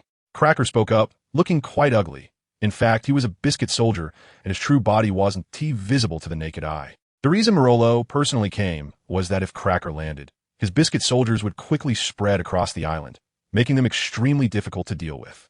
Not to mention Perospero, whose candy powers made it far too easy to deal with warships and islands. Success. It was only when Morrow stepped onto the pirate ship that the life chains connected successfully. Although the things created by Big Mom using the soul fruit weren't as strong as mine, due to the abilities of the user, I couldn't directly seize them from a distance. I had to be close to draw out the life force. On the contrary, other pirates could draw out life chains from a distance. I would have to see if Cracker's biscuit soldiers could have their life force seized. Countless life chains extended from Morrow, pulling the life force of the pirate ship, homies, and the pirates of the Big Mom pirates into chains. Anyone weaker than him or in a worse state than Morrow can have their life force taken away. Just like Big Mom can use the powers of the soul fruit to take the souls and lives of those who fear her. However, Morrow's life fruit is even more brutal. Wait, is the soul also considered life? As Morrow drew in vitality from all directions, he suddenly became aware of something in his mind. Why can the soul fruit capture what is theoretically a soul, like homies? Can these guys be considered alive too? Haha, so you killed Owen? Then I can only offer you as a blood sacrifice. Just as Morrow was troubled by the connection between soul and life, his eldest son Perospero let out his signature laugh and quietly appeared beside him. Life cannot exist without a soul. Otherwise, it is just a shell, and the soul is only a part of life. I understand now. Morrow's life chains were crazily siphoning life force from all directions. It was faster than the green bull stealing others' energy, stemming from the inherent pull of life itself. What nonsense are you talking about? Do you know what will happen if you provoke the Big Mom pirates? Perospero said fiercely, his long tongue showing no signs of stopping. He had always been a chatterbox, going on and on once he started.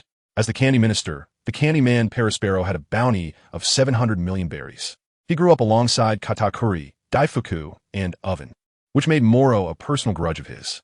The Big Mom pirates? Just a bunch of remnants from an old era. Even Whitebeard died at Marineford.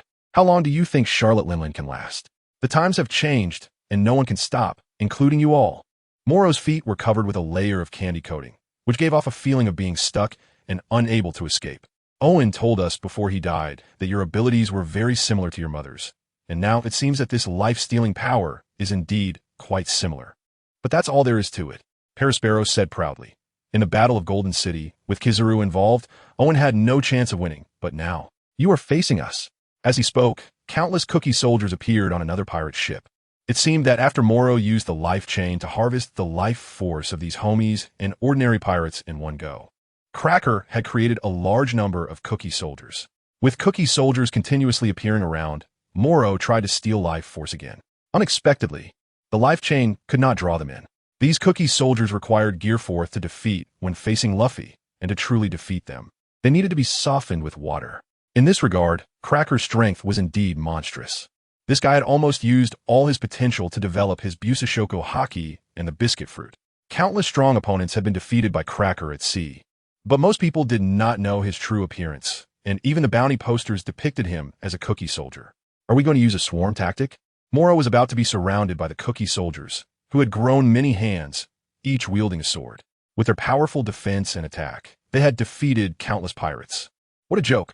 This is the new world, not a place for playing house. If you're scared, you might as well kneel down now.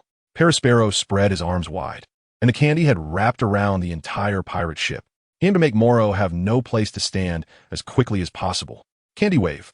The marsh-like candy surged crazily, flowing like water from beneath Morrow's feet. If he wasn't careful and got trapped by this candy, it would definitely spell disaster for him. Morrow clenched his fists tightly, and as the dark red-armed color Haki flowed, he struck out with a punch. A sound of shattering echoed. The candy waves collapsed in an instant. Power is absolute. Techniques like yours are useless against me. Zung. Morrow landed with a step, and in the next moment, he disappeared from the spot and appeared in front of Perospero. Candy wall. This guy had set up the candy wall in advance, a technique known for its defensive capabilities.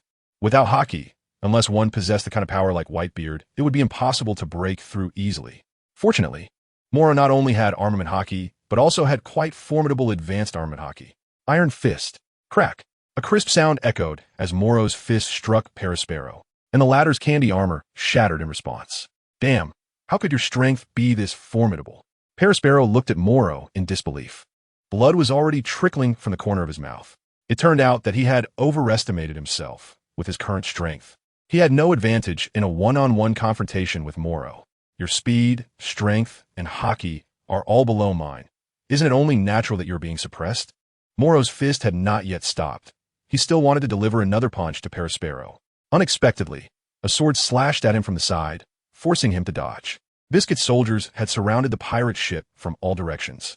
Your armament Haki is indeed strong, but here, there are countless Biscuit soldiers from Cracker. Waiting for the moment your Haki runs out.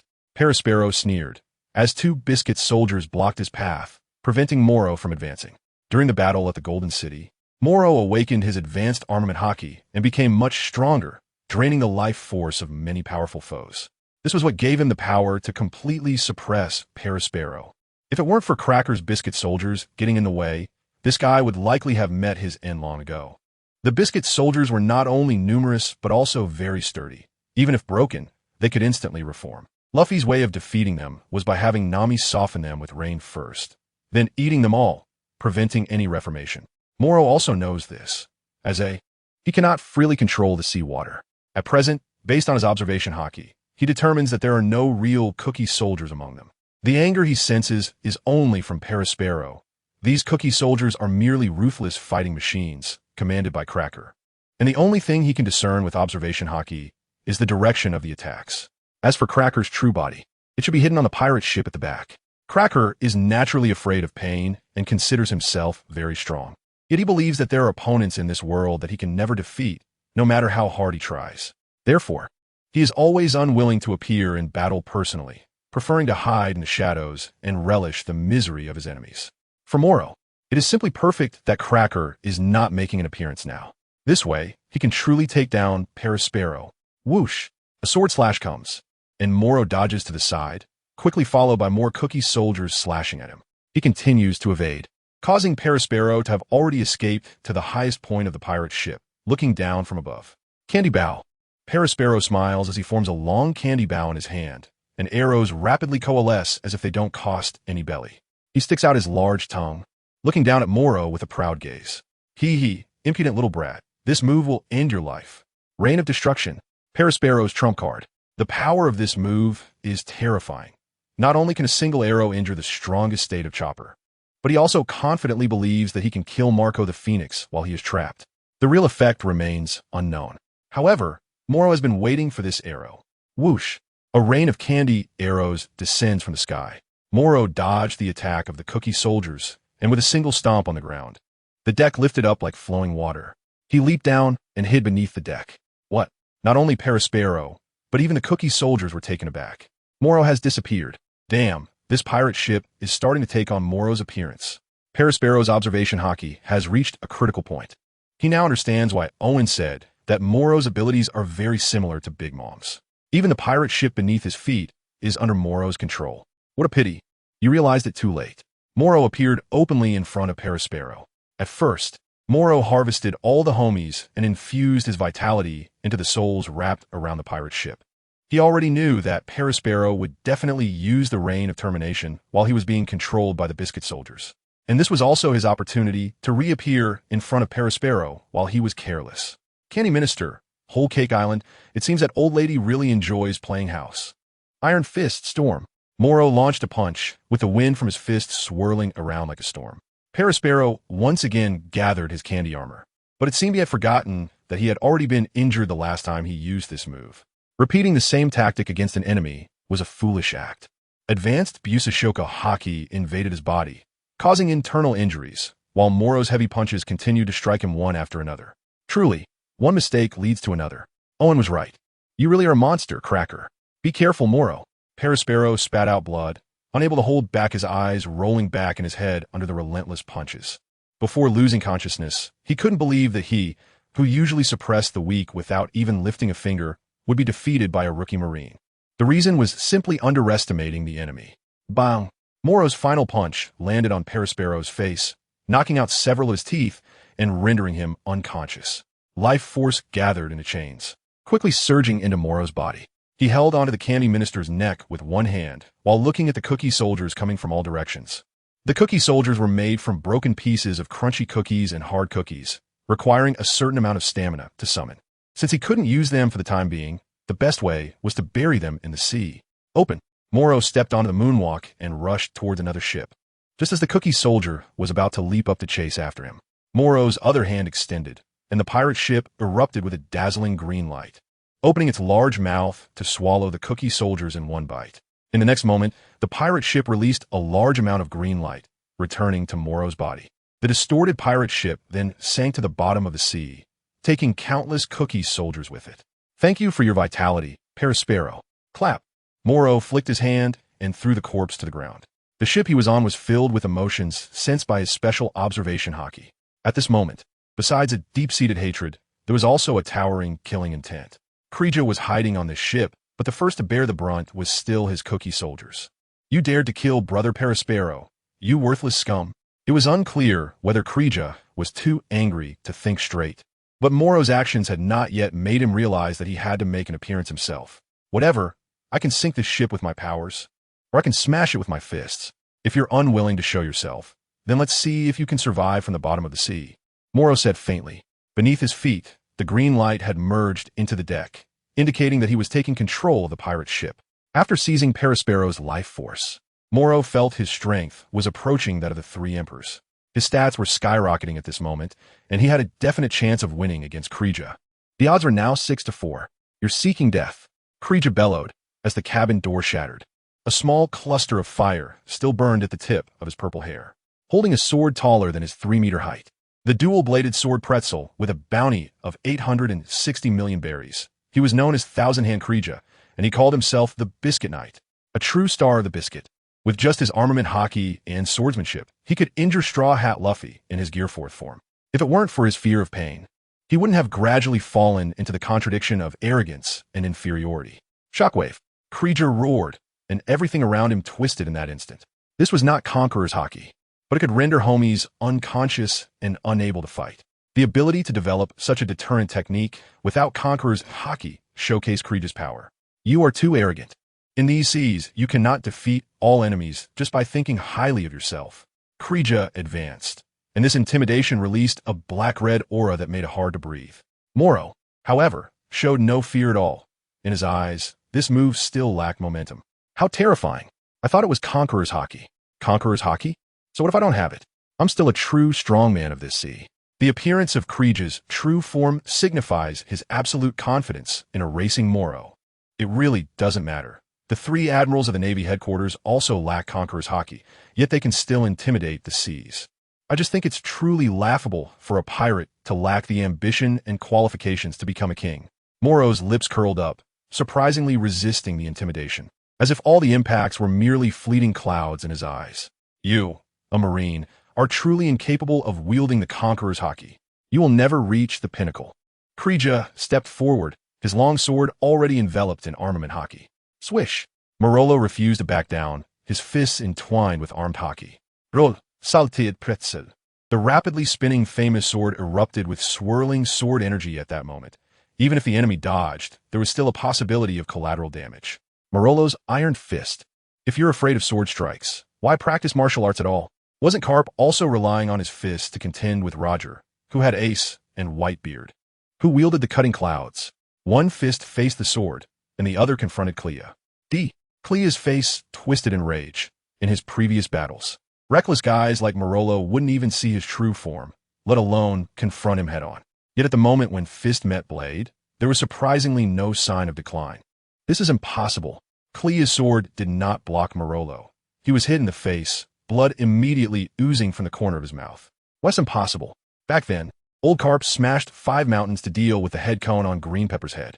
As you said, there are indeed some sword edges in this world that cannot be shattered head-on, and even confronting them may come at a cost. But without that fearless heart, no matter how strong you were in the past, you will remain stagnant. For me, there's only one thing I want to know. Clea, have you ever been defeated? How could I possibly lose?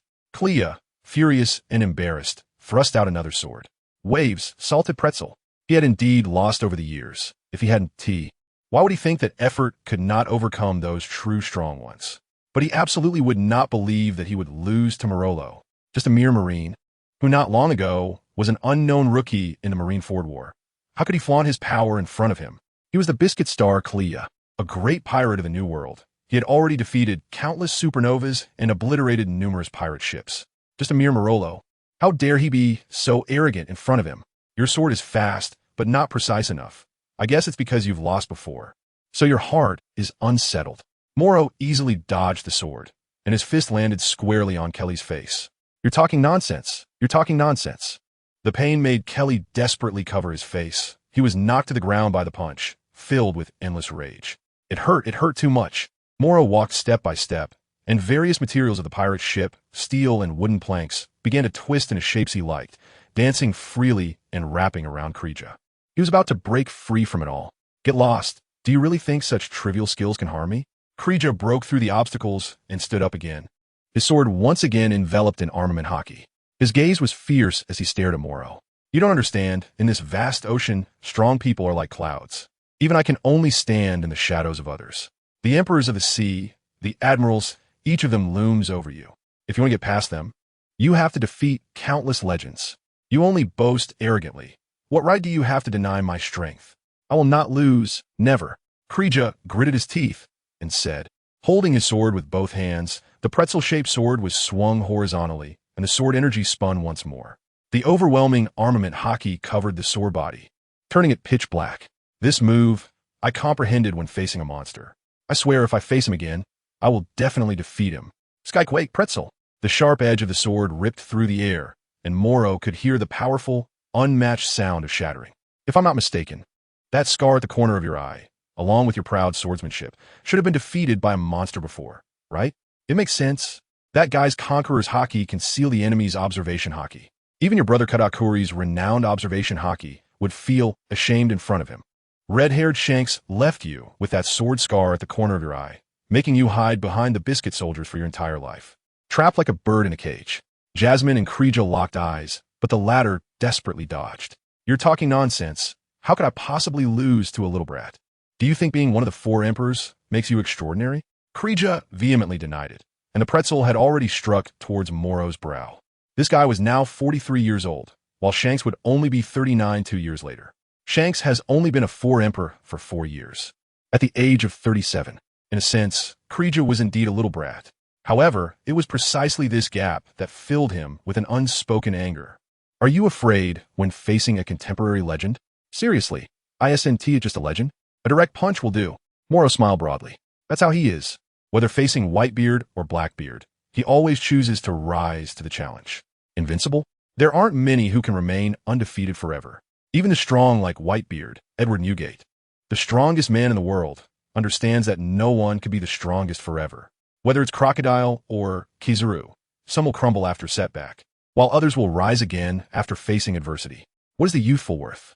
It is the self that you cannot forget. Morrow has also been defeated and has witnessed the cruelty of this world. If it were someone else, they would probably have died countless times by now. Even Morrow. If he hadn't developed the devil fruit to this extent, or if he hadn't transferred his life force to other objects, would also have perished if he didn't remain vigilant each time. If the enemy is cautious enough to completely obliterate Morrow, the residual life force would not be able to defy fate. The 4 seas, the Grand Line, the New World. Strong individuals are like clouds above the sea. And every year, new supernovas emerge. More than 30 years ago, the Rocks pirates were at their peak, and over 20 years ago, the Roger pirates dominated the seas. For the past 20 years, Whitebeard has stood atop the throne as the uncrowned king. To this day, how many strong individuals can face failure head-on? This sword, you won't be able to withstand it. Clayka's sword blade condenses armament Haki at a single point, using high-speed rotation and instantaneous tremors to maximize its power. As long as this sword hits, it can create a huge hole in the enemy's body. What legends are there to fear? Defeating them, I am the legend. Boom! Morrow's punch slammed into Krieger's head.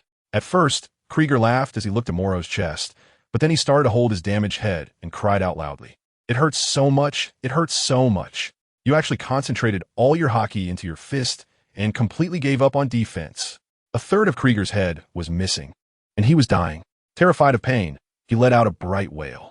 Initially, he was ecstatic that Morrow had sacrificed his defense to unleash absolute damage with that punch, wrapping all his Haki around his fist. This also allowed Krieger's pretzel to successfully pierce through his chest. One could say that Krieger's head had a hole in it, and Morrow's chest also had a hole. Even if I die, you won't escape either. It hurts so much, but at least I can say I've avenged Brother Perispero and Brother Owen. The pain was unbearable. Krieger, feeling intense agony, continued to wail. It was truly a tragedy that he, who feared pain, was about to die in such extreme suffering. I won't die. Morrow walked step by step, a green life chain appearing on his palm. He yanked hard and pulled out Krieger's life chain, bringing it into his hand. What are you going to do? Krieger was already on the brink of death and never expected that Morrow had this up his sleeve. Of course, it was to heal himself. Morrow sat cross-legged on the ground, and immediately, the painful roar of Krieger erupted, as Krieger's life force surged into Morrow's body. The life force originally contained on the pirate ship all flowed into him, making his deadly injuries seem insignificant, healing at a visibly rapid pace. Just as Morrow thought, those enemies, even if they reduced him to ashes or destroyed all the life-containing substances around him, he would have no chance of survival. Unfortunately, very few people in the pirate world know how to deliver the finishing blow. Akainu from the Navy and Blackbeard from the Pirates are both seasoned players of this deadly art. Morrow has just learned this skill as well. You madman, why would you let yourself obtain such a devil fruit? Krieger scolded, his breath nearing exhaustion, his face pale. It's fine. I'm just a bit crazy while still maintaining a bit of caution. Morrow smiled broadly, standing up from the ground, and his complexion returned to normal. Your existence is a disaster for the sea. Krieger's eyes widened, staring at Morrow even as he faced death. You're still too arrogant. If they don't have enough faith in your strength, let Smuggy hold off the naval reinforcements, and if Katakuri teams up with you, I might really be in danger. That guy can foresee the future. He might really erase me from existence. Morrow glanced at the lifeless body of Krieger, and then turned his gaze towards the 3 pirate ships of the Blackbeard pirates. It seemed he could still have a little more to eat today. The Big Mom pirates had sent 3 pirate ships, and after Morrow sank one, only this ship remained. He picked up the famous sword, the pretzel, and looked at the 2 pirate ships. Life surged onto the deck, and the pirate ship quickly came to life, opening its eyes and sailing towards Orange Soda Island on its own. The 3 pirate ships of the Blackbeard pirates were still floating safely in the nearby waters. The leading ship even raised the figure of the Crescent Hunter, Katarina, while Pizarro, with a sinister smile, continued to besiege Peach Rabbit. Originally thinking they could easily take down Peach Rabbit, the 2 found themselves in a tough battle and had even sustained injuries. Morrow's speculation was not wrong. Katarina had not yet consumed the mythical Zoan-type devil fruit that transformed her into a 9-tailed fox, while Pizarro was far stronger in close combat than he appeared as a cannon user. Unfortunately, they were up against the already grown Peach Rabbit. If some time passed, and after the World Conscription, when Peach Rabbit became a candidate admiral, there would surely be an addition of Rain Jinbei among the people Blackbeard sent today. Whitebeard had said that Blackbeard's greatest weakness was his arrogance. He underestimated Morrow, not expecting that one person could provoke so many enemies.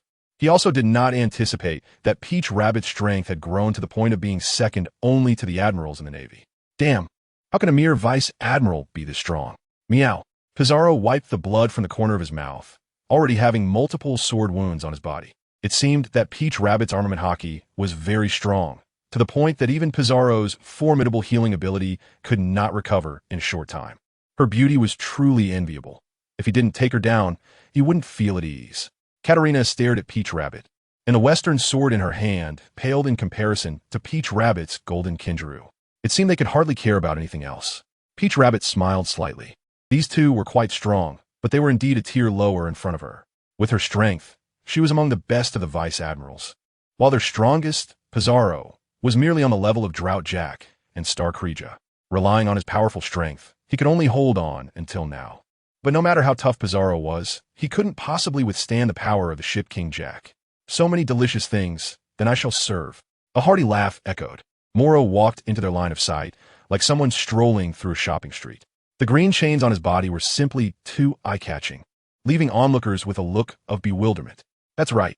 The delicacies mentioned by Morrow are the vitality of the pirates under the Blackbeard pirates.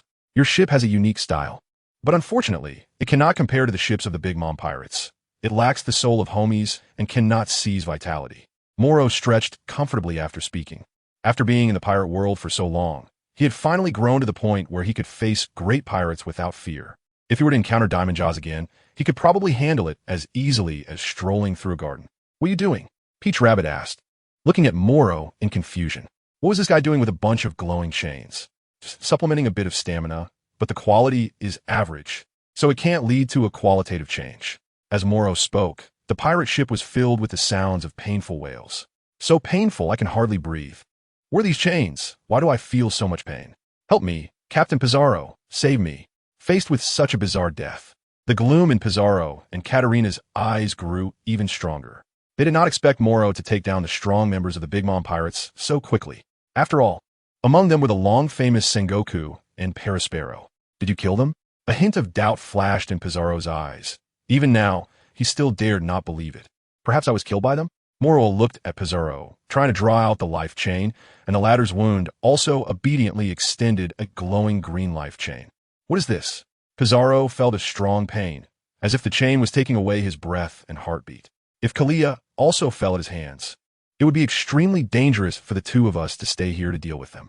Catherine had already developed a desire to retreat. Tao Rabbit was effortlessly dealing with both of them, even injuring them without a scratch. Adding a strange and bizarre Morrow to the mix was simply a nightmare. If we don't hurry up and escape, staying here will be seeking our own death. Guess they're all here, what's the hurry? Let's sit down. Morlow's life chain converged completely, and the pirates on the 3 pirate ships had all exhausted their lives. After seizing the life force of Cracker and Perispero, he became significantly stronger. But even with the potential of a dying man, he was still ultimately on the brink of death. To progress further, he needed to take down Pizarro and Katarina as well. Only then could he truly complete his transformation. We are members of Blackbeard's crew. Don't you know Blackbeard teach? At this moment, Pizarro was feeling somewhat insecure about his own strength. I heard that you really want Blackbeard to meet his end and then take over as captain. But it seems that the rumors are quite false. You seem to respect Teach a lot, Morrow said, and the life chain extended from his hand, intertwining to form a giant-like arm. Damn it, do you really think I'm afraid? Pizarro's hands transformed into claws, his whole body morphing like a lion, and with a punch. He blocked Morrow's attack. Punching with me? Crack! The giant hand shattered in response. In an instant, it turned into fragments surrounding Pizarro, as if he were in a green ocean. The observation Haki was straining to discern Morrow's position. Swish! Swish! The green light fragments crazily grew countless chains, until they surrounded Pizarro.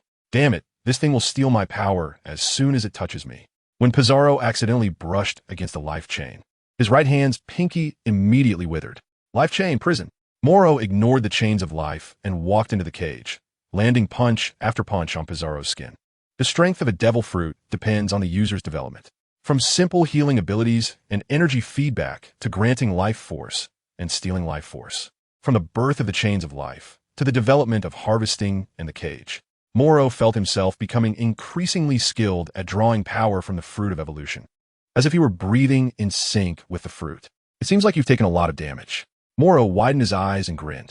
Pizarro felt his breath growing weaker, and, for some reason, the moment he saw Morrow's eyes, he felt an overwhelming sense of guilt, as if the other was directly judging him. No! A wail erupted from the cage, roaring like a slaughtered pig. Pizarro's tall and sturdy body quickly became a lifeless corpse. Damn it, why did Teach send us to deal with these 2 monsters? Catherine's throat was also held by Peach Rabbit's sword, leaving her no chance to escape. Her heart raced her throat. Suddenly, the cage vanished. Pizarro's body fell to the ground, and Morrow disappeared without a trace. Are you looking for me? Whoosh! Molo suddenly appeared in front of her. The famous knife pretzel piercing into her abdomen in an instant. A strong pain surged through.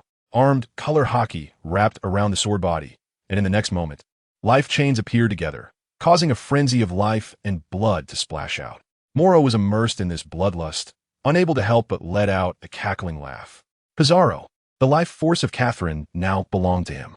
This scene left even Peach Rabbit staring blankly, unable to distinguish who was the pirate and who was the villain. Clap! The transponder snail, carrying Catherine, fell to the ground, and Blackbeard's voice came through. Ha ha! Even Pizarro has fallen? The growth of the young is truly terrifying. Once I finish my business, I'll make sure you accompany him to the grave. Laughable, what are you, Blackbeard? Bring one, I'll kill one. Bring your whole pirate crew, and I'll slaughter them all and feed them to the fish. You, Blackbeard's words did not continue, as Morrow maintained his usual style and hung up the transponder snail on the spot. After tidying up the aftermath, Morrow harvested supplies from 5 pirate ships and, after infusing them with vitality, docked them all along the coast. Right now, he has no time to rest. Since he has broken through the encirclement, he must complete his original mission to ensure the safety around Punk Hazard. The battle between Akainu and Akiji has likely already begun, and it's hard to guarantee that no one will try to take advantage of the situation. It's not that anyone dares to seek death, but after the battle ends, even the victor will definitely be exhausted, and those looking to gain some advantage will surely show up. Tama, the next task. I will go. You have lost too much stamina in the previous battle. Tama looked into the distance. Although they had captured 5 pirate ships, they only had 4 Navy warships. No, I have recovered my stamina. What I mean is, if we encounter Katakuri later, and if any monsters appear wanting to destroy my body, you must take a part of me away, even if it's just a head, a heart, or an arm. Morrow's words left Peach Rabbit confused. Was this asking her to bring back Morrow's remains for burial? Katakuri is indeed strong, but Peach Rabbit can handle him. With her awakened fruit and extremely strong observation Haki, she is basically evenly matched against his swordsmanship and armament Haki. The meaning of Morrow is certainly not this. The strength of the substitute general cannot be compared to Katakuri. It's just that she has a strong sense of unease. The pirates blocking the road ahead seem to be more than just one Katakuri. I guess so if possible. Thank you very much. Morrow joked. The battleship gradually moved away from Orange Soda Island, and he turned to take a glance at the 5 pirate ships that had absorbed his vitality. A gamble had already begun in his heart. On the deck, Morrow and Peach Rabbit stood side by side. As far as the eye could see, they were getting closer to the place where Katakuri was blocking them, according to the intelligence. Peach Rabbit, gripping the knife in her hand, suddenly asked Morrow, I'm curious. Why did you keep laughing after you killed Catherine? She always felt that Morrow's state at that time was not quite right, somewhat mad and uncontrollable. Laughing? It was probably instinct. After using the power of the devil fruit, I constantly wanted to engage in more battles. Isn't that a good thing for a Marine? Morrow gradually realized that the stronger he became, the more greedy he was for battle and vitality, to the point where he wanted to seize life force at every moment.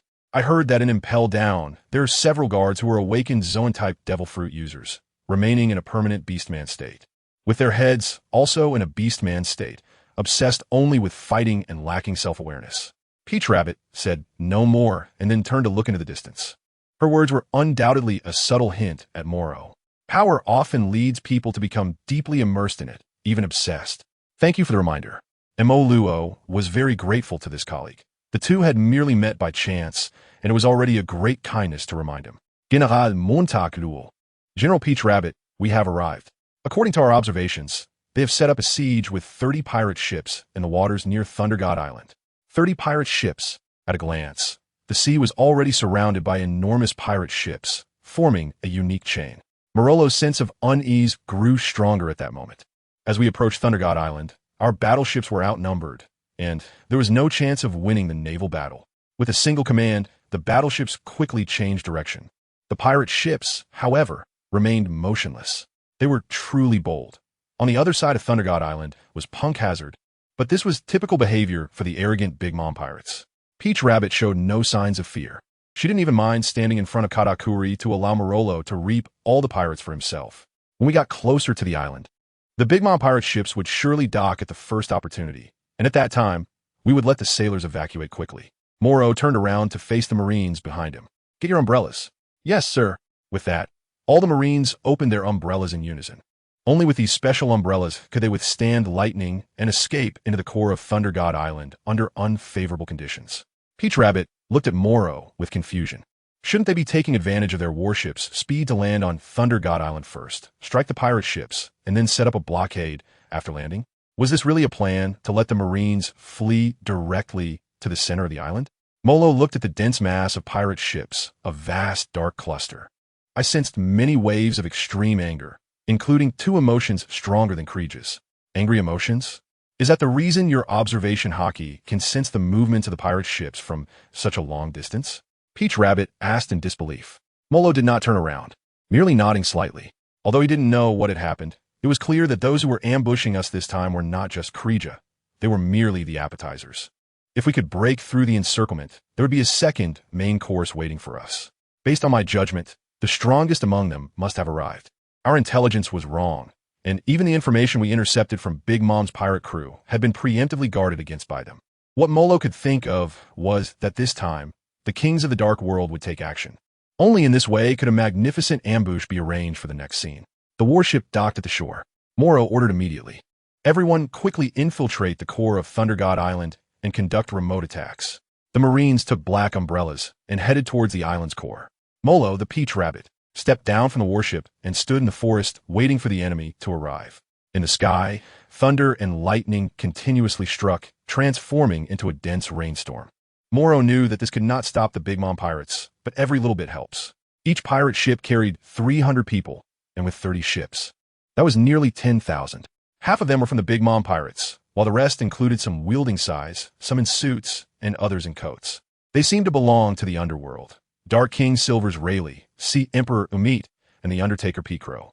Many of their subordinates and hired assassins were also among them. From the very beginning, this was a revenge war initiated by the emperors of the underworld under Big Mom. Unseen were Stussy, the Queen of Pleasure Street, Morgans, the King of News, and Cabosin, the King of Warehouses. Each had their own objectives. Stussy had a mission from CP0, wanting to eliminate the stubborn Morrow from the Navy once and for all. Morgans preferred to watch the chaos unfold, hoping for bigger news to rake in a fortune. Cabosin was known for not putting in effort while profiting, a consistent style of his. The other three underworld emperors stood behind the two towering figures, ready to witness the hunt for Morrow. Crash! Thunder roared, and a flash of white lightning tore through the dark, oppressive clouds. At the forefront were Katakuri, the Chief of Stars, and Smoothie, the Juice Minister. Behind them were 5,000 homies and pirates from the Big Mom Pirates, along with 5,000 hired assassins and subordinates from the underworld emperors. Altogether, there were over 10 of Big Mom's children, all ministers for various nations. I must say, I'm quite esteemed. Morrow's lips curled up as the life chain flew out from him, and his smile gradually became twisted. Then I can be considered lucky to have your blessing. A chill appeared in Tautu's eyes. This group of relentless outlaws was approaching, causing the ground to start trembling. In the distance over the sea, the old lady selling umbrellas hesitated for a moment, but decisively left the place. Selling umbrellas at this time would be purely seeking death. Smuggy looked quite young, probably only in his 30s. Morrow chatted casually, as if there was nothing in this vast sea that made him feel flustered or troubled. Who are you calling old? Tautu looked displeased. In a world of pirates, as long as one doesn't succumb to despair, they age very slowly. Even the older Big Mom was a great beauty in her youth. Haki from Sabiti Archipelago, who was the king of Amazon Lily several generations ago, still looks quite young at an age similar to Rayleigh's. Smudgy, as a mixed blood of the long-legged tribe, besides her proud and aloof demeanor, is also one of the most beautiful among Big Mom's daughters. I was just saying it casually. Age doesn't prove anything. You know, I'm almost 17. Morrow waved his hand. He was the same age as Kobe, and in 2 years, Kobe would be 18. He had been in the pirate world for quite some time, and was indeed close to turning 17. Get lost. I will never take your corpse with me. Peach Rabbit coldly glanced at Morrow. She thought to herself, you're so strong at such a young age. Feeling proud, huh? Just wait until you weaken. There will be a time for you to cry. They had arrived. Morrow looked up at the approaching Katakuri and Smoothie. One was 5 meters tall, and the other over 4 meters. These two looked like monsters.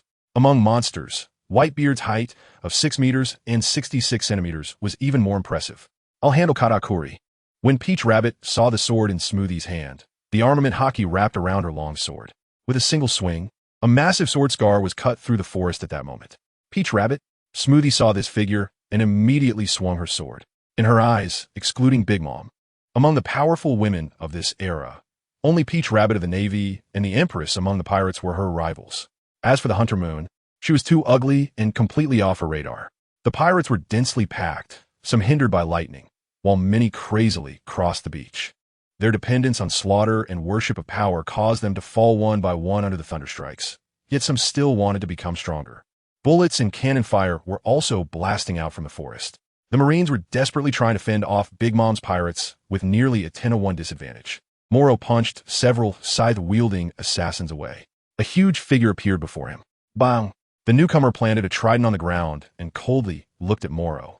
Is that sword on your back a pretzel from Korea? Katakuri said in a low voice. That sword is nice. I just happen to need it for cutting vegetables. Morrow knew that seeing this scene, combined with the fact that Tao could break free from the encirclement of Cracker and Perispero, would prove that Katakuri had lost his older brother and sibling Cracker. I will never allow anyone to harm my family. Can you foresee your own death? Hiss. The killing intent in Katakuri's eyes erupted. He would indeed protect his siblings. Legend has it that he never falls on his back, has never been defeated, and can foresee the future. However, his heart, which is dedicated to protecting his family, gradually began to feel weary amidst the continuous expansion of the Big Mom Pirates. Many of his siblings did not grow up with him and did not share much of an emotional bond with the qualities of a king and the conqueror's Haki. If he were to leave the Big Mom Pirates, it would be considered betrayal. From the very beginning, under the loose upbringing of the Big Mom Pirates, it was Katakuri who blocked numerous open and hidden attacks, safeguarding his loved ones. Cracker was someone he watched grow up, and although Perispero talks a lot, he is still his older brother. At this moment, the unspoken anger in his heart, along with the sorrow of a king, ignited the flames of fury within him. The blood-red conqueror's Haki surged forth, intertwined with blue lightning, exploding like a violent storm. Morrow raised his head and endured this power. Among the 3 types of Haki, only Conqueror's Haki is innate. Morrow has always believed that he possesses this power, but until today, he has never awakened it. Whoosh! The Conqueror's Haki surged forth, stunning every pirate and navy in its path. Katakuri could not control himself. His loved ones were dead, and everything he had fought to protect was destroyed by Morrow's own hands. He was consumed by silent rage, lacking absolute calm, and his future sight observation Haki was becoming dull. In order to unleash his full power for this battle and eliminate the enemy before him, he could only channel all his anger into his Conqueror's Haki, indiscriminately stunning all enemies. Damn it, Katakuri was determined to turn all his fury into an attack with Conqueror's Haki. Morrow stands here with his own will, recalling Luffy, Whitebeard, Sengoku facing Blackbeard during the Marineford War, and the final appearance of Shanks. They are all powerful individuals with Conqueror's Haki, each possessing a different aura that can dominate the scene in critical moments. Some are newcomers, making their mark. Some are heroes in their twilight, great figures growing old. Some reign over the world, upholding justice. Some exude an overwhelming presence, invincible in stature. He has also seen the pure evil of Don Quixote da Flamingo, the heavenly demon, during the Marineford War and Dressrosa, that innate, pure malice constantly hidden behind his sunglasses. Kizaru lacks Conqueror's Haki, but still relies on his own strength, unleashing a mental deterrence that leaves ordinary people and homies unable to maintain their consciousness. This power is ingrained in one's bones. It is ambition, it is talent. It is the belief that one's fate is determined by oneself, not by heaven. From a moment Morrow decided to dedicate his life to his supreme justice, he resolved to place himself above everything. At this moment, the opponent he faces is a top-tier powerhouse among pirates, beneath the 4 emperors. Katakuri. The strength of a vice admiral is difficult to define, but whether they possess greater potential is determined by their possession of Conqueror's Haki. The Dark King Rayleigh has long become a legend. Katakuri's royal qualities are a shelter he had to stand up for in the Big Mom Pirates. In a world without his mother's protection, Morrow aims to elevate his own sense of justice above that of pirates, the Navy, GM forces, and the world government in this murky era, replacing Akainu, Steelbone Kong, the 5 elders, and even him supreme justice, ambition, and talent. Only by not yielding to any person or force can I implement my own justice. Katakuri, if you want to protect your family, then let us part ways. However, in my eyes, whether it's Cracker or Perispero, the sins they are stained with are unforgivable. Morrow raised his head. In this fleeting moment, a faint red aura erupted from him, different from the awakening of advanced armed color. It was a black-red forged from blood, with black as the base. Boom! At this moment, the shackles on Morrow burst open. His qualifications to become a king surged like a tide with the Conqueror's Haki. The rolling Conqueror's Haki formed a semicircular dome around him. The Haki protected Morrow within it, and when he lifted his gaze, he saw the whole world. On Thunder God Island, the rulers of the Dark World turned their heads in unison. Upon seeing Morrow awaken the Conqueror's Haki, they exchanged glances, revealing expressions of fear.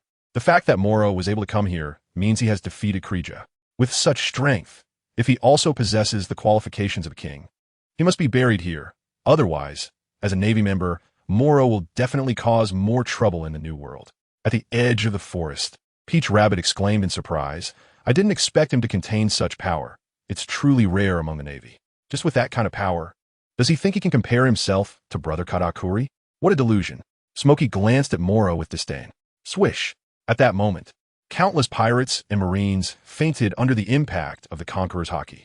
Only the two standing at the very center remained unfazed. This display of power continued for a long time before it finally subsided. You unexpectedly awakened the Conqueror's Haki, but this fledgling power is still not very formidable. Katakuri spun his trident in his hands and, without further ado, thrust it towards Morrow. Sticky bullet. Morrow instinctively wanted to dodge, but Katakuri quickly retracted his trident and appeared at his side in an instant. Angle rice cake. Katakuri's hands swiftly transformed into elongated rice cakes, with his powerful armament Haki enveloping them. In close combat, the strength of this punch was naturally beyond the ordinary. So calm. Morrow was hit in the chest, but didn't feel much pain. His Haki and body had improved significantly, so even after taking a punch, he didn't feel much discomfort.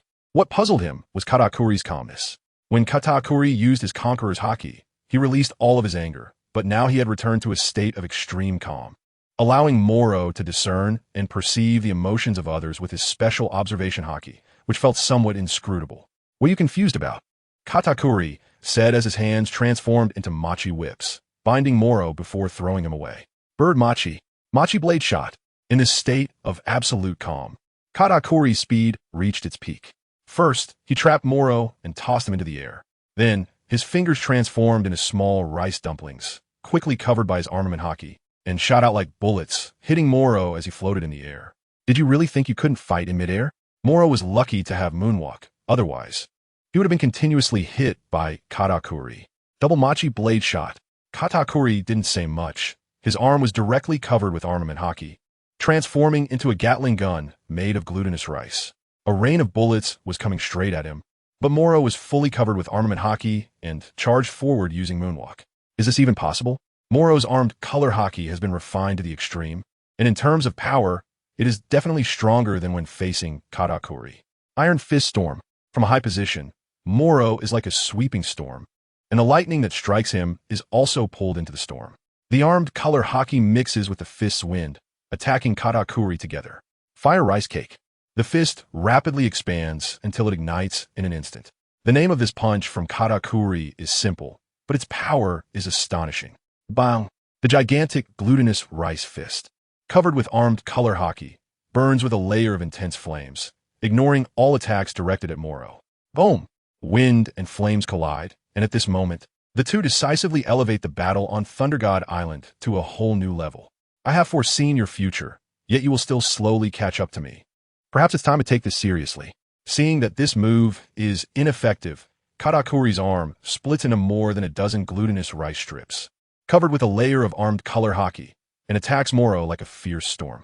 In the face of absolute strength, what does it matter if you catch a glimpse of the future?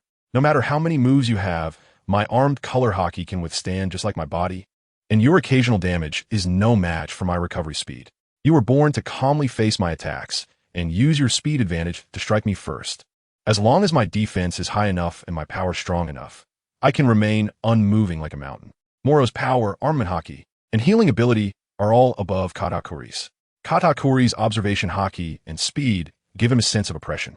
Taking advantage of his speed, he occasionally inflicts injuries on Morrow that he cannot block in time with armament Haki, but Morrow can quickly heal, leaving no trace of injury. Both have their own advantages.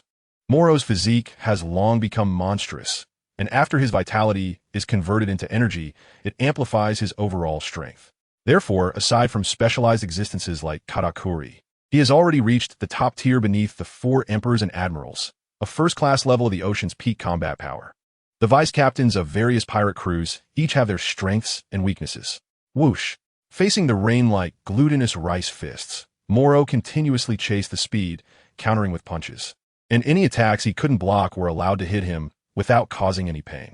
It seems you are quite arrogant. Katakuri calmly observed Morrow. After stopping his attack, his arms swelled again, covering it with Haki and forming a shape like a mace, spinning at extreme speed, enhancing both power and speed to the maximum. Slice cut. Rice cake. Life chain. Iron fist. The sound of metal clashing echoed as his life force condensed into chains that quickly wrapped around Morrow's arm until it transformed into a giant fist. Boom! At that moment, the two attacks collided, one a rice cake slicing through, the other a life iron fist. Both were similar to giant-like attacks. The combination of devil fruit and Haki. One enhances Haki and strength under the advantages of observation Haki and speed, while the other enhances attack speed under the advantages of Haki and strength. Whoosh! Katakuri's mace rice cake struck first against Morrow's life iron fist. The latter, after a brief moment of resistance, quickly recovered and continued to counterattack fearlessly. Boom! Boom! The clash of Haki created shockwaves between the two, sweeping across the beach and stirring up clouds of dust. Indeed, it was as expected. Morrow's strength has indeed reached a level where he can compete with the Vice Admiral. However, he is very aware that Katakuri's move is the strongest strike before activating the awakening of his devil fruit. Every Vice Admiral has their trump card. With complete mastery of all three types of Haki, Katakuri possesses a powerful observation Haki that resonates across the seas.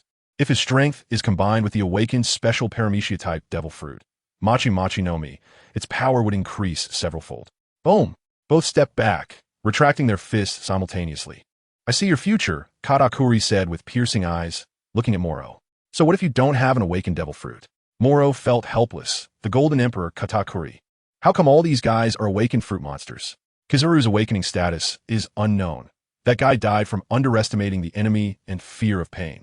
However, Morrow, who had prepared for a long time, was completely unafraid of pain and completely suppressed him.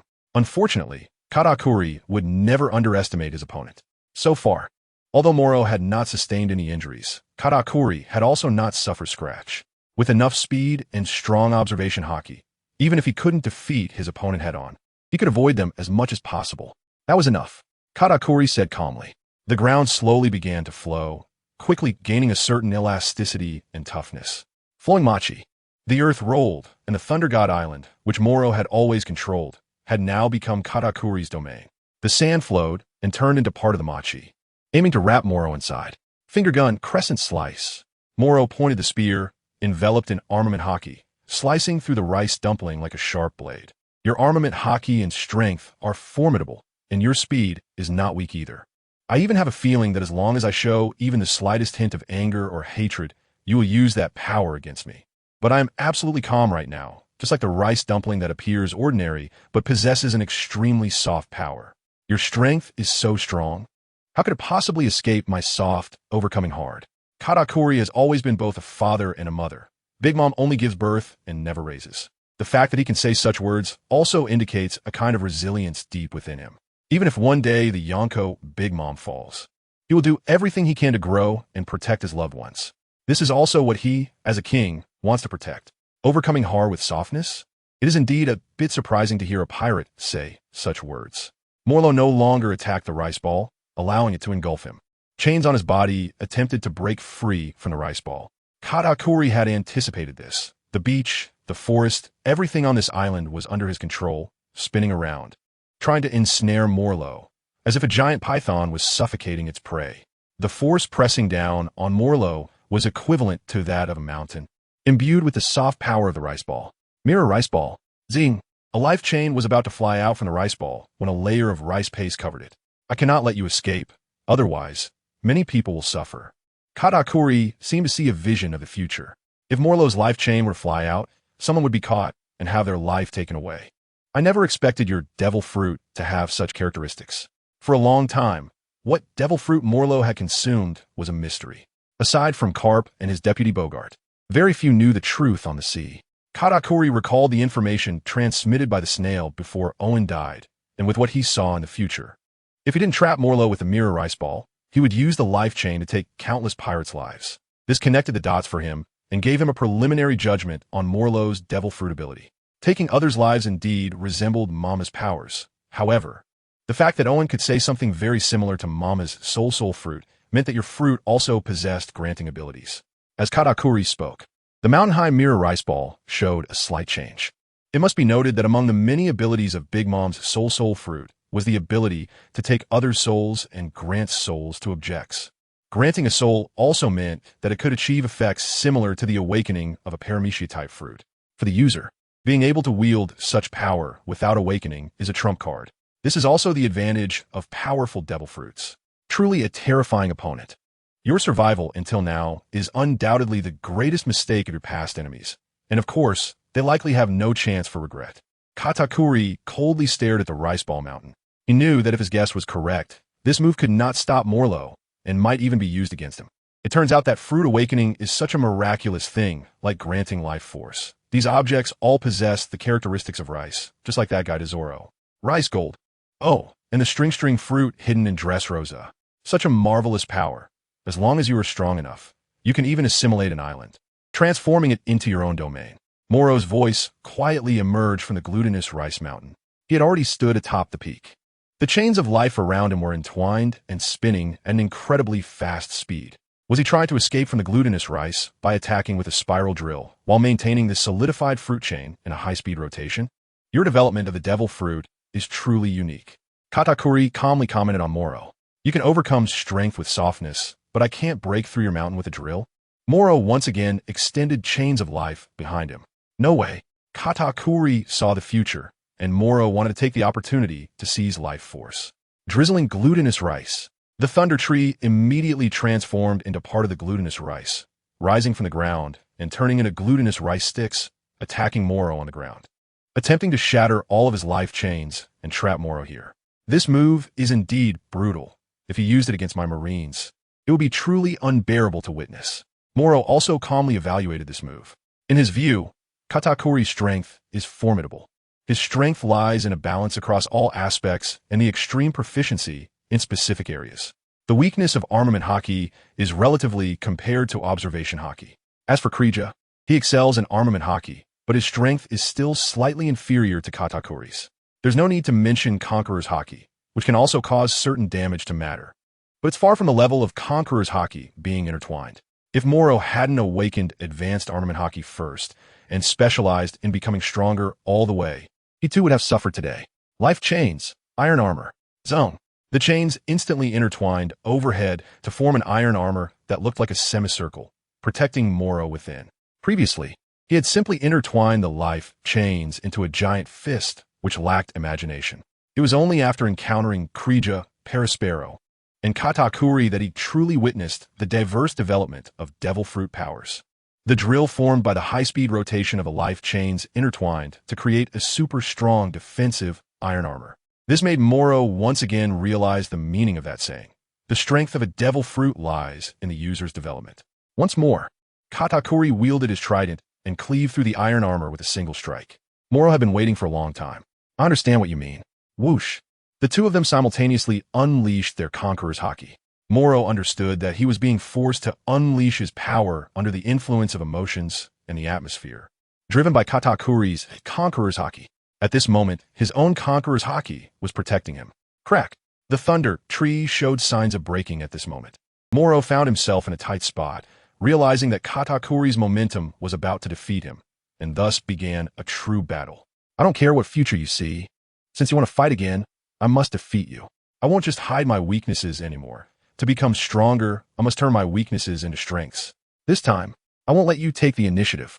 This statement was spoken by Katakuri, but originally, it was the bold declaration that Morrow wanted to express from the depths of his heart.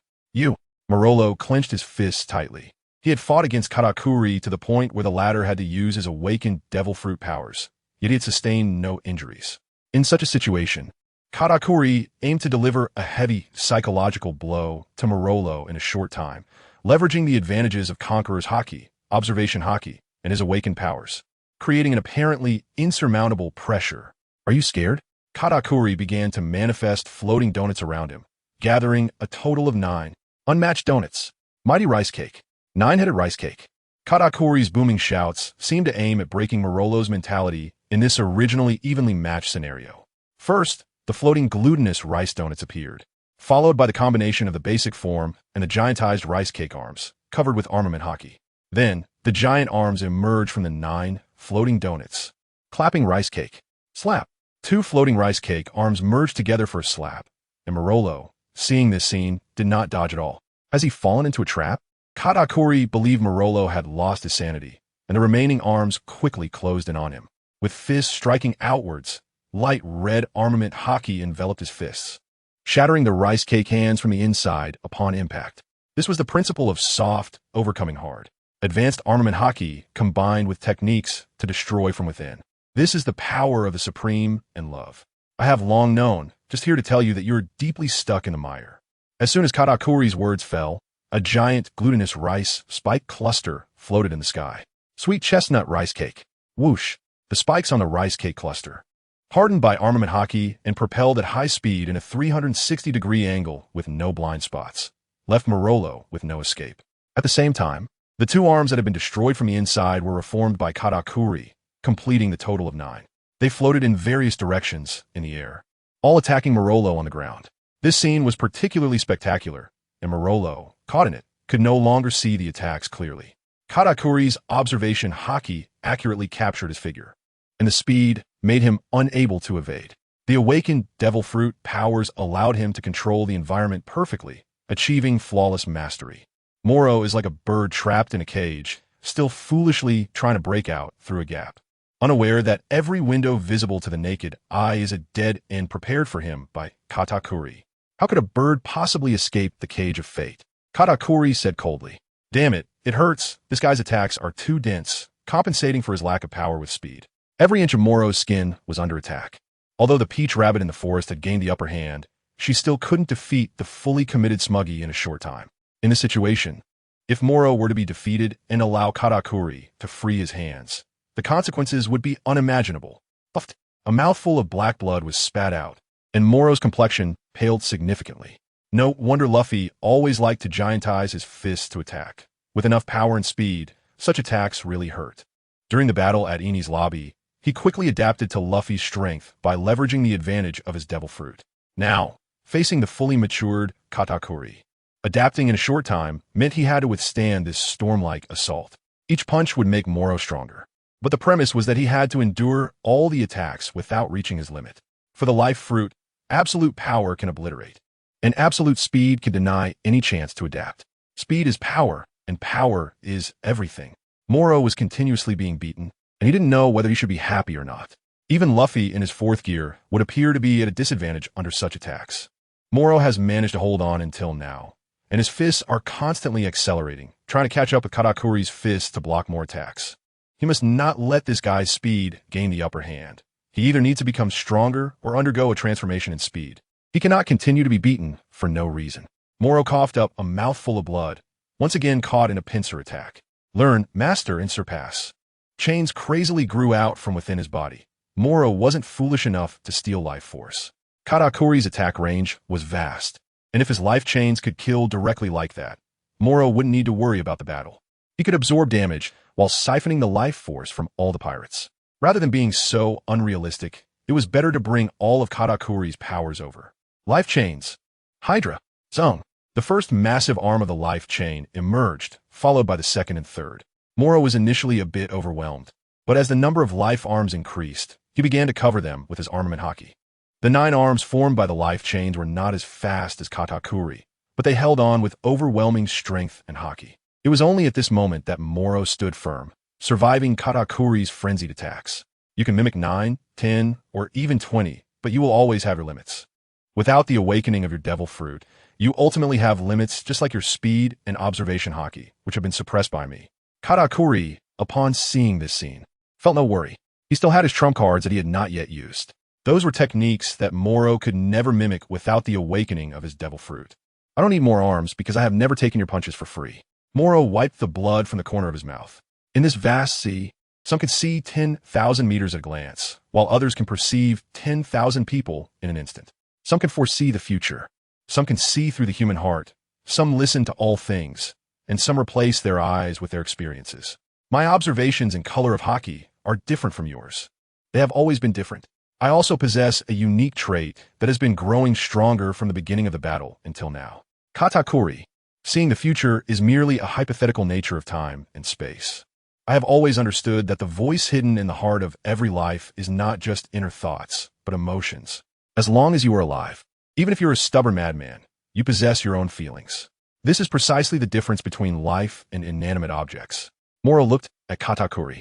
At this moment, Katakuri in his eyes was no longer a distinct person, but a lump of glutinous rice, possessing elasticity and toughness. However, to maintain the vast family, he could no longer advance further. You are calm enough, but you must also remain tense like a stretched string. Katakuri, I see your color. It is purple. A dark shade of purple, and your calmness is also repression. To me, you are no longer strong enough to be invincible. Morrow said calmly. Can you perceive emotions? Do you really think anyone would believe such nonsense? Even if it were true, what difference would it make? As Katakuri spoke, more and more floating donuts began to appear in the sky above Thunder God Island, far exceeding the previous number, and once they descended, they would deal a devastating blow to the people on this island. In the midst of battle, no matter how I sense your emotions, they were always extremely calm, which was completely different from the extreme anger before the fight began. Later, when the battle reached a turning point, before your fruit awakened, in order to create a sense of psychological pressure on me, you once again released your conqueror's Haki, and I keenly sense your anger. Thus, your rage and unease never disappeared. Just as you carefully protect your loved ones behind you, your anger and impatience must also be concealed behind your absolute calmness. This gave your emotions a darker tone on a purple foundation. Each time I was hit by your fist, I could sense that while you were attacking, you were also desperately suppressing your anger beneath a calm exterior. Although it was faint, I continuously tried to pick up each grain of dust, striving to notice it at the first moment. Finally, after I had endured countless punches, when I unleashed my life chain, the Hydra, I saw the color of your emotions for the first time. Morrow laughed happily. Katakuri, I've captured you. Nonsense. Katakuri couldn't suppress his anger. He never wanted it to be this way, but he foresaw the future where Morrow indeed dodged his attack. This proved that Morrow wasn't lying, but Katakuri was unwilling to accept such a future. This made it difficult for him to control his anger in a short time. What use is it to perceive so-called emotions? Your speed won't increase, and your strength won't become stronger. Your defeat is already destined. Katakuri was determined to unleash his strongest strike. At this moment, they both spoke in unison. It was originally what Morrow wanted to say, but Katakuri foresaw it and said it to Morrow. The sea will eventually dry up. How can a person never be defeated? Both of them firmly believed that they would never lose.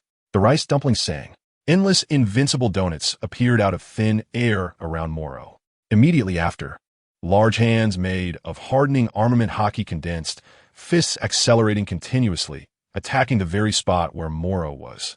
He had to block this overwhelming, rapid attack with no dead angles. At this moment, there was no way for Morrow to evade. He also knew he didn't need to hide. In this life, no matter how much one can endure and avoid, there will be things that must be faced head-on. If you can't escape, then walk straight towards it. Life's death song. Swish. Morrow's body seemed to transform into an abyss, as countless chains swiftly flew out. This time, he did not use observation Haki to manipulate the life chains. Instead, he closed his eyes, although he covered the chains with armament Haki. Countless chains shot out like a burst spring, as if to release the river water that had been hidden underground for thousands of years. Go and search, using the essence of life, to sense that anger, that calmness, that burning emotion. No matter how strong a person is, they cannot hide their emotions. Even a madman will have his persistence and madness. Morrow roared. His 5 fingers spread wide, then suddenly clenched into a fist. The life chains shot out at high speed, ignoring all obstacles, allowing Katakuri's numerous machi attacks to hit him while the chains continued to fly out frantically. He raised his head, opened his eyes, and looked at the sky, with his entire body covered in armament Haki, turning pitch black. At this moment, he didn't need to see with his eyes. The life chains would seek out Katakuri. Because he emitted an emotional aura, that dark purple tone had already been locked onto by Morrow. You crazy guy. Huh? As Katakuri spoke, a life chain darted out like a green snake from his attack range, heading straight for him. Damn it. Is this guy trying to sense hostility from my attacks?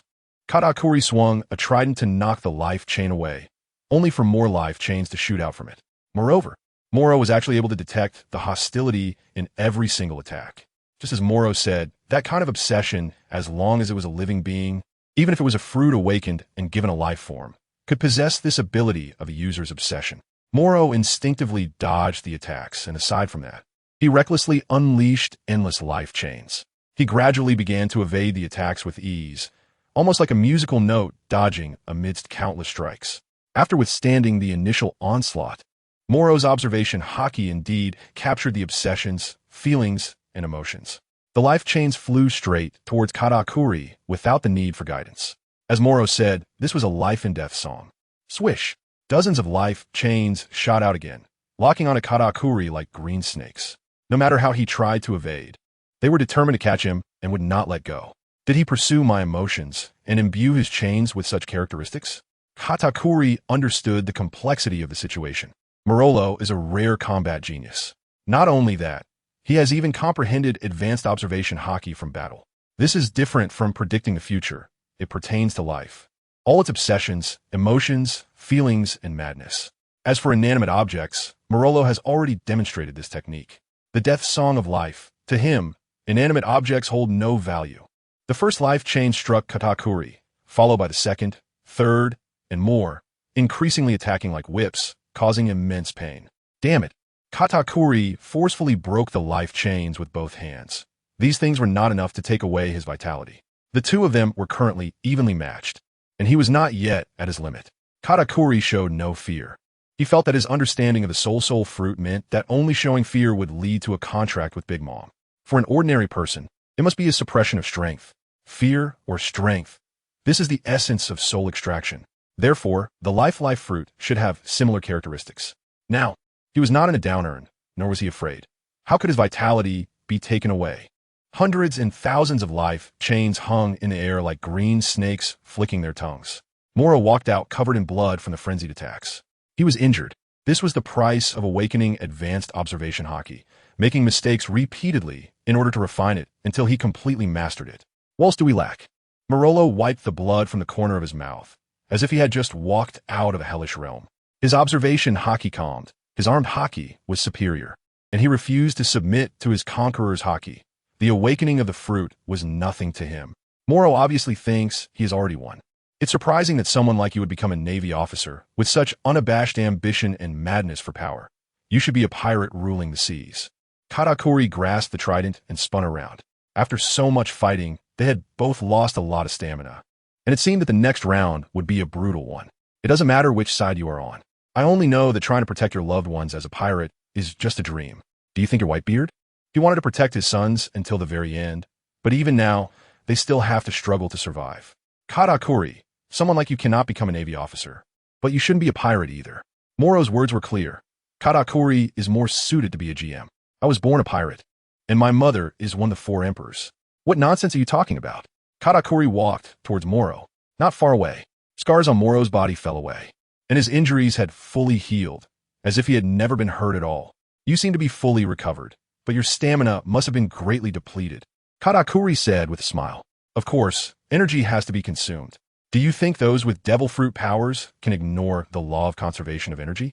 Morrow rubbed his fists, and at the same time, his stomach let out a gurgling sound. I sense your color changing from dark purple to pure purple. So what? You killed Brother Perispero and Owen. I will never let you go.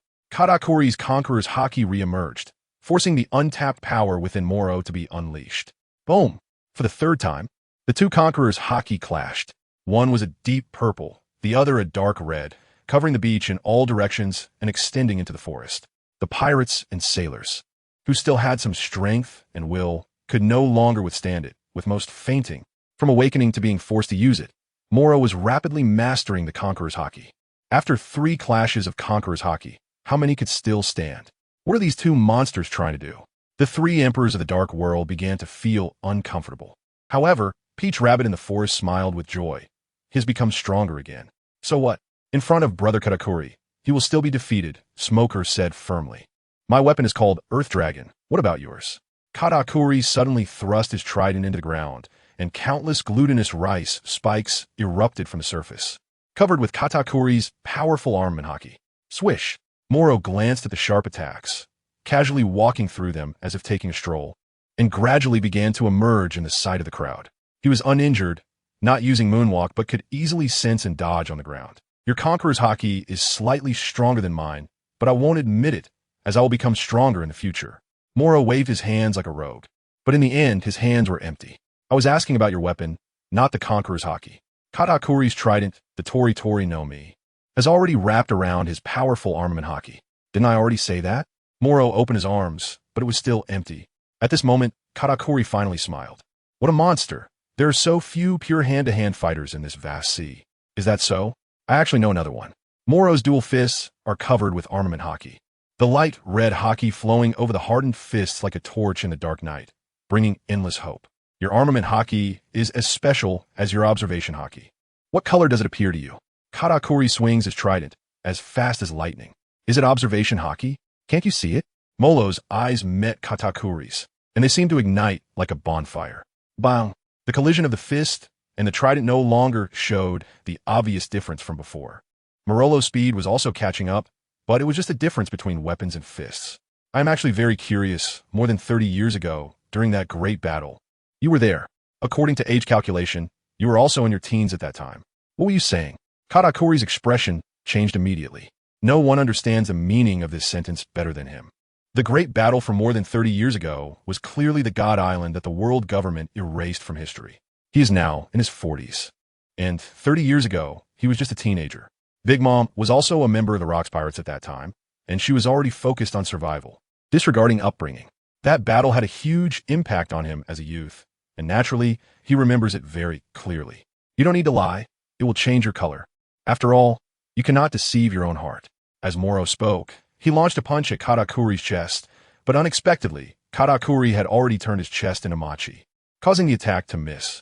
The machi fruit, being a special paramecia-type devil fruit, is powerful because it allows the user to turn their body into machi in advance after predicting the opponent's attack direction with Kin Bunchika Haki, thus avoiding the attack, which is similar to the abilities of a Logia type. Whoosh! A trident shot through the air, aiming for Morrow's waist. His waist also transformed into something as thin as paper. Contracting. Paper drawing, safe harbor. Morrow thought to himself, I can do this move too. If he hadn't awakened his advanced observation Haki, trying to evade Katakuri's attack with paper drawings would be risking his life. It could easily end up with a bloody hole. Some past events are beyond the understanding of a newcomer like you. Perhaps one day they will be known to the world. But this world does not need the existence that could threaten the celestial dragons. Katakuri didn't want to play mind games, but in his view, Morrow, as a Marine, had indeed risen to the elite rank of Rear Admiral in the Navy headquarters and even established his own base in the New World. However, this kind of secrecy within the Navy must be top-notch confidential. Letting him know would only harm him. What a pity. I'm starting to feel a bit hungry. Morrow's punching speed increased. Both possessed advanced Kin Bunchika Haki. One could predict the future, unraveling Morrow's skills and techniques one after another. The other sensed emotions, effortlessly dodging attacks and countering at opportune moments. In terms of Haushika Haki, Morrow remained at a disadvantage. If it weren't for the momentum and strength he had built up over a long time, he probably wouldn't have been able to force such a clash of Busashoka Haki. After all, Katakuri's Busashoka Haki was already capable of causing destruction to matter and creating purple-black lightning. Even his Busashoka Haki was strong, but Morrow had always specialized in it, giving him an edge. Now, the close combat between the two had reached its limit, with neither able to break the deadlock, resulting in a stalemate. In this battle, only the one with greater endurance and stamina could win. Bang! The Earth Dragon trident thrust out, and Morrow countered with a punch, taking the opportunity to retreat a few steps. This time, he didn't charge forward again. Katakuri intended to stop him, but it was too late. He couldn't do anything from his distance. Moreover, the life force Morrow had absorbed did not come from the Big Mom Pirates crew. Continuing to fight would only mean that either he would exhaust Morrow to death or retreat. Unfortunately, there were no donuts here. Katakuri saw that Morrow's life chains had bound over a dozen of the Dark King's subordinates and immediately drained their life force, turning them into dried corpses and tossing them aside. Aren't you three leaving yet? Morrow turned to look at the Black Gold King, and the powerful life chains emitted from the hands of the three funeral masters. Katakuri made his move. This time he couldn't let Morrow get the upper hand again. Otherwise, the ultimate victor of this war of attrition would definitely be Morrow. He had exhausted all his means and still couldn't defeat Morrow. So for now, he could only wait for the others' battles to end in order to deplete all of Morrow's stamina. TCH, the life chains were knocked down by the trident, and the excitement on Morrow's face disappeared without a trace. There's no need to block me from eating, right? Morrow looked at Katakuri. This prolonged battle had lost its meaning. If he were to deliberately die, he feared that Peach Rabbit, who had just gained the upper hand against Smoker, would be immediately held back by Katakuri. There was even a possibility that Katakuri would use his future sight Haki to see the scene of his death and resurrection, destroying his body on the spot. It was clear that this battle had reached its end. The only key to breaking the stalemate lay with Peach Rabbit. Swish! Morrow glanced at the Dark Kings and turned to leave. Along the way, he casually drained the life force of the blocking pirates and assassins. Bang! He finally encountered Smuggy and threw a punch. His fist met the blade without any sign of weakness, even gaining the upper hand. The impact made Smuggy's sword tremble. Damn it! How did you manage to escape from Brother Katakuri? Smuggy looked at Morrow, and his purple lips appeared less charming. It was a stalemate. He couldn't do anything to me. It wasn't an escape. Molo and Peach Rabbit stood back to back and said, "Be careful later. Katakuri is about to unleash his ultimate move. This guy will definitely not give me a chance to recover my stamina." Huh? Peach Rabbit didn't understand why this guy, who could hold his own against Katakuri, would choose to fight in the forest. Isn't this just causing trouble? She had already gained the upper hand and was about to suppress Smoker. There's no time left. Morrow gritted his teeth and said, "Just now, I sense two different powerful emotions heading this way. One is golden and lazy. It should be Kizuru, and the other chaotic and disordered is most likely Charlotte Linlin. We need to act quickly." "You mean Big Mom?" Peach Rabbit couldn't believe it. This was the reason Morrow had given up his advantage. "Big Mom is coming." "Yeah, Katakuri's attacks will be very crazy. You need to escape a bit faster," Morrow said, then looked again at the pirates and marines in the forest. Whoosh! Katakuri's figure appeared in the forest, and soon, even the three emperors of the Dark World arrived here. In their eyes, Morrow had already fallen into a slump, and that earlier scene was undoubtedly an escape. Escape! Morrow ordered all the marines who could still stand. Most of them had lost consciousness and fallen due to the clash of Conqueror's Haki. Now, only a few remained, who originally had no chance of survival. Unexpectedly, Morrow actively unleashed his Conqueror's Haki to sweep away the surrounding enemies. This gave the Marines a glimmer of hope for escape. They frantically ran out of the forest. And at that moment, Katakuri, Smoothie, the Big Hand Undertaker, Dark Gold King, and Sea Transport King had surrounded Morrow and Momonosuke. "You better run fast. I'm about to go crazy next, and I'll give you a chance." Morrow looked at Peach Rabbit, who had a puzzled expression. In her opinion, facing these opponents was quite tricky, but with her strength, she could definitely fight her way out. "Do you remember the agreement we made before the battle?" Morrow's words awakened the dreamer. Peach Rabbit suddenly realizes, does Morrow still have any trump cards? "Trust me, Peach Rabbit. Don't die." Peach Rabbit glanced at Morrow, no longer hesitating. After all, Morrow is Garp's disciple. How could he not have a backup plan? Since she had agreed in advance, she would see it through to the end. Smuggy raised his sword to block, but unexpectedly, Peach Rabbit's sword was even more formidable, forcefully breaking through. At the same time, Katakuri's Conqueror's Haki erupted. Even the lightning trees were broken by this power. Outside the forest, Peach Rabbit met up with the Marines, intending to say something, only to see pirates and assassins rushing towards the forest in a frenzy. Upon witnessing this scene, Peach Rabbit finally understood what Morrow was trying to do. The more one-on-one battles there are, the more Morrow can rely on endurance and stamina to win, until he exhausts his enemies. But if the enemy has reinforcements, like those monsters known as the Four Emperors, Morrow must quickly recover his strength, which means he needs to attract enough enemies to break this deadlock. At this moment, Peach Rabbit understood that every remaining figure in the forest had been targeted by Morrow and was about to become his indiscriminate sacrifice for life force.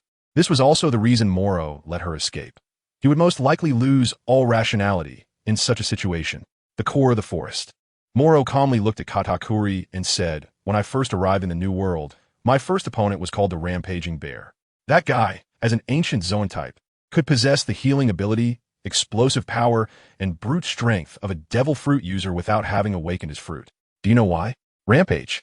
Katakuri clearly understood what would happen next. At that moment, he only hated that the future he saw couldn't extend too far. Morrow actively withdrew from the battle, fleeing into the forest and unleashing his Conqueror's Haki to cover the Marines. All of this was for this moment. Unfortunately, it was too late. I'm still too weak. Otherwise, the Marines could have escaped at least twice as far just now. Morolo coldly said that too many Marines had died, even with his Conqueror's Haki and Tantata's cover. There weren't many left. Although many were stunned by the Conqueror's Haki, less than 100 managed to escape. They came with nearly 1,000 people. But now less than 100 had made it out. If they lost this battle, those who had fainted would certainly lose their chance of treatment and die from their injuries and lightning strikes. "What do you want to say?" Katakuri waved his hand, signaling the pirates to leave the forest. "It's useless. You have already become overconfident. Initially, the numbers were 10 to 1, and now you should still have over 4,000 standing, which is equivalent to 40 to 1.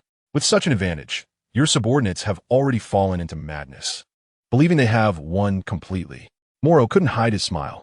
It was as if these three fools dared to stand in front of him, truly thinking that being called the Dark Emperor made them emperors. If that were the case, what were the four emperors considered? A tricky existence? Run, Katakuri ordered. But the pirates and assassins were momentarily stunned. They couldn't believe this command. After all, the marine soldiers were almost gone, and Morrow was at his last breath. If they continued to fight, they could wipe them all out. Why run? Katakuri. Smuggy also didn't understand why they should flee in such a favorable situation. He was just bluffing. Katakuri, we will make this defeated general understand that one should be more low-key in life. The Dark Gold King laughed loudly while pulling the trigger. And at the moment the gunshot rang out, a lightning-fast life chain pierced directly through his abdomen. The speed was so fast that even Katakuri couldn't react in time to block it. In that instant, Morrow's life chain had fully erupted. His blood was boiling, and he pushed his fruit ability and Haki to the limit. Since you're not curious, let me reveal the answer. The method that allows the violent bear to reach its peak is called rampage. The Crimson Observation Haki in Morrow's eyes disappeared, and this characteristic will next be bestowed upon the life chain, indiscriminately draining life force. Any existence that holds hostility towards him will have their life mercilessly taken away by the life chain. Life-death song. Morrow raised his head, every inch of his skin bursting forth with life chains. His pupils, after the flames of extinguished hope, turned as black as the pupils themselves. This meant that Morrow had abandoned his own rationality and was unleashing the power of life in all aspects. This madman, Katakuri, had to do everything he could to stop him. The rice dumplings sang. This scene reappeared, with life chains wildly surging out, evading the attacks of the rice dumplings' arms while also pursuing the prey.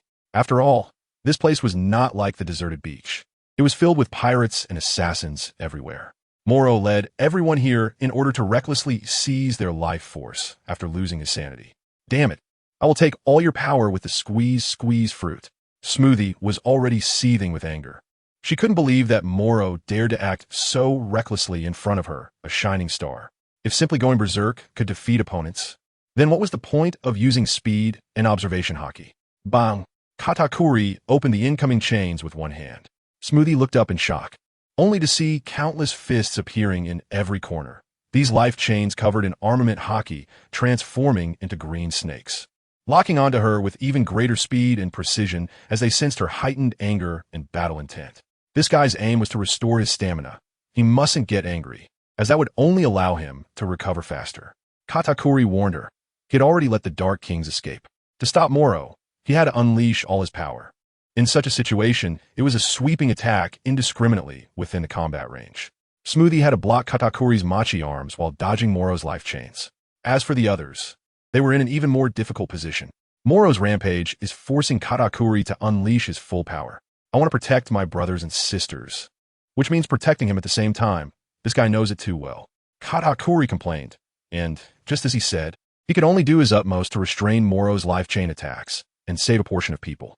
As for the Dark Gold King, the Big Hand Undertaker, and the Sea Transport King, they are undoubtedly seeking their own demise. Their remaining 2,000 killers and subordinates will also become Morrow's meal during his rampage. Swish! A chain ruthlessly pierced through the Dark Gold King's chest, and he looked at his wound in disbelief. Immediately after, the Big Hand Undertaker, who had already been injured by Katakuri due to his slow evasion, was seized by Morrow to drain his life force. And the Sea Transport King had long since turned into a corpse. Brother Katakuri, he is using you. Smuggy was furious in his eyes. Morrow was even more despicable than a villain, as all these ruthless Dark Kings were merely sacrifices for him. There's no way out. This guy even understands that in a rampage, only through injury and beating will he regain rationality, and to protect others, I will have to attack him. By the time his rampage ends, he will return to peak condition, and I will have exhausted nearly all my energy. Katakuri sees Morrow as both a rival and an enemy, strong and calculating.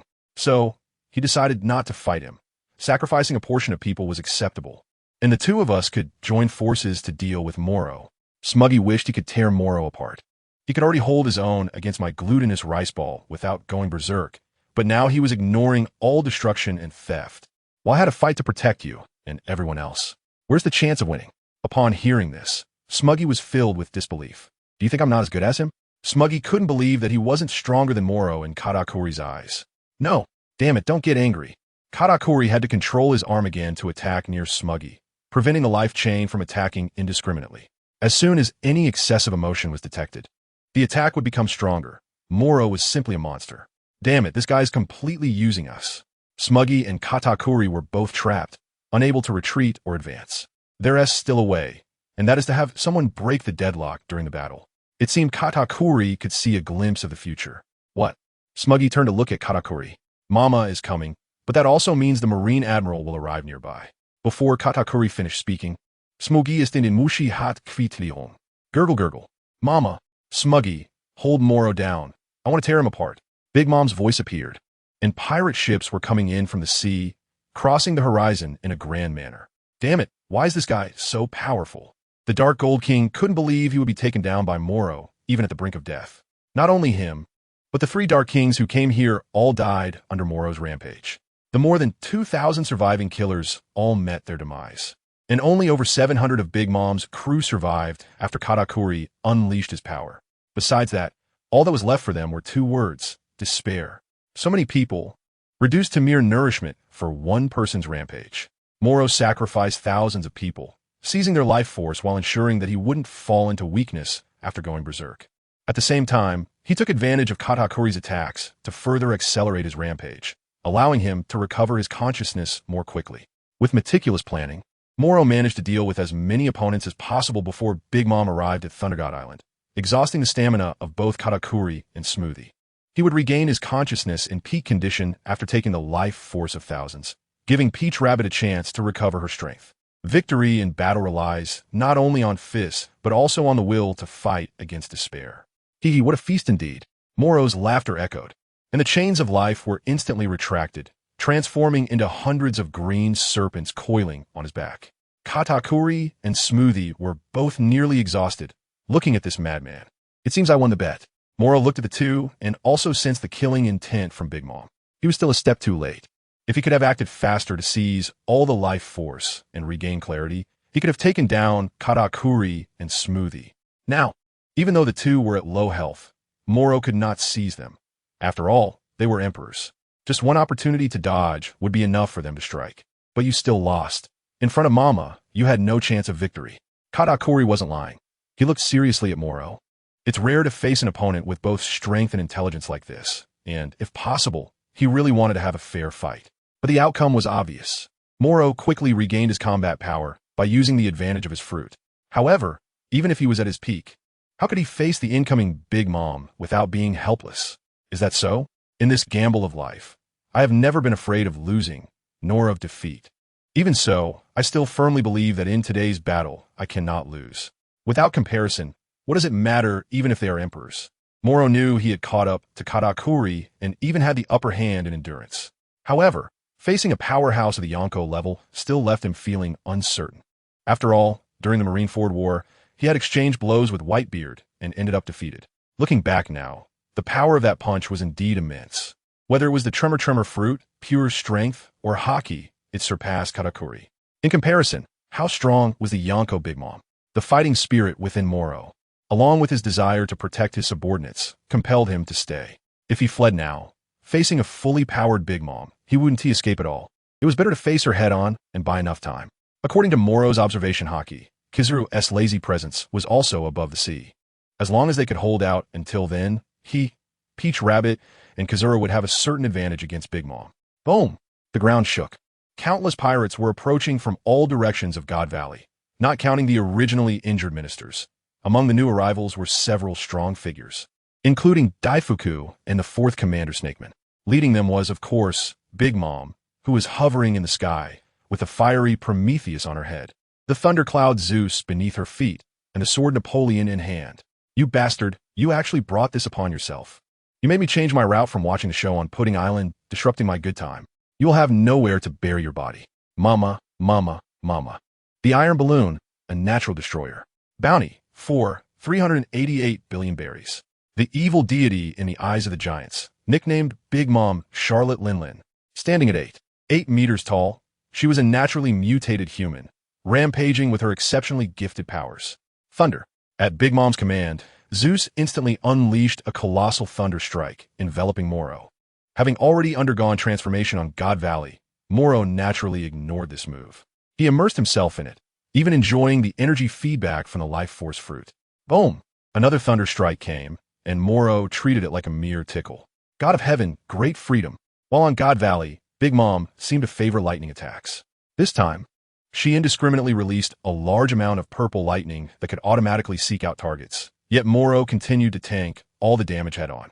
He hadn't even imagined that the strength he had gained from facing the damage on God Valley, along with the lightning resistance brought by the life force fruit, would gradually grow to this level. It was truly an unexpected benefit. Comfortable, this damage was even less than the speed of my energy feedback and self-healing. Morrow grinned, raising his head and clenching his fists after experiencing a rampage. Katakuri and Smoothie, who witnessed this scene while dodging the indiscriminate lightning attacks, felt the turmoil of bitterness in their hearts. Could he adapt to the discomfort after the rampage so quickly? Smoothie sensed an incredible fear. The more chaotic he became, the stronger he grew. The vitality of 3,000 people was used as his nourishment, and this was his reliance. Katakuri didn't know what Morrow had gone through, but his fearless demeanor, daring to confront anything, gave an impression of invincibility. On the sea, the strong fear the reckless, and the reckless fear those who risk it all. As the saying goes, if you dare to risk your life, you can bring down a 4-emperor. Fireball from the sky. Big Mom launched a remote attack once again after the lightning had no effect. She was furious, causing Prometheus to rapidly expand and spit out a huge fireball. Boom! The enormous fireball came rushing in, and even the lightning tree, which could withstand lightning strikes, was scorched by the high temperature, causing its leaves to catch fire one by one. Morrow found himself in the midst of it all, looking up at the enormous fireball. He recalled his first battle on the Grand Line, which also took place at sea, when he hadn't even mastered the 6 powers of the Marines. Memories of the past flooded back, especially Garp's words, which made Morrow mumble to himself. In this vast ocean, the strong are as numerous as clouds. Some destroy everything with molten magma at scorching temperatures, while others freeze everything with ice. Some are as lazy as light, appearing in an instant, and others transform into giant dragons that loom in the sky. Some wield godlike powers to manipulate all things. You just need to move forward without hesitation. No matter how far this road goes, your fists must endure for as long as it takes. Let this flame burn even fiercer. Morrow roared as he allowed the giant fireball to engulf him, showing no trace of fear. Instead, he relied on his comprehensive defense from armament Haki and the powerful adaptation of the life fruit to quickly adjust to the high temperatures. The sea of flames spread, and in the blink of an eye, it had burned the entire island to ashes. Morrow stood firm, staring at his opponent as they approached. Do you really think you're some kind of monster? I'm one of the 4 emperors. Lightning and fire won't take your life, but what about your sword? Lingling appeared amidst the sea of fire, her towering figure at 8 meters tall, resembling a small giant. What lightning and fire? As far as I know, there are people in the sky who can play with electricity better than you, and Kaido's flames are not inferior to yours. In fact, they're even stronger when fully unleashed. Our Navy's Admiral Sakazuki can take you down with one magma dog. Do you dare take it head-on? As for your sword, let's not even mention the world's greatest swordsman Dracula Mihawk. Can you compare to Shanks, who has dueled him? Old hag, what are you even good at? Why are you babbling on with me? Morrow let out a cold laugh, making Charlotte Lingling feel uncomfortable all over. Life or death? Soul curse. As long as there is the slightest hint of fear, the soul will be taken away. The condescending ant was convinced that Morrow was just bluffing. Yet no matter how much she shouted, Morrow remained indifferent. Fear, just a mere 4 emperors. I am a man destined to become the king of the Navy. What is there to fear about the emperor of the sea? Morrow stomped his feet on the ground, leaning forward with his shoulders, his fists wrapped in Haki. As it hardened, a faint red Haki that flickered like flames also enveloped it. At that moment, his eyes ignited with a fiery glow. He grinned widely, unaffected by the lightning and flames, which only made his face inexplicably redder.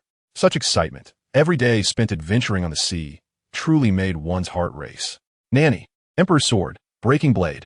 The hat sword Napoleon instantly grew larger, enveloped in blazing flames, with Big Mom's powerful Haki covering it, amplifying its strength to the utmost. The power of this strike was incredibly strong among her personal sword techniques. It was this kind of strength that forged Big Mom's heart of a strong warrior. Unfortunately, in Morrow's eyes, no matter how strong she was, Big Mom was merely someone who relied on external forces. She believed that as long as she possessed the strength of all races, especially the giants, she could surely defeat red-haired Shanks, Kaido of the Beasts, and Whitebeard Newgate. In fact, there were many other strong individuals on the sea with a similar mindset to Big Mom. There was Gecko Moria, who only believed in zombies after his companions died, thinking that once death occurs, nothing could be lost again. There was Crocodile, who, after his defeat, fell into despair and became a warlord of the sea, only believing in ancient weapons. However, Big Mom was the most absurdly powerful among them, making her thoughts relatively more restrained. From beginning to end, she lacked Kaido's invincible heart, Whitebeard's willingness to face death, and Shank's free will. Iron Fist Storm, Life Dance. Morrow stepped forward with a punch, attacking Napoleon while countless dark blue chains extended from his arm, striking in all directions towards the sword blade. Bang! Clang! The sound of metal colliding echoed, and even Napoleon felt it was somewhat strenuous. This sword actually gave him a sense of recoil. Unfortunately, he did not drain the life force from Katakuri and Smoothie. Otherwise, this punch would have been much stronger. Morrow felt the power of the four emperors with this punch. The quality of the advanced Haki was immense, possessing even more overwhelming Conqueror's Haki, making even Morrow's proud strength seem slightly inferior to Big Mom's. Is this what it means to be a four emperor? Almost no weaknesses in strength, as powerful beings who dominate their territories. The old four emperors all possess formidable Conqueror's Haki. In the world of pirates, unless one has extreme destructive power and damage, to truly reach the pinnacle of personal strength, one must possess Conqueror's Haki. You kid have some strength, but the next sword will be the one that costs Owen his life. Big Mom looked down at Morrow with disdain. Elbaf Spear, Wagwa. A massive and powerful sword aura erupted, and the power of this strike was terrifying, with shockwaves that reached the utmost in speed and range. If one couldn't evade it, the outcome will be getting split in half. Whoosh! Morrow concentrated all his Haki into his hands, his 5 fingers clenched into fists, layered chains wrapping around until they converged into 2 fists comparable to giants. Life Iron Fist. Skyline. Boom! The eruption of armament Haki also gave Morrow's attack a powerful shockwave. The collision of shockwaves from the fist and sword caused the entire island to tremble, and the shockwaves surged out, ignoring all obstacles, creating gorges across the island. The sea was stirred up into towering waves. Katakuri brother, this guy's gotten stronger. Smudge exclaimed in disbelief, feeling that Morrow was stronger than before. Well, he's still not as strong as Mom. Katakuri admitted Smudge's judgment, but he understood better that Morrow's flaws in the Devil Fruit and Conqueror's Haki could not be filled in such a short time.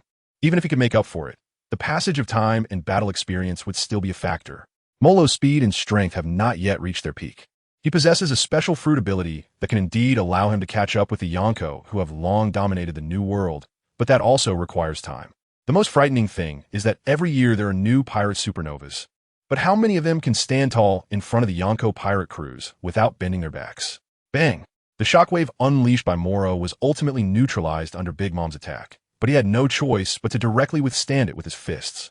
The flames on Napoleon's blade were still burning, which meant that the shockwave collision had destroyed the life chains wrapped around his fists, yet Napoleon remained unscathed. This is the gap in strength. Kid, your fist gives me an extremely familiar sense of disgust. Do you know that? Big Mom said with great disdain. Oh really? I think it's not bad. He had just endured multiple attacks of lightning and fire, followed by 2 sword strikes. Morrow has consumed a lot of stamina. But for the 4 emperors, this is just a normal fight.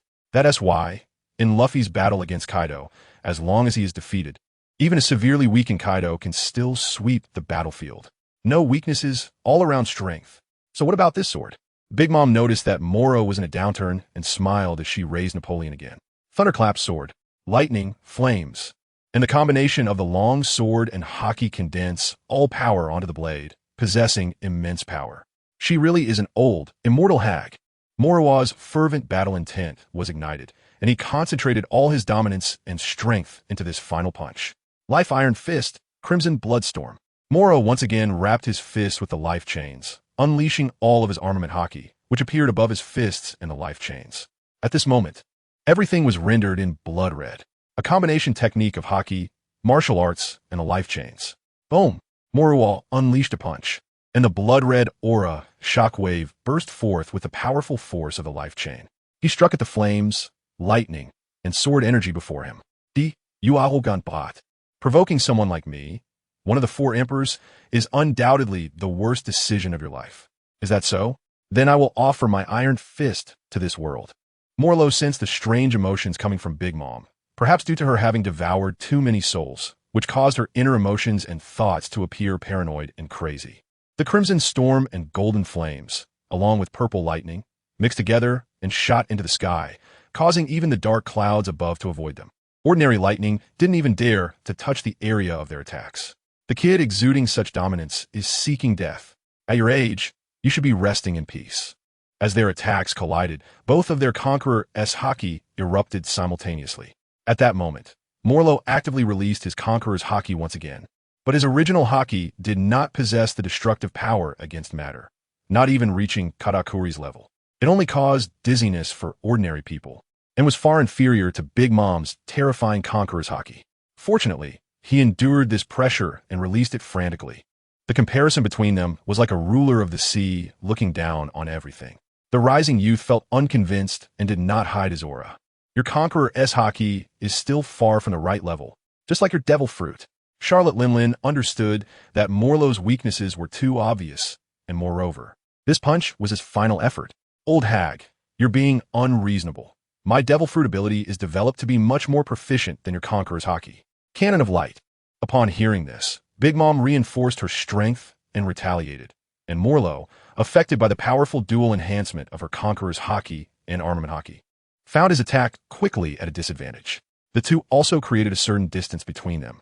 Morrow jumped up, trying to carry out the strike. Lingling, looking down from above, directly initiated a long-range attack. Dominance, flames, and lightning converged, causing the energy ring on the sword blade to unleash a highly dense energy beam. Boom! This strike made Morrow, who was in midair, feel the pressure. He was enveloped by the energy beam, and the attack brought immense destructive power and damage. Puffed. Morrow spat out a mouthful of black blood, enduring continuous damage high in the sky. Despite having highly developed devil fruit abilities and awakened advanced Busashoku and Kinbunchika Haki, Morrow still had a fatal weakness in front of the four emperors. Nonetheless, he still reached out a hand, trying to grab Big Mom's Napoleon sword. Cough. Moroccan coughed, his head drooping back as he opened his mouth wide, his eyes rolling back in a daze as his consciousness faded. Boom! Boom! The attacks continued, and it was clear that Big Mom wanted to eliminate the threat completely. Whoosh! On the ground, Peach Rabbit knocked away all enemies trying to block her path, escaping from a siege of Snag and Daifuku, and appeared in the heart of the forest. Holding her sword, Peach Rabbit felt the pressure coming from Big Mom. She swung her sword, attempting to rescue Morrow. No way. Katakuri appeared, just in time, the trident Earth Dragon blocking her path. Surrounded by Katakuri, Smoothie, and Snag, Peach Rabbit found herself in a crisis. On the sea, compared to the massive Four Emperors pirate group, the Navy warship felt like a lonely boat. The surviving sailors looked up at the scene. Vice Admiral Morrow, Vice Admiral Peach Rabbit, we've encountered almost the entire Big Mom pirate group. How can we possibly win? Turn back. Let's all perish together. The sailors roared as they fired their cannons. A flash of light appeared out of nowhere, lingering at the bow of the ship for a moment before vanishing fearlessly again. When the light appeared once more, it was above Thunder God Island. What do you still want to do, Big Mom? Are you bullying the young sailors of my navy with your status? His lazy voice emerged. In the next moment, he stood in midair, spinning rapidly. Jetta no Kagami. A light orb with both power and speed flew out, attacking the pirates on the island. Even the pirate ships were affected. Looking out, the late-arriving Navy warships also began to appear on the horizon. It's truly terrifying. You pirates dare to witness any commotion. We've had to deal with quite a few troubles along the way. Just as Kizuru was about to break through Big Mom's attack, he concentrated light in the long sword in his hand. Heavenly Cloud Sword. Borisolino, do you dare to ruin my good plans? Oh, Big Mom, why do you have such hostility? Isn't it natural for the Navy to stop pirates from causing destruction? Kizaru swung his sword again and again, only able to steal a glance at Morrow. He could sense that the powerful Charlotte Linlin had also lost a bit of stamina. Morrow, after experiencing the Kureha assault and Katakuri's blockade, faced Big Mom again and surprisingly achieved such results. Compared to the battle in the Golden City, this is a qualitative change. On the island, besides the group of pirates personally brought by Big Mom, the rest have exhausted their stamina and are left with little. He even felt that if it weren't for the intervention of the four emperors, Morrow would have an absolute chance of winning this battle. How could such a promising talent be killed by Big Mom? Moreover, it is still working hours, and as Kizaru, he will certainly fulfill his duties. Morrow. Tontada took advantage of the chaos to rescue Morrow, and enemies surrounded them. If Katakuri and Smoothie hadn't exhausted too much stamina from the previous battle, she probably wouldn't have been able to save Morrow just now. Allowing Morrow to leave would lead to even more terrifying events. Smoothie, out of stamina, still stood behind Daifuka, calmly treading water. They must not let him leave. Similarly, despite having little stamina left, Katakuri stood in front of Snack, unafraid. Are you afraid of Morrow? How ridiculous. Clearly losing consciousness, yet still feared by you. Is this the Four Emperors pirate crew? Tontada, holding Morrow, mocked verbally while feeling the battle was thrilling in her heart. Just then, a figure that didn't look very impressive appeared. He wielded a long sword, defeating all the pirates along the way, until he struck Daifuku away with one sword, causing concern to show on Snack's face. Chafun, I heard you were transferred to the Navy headquarters after the Marineford War. I was really surprised to meet you so soon. Snack certainly knew. Tontada and Chafun were both powerful before, but they were strong figures in the Navy branch, similar to Virgo, but much stronger. However, after the Marineford War, for some reason, the Navy headquarters recalled many strong figures from the branches, including Chafun and Tontada. Even so, there are still many hidden strong figures in the Navy, including Fujitora and Green Bull. Before the world conscription comes, they remain as free spirits among the monsters. Tontada, this battle is too dangerous. Please allow me to confess to you once again. Chafun, without fear and with no Katakuri or Smoothie to take action, if Big Mom is also restrained by Kizaru, the remaining people cannot stop him and Tontada. Tontada immediately rejected the confession, while warships began to dock at the coast. The elite vice admirals of the Navy headquarters also landed. We don't have much of an advantage left. Katakuri knew that if this battle ended, even if Big Mom won, the Four Emperors crew would be left with no real existence. Even more terrifying, Whole Cake Island is nearby, and Akainu and Akiji are still fighting.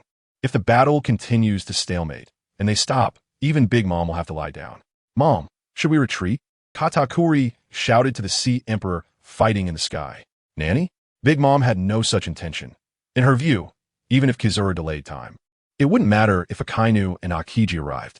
Just a bunch of kids. She looked down on the Navy admirals, not due to strength but because of seniority. However, it seemed that several small boats had appeared on that sea. The old guys standing on them looked very familiar. Sengoku? Tsuru? Garp. According to his intelligence, Garp had returned to the East Blue after the Marineford War not long ago. Seeing this scene, Big Mom forcefully swung her sword, loudly declaring, returning to Whole Cake Island. I won't play with these little brats anymore. Countless homies, ministers of Whole Cake Island, and subordinate pirate crews all headed toward the pirate ship. Damn, Katakuri didn't expect that instead of attracting other headquarters admirals, he instead brought in old-timers from the previous era. Kizaru restrained Big Mom, and Morrow was protected by Tontada and Chafun. They could only retreat in frustration. Is Linlin running this fast? On Elbaf Island, with the departure of the Big Mom pirates, Garp and Sengoku also arrived beside Morrow. Is he dead? Garp glanced at Morrow and punched him in the chest. Garp, Sengoku, and Tsuru were both startled. Morolo is out of breath, yet he keeps fighting. Even if he's your disciple, he shouldn't be so inhumane. Unexpectedly, the next moment, Morolo spat out a mouthful of black blood. First, green light erupted from the warship they arrived on and surged into Morolo's body, and soon after, a lot of green light flew in from Orange Soda Island and surged into Morolo's body again. This kid has plenty of life-saving tricks. Don't be fooled by his righteous appearance. Garp picked his nose and glanced at Morolo. Old man, I've made a significant contribution this time. Can I get promoted to admiral? Morro's lips gradually went from pale to somewhat rosy. I'm not a naval admiral, and now the new naval admiral is competing. Do you want to go take a look? Sure, I thought you had gone back to the EC. Actually, I also want to retire early. Morrow was held in the arms of a peach rabbit, looking pitiful. After cleaning up some trash, he also got a few punches from an old lady. This time he just came back to take a look. Garp said something and directly picked up Morrow, tossing him onto the naval warship. Thrown onto the deck, Morrow cried out but received no response.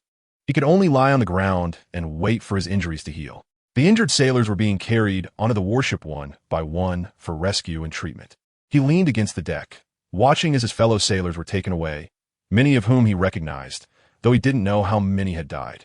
At sea, the warship was heading towards Punk Hazard, and along the way, one could see pirate ships being sunk. It seemed that there were quite a few people who enjoyed the spectacle. Molo was able to stand up and leaned against the railing, looking out at the endless sea. Should I die with you? X33XS. Morrow didn't know whether to be happy or sad. He was already strong enough that even Big Mom could only knock him out. Dying like Whitebeard did during the Marineford War was no longer an easy feat. But what about the Marines he led? Morrow thought for a moment and walked towards the cabin.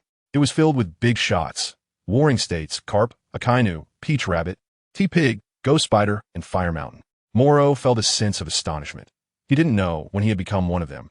He just hadn't fully adapted yet. He sat down on one of the chairs, while everyone gathered around the long table, chatting casually. With this lineup, forget about Big Mom. Aside from Jack the Drought, anyone else would have to take a detour. Morrow paused for a moment before speaking. I killed some guys. Can I exchange them for a bounty? Sengoku looked at him and said, You were in the Navy. How could you claim a bounty? That's the job of bounty hunters. I want to get some compensation for the fallen warriors. After Morrow finished speaking, the meeting room fell into silence. After a long while, Sengoku nodded. On Punk Hazard, lava flowed, and the scorching heat destroyed everything in its path, leaving no one unscathed. Ice wrapped around the land, freezing every corner, with snow flying in the sky. Naval warships docked outside, waiting for the battle to end. After the war at the top concluded, the Navy headquarters dispatched all its forces to pursue the villains who escaped from the 6th level of the top battle. After capturing everyone they could, there were still some madmen who had not been recaptured. Naturally, the few taken away by Blackbeard were not to be mentioned. Among them were also the monsters, including the Devil's descendant Barrett. At this moment, the Navy headquarters was embroiled in a heated debate over who the new admiral would belong to. Sengoku supported Akiji, while the Gorosei backed Akainu, leading to a fierce battle on Punk Hazard. Unbeknownst to them, this decisive battle of the Navy headquarters' highest combat power had already lasted for several days. The sea breeze carried a hint of heat. Morrow's justice cloak thickened as he walked on the deck. Having fully recovered from the recent battle, he was now at ease. Kizaru, Sengoku, and Garp had all left the vicinity of Punk Hazard to fulfill their respective duties. In the end, it was left to Morrow, Peach Rabbit, T-Pig, and 5 other elite vice admirals from the headquarters, along with 10 rear admirals, to be responsible for guarding the area. During this time, the Navy branch on Orange Soda Island was finally successfully established. Aside from appointing Peach Rabbit to work alongside Morrow for the surrounding security, the headquarters specifically selected Vice Admiral Virgo from one of the branches to serve as Morrow's aide. From the headquarters' perspective, this was undoubtedly a choice of a powerful companion like Peach Rabbit for Morrow and an experienced assistant like Virgo. In the past, aside from Sengoku and Garp, it would have been nearly impossible for a Vice Admiral to become an aide. However, Morrow, during this surprise attack, had killed 2 captains from the Blackbeard Pirates, the Commander Cracker from the Big Mom Pirates, and had even fought evenly against Katakuri and others on Thunder God Island. He also eliminated 3 Dark Emperors in the New World, making the name Dragon Slayer echo throughout the New World. Of course, more importantly, he survived in the hands of the Sea Emperors, with the 1,000 pirates that besieged him reduced to only a few hundred remaining. This was why, to stabilize the Navy branch base on Orange Soda Island, Peach Rabbit was specially appointed as the base commander, with Virgo assigned as his aide. In a short time, Morrow is undoubtedly the most prominent figure in the New World. He has overshadowed the pirate supernovas of the worst generation. And the news outlet Morgan's has boldly declared in its headlines that while the Battle of Ice and Fire has yet to begin, the next Marine Admiral has already emerged. It is said that there is a bounty of 5 billion berries on Morrow's head in the Dark World. However, he himself seems completely unconcerned. As long as he can establish a foothold in the New World and secure this territory, he can further tear open a big gap in the dominance of the 4 emperors. General Morrow, the battle has been ongoing for several days now. Who do you think will be the victor in this fight? Virgo arrived here to meet Morrow 2 days ago. This guy appears harmless and always has a spoon stuck to his face. In fact, as an undercover agent planted in the Navy by Doflamingo, he has been scheming diligently. Morrow doesn't have extra time to deal with this matter for now, treating it merely as a bit of fun. Admiral Sakazuki's lethality is too strong. If it really comes down to a fight to the death, in my opinion, Kazan would still hold back for his comrades. But Sakazuki's absolute justice would never allow him the slightest hesitation. Morrow directly stated the answer. This is pure cheating. Peach Rabbit and T-Pig looked at Morrow with uncertainty regarding the Burning Mountain. They all knew that although Akiji was also a disciple brought out by Zephyr like them, he had greatly admired Garp when he was young and had received considerable favor from Garp. As a well-known disciple of Garp, Morrow should have been on Akiji's side. Unexpectedly, he believes that the winner will be Akiji. After the battle, injuries are inevitable. Can your fruit ability heal wounds then? Peach Rabbit looked at Morrow. Her question was quite reasonable. In this fight to the death, it will definitely come down to life and death in the end. Yes, but the injured may not necessarily survive. Morrow said faintly. In the past few days, he had been skillfully mastering his Conqueror's Haki. And even after the advanced awakening of his armament Haki and observation Haki, there was still room for improvement. He couldn't just rest idly. The life fruit, through repeated life and death battles with great pirates, was also being continuously developed, with its power increasing day by day. The great battle, just like in the legends, lasted a full 10 days and nights. Molo admires these two people. Do they really not need to eat at all? If it were him, even if he wasn't hungry, he would take a break to find something to eat. No wonder they are called monsters, the admirals of the Navy headquarters. Hellhound, Ice Age, boom! The collision of ice and molten magma only brought a sky full of water vapor. Morrow and others noticed that the battle had ended and quickly walked toward the island. The icy landscape and the sea of molten lava seemed like two different worlds.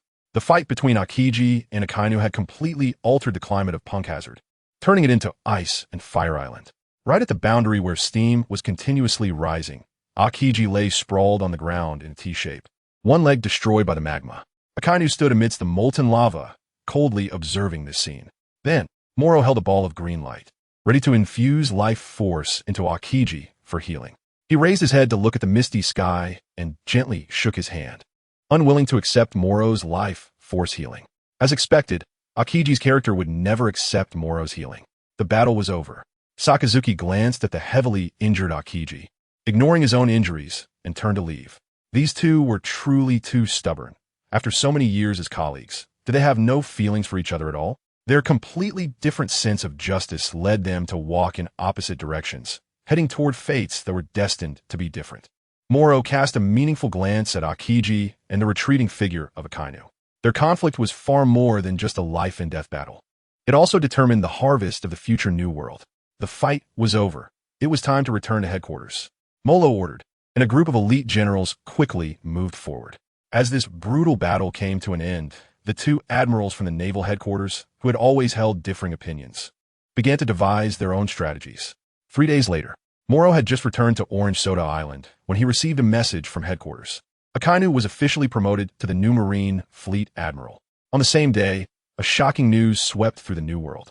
Akiji, the highest combat power of the Navy, resigned and left the Navy. An era had truly opened a new chapter.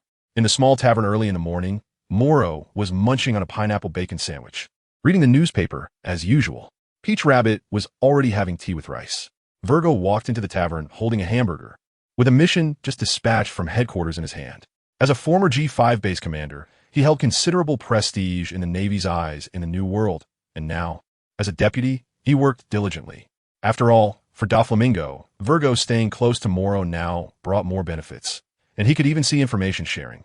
Earning extra money from CP0, Vice Admiral Morrow, headquarters has issued an order for you to set sail and prevent some unnecessary troubles during the relocation of headquarters. Relocation of headquarters? Morrow had anticipated this. As soon as Akainu took office, he was determined to move the headquarters from Marineford in the Grand Line to the G1 branch in the New World. Unexpectedly, Akainu wanted him to go and block some unnecessary troubles along the way. Understood, I'll pack my things and be on my way. Morrow stood up, exchanged a glance with the Peach Rabbit, and turned to leave the tavern. He arrived in the forest of Orange Soda Island, calmly stopping by the coast. There was a large penguin and a lazy man leaning against the wall. This man was none other than former Admiral Akiji, who had left the Navy. I knew you would come, Akiji said, looking at Morrow, his sunglasses reflecting the light as Morrow tossed a bottle of liquor to him. Where are you going next? Morolo sat cross-legged by the coast, gazing at the shimmering sea. Their interactions were not many, but their dedication to justice was similar. Following his own heart, he came here for just a trivial bit of help before he leaves.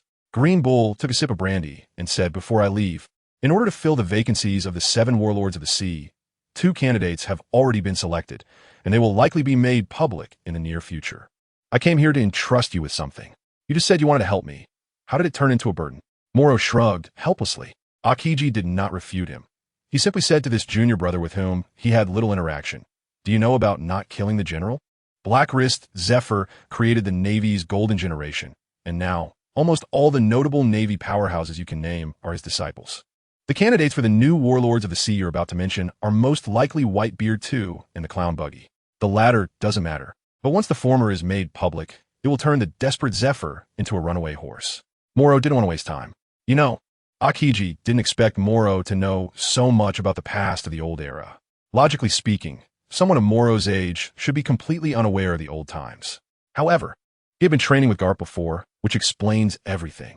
Well, he is also my teacher. If the worst happens, Zifa-sensei might take the risk and leave the Navy like I did. I hope you can step in and stop him when the time comes. Akiji looked at Morrow, finding it hard to imagine that a former admiral would assign a task to a current elite vice admiral. The task was to prevent the betrayal of a former admiral. Is that reasonable? If there's nothing else, I'll take my leave. Akiji stood up, acting as if nothing was wrong, and was about to leave, competing with the giant penguin on the icy path across the sea. Unexpectedly, he stopped again at the shore, not looking back, and said, "Your subordinates have connections to CP0 and the 7 warlords of the sea. There is no evidence now, so we can't take action, but it's better to be cautious." "Got it, Virgo and Doflamingo, I know. Akiji-senpai, I'll greet you again when I become the new Fleet Admiral." Morrow waved his hand, leaving Qingji momentarily stunned. He never expected that this junior brother actually knew so many secrets, many of which were only accessible to those of the general rank. As for Virgo and CP0, those were matters with traces but no evidence. Everyone maintained a superficial understanding. After all, the 7 warlords of the sea were also a card in the Navy's hand, and they couldn't afford to tear their faces. You can temporarily tolerate sand in your eyes, but I am not capable of such magnanimity. Molo bid farewell to Akiji. What does it matter if there is no evidence? As long as he has strength, he dares to take on anyone. Even if he can't win, he will still fight back. He just needs to find an opportunity to take down Virgo and uproot Doflamingo's power. Since Doflamingo is cooperating with CP0, try and drive this nail right in front of him, then he will have to play along. 6 months later, Morrow is responsible for the security of the sea areas including Punk Hazard, Thunder Island, Orange Soda Island, and Dressrosa. He has dealt with dozens of careless pirate crews passing by. With him, Peach Rabbit and Virgo guarding, the new Navy branch base has truly taken root. The solid defense base, along with the transformed Marines, protects this island. The lives of the islanders have also improved significantly, and they often send Morrow oranges to eat. This has been the case for the past 6 months. Aside from training, Morrow has devoted himself entirely to developing the life fruit to its utmost limit and mastering Haki. However, after going into seclusion, Morrow increasingly found life to be dull. He was eager to capture evidence against Virgo and uproot the Don Quixote family led by Doflamingo. Yet, Virgo was also tirelessly searching for any trace of Morrow. Helpless, Morrow could only focus on rigorous training, even having to practice swordsmanship and marksmanship to teach the sailors. Although he specialized in hand-to-hand combat, his skills in the other 2 areas were certainly not lacking. This monotonous life continued, leading to an exponential increase in boredom. During this time, astonishing news came one after another. First, Whitebeard II and the Clown Buggy became the new warlords of the sea. Soon after, even more shocking news broke out.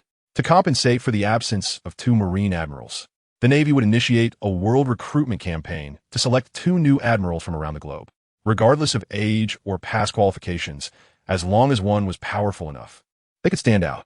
Before long, Orange Soda Island began to celebrate, as Morrow and Peach Rabbit each secured a spot. Their performances in the battle on Thunder God Island, one withstanding Katakuri and the other perfectly suppressing Smoker, naturally warranted their selection. Only Morrow knew that 6 months ago, Peach Rabbit had a similar level of strength to him, both capable of defeating major pirates under the 4 emperors without interference. However, they still couldn't face the 4 emperors head-on like the admirals could. This was the power of a reserve admiral. They could defeat even vice admirals at full strength. But they were still far from being true admirals. Over the past 6 months, Morrow had no idea how much stronger he had become, only repeatedly integrating his will into the devil fruit and conqueror's Haki. Only true strong individuals could tap into Morrow's current potential. The next day, the warship set sail along the coast. Morrow and Peach Rabbit set off, leaving Virgo to guard the home and train the Marines. This guy usually has a good reputation among the Marines and the Islanders, so one could say he has done well as an undercover agent. Therefore, as long as things don't come to a head, Morrow is completely unconcerned that he would be detrimental to the base. On the sea, Molo sat in a recliner, eating roasted rice crackers and drinking ice cola, feeling particularly relaxed. Finally, he could truly go out to sea. It felt great. What were those last 2 missions all about? Escorting the general back to the headquarters and providing security for the establishment of the new headquarters was really a headache, Morrow said, and Peach Rabbit threw a new newspaper at his face. Zephyr left. Peach Rabbit was also a bit unhappy. It seemed that in her eyes, Zephyr was quite respectable. Huh. Molo had anticipated this long ago, yet still picked up the newspaper and pretended to be unaware.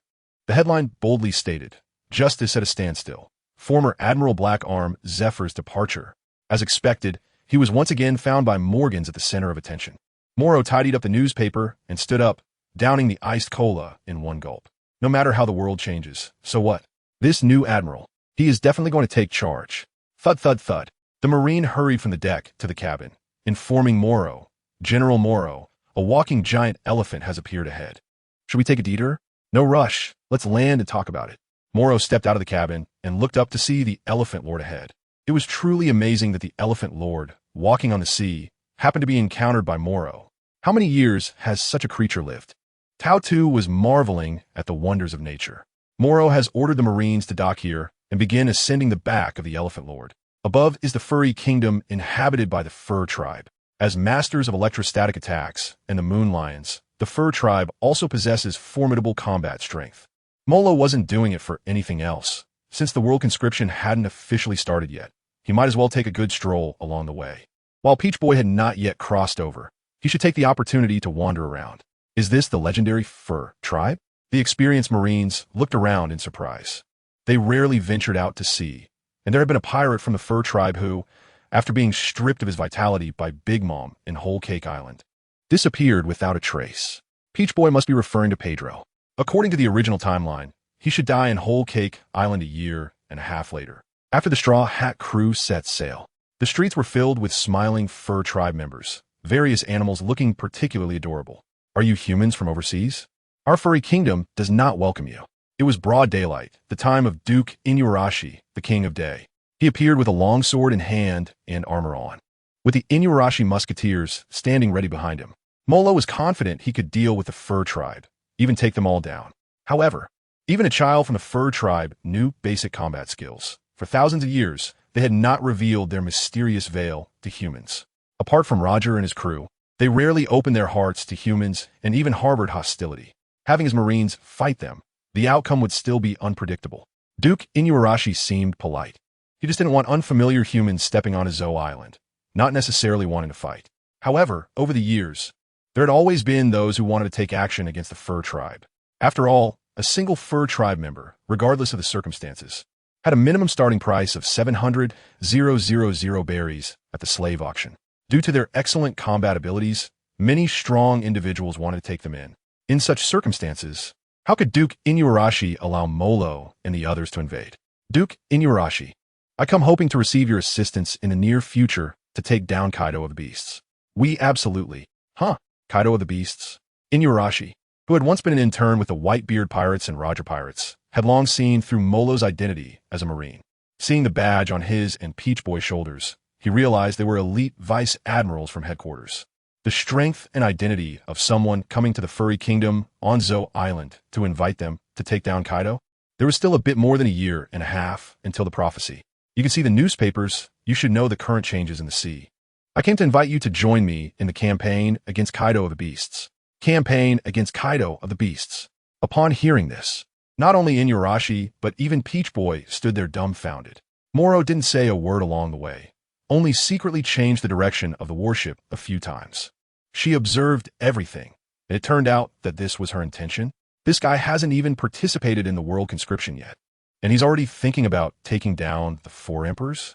Over the years, besides Whitebeard dying in the Marineford War, no one has ever dared to say such things. Are you joking? Admiral Morrow, I've heard of your deeds on the sea. After all, we can see the newspapers too. But Kaido of the Beasts is a 4 emperor. Inuarashi had to be cautious, but didn't outright refuse. The Mink tribe knows that Red-Haired is one of the 4 emperors and is aware of various major events. As they're different from the ordinary people of Wano and can read the newspapers, they naturally know about Morrow's achievements. If it's the passionate blood of youth wanting to take down the 4 emperors, that would certainly be no problem. However, If it's just to come alone to tease the mink tribe, then they would have to consider driving him away with their fists. The 4 emperors? I'm still a vice admiral. Soon, I will be promoted to the new admiral of the headquarters. At that time, I will remove Kaido's pawns one by one until I reach Wano to campaign against Kaido. Campaign against Kaido. This phrase echoed in Inuyasha's ears once again, and his gaze towards Morrow was no longer one of doubt. Admiral Morrow, please allow us to host a banquet for you. No need, we still have to hurry. This was just an invitation. Morrow took a fruit handed to him by the fur tribe and took a bite. He looked at this beautiful and peaceful furry kingdom before turning to leave. Kaido of the 100 Beasts and Big Mom were both adversaries he needed to confront. Now, aside from red-haired Shanks, which one of them wasn't notorious for their evil deeds? As for Blackbeard, his pirate crew was growing stronger, and the influence under his command was expanding rapidly, but the 3 captains under him had also fallen to Morrow's hands. The battle between the black and white pirate crews was still some time away. Before that, Morrow must grow his wings until he can soar through the skies on his own strength. The fur tribe is just the first ally. There will be more forces belonging to him in the future. I await the day you become a Marine Admiral. Inuyasha is betting that the prophecy of the red scabbard 9 heroes and the 9 shadows will not come true for 20 years. But he will not miss the opportunity before him. I will also wait for you in Wano country. Morrow waved his hand and jumped into the sea. 2 days later, as warships docked at the Navy G1 branch beneath the Red Earth continent, the new Navy headquarters, figures began to appear here. They were competing for the position of Admiral of the Navy. Morrow, Peach Rabbit, T-Pig, Vine Tiger, Green Bull one by one. They are about to show the new world just how terrifying the Navy's foundation truly is. Ladies and gentlemen, you have come from all over the world. Aside from a few who were directly selected by headquarters, most of you have gone through fierce battles and even selections across the seas, the Grand Line, and the New World. Now, please take a night to rest. Tomorrow morning, we will head to a nearby massive, uninhabited island to compete for the position of new Admiral of the Navy headquarters. There are only 2 spots available. This announcement was made by Branu, the king of meetings who often presents PPTs. Many gazes turned toward him as soon as he finished speaking. Just then, Akainu and Kizaru stepped out from the high platform, standing in the sight of everyone. Morrow immediately spotted the unusually low-key Fujitora, as well as the proud-looking Fujitora. During dinner, Morrow consumed 18 plates of grilled meat, 7 servings of pasta, 10 plates of seafood fried rice, along with 9 oversized lobsters. Amidst the astonished gazes of everyone, he devoured all the food in a whirlwind. He knew that after quietly training on Orange Soda Island for half a year, he needed a battle to prove just how strong he had become. The next day, Morrow had a meal alone in the cafeteria before heading to the port.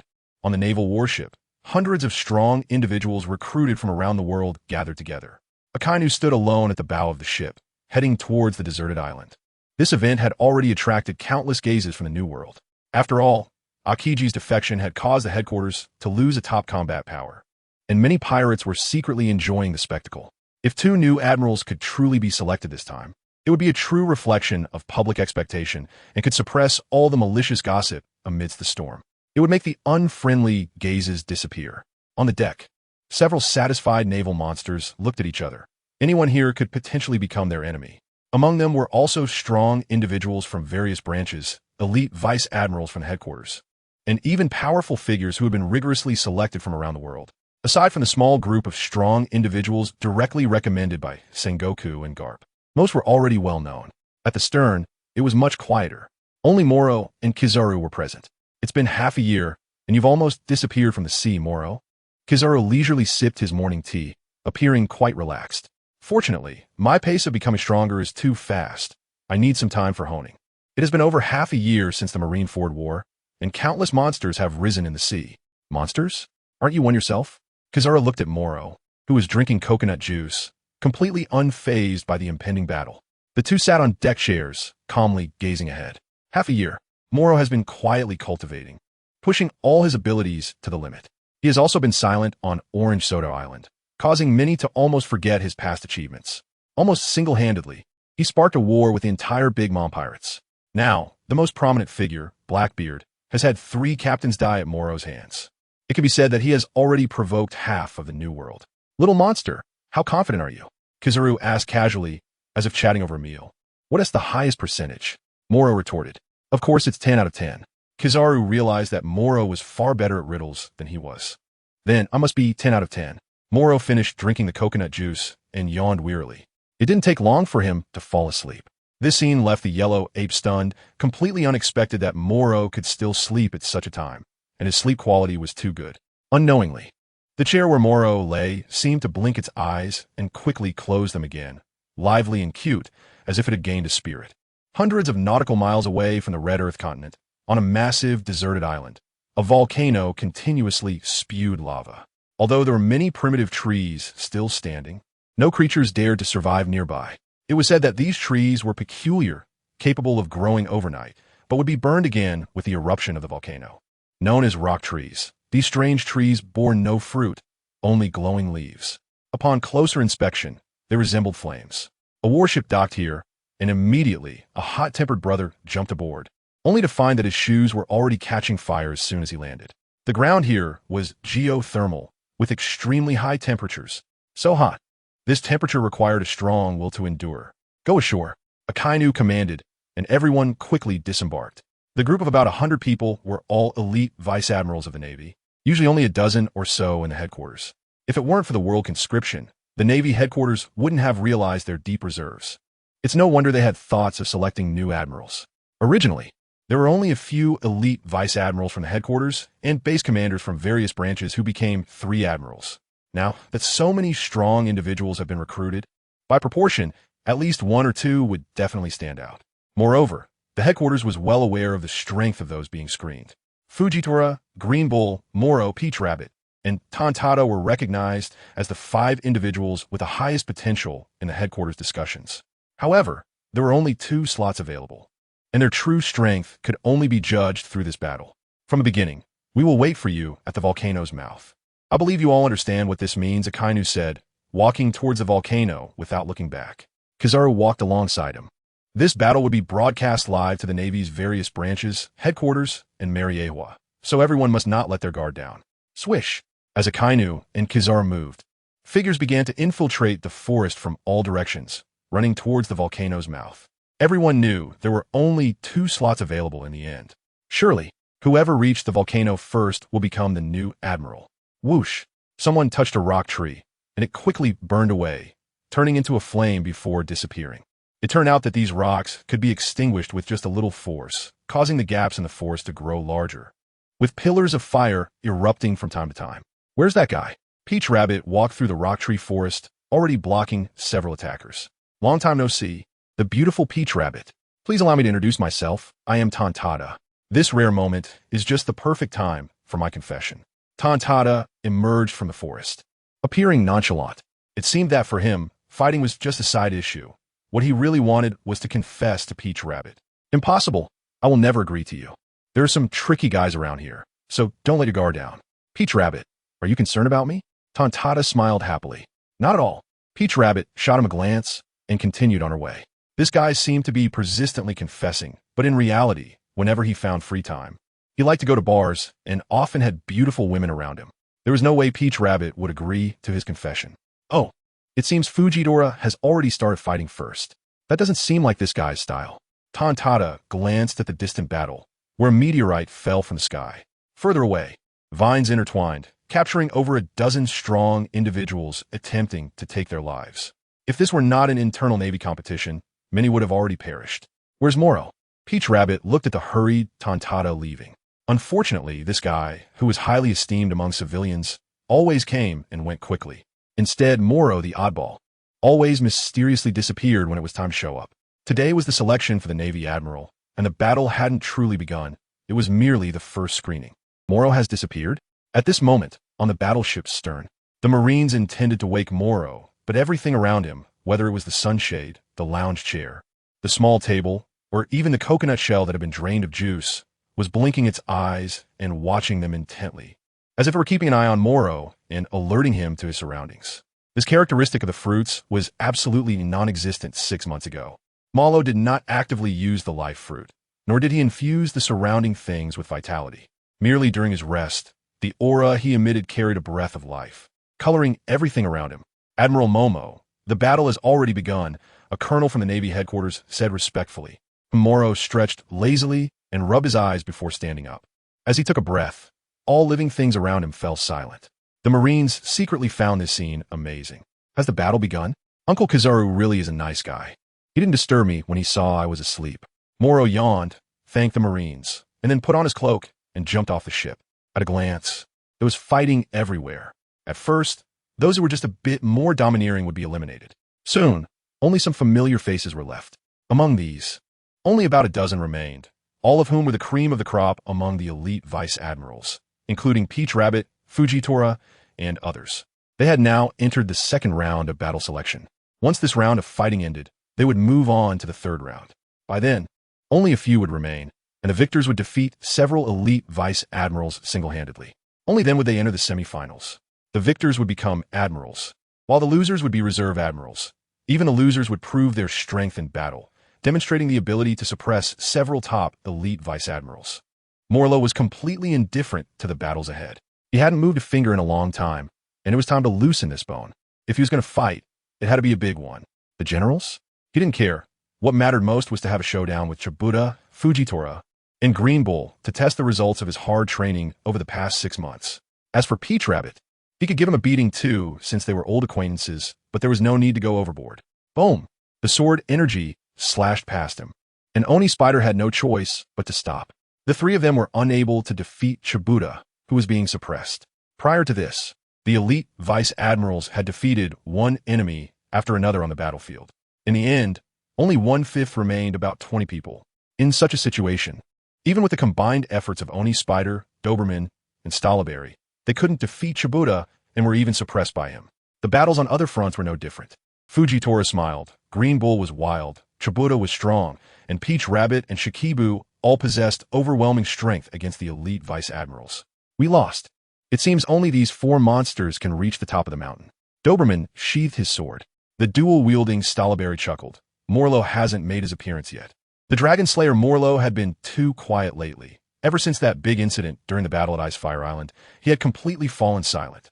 He had almost disappeared from the New World for half a year. However, the bounty on him in the Dark World had been raised repeatedly. Just mentioning Morrow made Oni Spider feel much better. Morrow has eliminated a star of the Big Mom Pirates, 2 ministers, 3 captains of the Blackbeard Pirates, and 3 Emperor-level figures from the Dark World. Not to mention sinking the Golden City created by the Golden Emperor Tezelo to the bottom of the sea. After repeated battles in the New World, pirates hate him to the bone, and they have to take detours to enter the New World. The Navy holds him in high regard and has high hopes for this young man. Everyone, the battle is not over yet. I think I have arrived just in time. Molo and the Ghost Spider casually greeted each other. Upon seeing him appear, all 3 of them focused their gaze. Molo has actually grown so much in just half a year. He was just over 2 meters before, but now he's over 3 meters tall, a height worthy of a strong admiral in the Navy. Those few are not monsters. Aside from Peach Rabbit, no one will hold back. I won't hold back either. Morrow glanced at the volcano. At the summit, Akainu and Kizaru had been waiting for a long time. Strong individuals from the various branches of the 4 seas. The Grand Line and the New World were paying close attention. As for the 5 elders of Mariewa, Morrow felt it was better not to look. Someone was coming. It turned out to be the legendary killer, the supernova.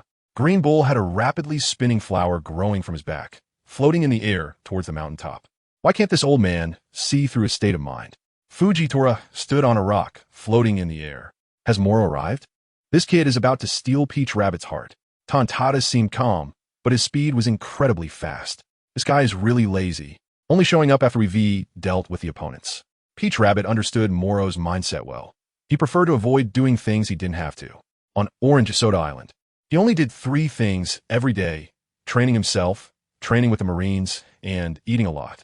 Occasionally, he would also show interest in Vegapunk's research, expressing a desire to know when video game consoles would be mass-produced, as he wanted to open a tavern, a comic book store, and a game company. Anyway, of the things he said, Peach Rabbit understood only about 1 in 10. Ah, what a beautiful day, with the sun shining brightly. Morrow did not fly or rush at high speed. He simply walked slowly towards the mountaintop. At this moment, the defeated naval powerhouses were watching the situation at the summit from the foot and halfway up the mountain. They knew that the most exciting battle was about to unfold, but they didn't know who would ultimately win. Soon, the first 4 individuals arrived early at the volcano's crater, yet they still had to watch Morrow climb the mountain. Can this guy move a little faster? This is the selection for the headquarters general, not a spring outing. Akainu was so angry he felt dizzy. Let me help him.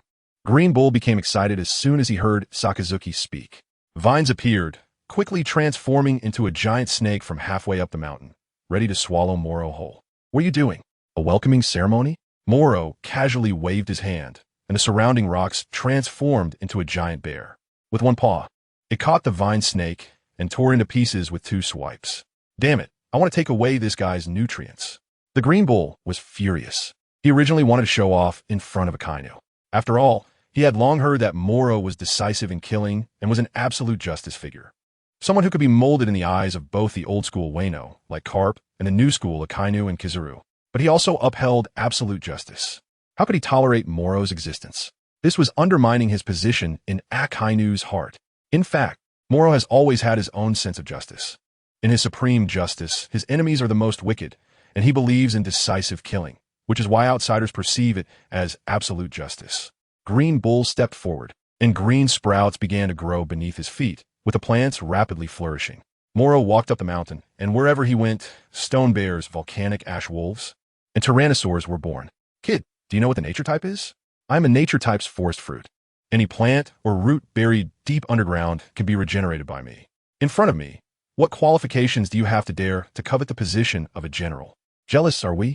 The admiration of Green Bull for his idol Akainu has made him extremely jealous of Morrow, this potential threat.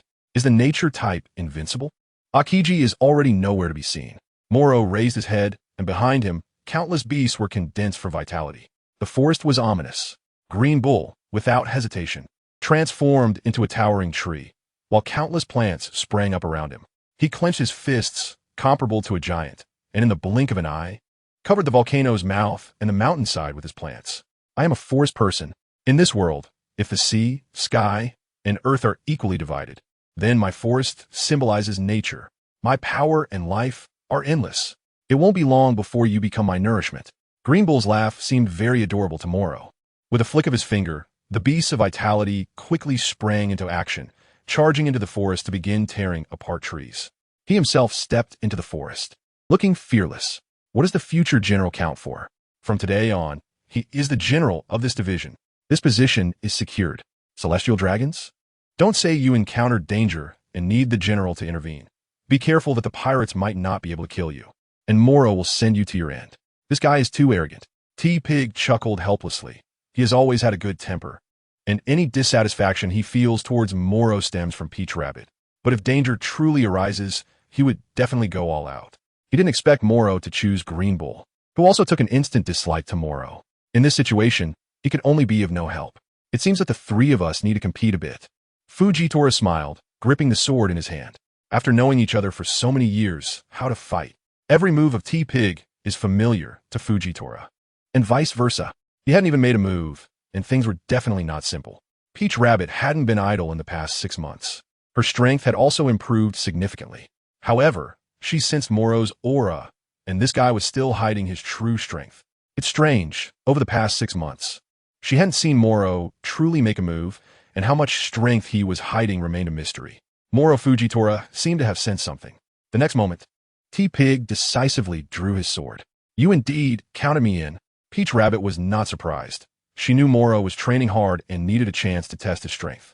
Half a year ago, in the battle on Thunder God's Island, Morrow caught up with Katakuri's strength during the battle, and only then did he gain the advantage in endurance. However, at that time, Peach Rabbit had already suppressed Smoker. In such a situation, how could Morrow not see that Peach Rabbit's strength was just the tip of the iceberg? At this moment, he was bursting with combat intent, which affected everyone present.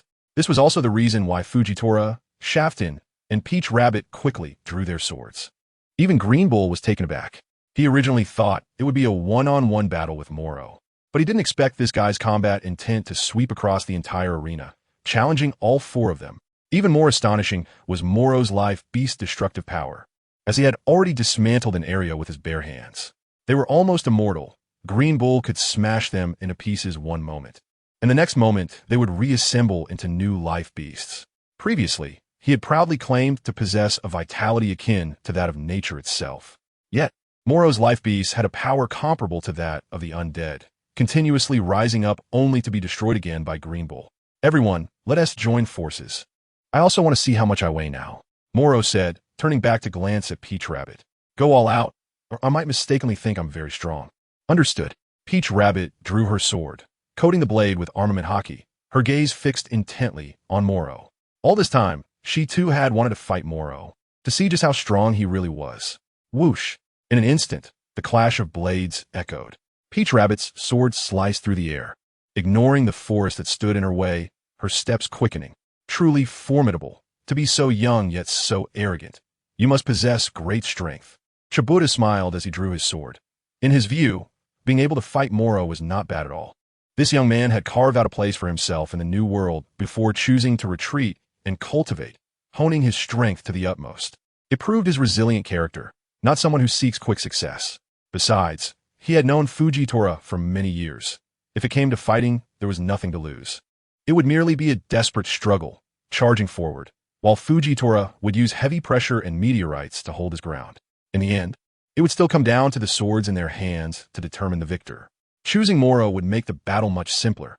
After all, they were not familiar with each other, so just fighting would suffice. Morrow, a name long heard. Fujitora stood atop a floating rock and immediately drew his sword. Boom! A massive meteorite descended from the clouds. It streaked through the sky, engulfed in flames, bringing with it intense heat. Taking advantage of the shockwave and extreme temperatures from the meteorite, Fujitora unleashed heavy pressure. Under such circumstances, Morrow would need to withstand both the high pressure and cleave the meteorite, greatly increasing the challenge. Damn it, it's fire. Fujitora, what are you doing? Green Bull thought. This is purely picking a fight with him, isn't it? In this situation, throwing in a meteorite would surely incinerate his forest on the spot. Please forgive me. I couldn't help but strike. As Fujitora expressed his apologies, the flames had already engulfed everything. Morrow felt the heavy pressure and slowly raised his head. He did not take action, but merely stood in place. A layer of armed color Haki swirling around his body, resembling faint red flames. Boom! A meteorite crashed down, shattering not Morrow's head, but the meteorite itself. It shattered into pieces, yet Morrow remained unscathed in the large pit, with the ground beneath his feet also intact. Rumbling, as the pit appeared, it also caused a gap to open on the side of the volcano, with a large amount of lava rolling in. Coupled with the shock wave that had just erupted, the gap further widened. The lava quickly engulfed the area, heading straight for the foot of the mountain. You won't get your wish, arrogant brat. Green Bull roared, and in the blink of an eye, he appeared on the nearby ground. The wild pastor treated the deserted island as his nurturing ground, with towering trees rising from the earth, turning the island, except for the volcano, into his domain. It seems it's time for some fireworks. Though I can't see, I can still liven things up. Fujitora drew his sword, and 3 meteorites did not strike Morrow, but instead headed straight for the volcano. This time, the speed was even faster, and the shockwave was stronger. It's this annoying thing that allows you to fight with your all. The T-Pig appeared calm, seemingly accustomed to grand scenes. But in an instant, he became anxious. Peach Rabbit, stop fighting that guy and get out of here. The volcano is about to erupt. Rumbling, the 3 meteorites struck the volcano's mouth, and the shockwave erupted alongside Fujitora's heavy pressure. The overwhelming force made the volcano, which was on the verge of eruption, unable to hold back any longer and erupted on the spot. Kizaru hovered in the sky, coldly observing these monsters. Akainu stood fearlessly in the lava, calmly watching the battle. Swish! Peach Rabbit knowingly walked into danger. She swung her sword towards Morrow. Splash! Molo quickly threw a punch, and for a short time, it seemed like neither side could gain the upper hand. However, beneath Molo's feet, a rocky platform was being forged, and even the molten lava flowing beneath it transformed into fierce molten tigers, rushing towards the forest. You become much stronger. The sword of the Peach Rabbit was clearly wrapped in advanced armament Haki. With this level of Haki and a high degree of proficiency and combat experience, it's no wonder you could become a candidate for Admiral. Fortunately, your speed and agility remain as consistent as ever. Molo knows that the Peach Rabbit possesses both agility and strength, with astonishing speed and jumping ability. My fists are quite powerful. Morrow's momentum erupted, and 4 figures looked at him from different directions. On this deserted island, being besieged by these 4 naval powerhouses who were about to make a name for themselves on the sea meant that Morrow's strength was formidable. If you dare to harm Peach Rabbit, I won't let you off. Chachuan slashed at him from the side with the sword. Morolo's double fists faced off against Taudu and Chan. His eyes glowed red like flames, keenly aware of the different colors emanating from the two. If Taudu's emotion was a pure pink, reflecting her deep-seated hatred for evil. Then Chahan's was a gentle earth tone, representing the reason why Cake could gain immense prestige among the common people. However, no matter how fiercely they fought, with Taudu's speed and agility and Chahan's strength and defense, it all meant nothing in the face of Morolo's outstanding advanced armament Haki and observation Haki. If Haki is the essence, it signifies a qualitative change in personal combat power. Then observation Haki must correspond to the appropriate speed. Otherwise, even if one can foresee the future, they cannot stop the enemy or evade. Armament Haki must also possess great power to have overwhelming strength. At the same time, the ability to endure in battle and whether Haki can hold up under full firepower is a crucial matter. Coincidentally, in the past 6 months, Morrow has been continuously tapping into his potential, developing his 3-color Haki, speed, strength, martial arts, and devil fruit to their utmost limits. He already possesses absolute confidence. Zulfust. Peach Rabbit didn't expect that while spending every day with Morrow, he had secretly become so much stronger. When his speed and emotional observation color match, it means that Morrow is capable of dodging all incoming attacks and countering faster than his enemies. So strong is this brute strength? T-Pig also didn't expect that Morrow's power could surpass his own. He can suppress Peach Rabbit and T-Pig with both speed and strength. While blocking sword techniques with his fists, he can effortlessly find opportunities to counterattack. No wonder he is a future candidate for a general. His strength is indeed far above that of elite mid-level officers, but he still has a distance to cover to reach the level of a general. It is already evident that Morrow has the upper hand. Tautu leaped up, bursting with astonishing speed, but was struck down from the sky by Morrow's punch. Immediately after, Cha-Tun appeared in front of him and slashed with a sword. Morrow raised both arms to block, almost as if he were just scratching an itch. My defense is as strong as all my other attributes. You cannot gain the upper hand. My fists move as fast as shooting stars, each punch packed with immense power, making it clear to Chahat that he simply cannot withstand it. Speed, strength, defense, and the enhancement of both armament Haki and observation Haki completely suppress the candidate Vice Admiral. Moreover, I am facing 2 opponents at once. Even if the 2 of them exert all their strength, they cannot break Morlow's defense. His monstrous physique is a result of the combination of the ripe fruit and his own training, which has given him the monstrous qualities he possesses today. The Dragon Slayer is incredibly formidable. Fujitora has been watching the battle for a long time and finally finds an opportunity during the brief moment when Peach Rabbit and Chahat take a break. He swings his sword. Gravity Blade, Fierce Tiger. Morrow stepped on the moon and disappeared from the sky, appearing before this immense pressure in the next moment, ignoring the wind pressure and slashing attacks. A faint blood-red color of armament Haki covered him once again. You are the purple emotion, Fujitora smiled. I can feel all your feelings. A person cannot deceive their own heart, so all your moves have been seen through by me. Hell Journey. Zing. Once again, an overwhelming pressure was released as Fujitora tried to suppress Morrow. It's quite similar to the oppressive force. I can use a similar move too. Morrow smiled at Fujitora, unleashing an extremely violent Conqueror's Haki. Swish. In that moment, the trees created by Green Bull at the foot of the mountain were shattered by Morrow's Conqueror's Haki, breaking directly. His Conqueror's Haki had reached a level capable of inflicting real physical damage.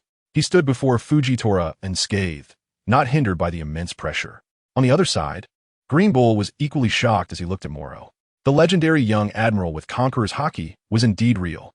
Green Bull was astonished. As a Marine, the likelihood of possessing Conqueror's Haki was extremely low. From the aura Morrow had just unleashed, it was clear he had never submitted to anyone.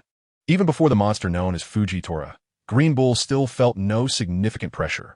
Such a brutal Conqueror's Haki, rolling like a sea of blood, gave one an instinctive sense of suffocation. Fujitora appeared terrifying, yet he remained unharmed as he swung his sword once again. Bang! Morrow fights with fists and swords. The two engage in a fierce battle, and soon only the flashes of blades remain. Fujitora's observation Haki is extremely strong, allowing him to see the color of each person's fluctuating aura, which is similar to Morrow's observation Haki.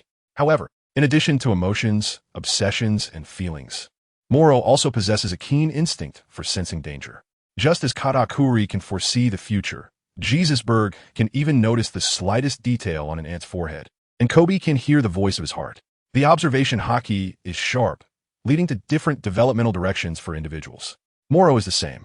He has followed a unique path of perception and awareness, relying on this observation and color of observation, as well as an extreme speed. In battle, Morrow is like a fish in water. Fujitora's sword can never truly strike Morrow. No matter how many times he exerts heavy pressure, drops meteorites, or lifts the rocks of the earth, the two of them soar into the sky. Morrow is acting as if nothing has happened. So strong. Even so, Peach Rabbit and T-Pig have seen the true gap in strength between themselves and Fujitora. Fighting alongside Morrow is equivalent to Peach Rabbit and T-Pig teaming up against Morrow, preventing him from having more opportunities to deal with others. Haven't you used all your strength yet, my lord? I'm already sweating profusely. Fujitora chuckles. He knows Morrow is a devil fruit user, but so far, he has only used physical techniques and Haki. His fruit abilities have not been displayed at all. In such circumstances, he can hold his ground against Fujitora's probing. If he were to go all out, Fujitora would probably also struggle to gain the upper hand. I'll take a break for a moment. Fujitora leaves the floating rocks in the air. The deserted island is now ravaged by meteors, with large craters everywhere, and volcanic eruptions have burned down the entire forest, with foul gases and harmful substances spreading across the island. Sweep the land, natural life. Green Bull appears, and his powerful plants seem to gradually overcome the high temperatures, covering the island once again. On one side of the island, a towering tree transforms into a human form, fists clenched tightly. Morrow, come and fight. Oh, Morrow was in the air, looking at the giant tree like Green Bull. This is my forest domain. Unless you can destroy the entire island and dig 3 feet into the ground, even a single leaf or blade of grass means I don't have infinite resurrection.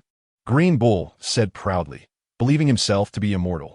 The former Marine admirals, Akainu, Kizuru, and Akiji, were all users of Logia-type devil fruits. However, their abilities were far from comparable to his.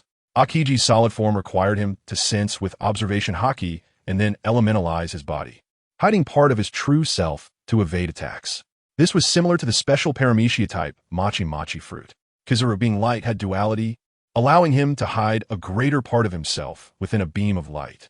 Even if his body was severed, as long as his hidden true self was unharmed, he could survive. While effective, light was still just there, gathered into a mass. Akainu's magma flowed, appearing quite effective, even if observation Haki detected it and Busashoka Haki hit the solid form.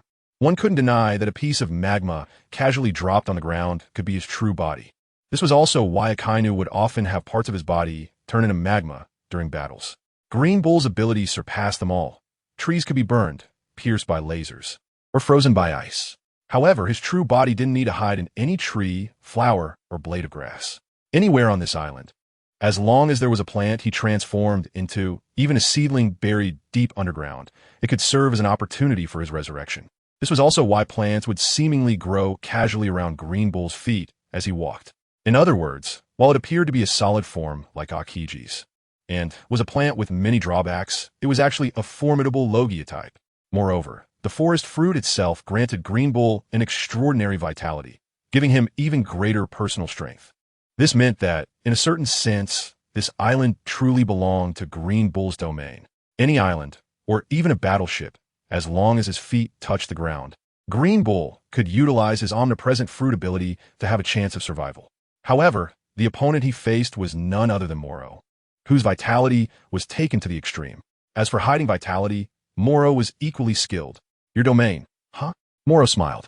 Although the Green Bull was quite foolish and not very bright, he appeared adorably stupid in this instance. Of course you're doomed. The Green Bull clenched his fists tightly, and all around him were giant tree people, all looking exactly like him. In no time, 5 of them appeared and surrounded Morrow. Do you think you can beat me? Your little master, with wild punches? Morrow looked around. The Green Bull had created a giant even taller than the ordinary giants, just to beat him up. The towering giant. Swish! The giant's fists were exceptionally agile. Molo stood his ground, dodging the incoming punches one by one and countering anyone who dared to test him. Your strength isn't enough.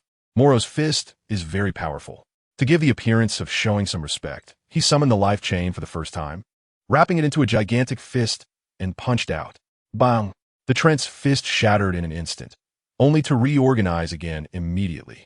Is that Morrow's fruit ability? Fujitora couldn't help but marvel at this scene, truly unexpected. Do you know? Molo looked at the Green Bull with delight. I haven't had a hearty meal in a long time. Your vitality seems incredibly rich, just perfect for me. Is that so? I just happen to want to turn you into nourishment for the forest. The green bull scoffed.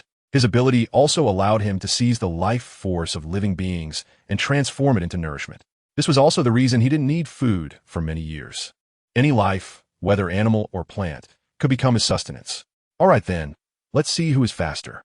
This time, Morrow not only had a sunken chain space appear beneath him, but the life chains surged forth like a tide, sweeping in all directions. The green bull also transformed the plants in the forest into thorns and vines, heading towards Morrow's location, attempting to cover everything. Take another look. Whose domain is this? The green bull laughed with great delight, considering Morrow to be a foolish joke. Is that so? Morrow looked up at him and smiled with squinted eyes. You. The green bull stared in disbelief at the scene before him. Morrow's entire body quickly disassembled, transforming into chains that swept across the entire visible area. Awakening of the fruit. Domain of life. Possession. That's right. Under the full force of Morrow, the vitality he seized has evolved into a further possession. This does not mean that he will take over another's body, with his soul residing within someone else. Rather, the speed at which he takes vitality is so rapid that it can drain another's life force in an instant, leaving behind only a skeleton, replaced by Morrow. This scene appears as if the deceased has been possessed by Morrow. The fruit awakens. When Tautu heard this, she was filled with excitement. Half a year ago, Morrow had encountered strong individuals with awakened fruits more than once. He had developed his fruit abilities to the utmost in battle time and again. Along the way, he had undergone many transformations, giving life force, seizing life force, condensing life chains, assembling chains, and even considering going berserk in the face of formidable foes, losing rationality to unleash his fruit abilities to the extreme. At this moment, all his cultivation achievements and experiences converged, allowing him to casually mention the awakened fruit, armed color, and observation color, two advanced forms of Conqueror's Haki, along with the fruit awakening. His speed and strength have also reached their peak, perfectly matching Morrow's Haki. Indeed, he possesses the strength to handle any formidable enemy with ease. The deserted island is no longer the domain of barren pastures, but Morrow's territory. Whoosh! Molo disappeared, and the first massive tree ant that took its place withered on the spot. The life chain gathered like flowing water, transforming into Molo's body. Go! The green bull roared, and the trees and thorns swiftly rushed toward that direction. Morrow reappeared once again, replacing another giant treeman. Time and again, he appeared right before people's eyes, vanishing as quickly as a current, draining the life force and causing the great trees to wither, until the life chain on this island and the trees were evenly matched, each occupying half. Morrow finally made his appearance in his domain. Looking around, he stood in the ocean of life chains, flowing like electricity. He coldly gazed at the unattainable green bull. You still have some strength, but if you think you can defeat me with such petty tricks, you're simply dreaming. Green bull taunted, covering an island with his fruit ability and dodging attacks with his own speed and observation Haki. What's so impressive about that? He could do it too. However, Morrow's abilities were far from as simple as he imagined. I told you, when my fruit awakens, this is my domain. Morrow and Green Bull locked eyes, and they only heard the sound coming from the volcano. It was only then that everyone noticed that, for some unknown reason, the lava had long ceased to flow from the volcano. Boom! A giant suddenly appeared at the volcano's mouth, resembling Morrow in appearance. Its towering figure and the scorching lava created an overwhelming aura. Akainu's expression was as uncomfortable as if he had eaten a bad meal. He was the first to notice the change in the lava, but he was left speechless by Morrow's move. You, Green Bull, were indeed unfortunate to encounter him. The Soren fruit was indeed very powerful, but Morrow not only could take life and vitality, just like you could, but he could also bestow it. A Logia type can transform into only one substance at most. What about Morrow? He is a walking nature-type monster manufacturing machine. Wow. One massive hand made of magma grabs the volcano's crater, and another hand appears as well. The Green Bull looks mournfully towards the summit, only to see the magma giant climbing out from the top, seemingly the nemesis of his abilities. Although his powers allow him to be reborn in any plant. Who knows how much magma Morrow can control? Oh dear, how embarrassing. It seems I can only perform a simple demonstration. Morrow made a gesture inviting someone. The magma giant took out a flaming longsword from the volcano and strode down the mountain. Do you think this is just a game? How could such a thing possibly affect me? The Green Bull cursed loudly, feeling that Morrow was completely mocking him. I can also take action. Morrow remained unperturbed, as the life chain before him had already gathered into a wave, devouring all the plants along the way. When plants encountered the life chain, they could not serve as nourishment, as the life chain itself had no vitality. Instead, the life chain could continuously draw vitality from the plants. In Morrow's eyes, the Green Bull was quite a good battery. The magma giant swung its sword, forcing the Green Bull to use his Haki to block. Taking advantage of this moment, Morrow reappeared at various positions, seizing vitality.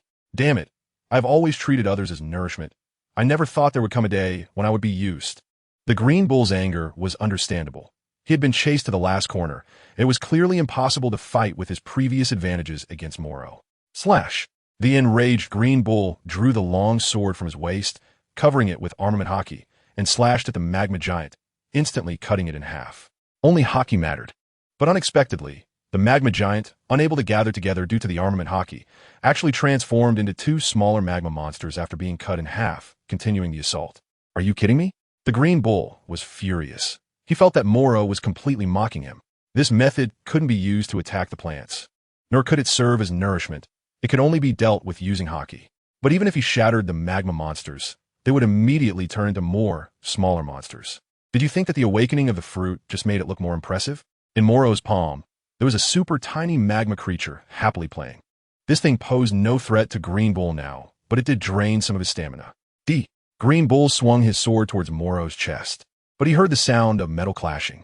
Morrow did not use Haki to block. Chains?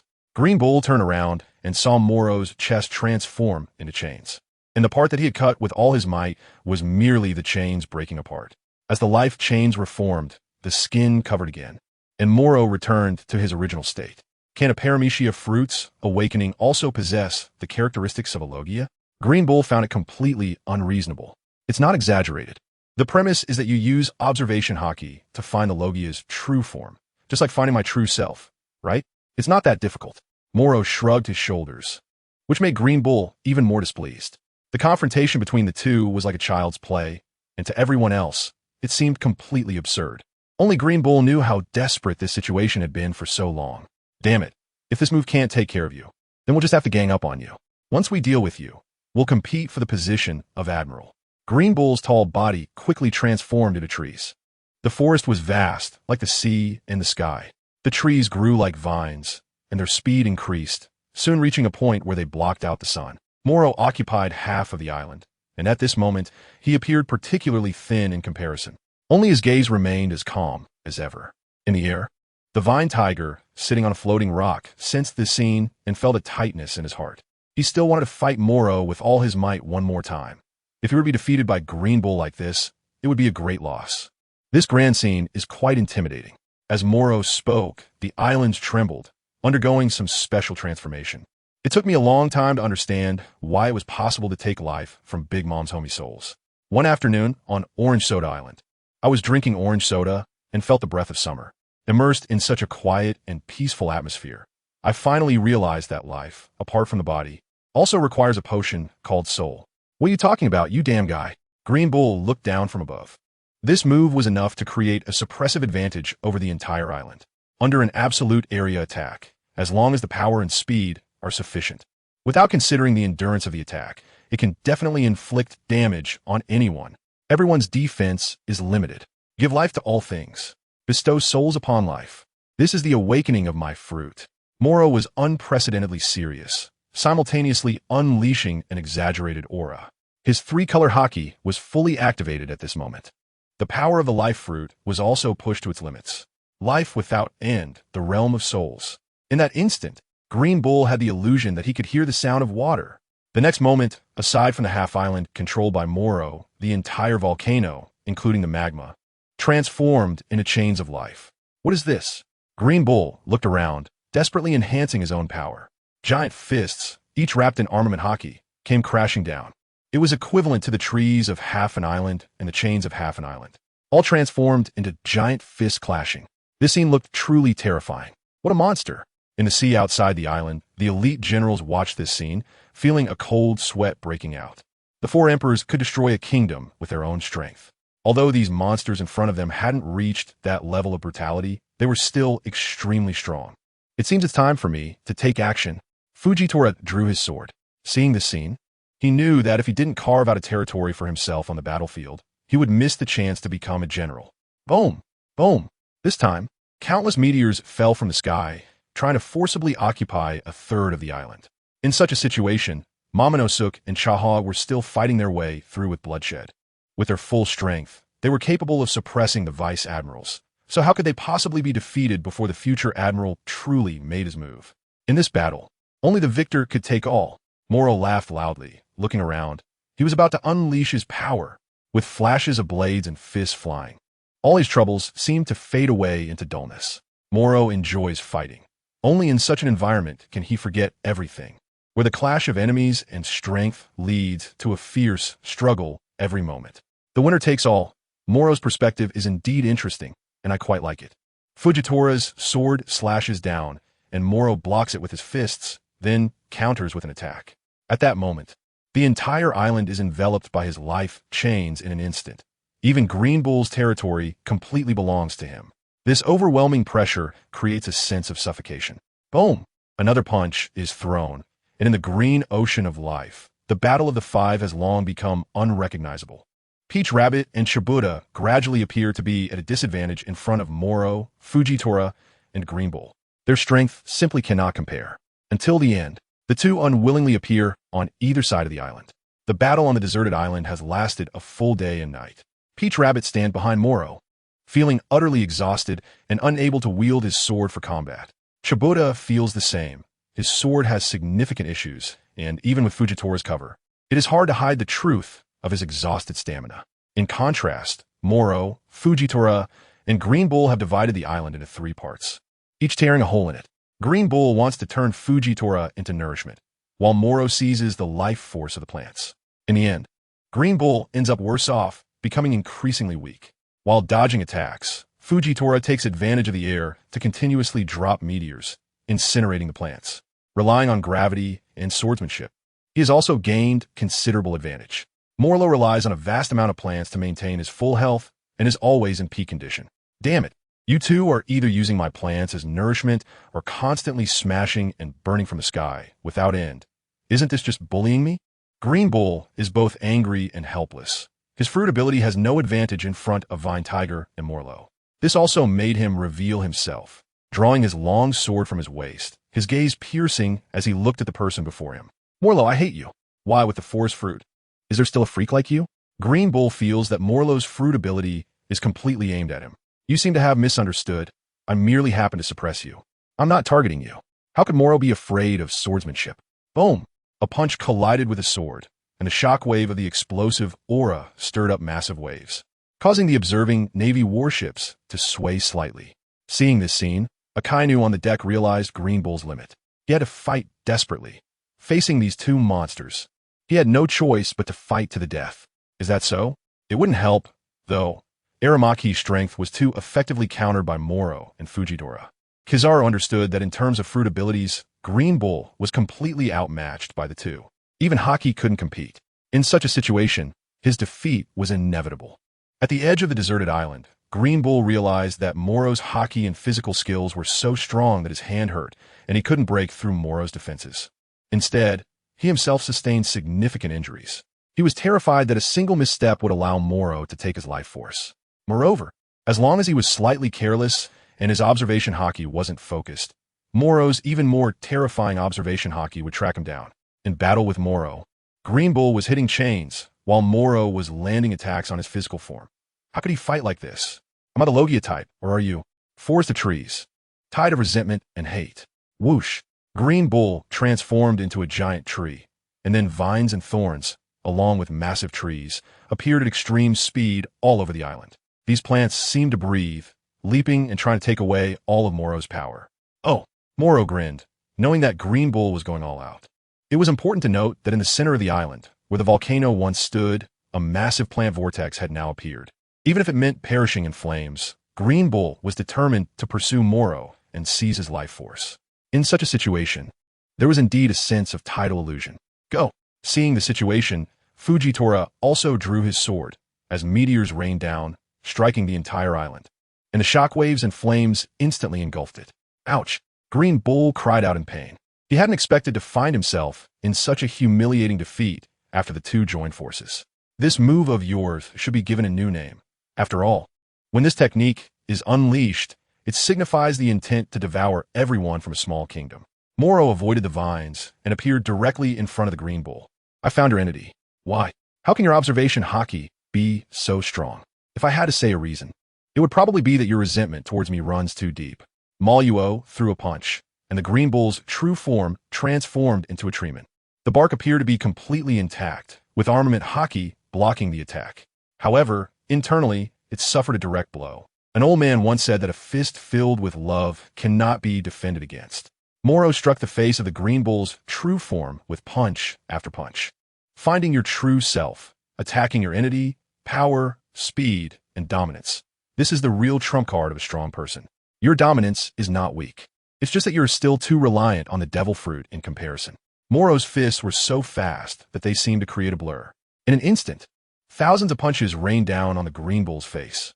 His expression changed from disdain to disbelief, then to pain as his eyes rolled back, completely losing consciousness. Damn it. Why am I being defeated by the two of you working together? Just before he fainted, Green Bull still believed that it was Fujitora and Morrow who had teamed up to defeat him. In reality, he had been targeted by Morrow's life absorption ability all along and had not been able to utilize even a fraction of the advantages of his forest fruit. After a day and night of battle, no matter how much vitality you have, there comes a time when it runs out. Anyone who naively believes that their fruit is invincible is a fool in this vast sea. Morrow walked out of the combat zone and looked up at Fujitora in the sky with a smile. At a glance, the deserted island had been bombarded by giant rocks, creating terrifying craters. The devastated island could no longer show any signs of life. You destroyed those plants to prevent me from having a chance to recover my strength, didn't you? If I were to fight you at full power, I might not have a chance of winning. Fujitora also spoke frankly. Bang! The green bull behind Morrow fell to the ground with a thud. After a day and night of battle, it was finally Fujitora who destroyed the pride of his dense forest. Morrow personally defended his domineering position with his fists, resulting only in Green Bull being knocked unconscious. Are you looking to determine a winner in the end? A smile, but this doesn't seem like your style. An opportunity to fight you openly is hard to come by. An opportunity that's hard to come by? Morrow knew that the battle was over, and the two of them were the candidates for the new Admiral of the Navy. However, Fujitora would never give up this opportunity to fight. This is the obsession of a gambler's heart. As the saying goes, the winner takes all. They answered in unison. I have always been curious, where exactly do all your meteors come from? Do you have to float a bunch of giant rocks in the sky every day wherever you go, or is your fruit ability just that extensive? The question from Morrow caught Fujitora off guard with a smile. Your question is quite sharp, but as this is an old man's secret, it's better not to ask. Everyone has their own secrets, don't they? Whether Fujitora has a pile of giant stones hanging over his head to use as meteors will only be known after the battle. Morlow's chains wrapped around the green bull and directly threw it out of the battlefield, turning to occupy the island, wanting to fight to the death. Unexpectedly, at this moment, Fujitora's forehead also bulged with veins. The originally intact island shattered into piece after piece, floating into the air. Whoosh! Fujitora drew his sword, and half of the island transformed into floating boulders, smashing toward Morrow. Is there another move like this? Morrow had long thought that if Fujitora did this, then Green Bull would have nowhere to settle. Indeed, seems feasible now. Fujitora's devil fruit is incredibly useful, almost allowing him to make use of it anytime and anywhere. A leading move. Fujitora swung his sword from the front, resembling a fierce purple tiger. In the duel between Morrow and the dual fists, massive boulders were shattered and sent flying towards the sword energy. Boom! Another clash of attacks created shockwaves that raised waves, engulfing the fallen boulders. The magma lost its cover and began to flow into the river uncontested. These two monsters had dismantled half an island with their bare hands. Tao 2 watched this scene, feeling as if her teeth were about to ache. Is this still human? It seems this island would leave nothing behind. T-Pig had witnessed Fujitora fighting with all his might. With his exceptional fruit ability, Fujitora didn't need to rely excessively on the earth like Green Bull. This allowed him to fight recklessly, often appearing constrained when trying to protect ordinary people. Faced with Morrow, a monster that had grown in every aspect, he could certainly fight with all his strength. The massive boulders hung in the air, blocking out the sun. Morrow utilized the last remaining half of the island. unleashing countless giant hands made of life chains to shatter the boulders one by one. Advanced observation Haki, advanced armament Haki, awakened fruit, speed and strength, monstrous physique, and defense. After half a year of awakening his fruit, Morrow has become a monster with no weaknesses after countless training sessions. With such strength, the only thing left for Morrow is the advanced awakening of Conqueror's Haki, specifically Conqueror's Haki wrapping. Aside from that, the only thing he can improve is his fists. This means that Morrow's strength has already reached the level of a Marine Admiral. However, like his fists, different monsters have different enhancements at this level. Akainu raises the temperature to the extreme, making his lethality terrifying. Akiji's coldness and area can freeze the visible sea in an instant. Kizaru's speed and development. If not for Shank's abnormal Conqueror's Haki that can resist others' observation Haki, would make it impossible to easily evade his attacks.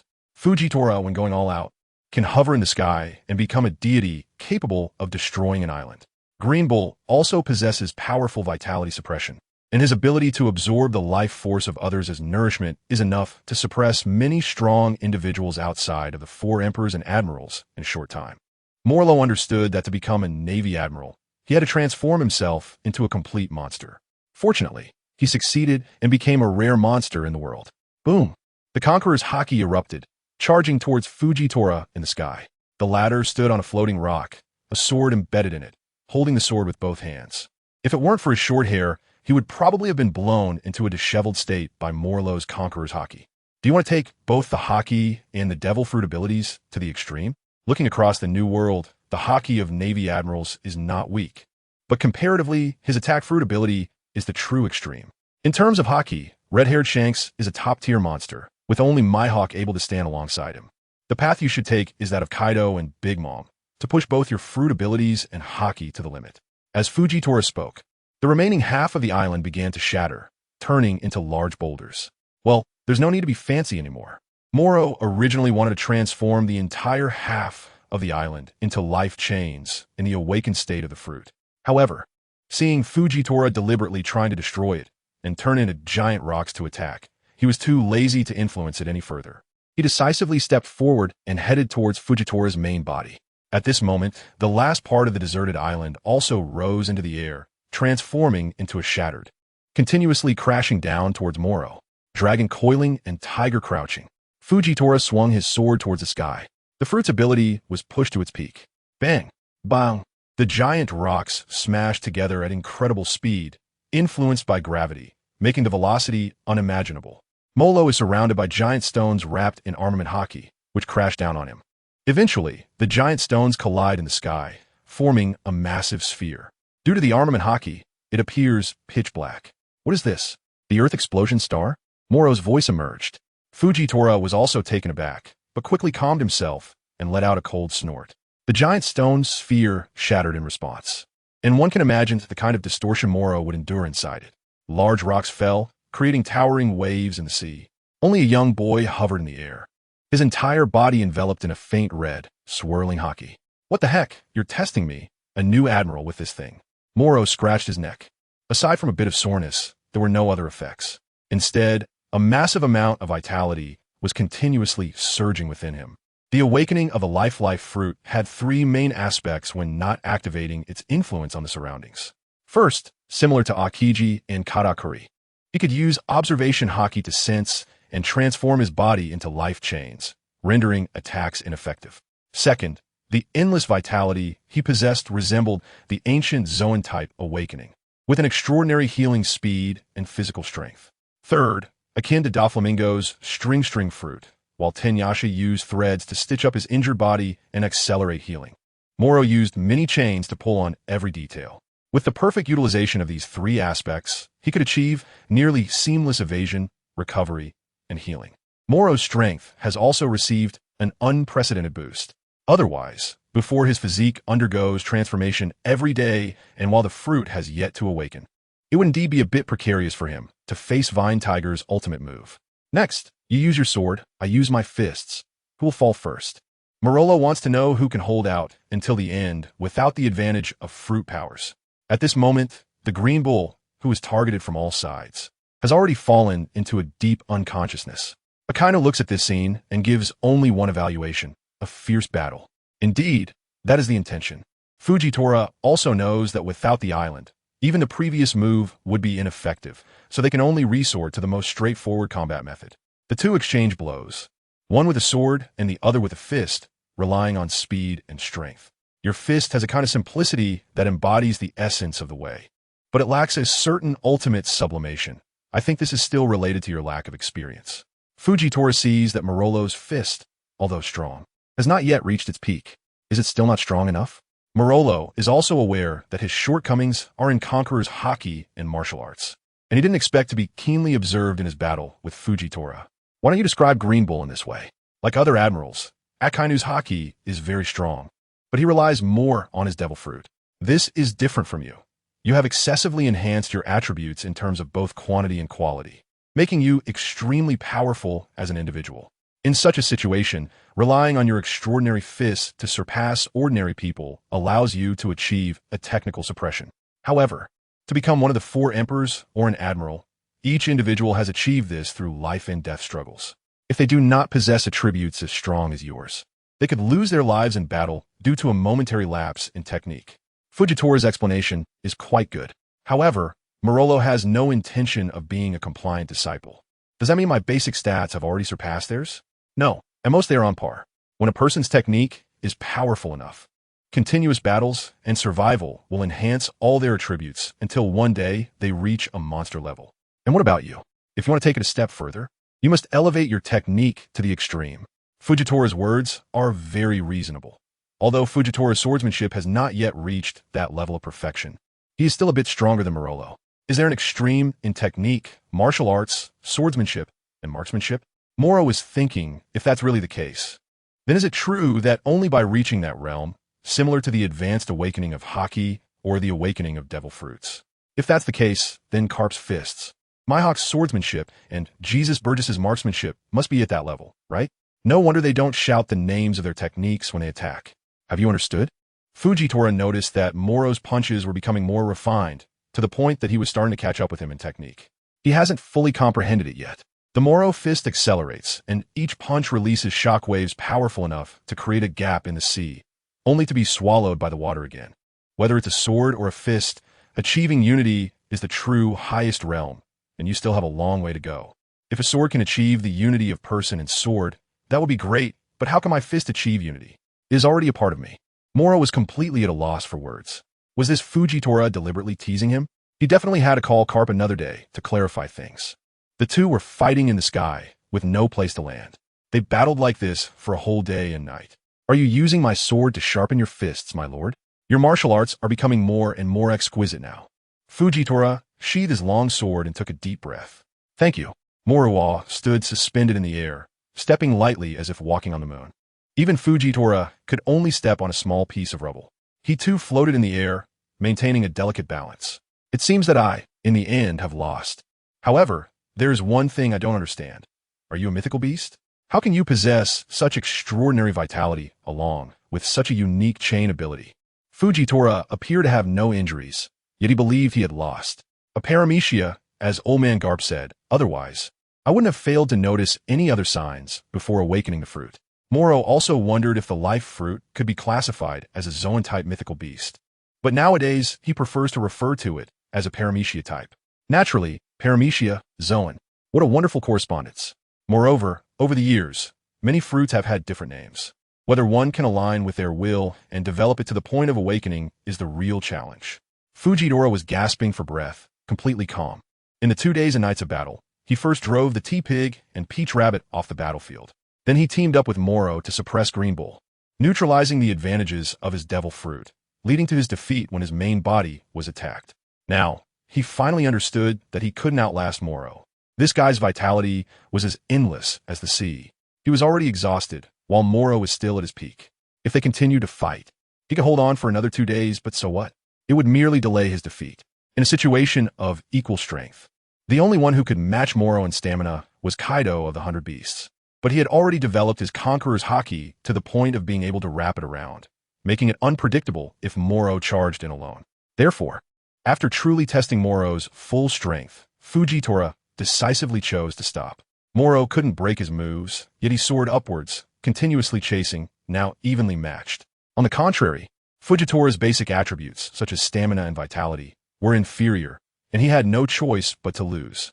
"I lost," Fujitora said, ending the battle with a single sentence. On the battleship's deck, Green Bull felt angry upon seeing Morrow. He had just woken up not long ago, and the thought of being tricked by Morrow made him feel indignant.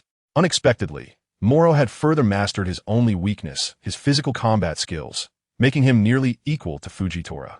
Green Bull's fruit was also suppressed by Morrow. In such a situation, even if the two faced off one-on-one without Fujitora and others intervening, he would still be the one to lose. Just thinking about it made him angry. Clearly, his strength was not inferior to Fujitora's. Yet because his fruit ability was suppressed by Morrow, he lost the qualification to become the new Marine Admiral. "Once I take down the Beast Pirates, I'll fight you again." Morrow thinks that Fujitora is a decent person, while Green Bull is not good, with poor character and a distorted sense of justice. After spending a long time with Peach Rabbit, he finds her to be quite nice. Chahog is easygoing, though he has a bit of an obsession with beautiful women. The battle is over. Akainu also announces the end of the battle upon seeing this scene. Many eyes then focus on Morrow and Fujitora. They are the final victors. Regardless of who had the advantage, their performance is enough to promote them to the new admirals. At this moment, the attention from naval bases around the world and Mary Geos converges on them. East Sea. Since the battle at Thunder God Island, Garp has returned to the small town. He also watched the live broadcast, and, having witnessed this battle, couldn't he help but lean against the wall and smile foolishly. "If you dare to save those trash celestial dragons, don't blame me for being ruthless." He said this, but he couldn't stop smiling with satisfaction. Mary Geos. The five elders fell silent for a moment, each striking a classic pose before speaking. "Dragon Slayer. That codename is a bit too arrogant. I assent it? Should we have Morrow change it? After all, it's a bit disrespectful to the celestial dragons."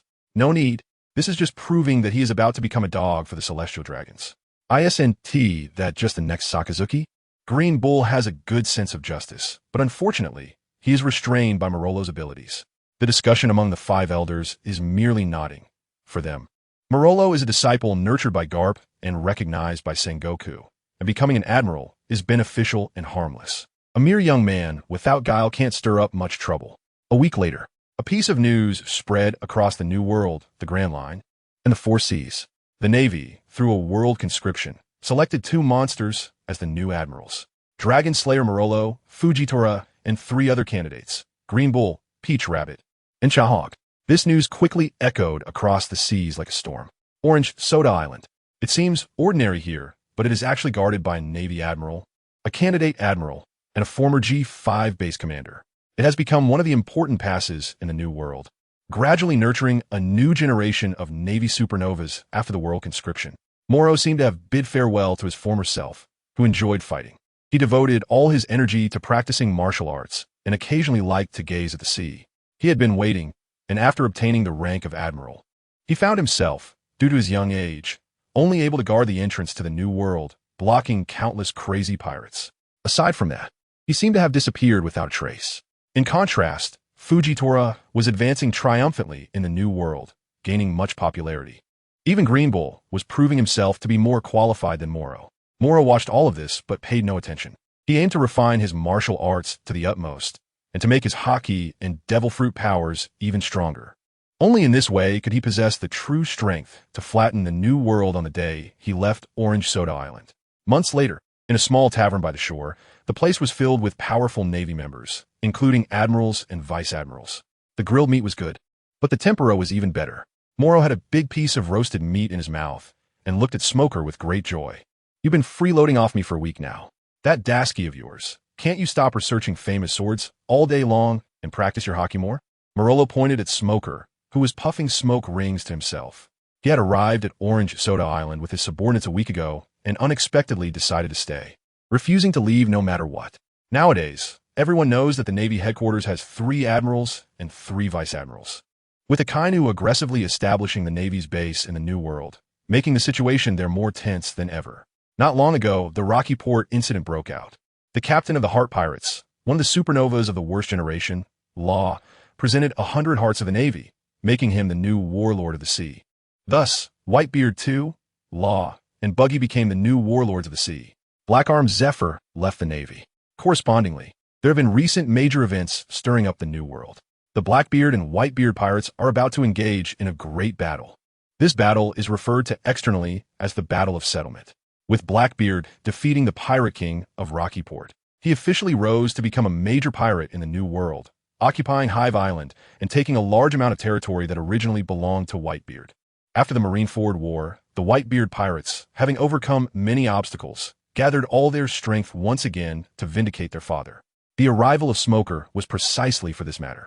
After the Marineford War, he was promoted to Rear Admiral in the headquarters due to his repeated battles and missions.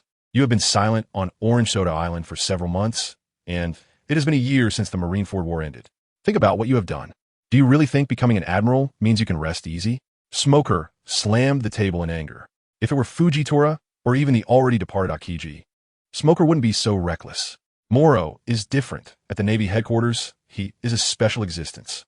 Since Akiji was defeated by Akainu and left the Navy, Sengoku, Garp, and other old-school Navy powerhouses who supported Akiji naturally stood behind Morrow.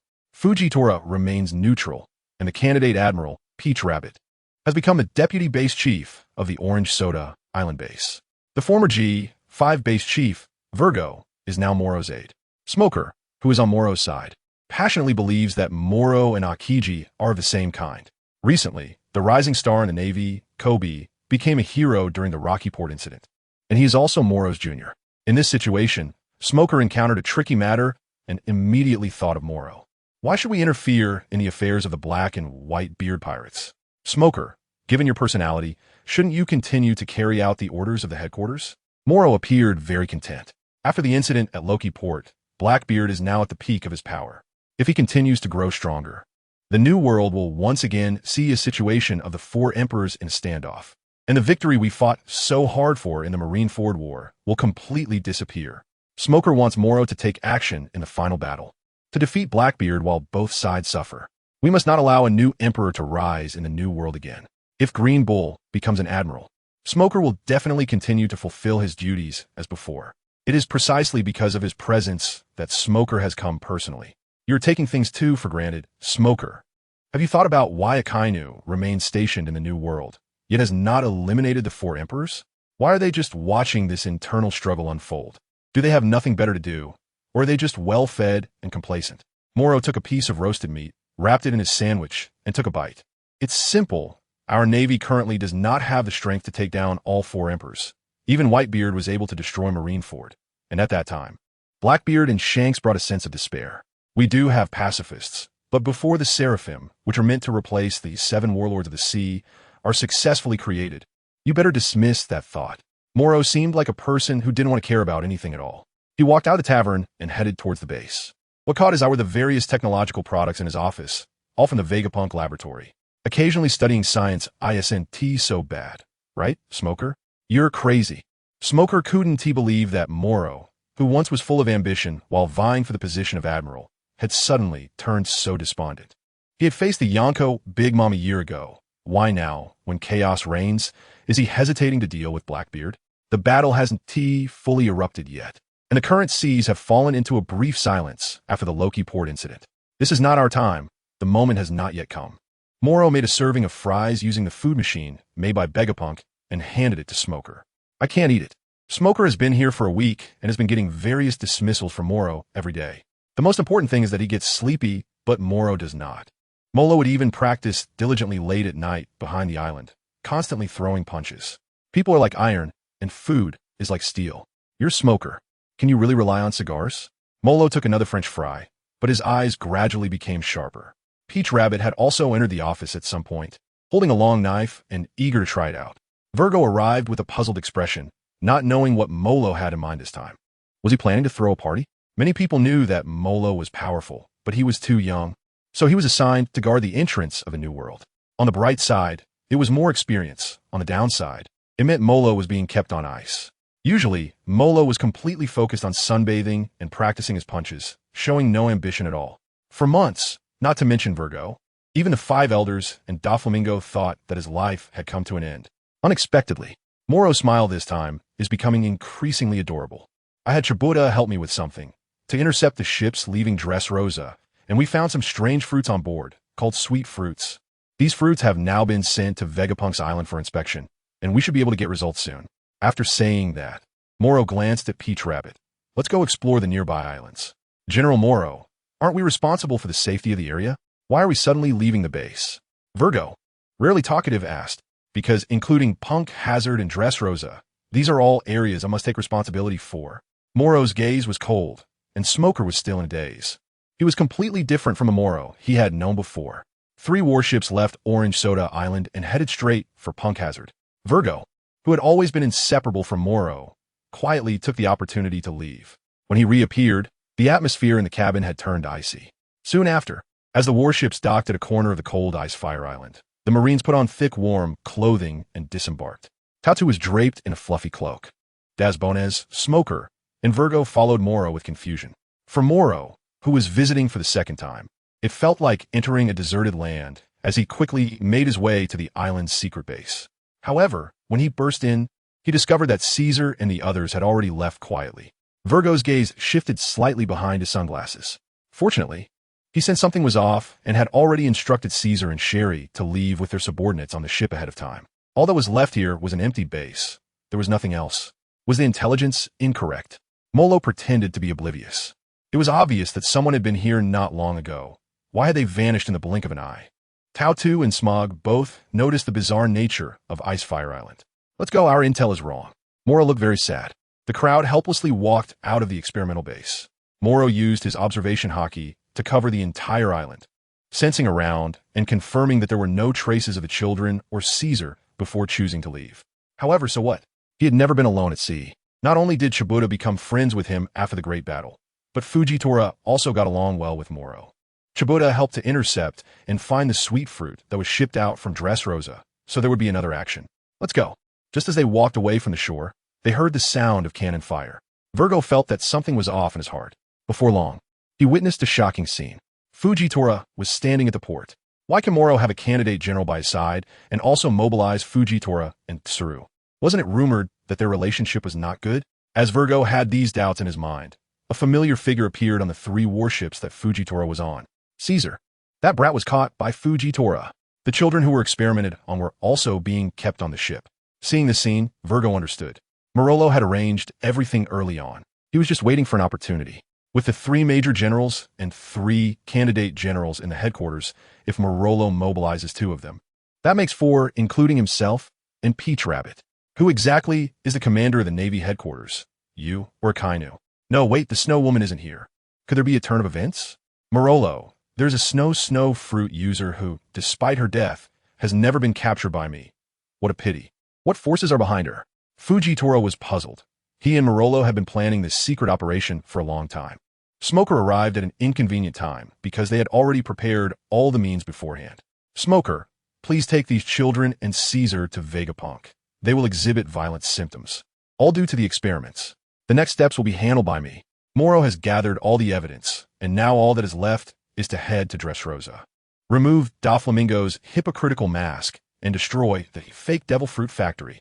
This plan has been on my mind for months, all for this moment. What I need to do? Fujitora also wants to visit Dressrosa.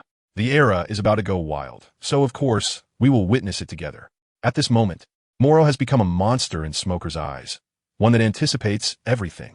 With a meticulous mind and great strength, he has even predicted the enemy's predictions. Morrow, where do you go next? Smoker asked before parting. Kazan asked me to find and stop Zephyr, and you told me to stop Teach. What do you think I should do first? Morrow and Smoker brushed past each other, whispering softly. What? When did Akiji tell you to stop the teacher? But how you plan to do that? Smoker didn't expect Akiji to have met Morrow privately. Of course I want it all, but before that, I have to provoke a sea emperor that I haven't angered yet. Morrow smiled and patted Smoker on the shoulder before stepping onto the deck. Who? Kaido of the 100 Beasts. Zung. Upon hearing this name, Smoker was still in shock, while Virgo was already sweating profusely. He knew everything. It turned out that Morrow had already seen through everything, but why did he know it all? The experimental base had only been established on Icefire Island for a few months, and the sweet devil fruit had only just begun. Why did Morrow know everything? Virgo, sweating coldly, realized for the first time that the person he had been with day and night was not as simple as the rumors from the outside world suggested, nor as he had understood. Everyone thought Morrow was a young Marine who upheld absolute justice, was powerful, but simple-minded and did not consider the consequences. Even though he had already been promoted to the highest combat power of the Navy headquarters, many still believed that his strength did not match his intellect. It seemed that Morrow was hiding his true abilities. What would he bring this time? After the Marineford War ended, Morrow entered the New World and directly sparked the world-shaking Thunder God War. This was his third time coming out. Could it be that simply punching the sea every day like a fool could make one stronger? I hope to see you again soon. In this eventful autumn, Morgans could not see through Morrow's mindset, just as Virgo had always regarded him as a capable but brainless waste. They did not see the truth hidden beneath the surface of this world. We will meet again. Dressrosa. Doflamingo received the latest intelligence from Virgo. The first time the intel came, Tontata had just taken the suite, and he had moved Caesar's laboratory from Ice Fire Island overnight. The second time the intel came, it was said that Caesar and others had been captured by Fujitora, and now the Navy was split into two paths. Tontata and Smoker were escorting Sweet, Caesar, and the children to Vegapunk's island. Morrow, Fujitora's 6 warships, are heading straight for Dressrosa. Damn it, who the hell leaked this information, causing everything he's worked so hard for over the years to go up in smoke? Morrow, you madman. You really know how to play the pig to eat the tiger. Doflamingo cursed in frustration. Young master, should we temporarily hide the factory? Let's hold off for now. I will deal with the admiral. Even if Morrow becomes a headquarters admiral, he can't be that strong. A year ago during the Marineford War, he was still useless. No matter how strong he is now, he can't truly possess the strength of an admiral. Doflamingo understood that as long as he stubbornly denied everything and closed the factory of the fake devil fruit, no one could punish him. The Navy is different from pirates. They need evidence. Sugar's hobby fruit can't be discovered. Such matters are quietly secretive.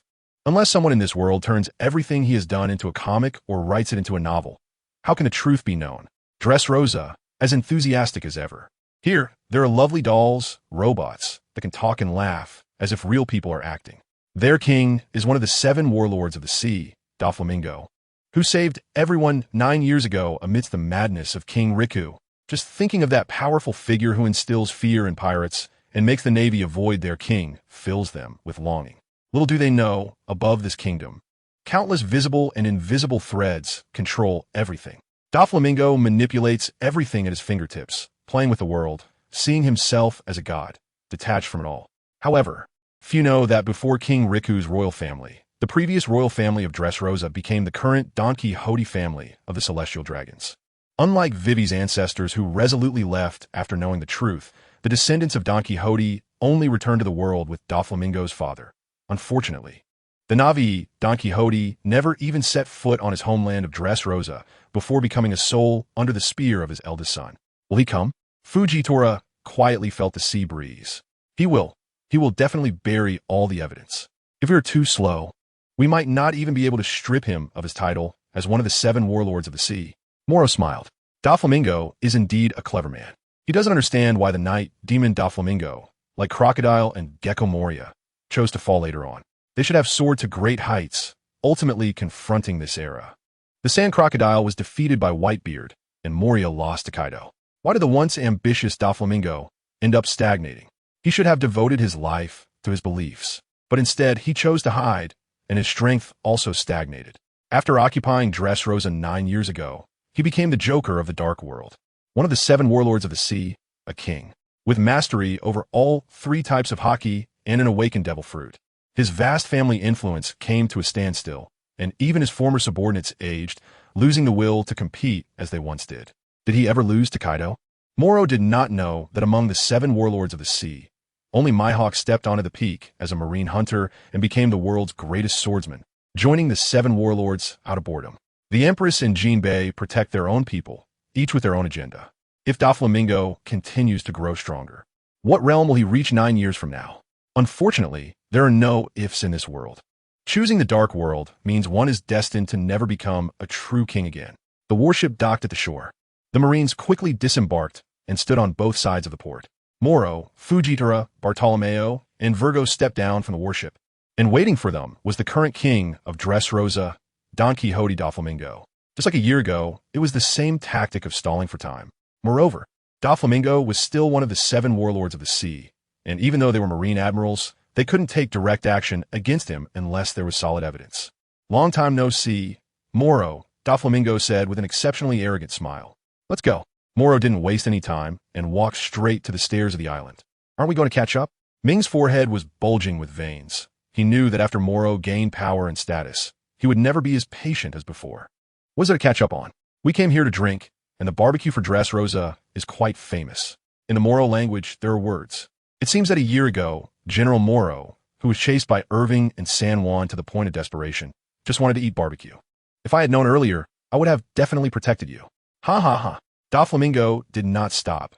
Since he couldn't hinder it, he would proceed with other plans. He took a step forward, indifferent to his relations, and stepped onto the stairs, calmly introducing the customs and culture of Dressrosa. It looked quite impressive.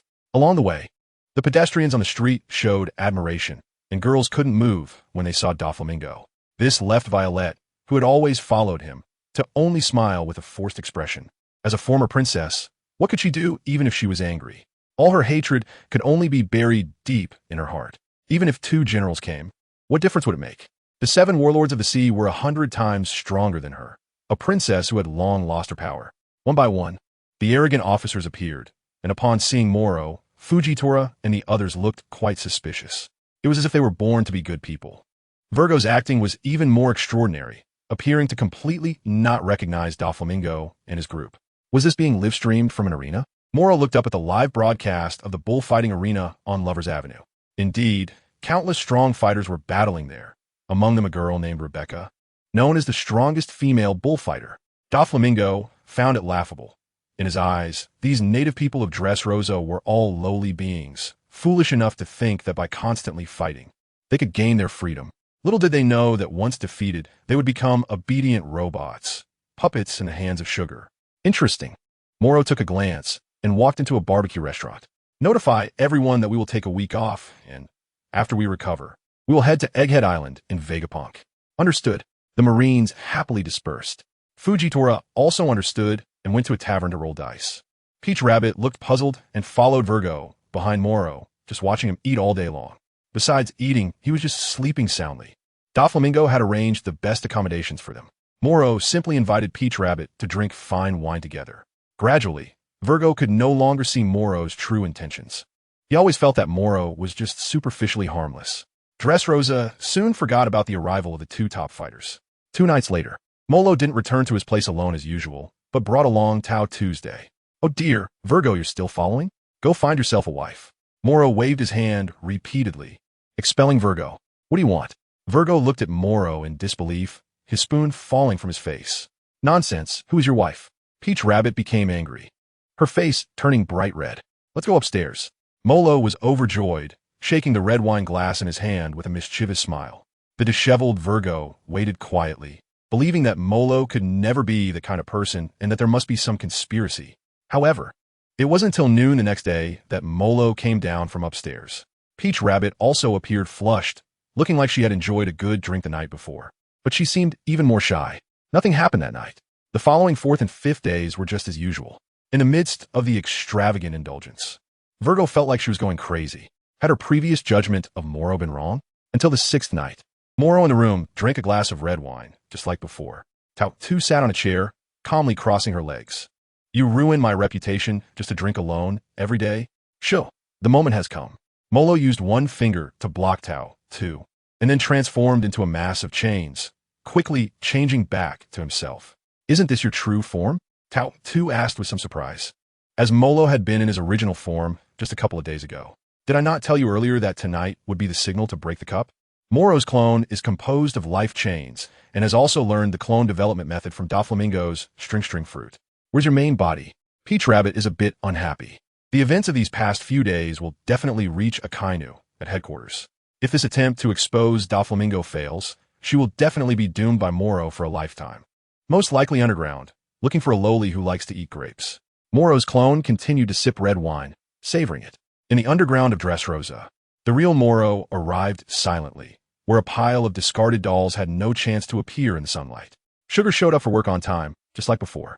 What she didn't know was that Morrow's gaze had long been fixed on her. What a great fruit, but unfortunately, I don't have Blackbeard's means. As Molo spoke, Sugar had already heard his whispers. The moment she turned her head, a chain flew towards her, and immediately all her life force vanished. It really isn't easy to fool Doflamingo's eyes. After all, the Navy still values evidence. If I were a pirate, I would have launched an attack without hesitation long ago. Morrow discarded the body of Sugar and turned to look at the dolls in the underground chamber.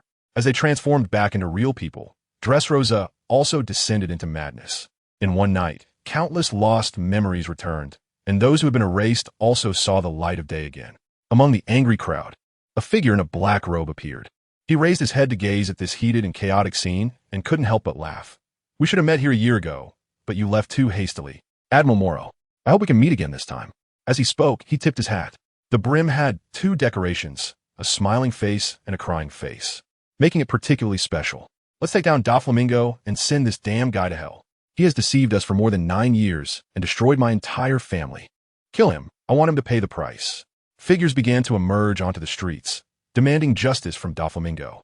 In the underground chamber, Morrow stepped over the body of a member of the Don Quixote family who was protecting Sugar, absorbing his life force in the process.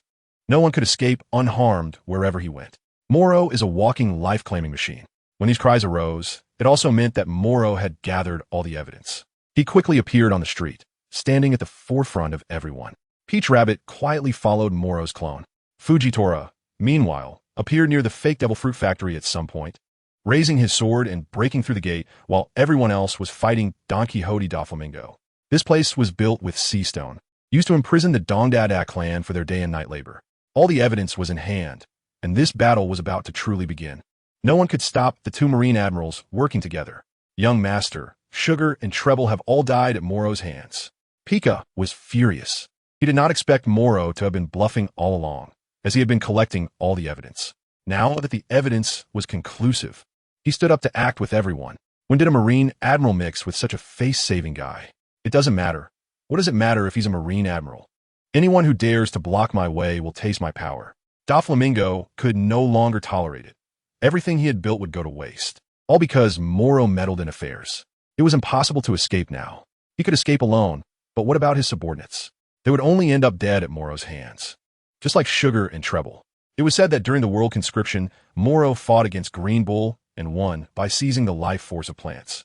Right now, no one besides him could withstand Morrow and Fujitora. Even if he acted, he wouldn't be able to stop them. But as the young master of the Don Quixote family, he had to do this. Why not the family head? Because one must become the true king of the Don Quixote family. To become one of the 19 celestial dragons residing in Mariehua on the Red Earth continent. Doflamingo has always believed that day would come, and even the celestial dragons would fall, and he would become the new king of this world. You all leave quickly. I will catch up shortly. Young master, if you are leaving, we must leave together. None of the Don Quixote family executives wanted to leave. You know my speed. As long as I want to leave, I can freely leave through the sky. Among the Marine admirals, only Kazuru can surpass my speed in the air. Once you leave, I will be the first to go. Now is not the time for explanations. Obey my orders. Doflamingo glanced at them, his gaze fierce, since Morrow wants to fight.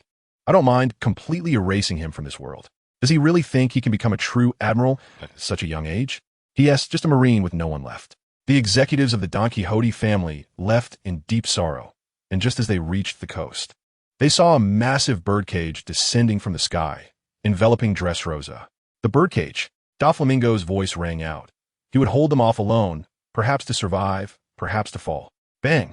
In front of the Sky Knight demon, Morrow snapped Virgo's neck and tossed him at his feet. I know you don't like to fight on such streets because you think it tarnishes your royal bloodline, but unfortunately for you, I don't quite agree with the notion of royalty. Morrow and Doflamingo locked eyes. How do you know Virgo's true identity? How can you know about my goods? How did you discover the secret of Punk Hazard?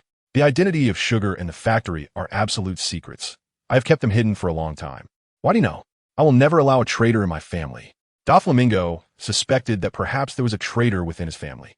But who could he suspect? Virgo? He was once Doflamingo's most trusted person, and now he had become a ghost, clearly eliminating all suspicion. What about the cadres who were covered by him and left? No. Since he let them go, it meant there was no suspicion at all. It was a contradictory mindset. He clearly believed there was a traitor, but was unwilling to suspect anyone. The incident with Corazon still haunted him to this day. With the title of Warlord of the Sea, King of Dressrosa, and the Joker of the Dark World, all these identities were enough for Doflamingo to thrive in the New World. Yet he held everything in his hands, even arranging for Virgo to infiltrate the Navy as an undercover agent and become a vice admiral, the commander of the G5 base. Such qualifications were precisely why he was referred to as the button of the New World by law. It was too crucial, manipulating everything, regardless of which side, the Navy or the pirates. 1. He could sit back and count the berries because he was a warlord of the sea among pirates, and without that layer, he could also attend the World Conference as a king. I regret to inform you that your subordinate did not betray you, even at the time of his death. Virgo could not believe how I accomplished all of this. He was as shocked as you are. Morrow said this, and was about to use the life chain to take away the last bit of vitality. You won't get away with it. Doflamingo suddenly unleashed his conqueror's Haki. Boom! Morrow naturally chose to launch a direct attack. For months, he had been continuously enhancing his physical skills, combining them with Haki and his devil fruit powers, striving to be proactive. He had also confronted the sea more than once using his conqueror's Haki, attempting to block the waves with his Haki. At this moment, Doflamingo's conqueror's Haki did not become the vast ocean. Instead, Morrow's conqueror's Haki became the giant waves. Damn it! How could a marine possess conqueror's Haki? Doflamingo was quite displeased. Morrow is different from the Warring States period. The latter's conqueror's Haki embodies the kingly spirit that protects the world. Morrow exudes a pure aura of slaughter, as if standing before Doflamingo is not a human, but a lion king on a full moon night. Do you think those subordinates can escape? I've been here for almost a week. Do you think Chabwa and Smoker have returned the way they came? Morrow's words instantly darkened Doflamingo's expression.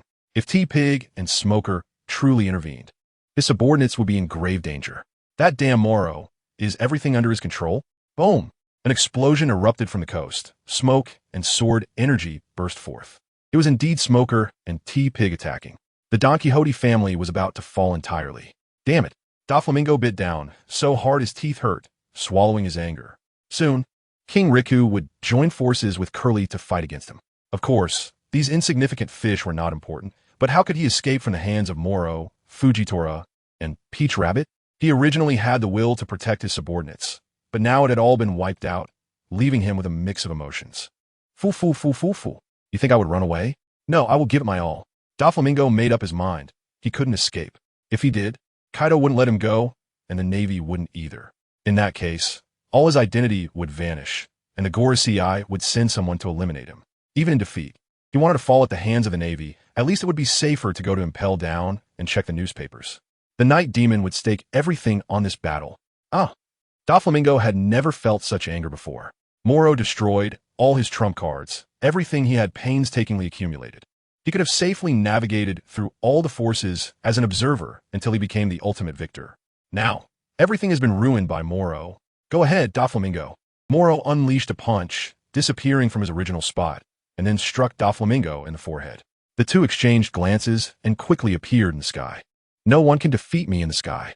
Doflamingo roared in anger, his neck turning red, wishing he could tear Morrow to pieces. Are you dreaming? Big Mom, Kaido, and Kizaru. None of them could kill you in the sky. Morrow faced him just like Katakuri did a year ago. There was an absolute confidence.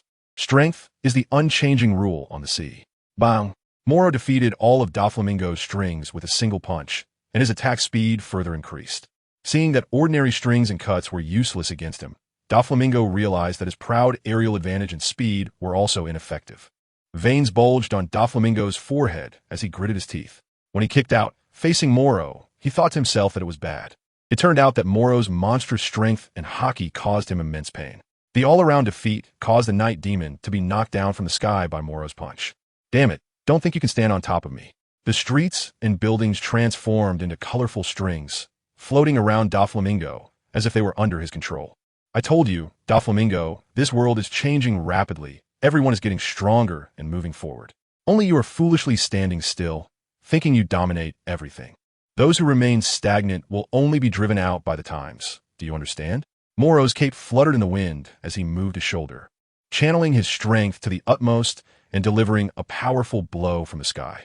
Did he really think being an admiral made him impressive? Right now, he was nothing but a marginal figure, looked down upon by both the Akainu and the Gorosei. Doflamingo wiped the blood from the corner of his mouth, spreading his arms wide. 16 Holy Demon Bullets. Divine Punishment. The strongest strike from the awakened fruit made Doflamingo realize in just a short exchange that Morrow was not an opponent he could easily defeat.